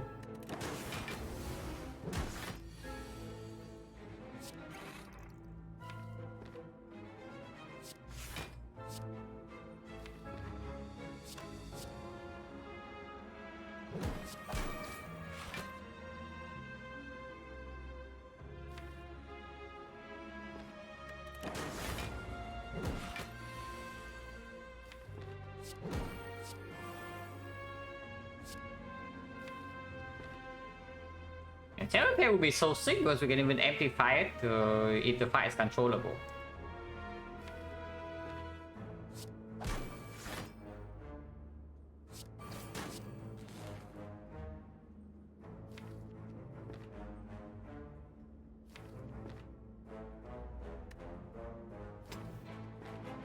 Three cards will do it, panic button.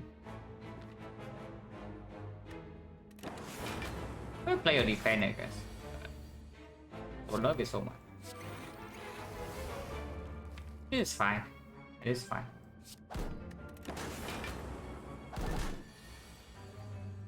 It's not fine. But of course you can control it.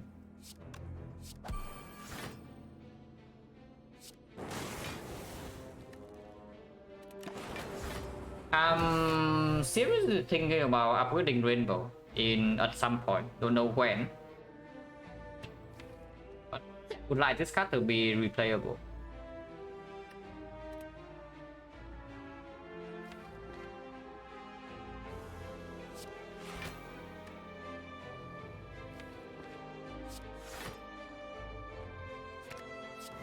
Blind is good though. Blind doing Blind doing a basic.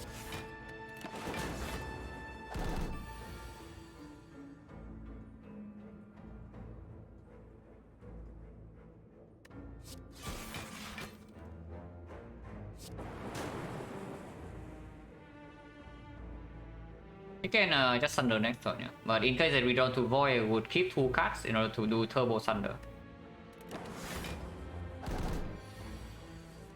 Okay, no Void. We can still do Turbo Thunder. No potion. 1, 2, 3, 4, 5, 6, 7. And we drop 3 pots, so currently at 50. Hologram over rebound của Edward, yeah. Yeah, second hologram.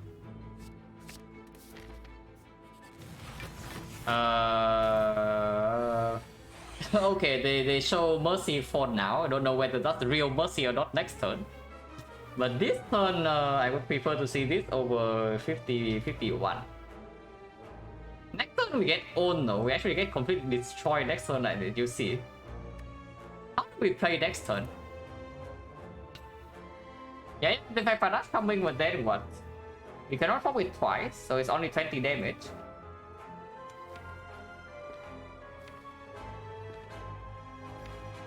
We only draw until here.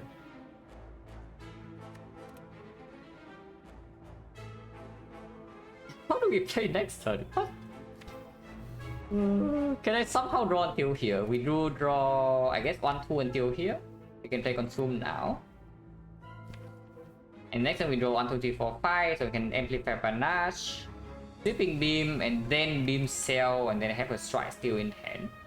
So we do 10 next turn, 30, 35, 45. That is not killing. That is that's not killing. I mean, we can do pot. If we do pop sweeping beam, we have a clean kill on one of them next turn. I would really prefer not having to do that.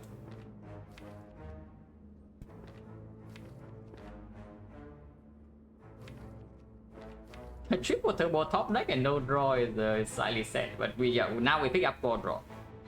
Like the scheme, the compound driver, more cool-headed, all welcome. So they always attack next turn, yes. They always attack next turn. But what can we do about that? No, yeah, what can we do about that indeed? Can we actually play 10 cards? Because we have 3 right here. Maybe I can play 10 cards. We have 9 in hand and can play all of them. So this is +2, so actually can play maybe 10, so it's 40. If it's 40 into 50 here and we have a orb in here, maybe it's not that bad.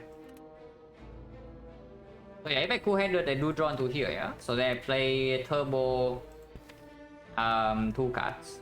Next time I draw into 3, 4, 5. I can play all of them plus these 4. So I can play 10 cards next turn. If I play 10 cards next turn, it means I prop panache twice, so it's 40 damage. No, we probably don't even need to do. Because I thought that panache can only be proc once. But if it can be proc twice, then we are probably all good. 40 AoE in here, and we only need to deal 50 plus damage. This also deal 10. Yeah, we are fine, no problem guys, don't panic. No panic here, nobody's panicking. I panic.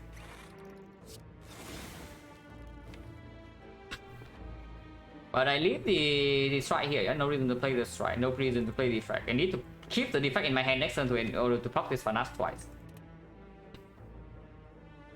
Man, this panache is working overtime. Like, yeah, panache on defect, but it is working absolutely overtime here. You can't play everything, yeah? Because, yeah, all 0 energy. And we have double turbo next turn. And we do nothing.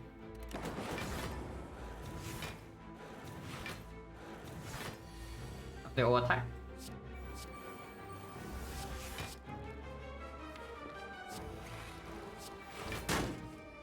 And yeah, we play 5 more cards. 1, 2, 3, 4, 5. We need all the cards in our hand in order to do this. But we do have it.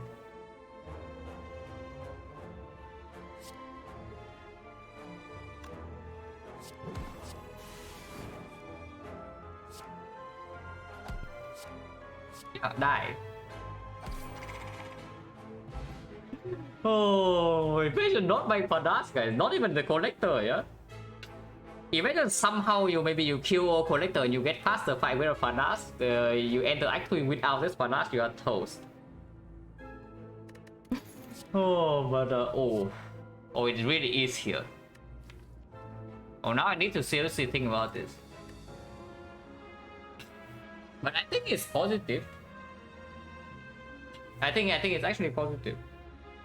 Positive enough to end the deck at least because we have 100 HP to spend. And once again, the line of reasoning is the same as the last time we picked late capacitor in Act 3. Yeah? In a deck that's already quite slow. Is that if we have to play the hard fight on extremely low HP, might as well pick something that actually makes us invincible after we are set up. So it's one card of Breaker and Spear and Shield, which can cause a lot of HP loss, and it can cause a lot of HP loss in the heart. But after we lose some massive HP to the heart turn 1, turn 2, turn 3, we play this and we are winning the fight afterwards. It's not quite loop though. Now the thing I am very slightly concerned about is that it's not a loop. So if we actually go to single digit HP, it's still extremely annoying to play. Because we take Beat of Death every turn.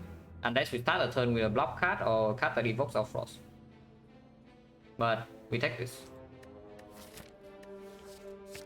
After taking this, I no longer see a reason to fight the elites. We just go here and brute force the boss gauntlet with our HP.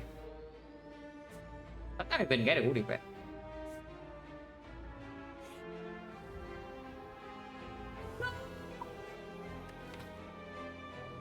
But okay, to be real though, what do we remove here? It's not the capacitor, that much I can tell you. Rebound has very good utility. You saw it, you see it yourself, like how well this rebound has performed so far.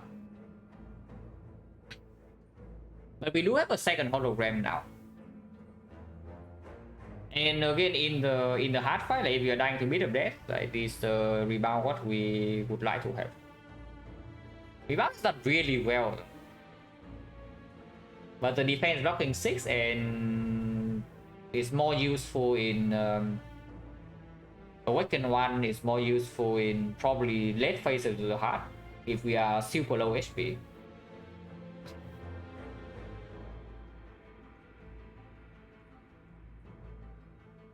Rebound has opened up Rebound Streamline Omega combo, but more realistically, Rebound is Rebound is just way too good to block Panache, right?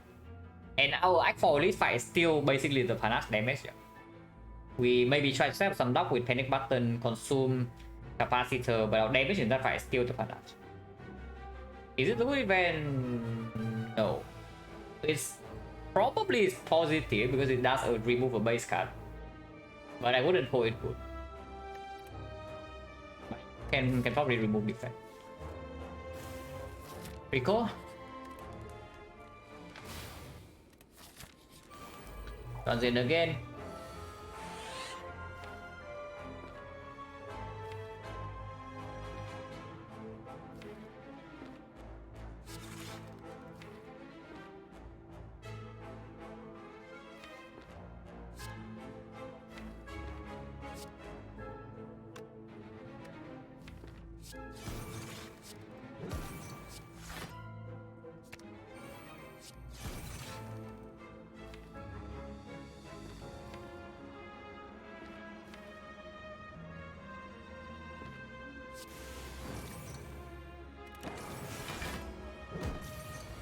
It's not super easy, but hopefully it's not that difficult. Because we do have this pretty strong thing on turn 2.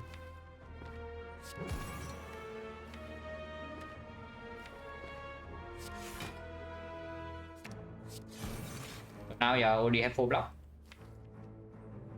Energy next turn, this draws 2 into the Panache. Turn after we have this. So it's like still fine. This turn we are fine. It's okay. I do want to play Rainbow next turn, so I will play that.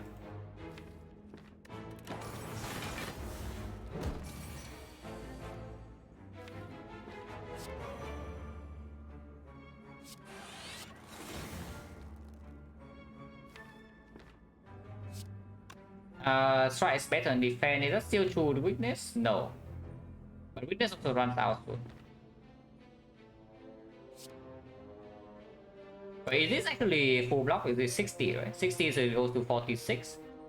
46 minus 12, 34. Yeah, okay, this is full block.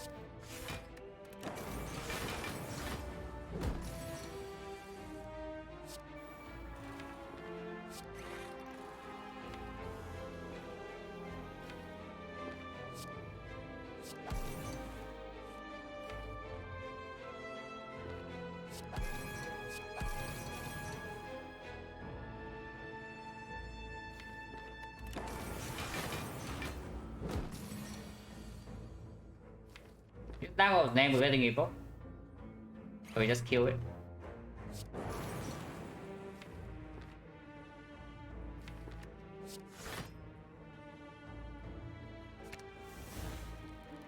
One, two, three, four, five.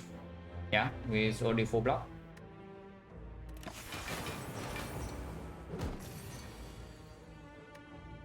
It's annoying immortal opponent worth it? Yeah.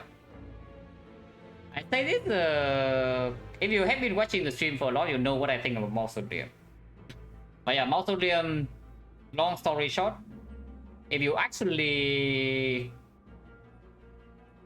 are not over curve, you need output, you need direction.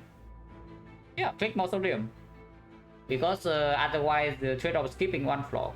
You get one remove where you skip one floor, and now you are still under curve, you're still directionless, no output. And what do you do then? You are one floor closer to your death. It's not a very good idea.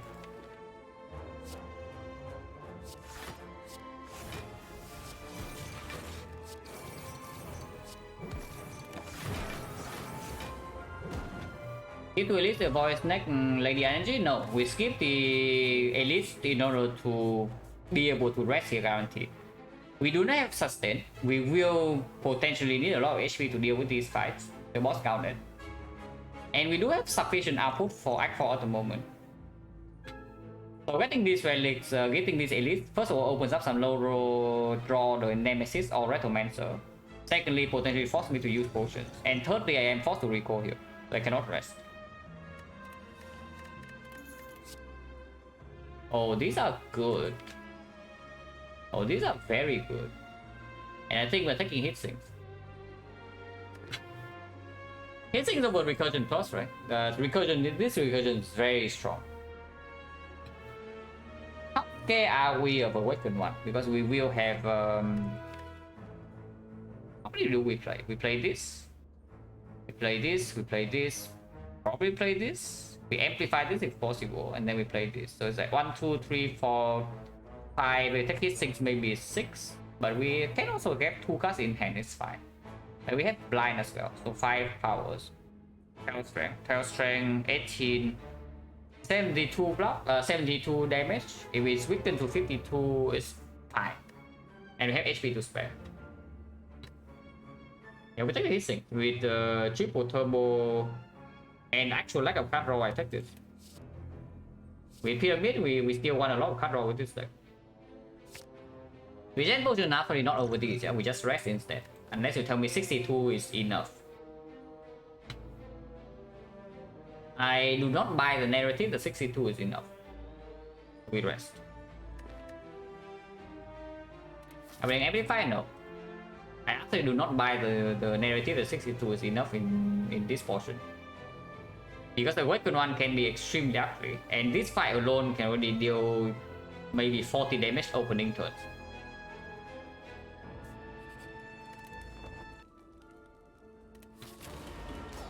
Of course, if the draw is nice, we take close to 0. The draw needs to be nice.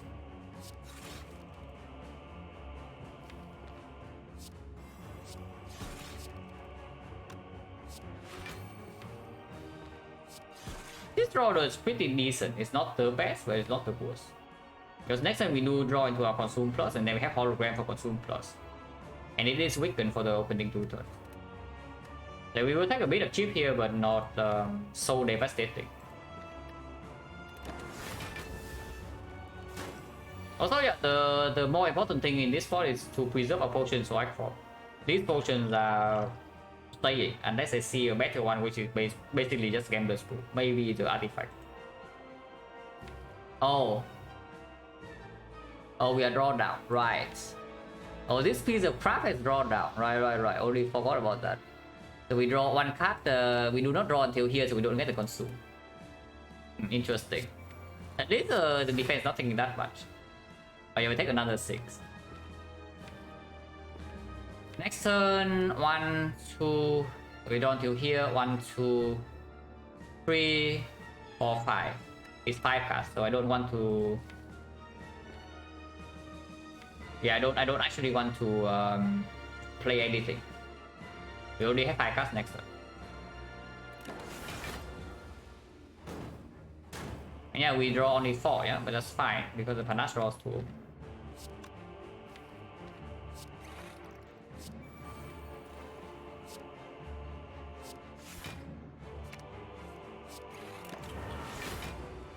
So we want to amplify capacitor. We can also amplify the other powers, but this fight from here should be fine. So basically, we only take 12 damage upfront, which is good because 75 probably means we are fairly safe. And even if the HP is not used in Act 3, it also means that we have a little bit more HP for Act 4. So that's completely fine with me.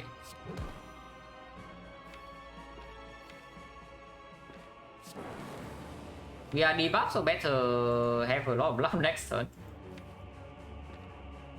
I want to amplify the defect next turn and then hologram amplify the capacitor turn after.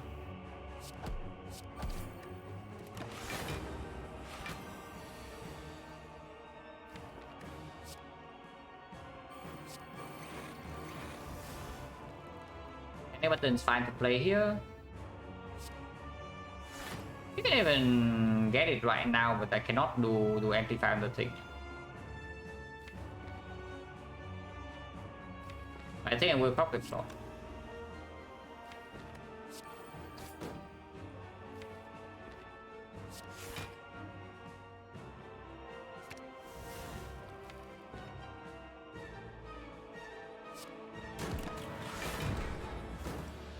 Yeah, should be fine now.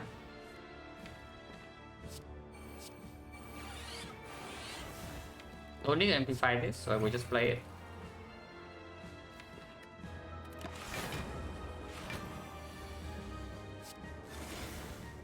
it. Before we have party 52, so that's fine.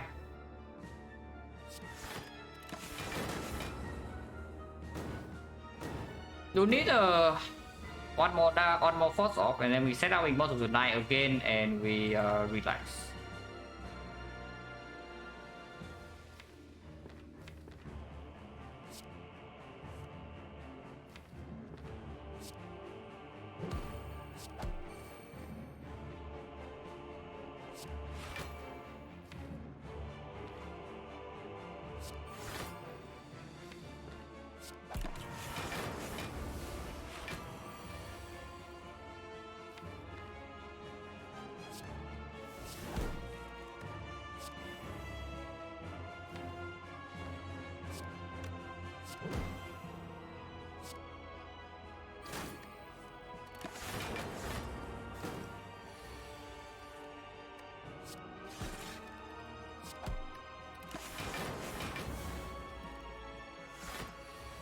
Hi, we are just setting up the thing now, yeah.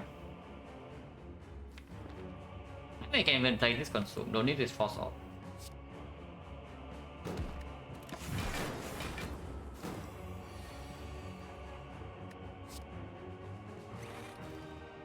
It's only 63, we have 64. I mean, we will take a bit more if it's debuff into multi-hit. So we don't push the thing into 9 yet.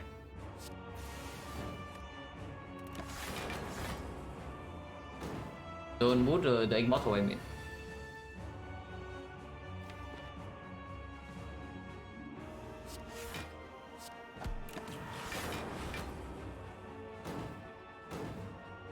If he doesn't debuff, we can never take damage, so we just relax.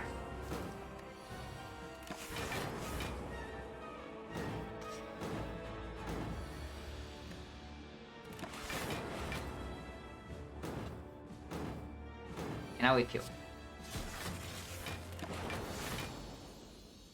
That's very good. Do not get heavily attacks, but this fight is dangerous.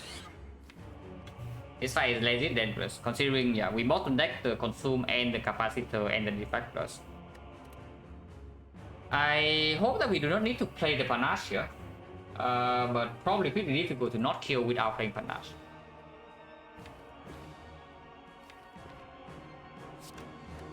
Maybe we can evoke this dark though, finally.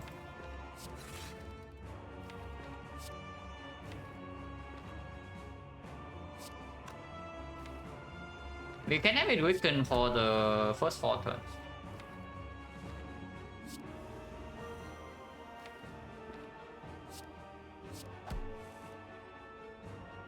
Yeah, I should play this one.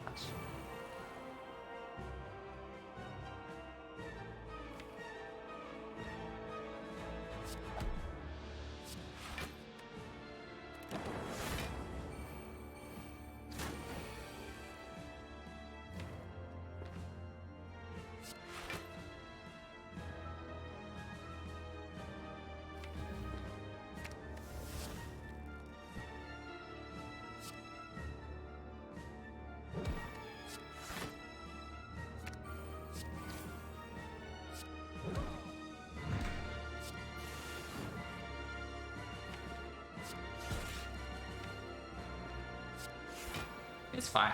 Looking okay. Because it's still weakened for next turn.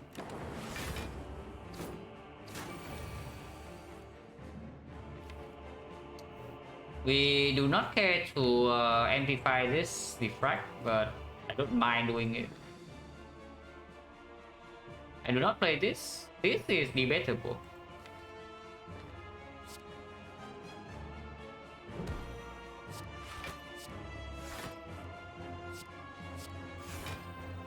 It's fine. It's fine. I should probably just do that.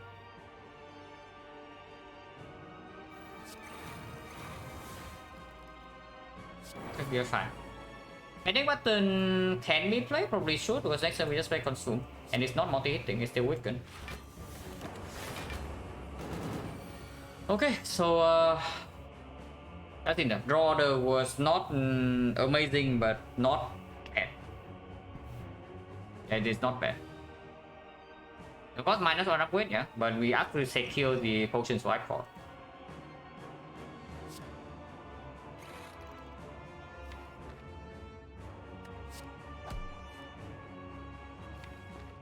I would like to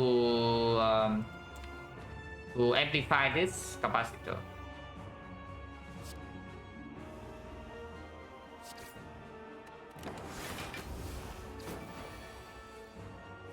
Next one is hitting me for a lot, like really a lot, and we don't have it weakened, but should be fine.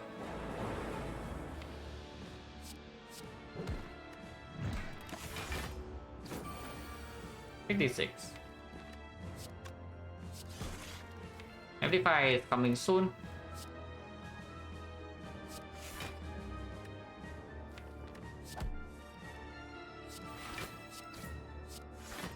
Yeah, this is only full blocks.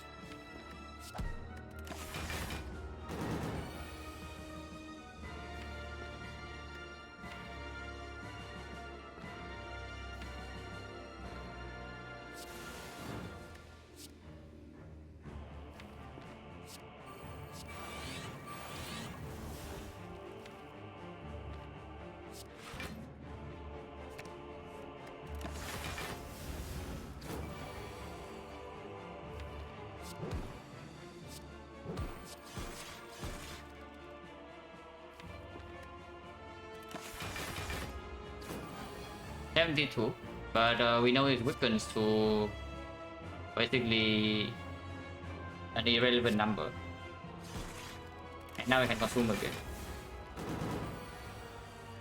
Only red side 4, yes. We the fact that we rested and we did not lose a lot of HP means we can upgrade in Act 4. I think the upgrade in Act 4 is most likely the second Defect. It can be the capacitor, but I think this is more important because the fat load block for us in any fight is still amplified on the first Defect. That is the first point where we gain some decent buff. And in the hard fight, if we can duplication potion on this. And HP is not 10 HP though. We are missing 31, so we heal back. We only are losing like 8. 8 HP for a Defect upgrade that we can also amplify. Absolutely, Defect upgrade stronger.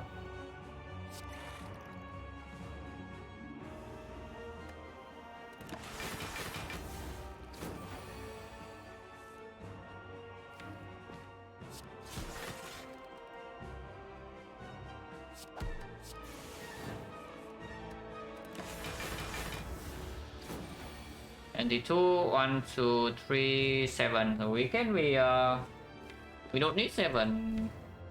But whatever, we just kill it.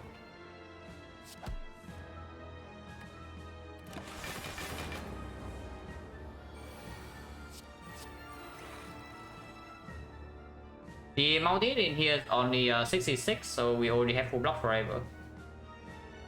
We can even use one more lightning, so let's do that to speed things up.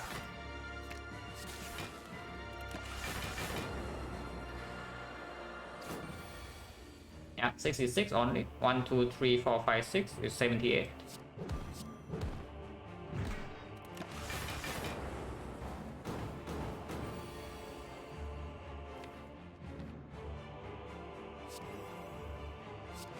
Let's play, let's say, more than 10 cards.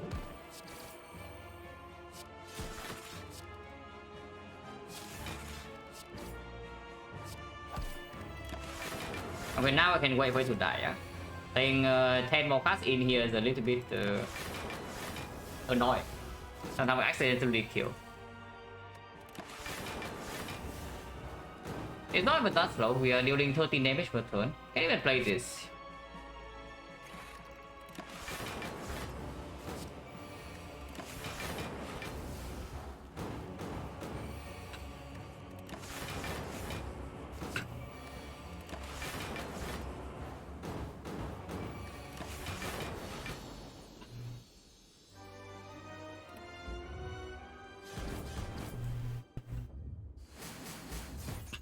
Spear and Shield will be nasty. Unless we draw well, Spear and Shield will be pretty ugly, which is also why we have 90 HP. But yeah, not much to do there. Where's Defect? So need upgrade Rainbow. Oh dear. I see orange palette we can buy, and I see an Echo Form on sale. Oh dear, and that is just what we do, right? I don't see different things to do here. We have pyramid, so the puzzle is not even that good. And remove actually is not over these two. Yeah, remove is absolutely not over these two. Remove 75 gold. We have not paid gold to remove a single time in this run. But yeah, that's how it goes. If you're struggling, better spend gold something that actually makes you not die. And Echo Form just better than remove. Unless you tell me otherwise. Which I can maybe believe because we are on 3 energy. So it's not easy to get it in play. And we already have an Echo Form Light in here with the Amplify. Removing Drive can prevent a lot of damage in the Spear and Shield. No, but really, this Echo Form is not so clear. The palette is absolutely clear because it actually helps us block first cycle of the heart. But the Echo Form in here, I do not actually believe is that it's like super amazingly important. In the hard time, we don't need it. And in the Spear and Shield fight, the biggest problem in the fight is the first 3 turns. And unless you draw Echo Form exactly turn 1, that is not good enough. And in order to even play Echo Form in the first place, we need to spend some turbos, which could have been could go on something else instead. So I can actually see removing right away Echo Form here. We don't need the Echo Form in the hard fight. Yeah? I sure hope that the evaluation is accurate. Otherwise, I'm about to do something very stupid. Right, let's remove the right.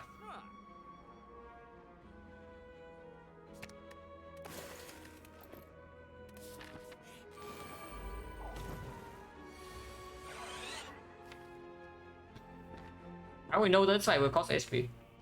Amplify is very far down. Where's the turbos? 1, 2, 3. Do we have some frost? But you see, like, look at this, we already like extremely energy staff. How do we ever play the Echo Form? Like, ever.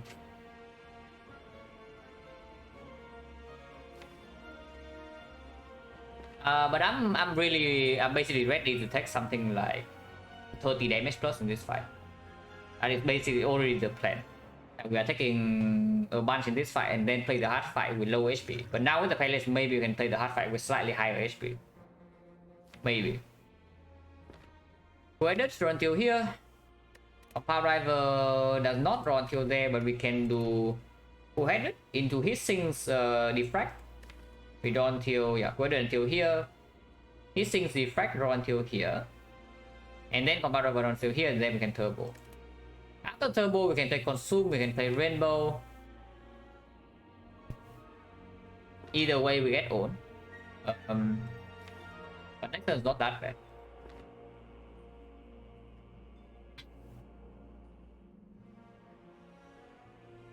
I don't think that's what we do though.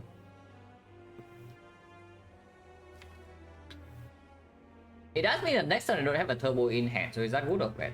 Because otherwise I can also just do a setup turn this turn by doing something like cool-headed, defrag, consume. In total, we gain 4 focus, so it's block 6, and we are facing 33, so I take 27 to my face.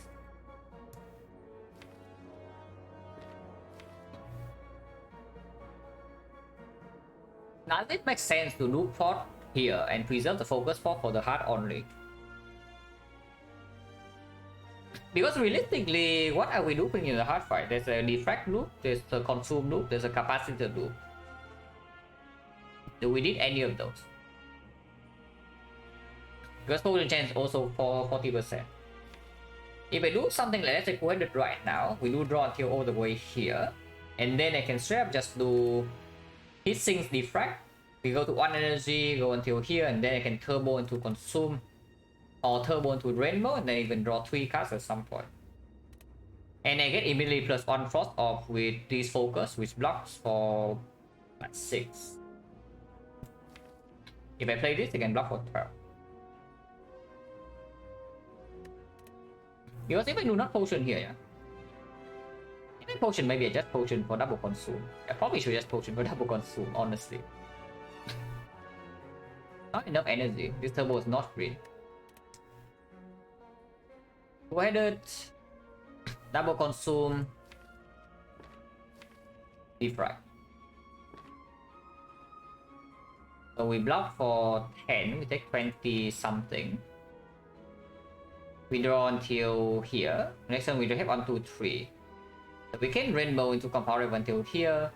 That is only 2 force ops, and we are not weakening this. Seems pretty awful. What if we do rainbow next turn? If we do rainbow next turn, but also have to consume, then we have 2 frost, we evoke 1 frost. Have 2 frost passive, block 2 frost passive with the consume and the defrag would be 5 focus. If this guy debuff goes to 4 focus, so it's 6, so it's just 12. Plus 1 evoke would be 9, so that's 21. 21 only. Next time we are still facing 44, so that's 23. That is minus 50. That's so much. Oh, that is a little bit too much. But yeah, bottom decking these things are slightly unfortunate.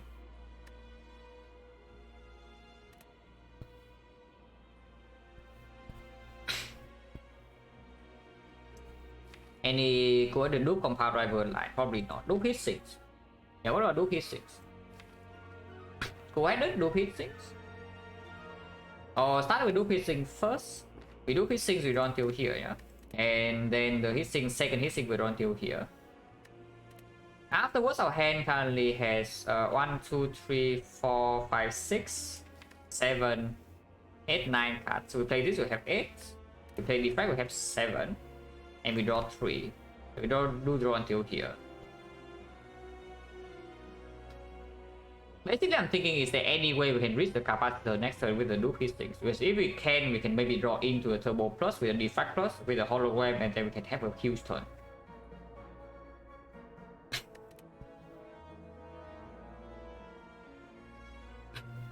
Yeah, can we?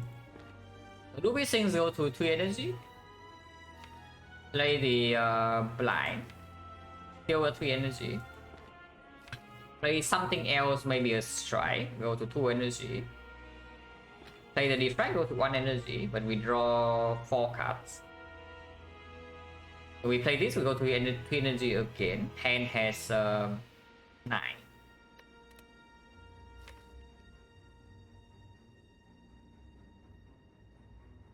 Hand has 8.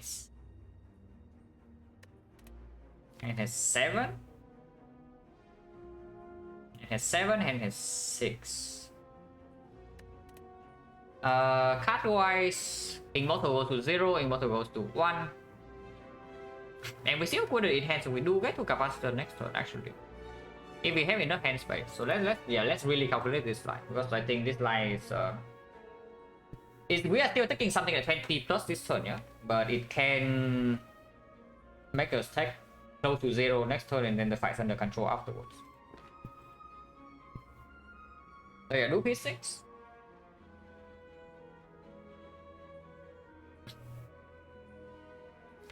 Do P6 draw until here. Hand 1, 2, 3, 4, 5, 6, 7, 8, 9. Like this hand has 8.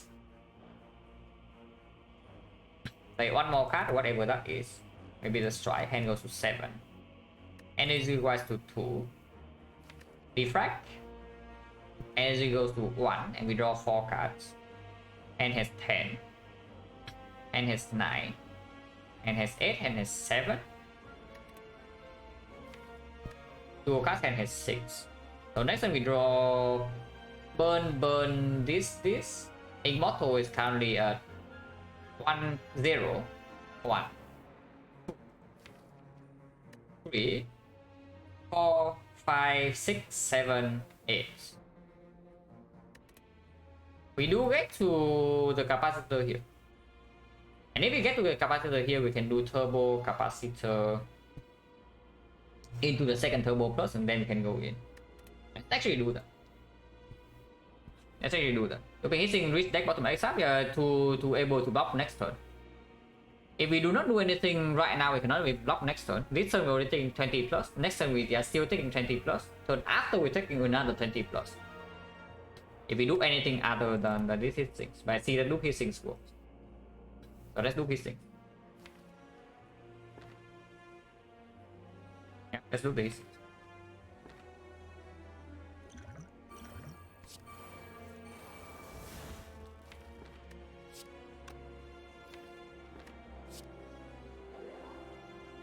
I need to play one more card. I don't want it to be quoted, I need to quote it next turn. So we XecnaR the strike. Blue candle will be good here.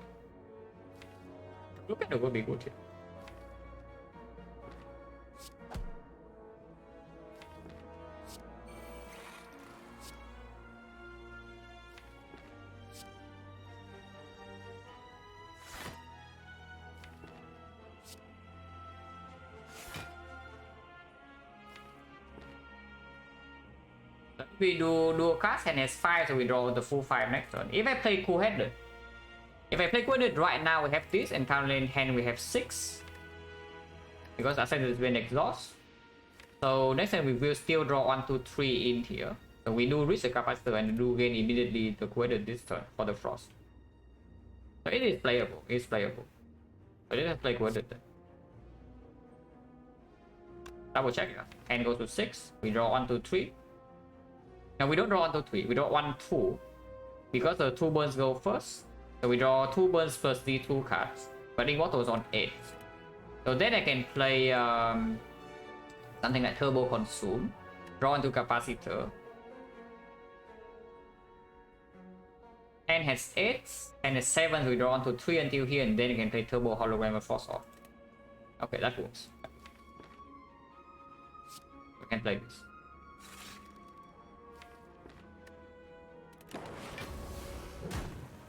It doesn't debuff my focus. Actually, I should rebound the turbo. Yeah, I should actually rebound the turbo. Why wouldn't I do that? Way better.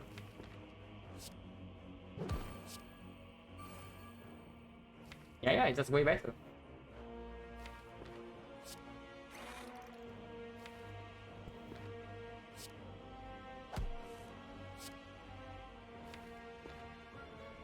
So now we draw 3 cards, and yes, and then the Then other things can follow.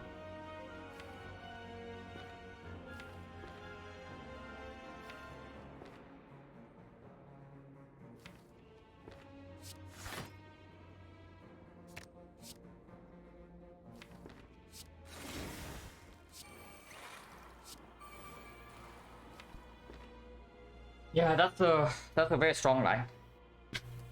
We spend dual pot, but instead of taking 50 something in this fight, we are taking 15 on turn 1. And we also get our setup done basically by turn 2. And that is very powerful. That is indeed very powerful. I don't know where the... I shouldn't play panic button now.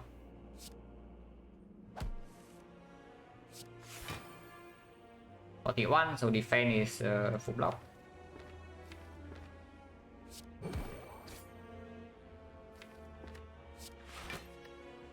Heavy power is gone, so this amplifier is worthless. And in the redraw, we have a ton of voids, but our setup is almost done, and we still have panic button in hand.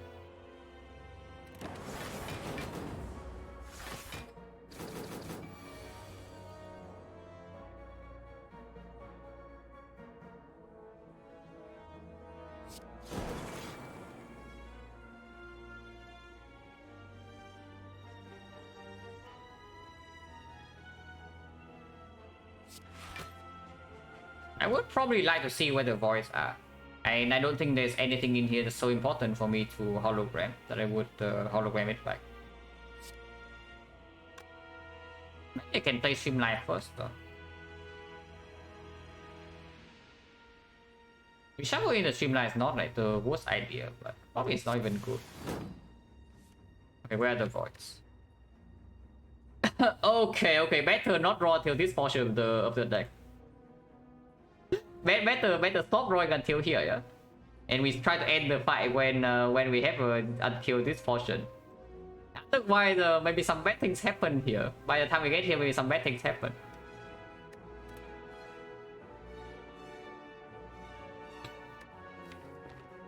Could I hollow Turbo Plus maybe, but again, having a hologram in hand is also pretty flexible and strong.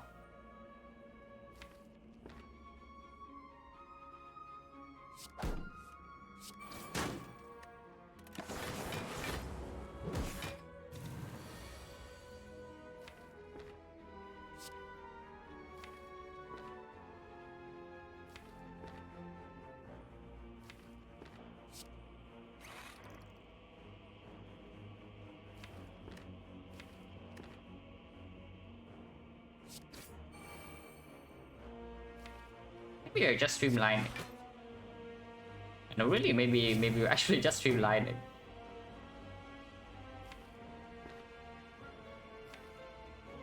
Next time we draw these three, but then we can compound it until here.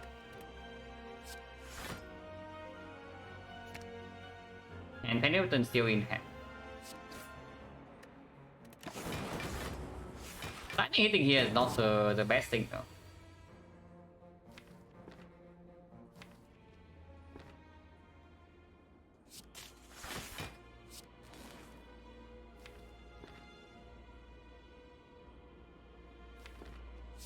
I mean, we can draw into the voice next turn, we can still turn around, it's fine. We passive block is enough to block this.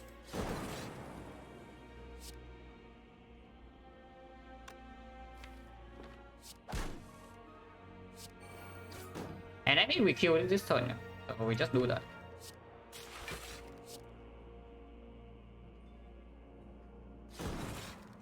We draw into the voice, but who cares, this guy's dead. And this guy does not outscale this.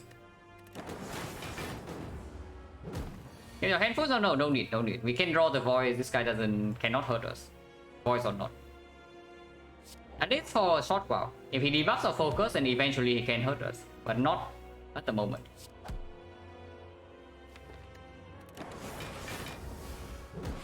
We can draw 3 voice. Next time we draw maybe 4. Yeah, very decent outcome. It's a duplication potion minus 15 HP, and now we still have focus 4 for the heart. Very decent outcome. This kills and Immortals on 9. No potion. This you don't take unless you tell me Bullseye is somehow good to strip artifact. Oh wait, now we are talking.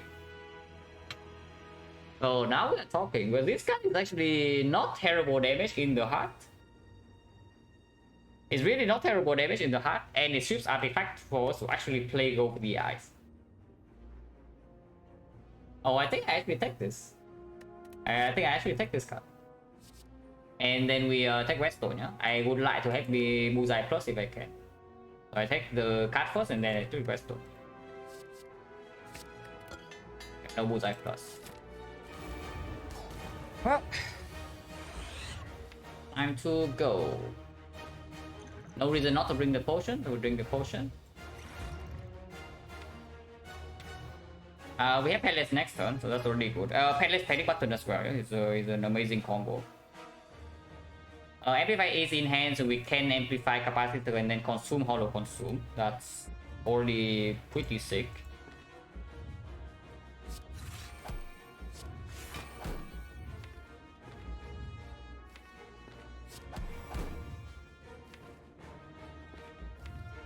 Wait, why didn't I do that this turn? I should have done that this turn instead of playing a random card.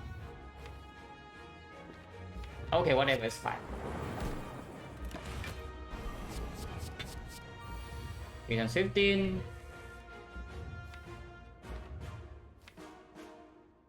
We can Panic Button here. Now we still don't have Frost here, but we have Weaken next turn and we are not debuff. And we can cleanse again next turn with the Panache.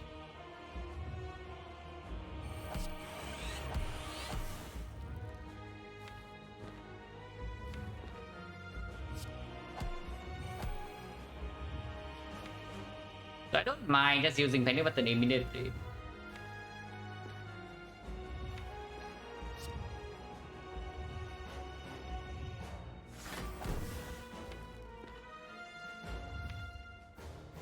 Yeah, I just cleanse now, right? Why would I wait until next turn? Yeah, just cleanse now.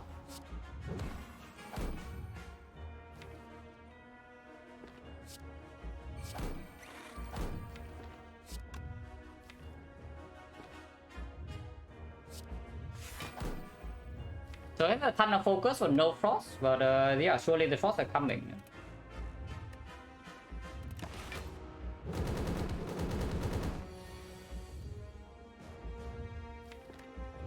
So we can hollow consume.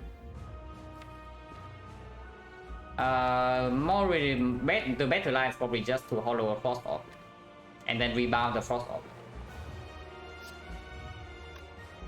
Rebound hologram is also a line, but I will just do this. Line guess can happen now. Blocks 12. Because this easily block 60 in the second cycle, so we just need to get set up. Second hologram in here is for the...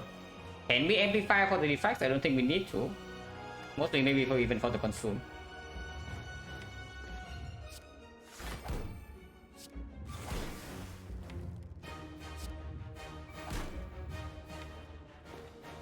I will take some bit of that.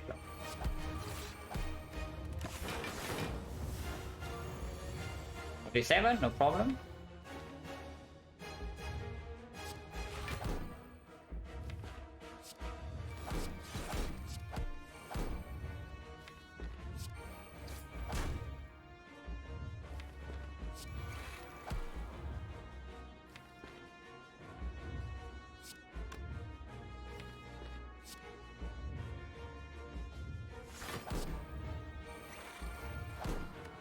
This shuffles out the consume though. It's fine, we don't need it. It's fine, it's fine. Clog a mid.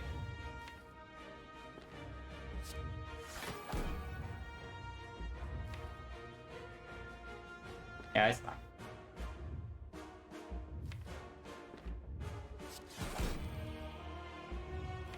We do need to deal damage to it at some point, but I think this can block for maybe 2 more cycles, no problem. Loop, yeah, loop is good. Loop is amazing. I talked about the loop at the start of this one already. That black one. Loop is just great.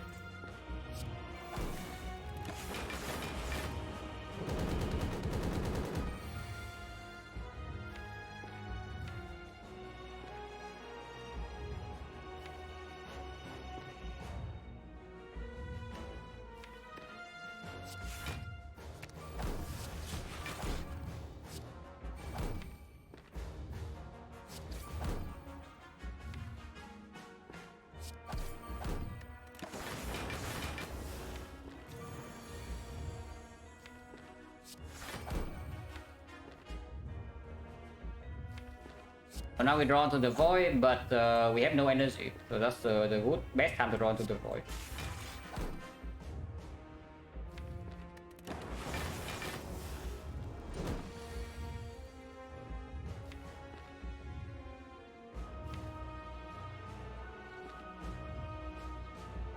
It is 3, we have 35 to spend. Next cycle still blocking enough. But we need to finish this fight in 1, 2, 3, 4, 5, 6 turns. Yeah, 6 turns. We have 6 more turns to finish this fight before it hits us for 300. And that we cannot block. Yeah, the 300 we cannot block. Before then, we still have time. 1, 2, 3, 4, 5, so something like Zap into dual caster force is full blocking. And I would like to keep this Dark Orb around a little bit. We also don't need to full block. We can also just do something like Zap into Cold Snap. Yeah, Zap into Cold Snap and then dual cast this Dark Orb immediately to deal 200 max out. If possible too. If that's the case, we block for 87. 87, we play 3 cards. So we block for 78. We take 12 and go to 23. We can also play a defense beforehand to block 3 more. So we go to 26. That's fine.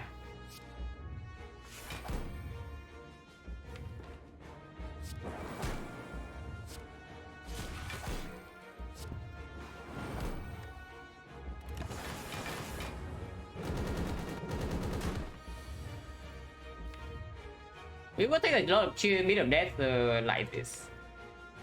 But we do have weakness on it next cycle. So we will not die.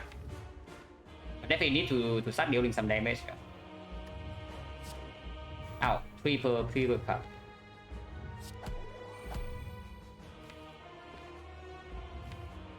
Pyramid sucks. Anyone else thinking Pyramid sucks, or is it just me?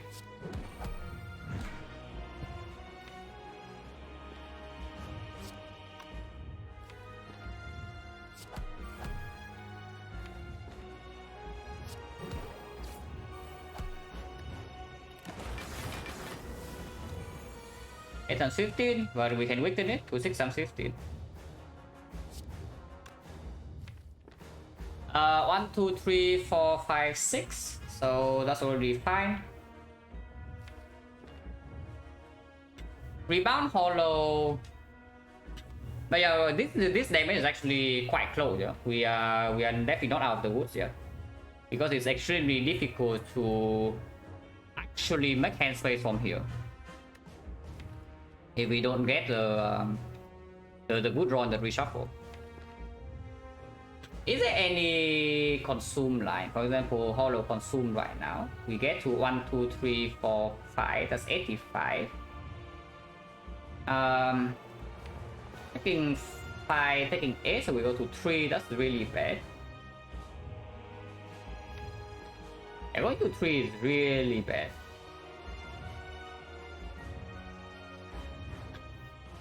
Is there any turbo?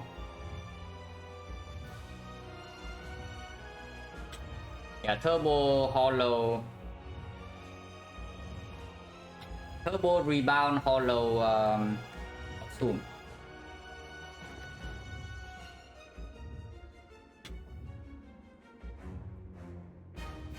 And we all damage at the moment for the win? Maybe. But bit of death we cannot play cards there, and even if we get back something, for example, to Zap right now, it's not enough. We need to get back a Frost Orb, otherwise we die. This turn. So either we get Frost Orb or we get back the Consume. We cannot ignore. And then 30 damage passive, we have 30 here, 30 next turn, 30 turn after, 30 turn after, so 120. We need to be at 120 somehow with the rest of our deck. Something over? Yeah, absolutely not over. We are, in fact, like we are in very serious danger right now of dying.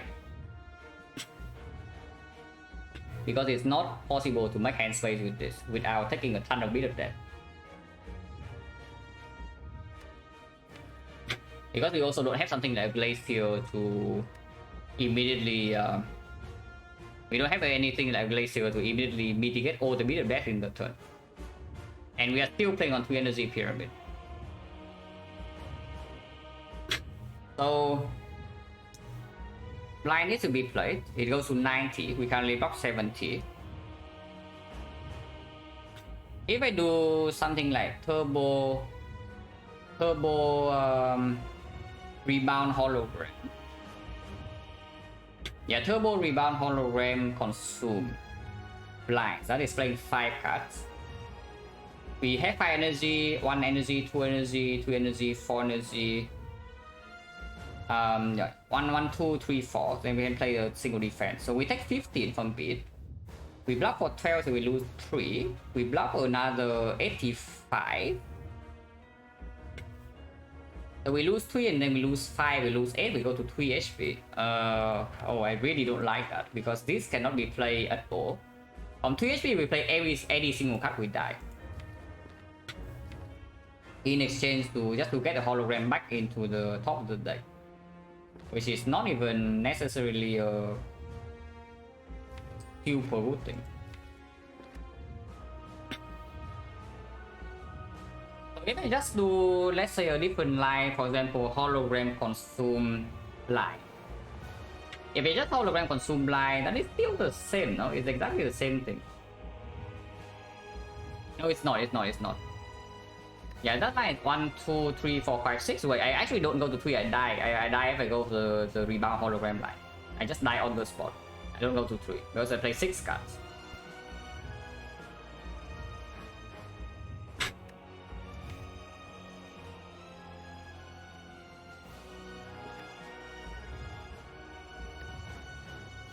Consume is the best hologram, yeah?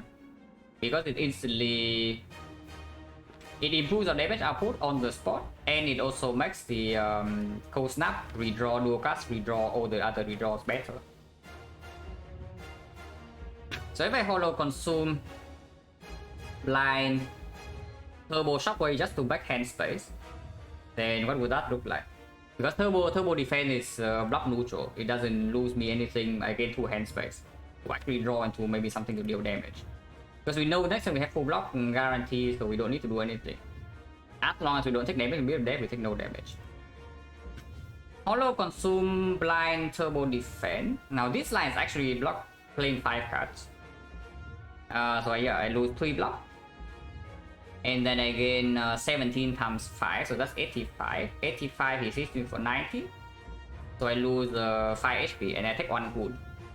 1 wound is quite bad, but the fight is almost over. Slightly sucks though is that this hit happened first, yeah? If the big hit happened first, I think we already win. Yeah, if the big hit happened first, I think we already win this fight. But the multi hit happened first, so now it gets troublesome because I need to take bit of that.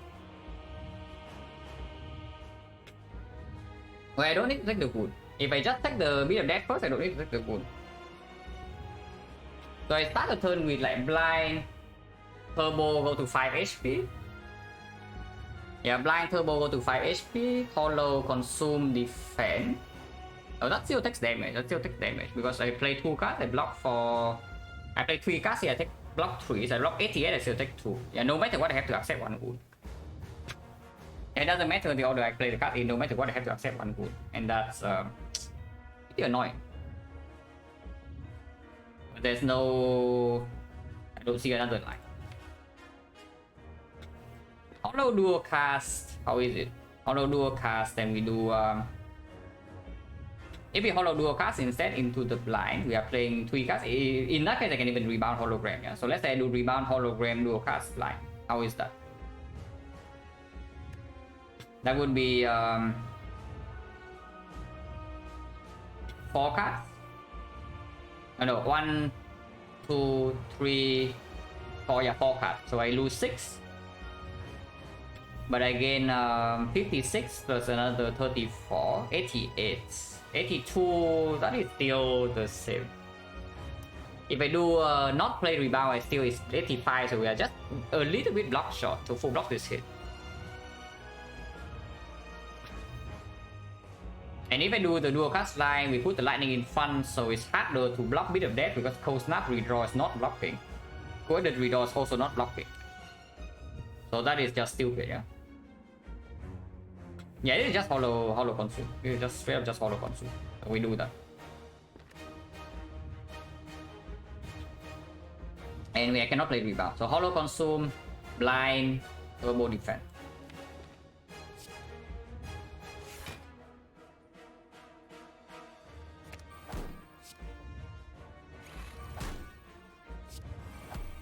Yeah, currently taking 5. Turbo defense is block neutral. It makes hand space. Maybe you argue that making hand space is bad because I can start the turn with defense next turn, compound shuffle, still have 0 block, and then I can play another defense, and then I make hand space afterwards. If only rebound was a deep.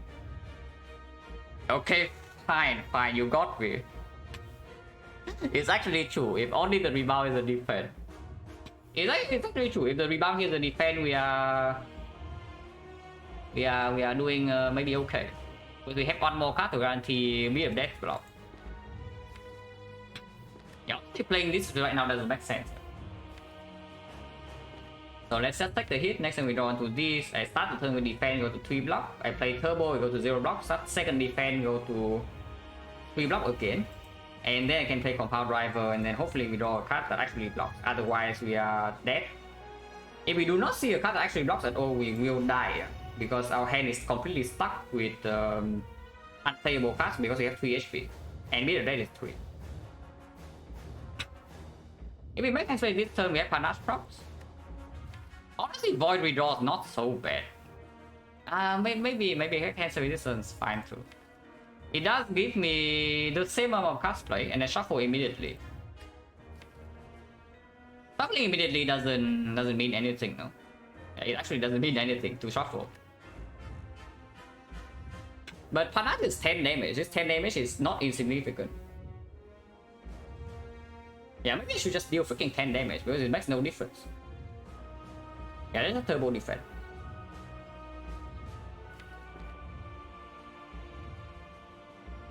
Yeah, that's a turbo defense.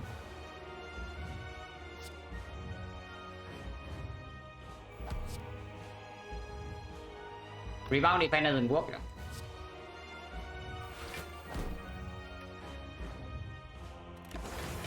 Back to. We are okay for now.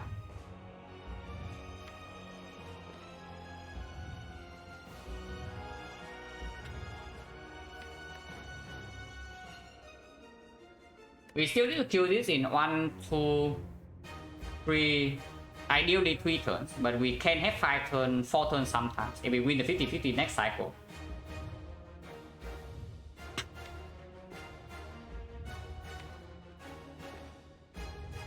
So defense, rebound, cold snap is a line. I don't know if it's a good one, but it is a line.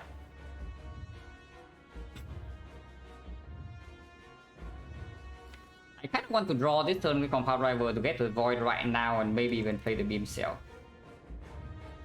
So cold snap, strike, compound driver. Cold snap, strike, compound driver. That doesn't draw into the beam cell, but we have defense in hand. Cold snap, strike, compound driver. Next we have 4 hand space. Yeah, so we draw until here. We have 1, 2, 3, 4.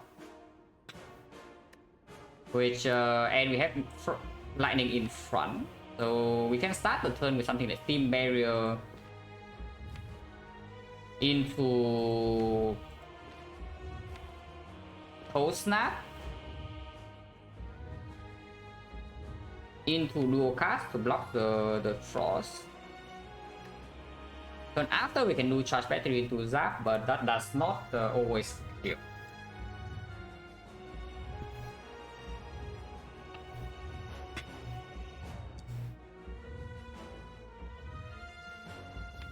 Okay, we need to think about damage. We need to count actual damage now. So let's count damage. I cannot play 5 cards this turn no matter what. I can play 3 cards. The first card must be... I can play defense into +1 card, but I would probably prefer to do Cold Snap plus 2 other cards in order to deal damage.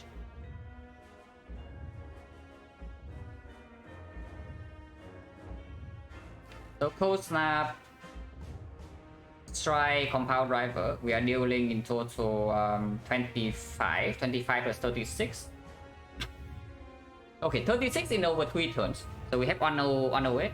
No, not 2. We are dual casting this next turn, potentially. So 25 plus 36. 25 plus 36, we have 61. So is that 131? And 135. 135, next turn we are drawing these 4. Of order is going to be lightning in front, everything else is frost. Lightning in front, frost, lightning, frost. Our HP is still 3. Our hand has 1 defense, 2 defense, 1 steam barrier, 1 cold snap. So we can do the turn of steam barrier, defense, and we have 6 block by that time, and then we do beam cell, cold snap, and nothing else to block. So after we draw until this, but we can play the zap, it's just not enough damage.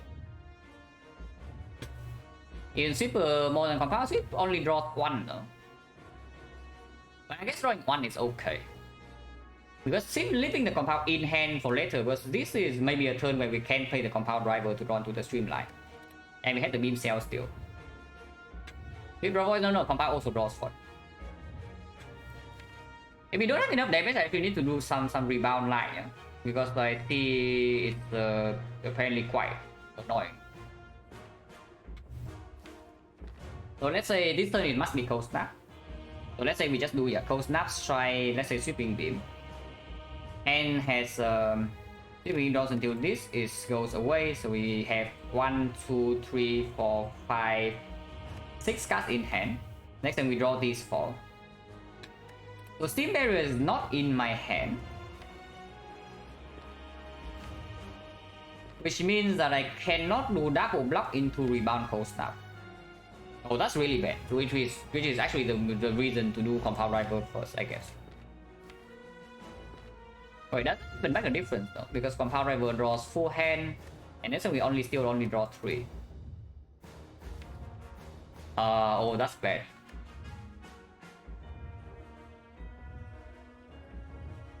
Immortal is also 1 card shot.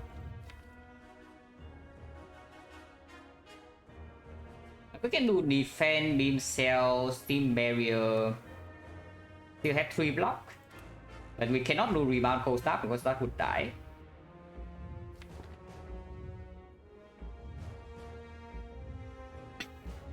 Rebound first, yeah, I die on the spot. Rebound first, the run ends immediately. So let's not do that. That is the one thing I'm not allowed to do. Dual castle is just complete nonsense, right? It makes 0 sense. But what if we just do, let's say, cold snap, rebound, dual cast? How about that?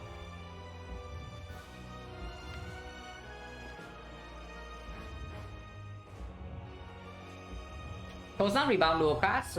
We kill this lightning 1 turn early, so we are actually losing damage. We get 1 more turn of dual casting frost in hand, but this is not even so much damage. And then if we lose a 50-50, we die. So I don't think so.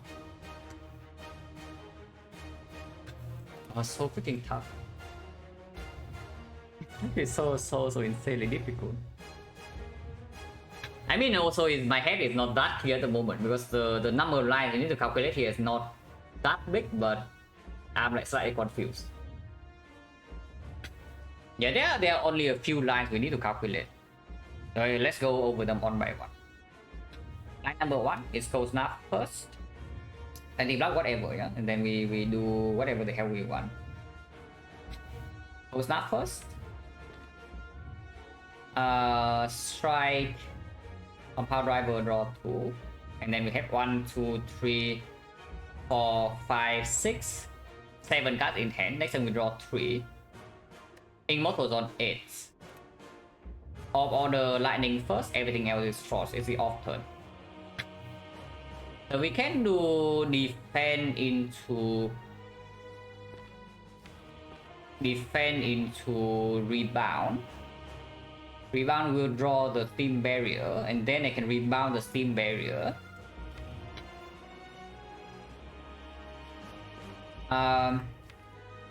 Yeah, defend into rebound, go to 0 block, play steam barrier, go to 3 block, draw to go to 3 block, so sweeping beam, draw to steam barrier again, go to 0 block, play steam barrier, go to 2 block, play the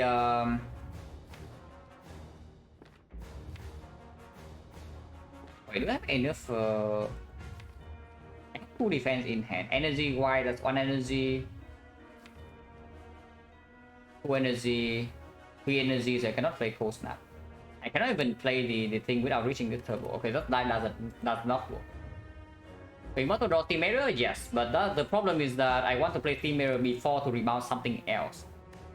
But as of now, we cannot reach the Steam Barrier and don't see a way to.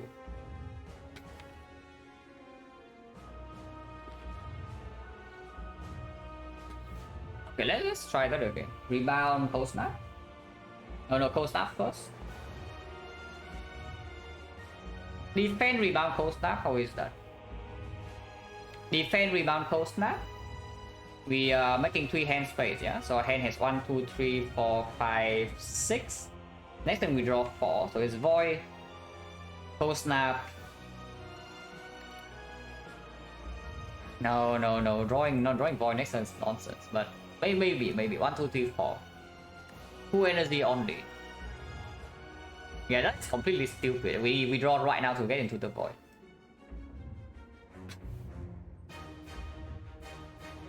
What about defend? What about just defend into draw? Yeah, what if we just defend into draw, for example?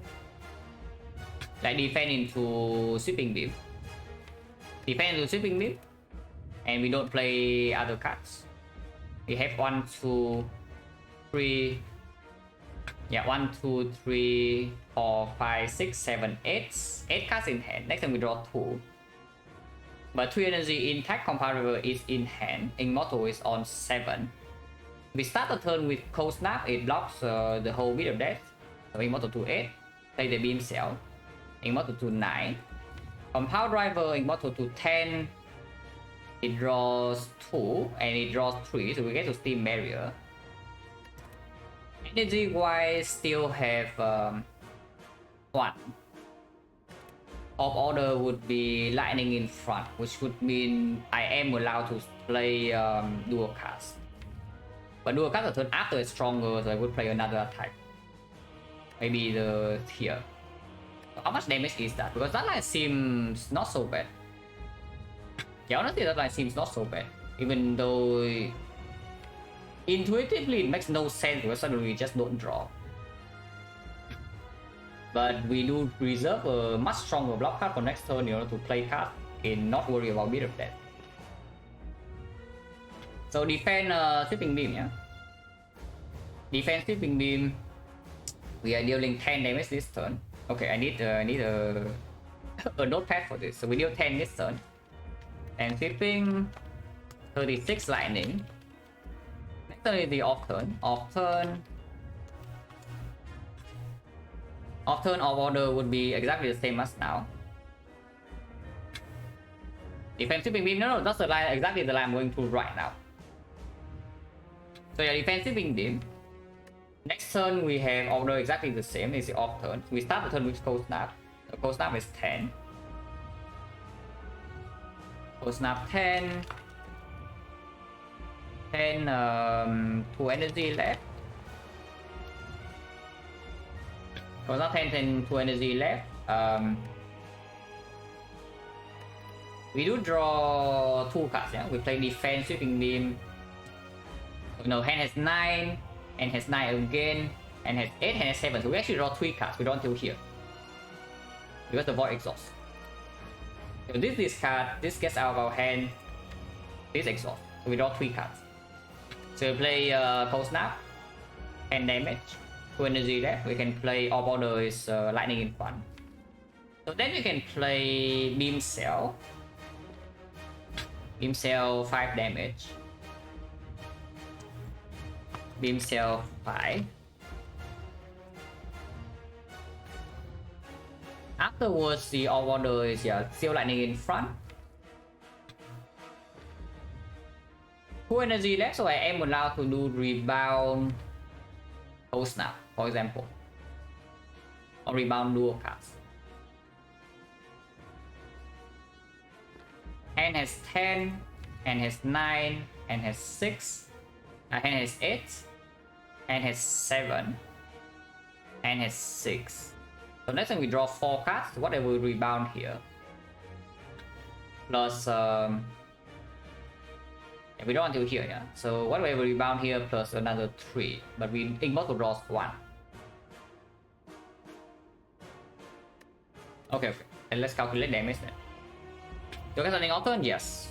I wonder whether we can keep it for one more turn though. But let's calculate the line and dual cast. But basically I can block and I can spend energy efficiently. So of course now 10 energy left, Beam Cell 5, let's say dual cast. Dual cast is 46. Dual cast 46, 1 energy. Of order now is of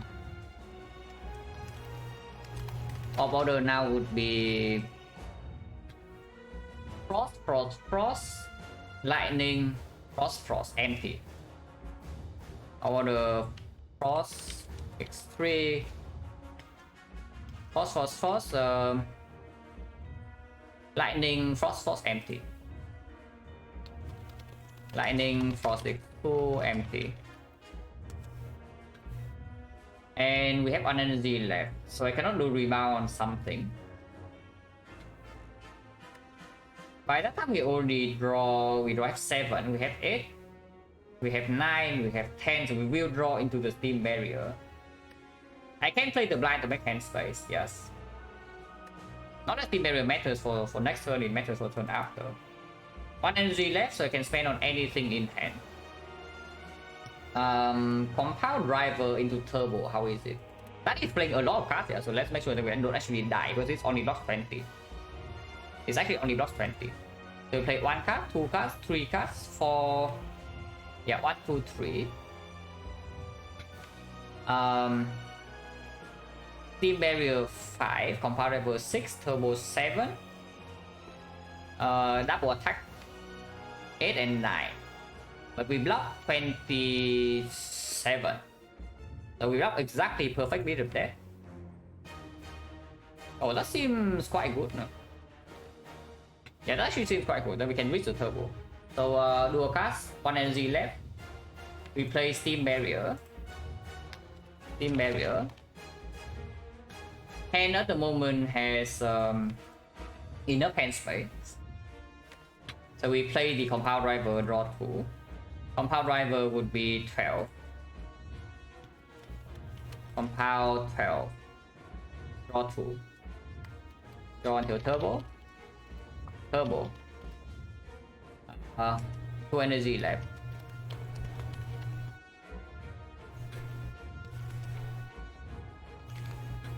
And Sweeping Beam is already played, so in our hand right now it's only Strike, Rebound, and Cold Snap as the attack, so we can rebound Cold Snap.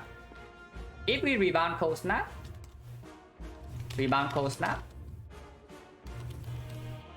0 energy left. If we rebound Cold Snap, our order would be Triple Frost, Lightning, Triple Frost, and the turn afterwards we can play the Cold Snap to gain block. And we draw until maybe here. So we don't get to the streamline. But we can calculate damage like that. And 18, we still have 18 damage passive, yeah. 18 passive Lightning. Rebound Cold Snap would be how much damage? Rebound is 15, and Cold Snap is another 15. So rebound Cold Snap is 30. Which in total we would deal 15, 61, 73, 103. 103 plus 18 is 121 damage in total. 121 damage next turn. Plus 46 this turn is 167. 167, yeah, it's dead. It's dead. We can play that the turn after. And passive is 36. We have Frost in front. Okay, perfect. So we double check the line, and if actually works out everything correctly, then we have won. So very carefully need to calculate card draw, because energy I'm pretty sure we have enough, but card draw is extremely important. So sweeping beam into defend into sweeping beam now. We draw into the void. Hand currently has 10, hand has 9, hand has 9 again. We discard number 1, discard number 2, hand has 7, which means we draw 3 cards. Immortal has 7. Next turn we start the turn with Cold Snap. Immortal on 8, hand has 9. Immortal on 9, hand has 8. Immortal on 10, hand has 7, and we draw into the blind. Wait, no. Wait, that is one card shot. We don't reach the turbo. Wait, hang on. Oh, that only draws 3. Wait, that's one card shot. Oh, that's actually one card shot. We cannot draw into the turbo. Oh, that's annoying. So we do lose out on some damage, but the line still can be almost the same. Besides, the second still play out almost the same. We just okay. So we only have Cold Snap, Beam Cell dual cast. We draw into the blind, not even Steam Barrier, but we don't need to do that. We can blind. Yeah, we can blind. We can play Compound Driver, draw into the strike. Play Steam Barrier. We have no energy left though, like that. And so we don't need to play Steam Barrier even. If that is the case, then our order would be... If we don't rebound Cold Snap, our order would actually be Triple Force into Lightning into Double Force empty. Which means that Cold Snap next turn does not block. But we can do Steam Barrier into Double Cold Snap, for example. Yeah, Steam Barrier still blocks 7. Okay, so we calculate damage again then. Because this is off. One card off. Or Defect run, is it 4 hours? Is it longer? 4 hours and a half. So okay, Cold Snap first into Beam Cell. Into dual cast. Why do you even dual cast? Okay, we ask that question later. Maybe we don't dual cast, but let's assume we dual cast. Yeah, let's assume we dual cast because it deals the most damage, yeah. But let's assume we dual cast. We play so we play 1, 2, 3 cards. Block is still 11. We draw until here. So we block is 8. We play until here. Block going to 5. So that is still completely fine. And in our hand at that moment, how many cards do we have? We have 10 until here. We play 1, we play 2, we play 3, we play 4. So we have 6. Yeah, this is 10. We play 1, we play 2, we play 3. We have 7. We have 7 again, we still have 7. We play Compound, we have 6 and we have 8. We have 8, it means the next time we don't draw into the Zap unless we play Steam Barrier to make hand space. But if we play the Steam Barrier turn after, we will die.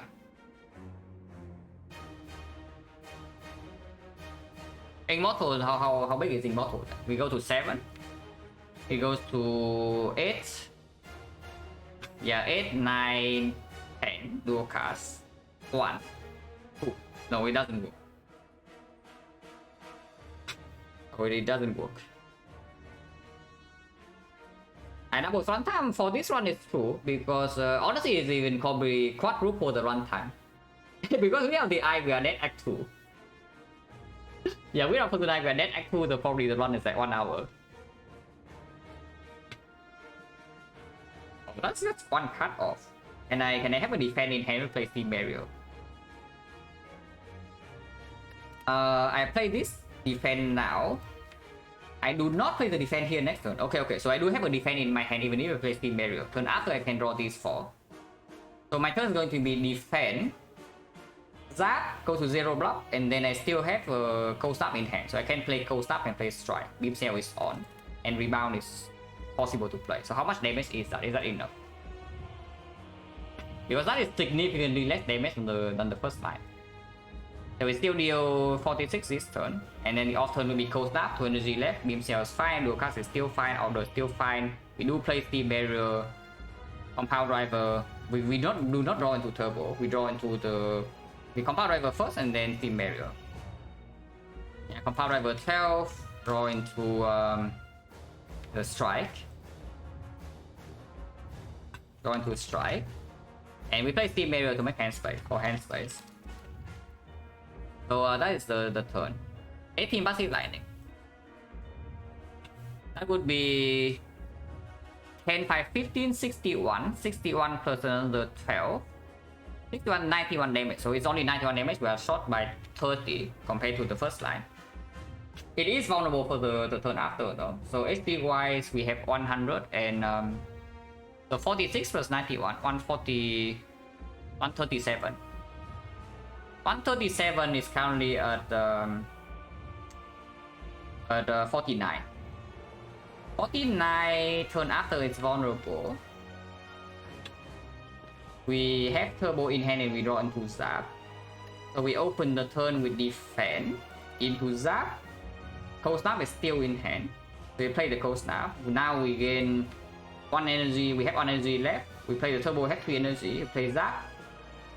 We still have 3 energy. And we have this in hand, another strike in hand. That is enough. Because we are only 30 off. Plus another 18 damage passive next turn. That's enough. So we can do the line. Not even close. Yeah, not even close. Just the other day we had a 1 hour 45 minutes hard fight on Defect. So Defect hard fight can get weird. Let's put it this way, Defect hard fight can get really weird. This fight is already one of the better ones because the first few turns are clear. We don't actually have so many options to do in the first few turns, so you don't... This is the only... I have only calculated like heavily for the past maybe 3 turns. But for difficult hard fight on Defect, you calculate every single turn on since the first draw. And yeah, every single turn takes maybe half an hour. But okay, we execute then, that's how it works. So defense Sweeping Beam, yeah? Defense Sweeping Beam.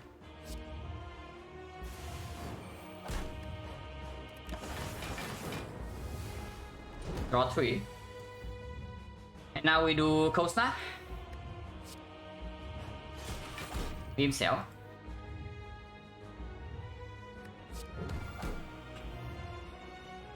Yeah, dual cast compound. Dual cast compound Steam Barrier Blind. It's also 10 damage from Panache and did not count, but of course we have the Panache damage.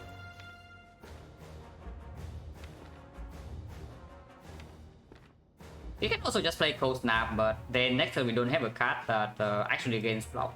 So let's play this now. And now in order to draw into the Zap next turn, we need to play this Steam Barrier, so I will. Because we need the Zap damage. And 1 defend in hand is perfect, yeah. To play defend into Cold Snap and then we can evoke the Frost with this Zap. Absolutely perfect. Of course, if it's not doing multi-hit, then we also win. Yeah, okay, fine.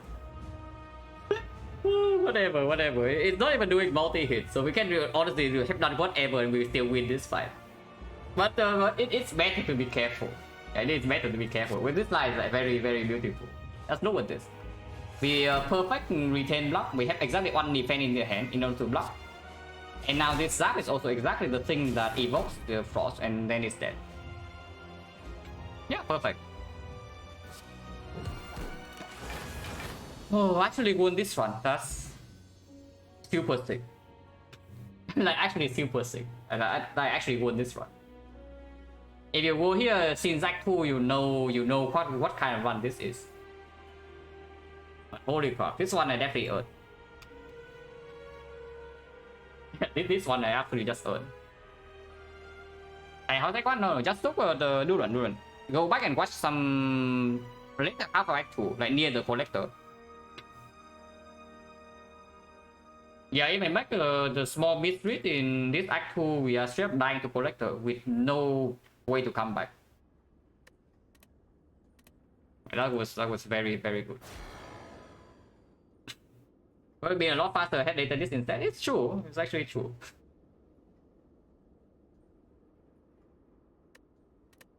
But holy moly, I actually won this run.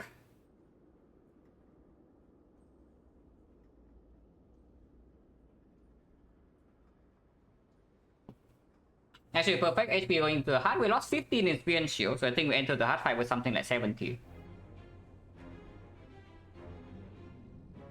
4.5, honestly, pretty tame for how draining this run felt, but mainly because icon we were very strong.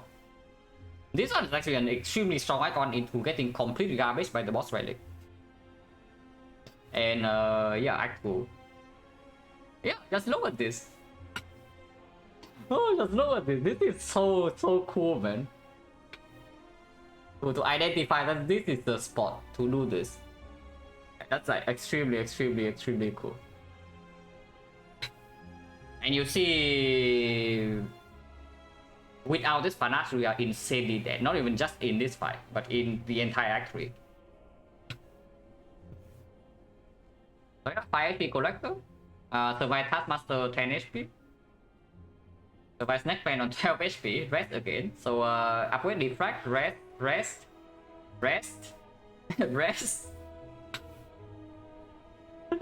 And yeah. I think honestly we did not take that much damage. But 17, yeah. We entered hard fight with 73. And it took 17 here with Palace Pyramid and we scaled to the heavens. Yeah, it's basically we pick Fusion Hammer here but we don't get energy. That's how it went. Also the rainbow, yeah. Like look at the rainbow. Don't you think the rainbow ends up being so insanely better than the buffer? Like yeah, the performance is not even comparable because we don't have an upgrade for the buffer ever because we're resting when we are dying. And afterwards, when we are focused monkey, this thing actually allows the compounder to block, and it also deals 200 plus damage in the hard fight. The Dark Orb alone is 160, and the Lightning Orb passive every turn is like 12, 13. At the very end of the fight, the Lightning Orb that was remaining is from the rainbow. So yeah, like it's good. This act 2 was such a big struggle, but we got there. Oh, that was good. But okay, that's definitely it. Yeah. I mean, normally you already know I don't do 2 runs, but after that run, especially not. Wait, Jamin Paul is playing Spire, so we have to go there.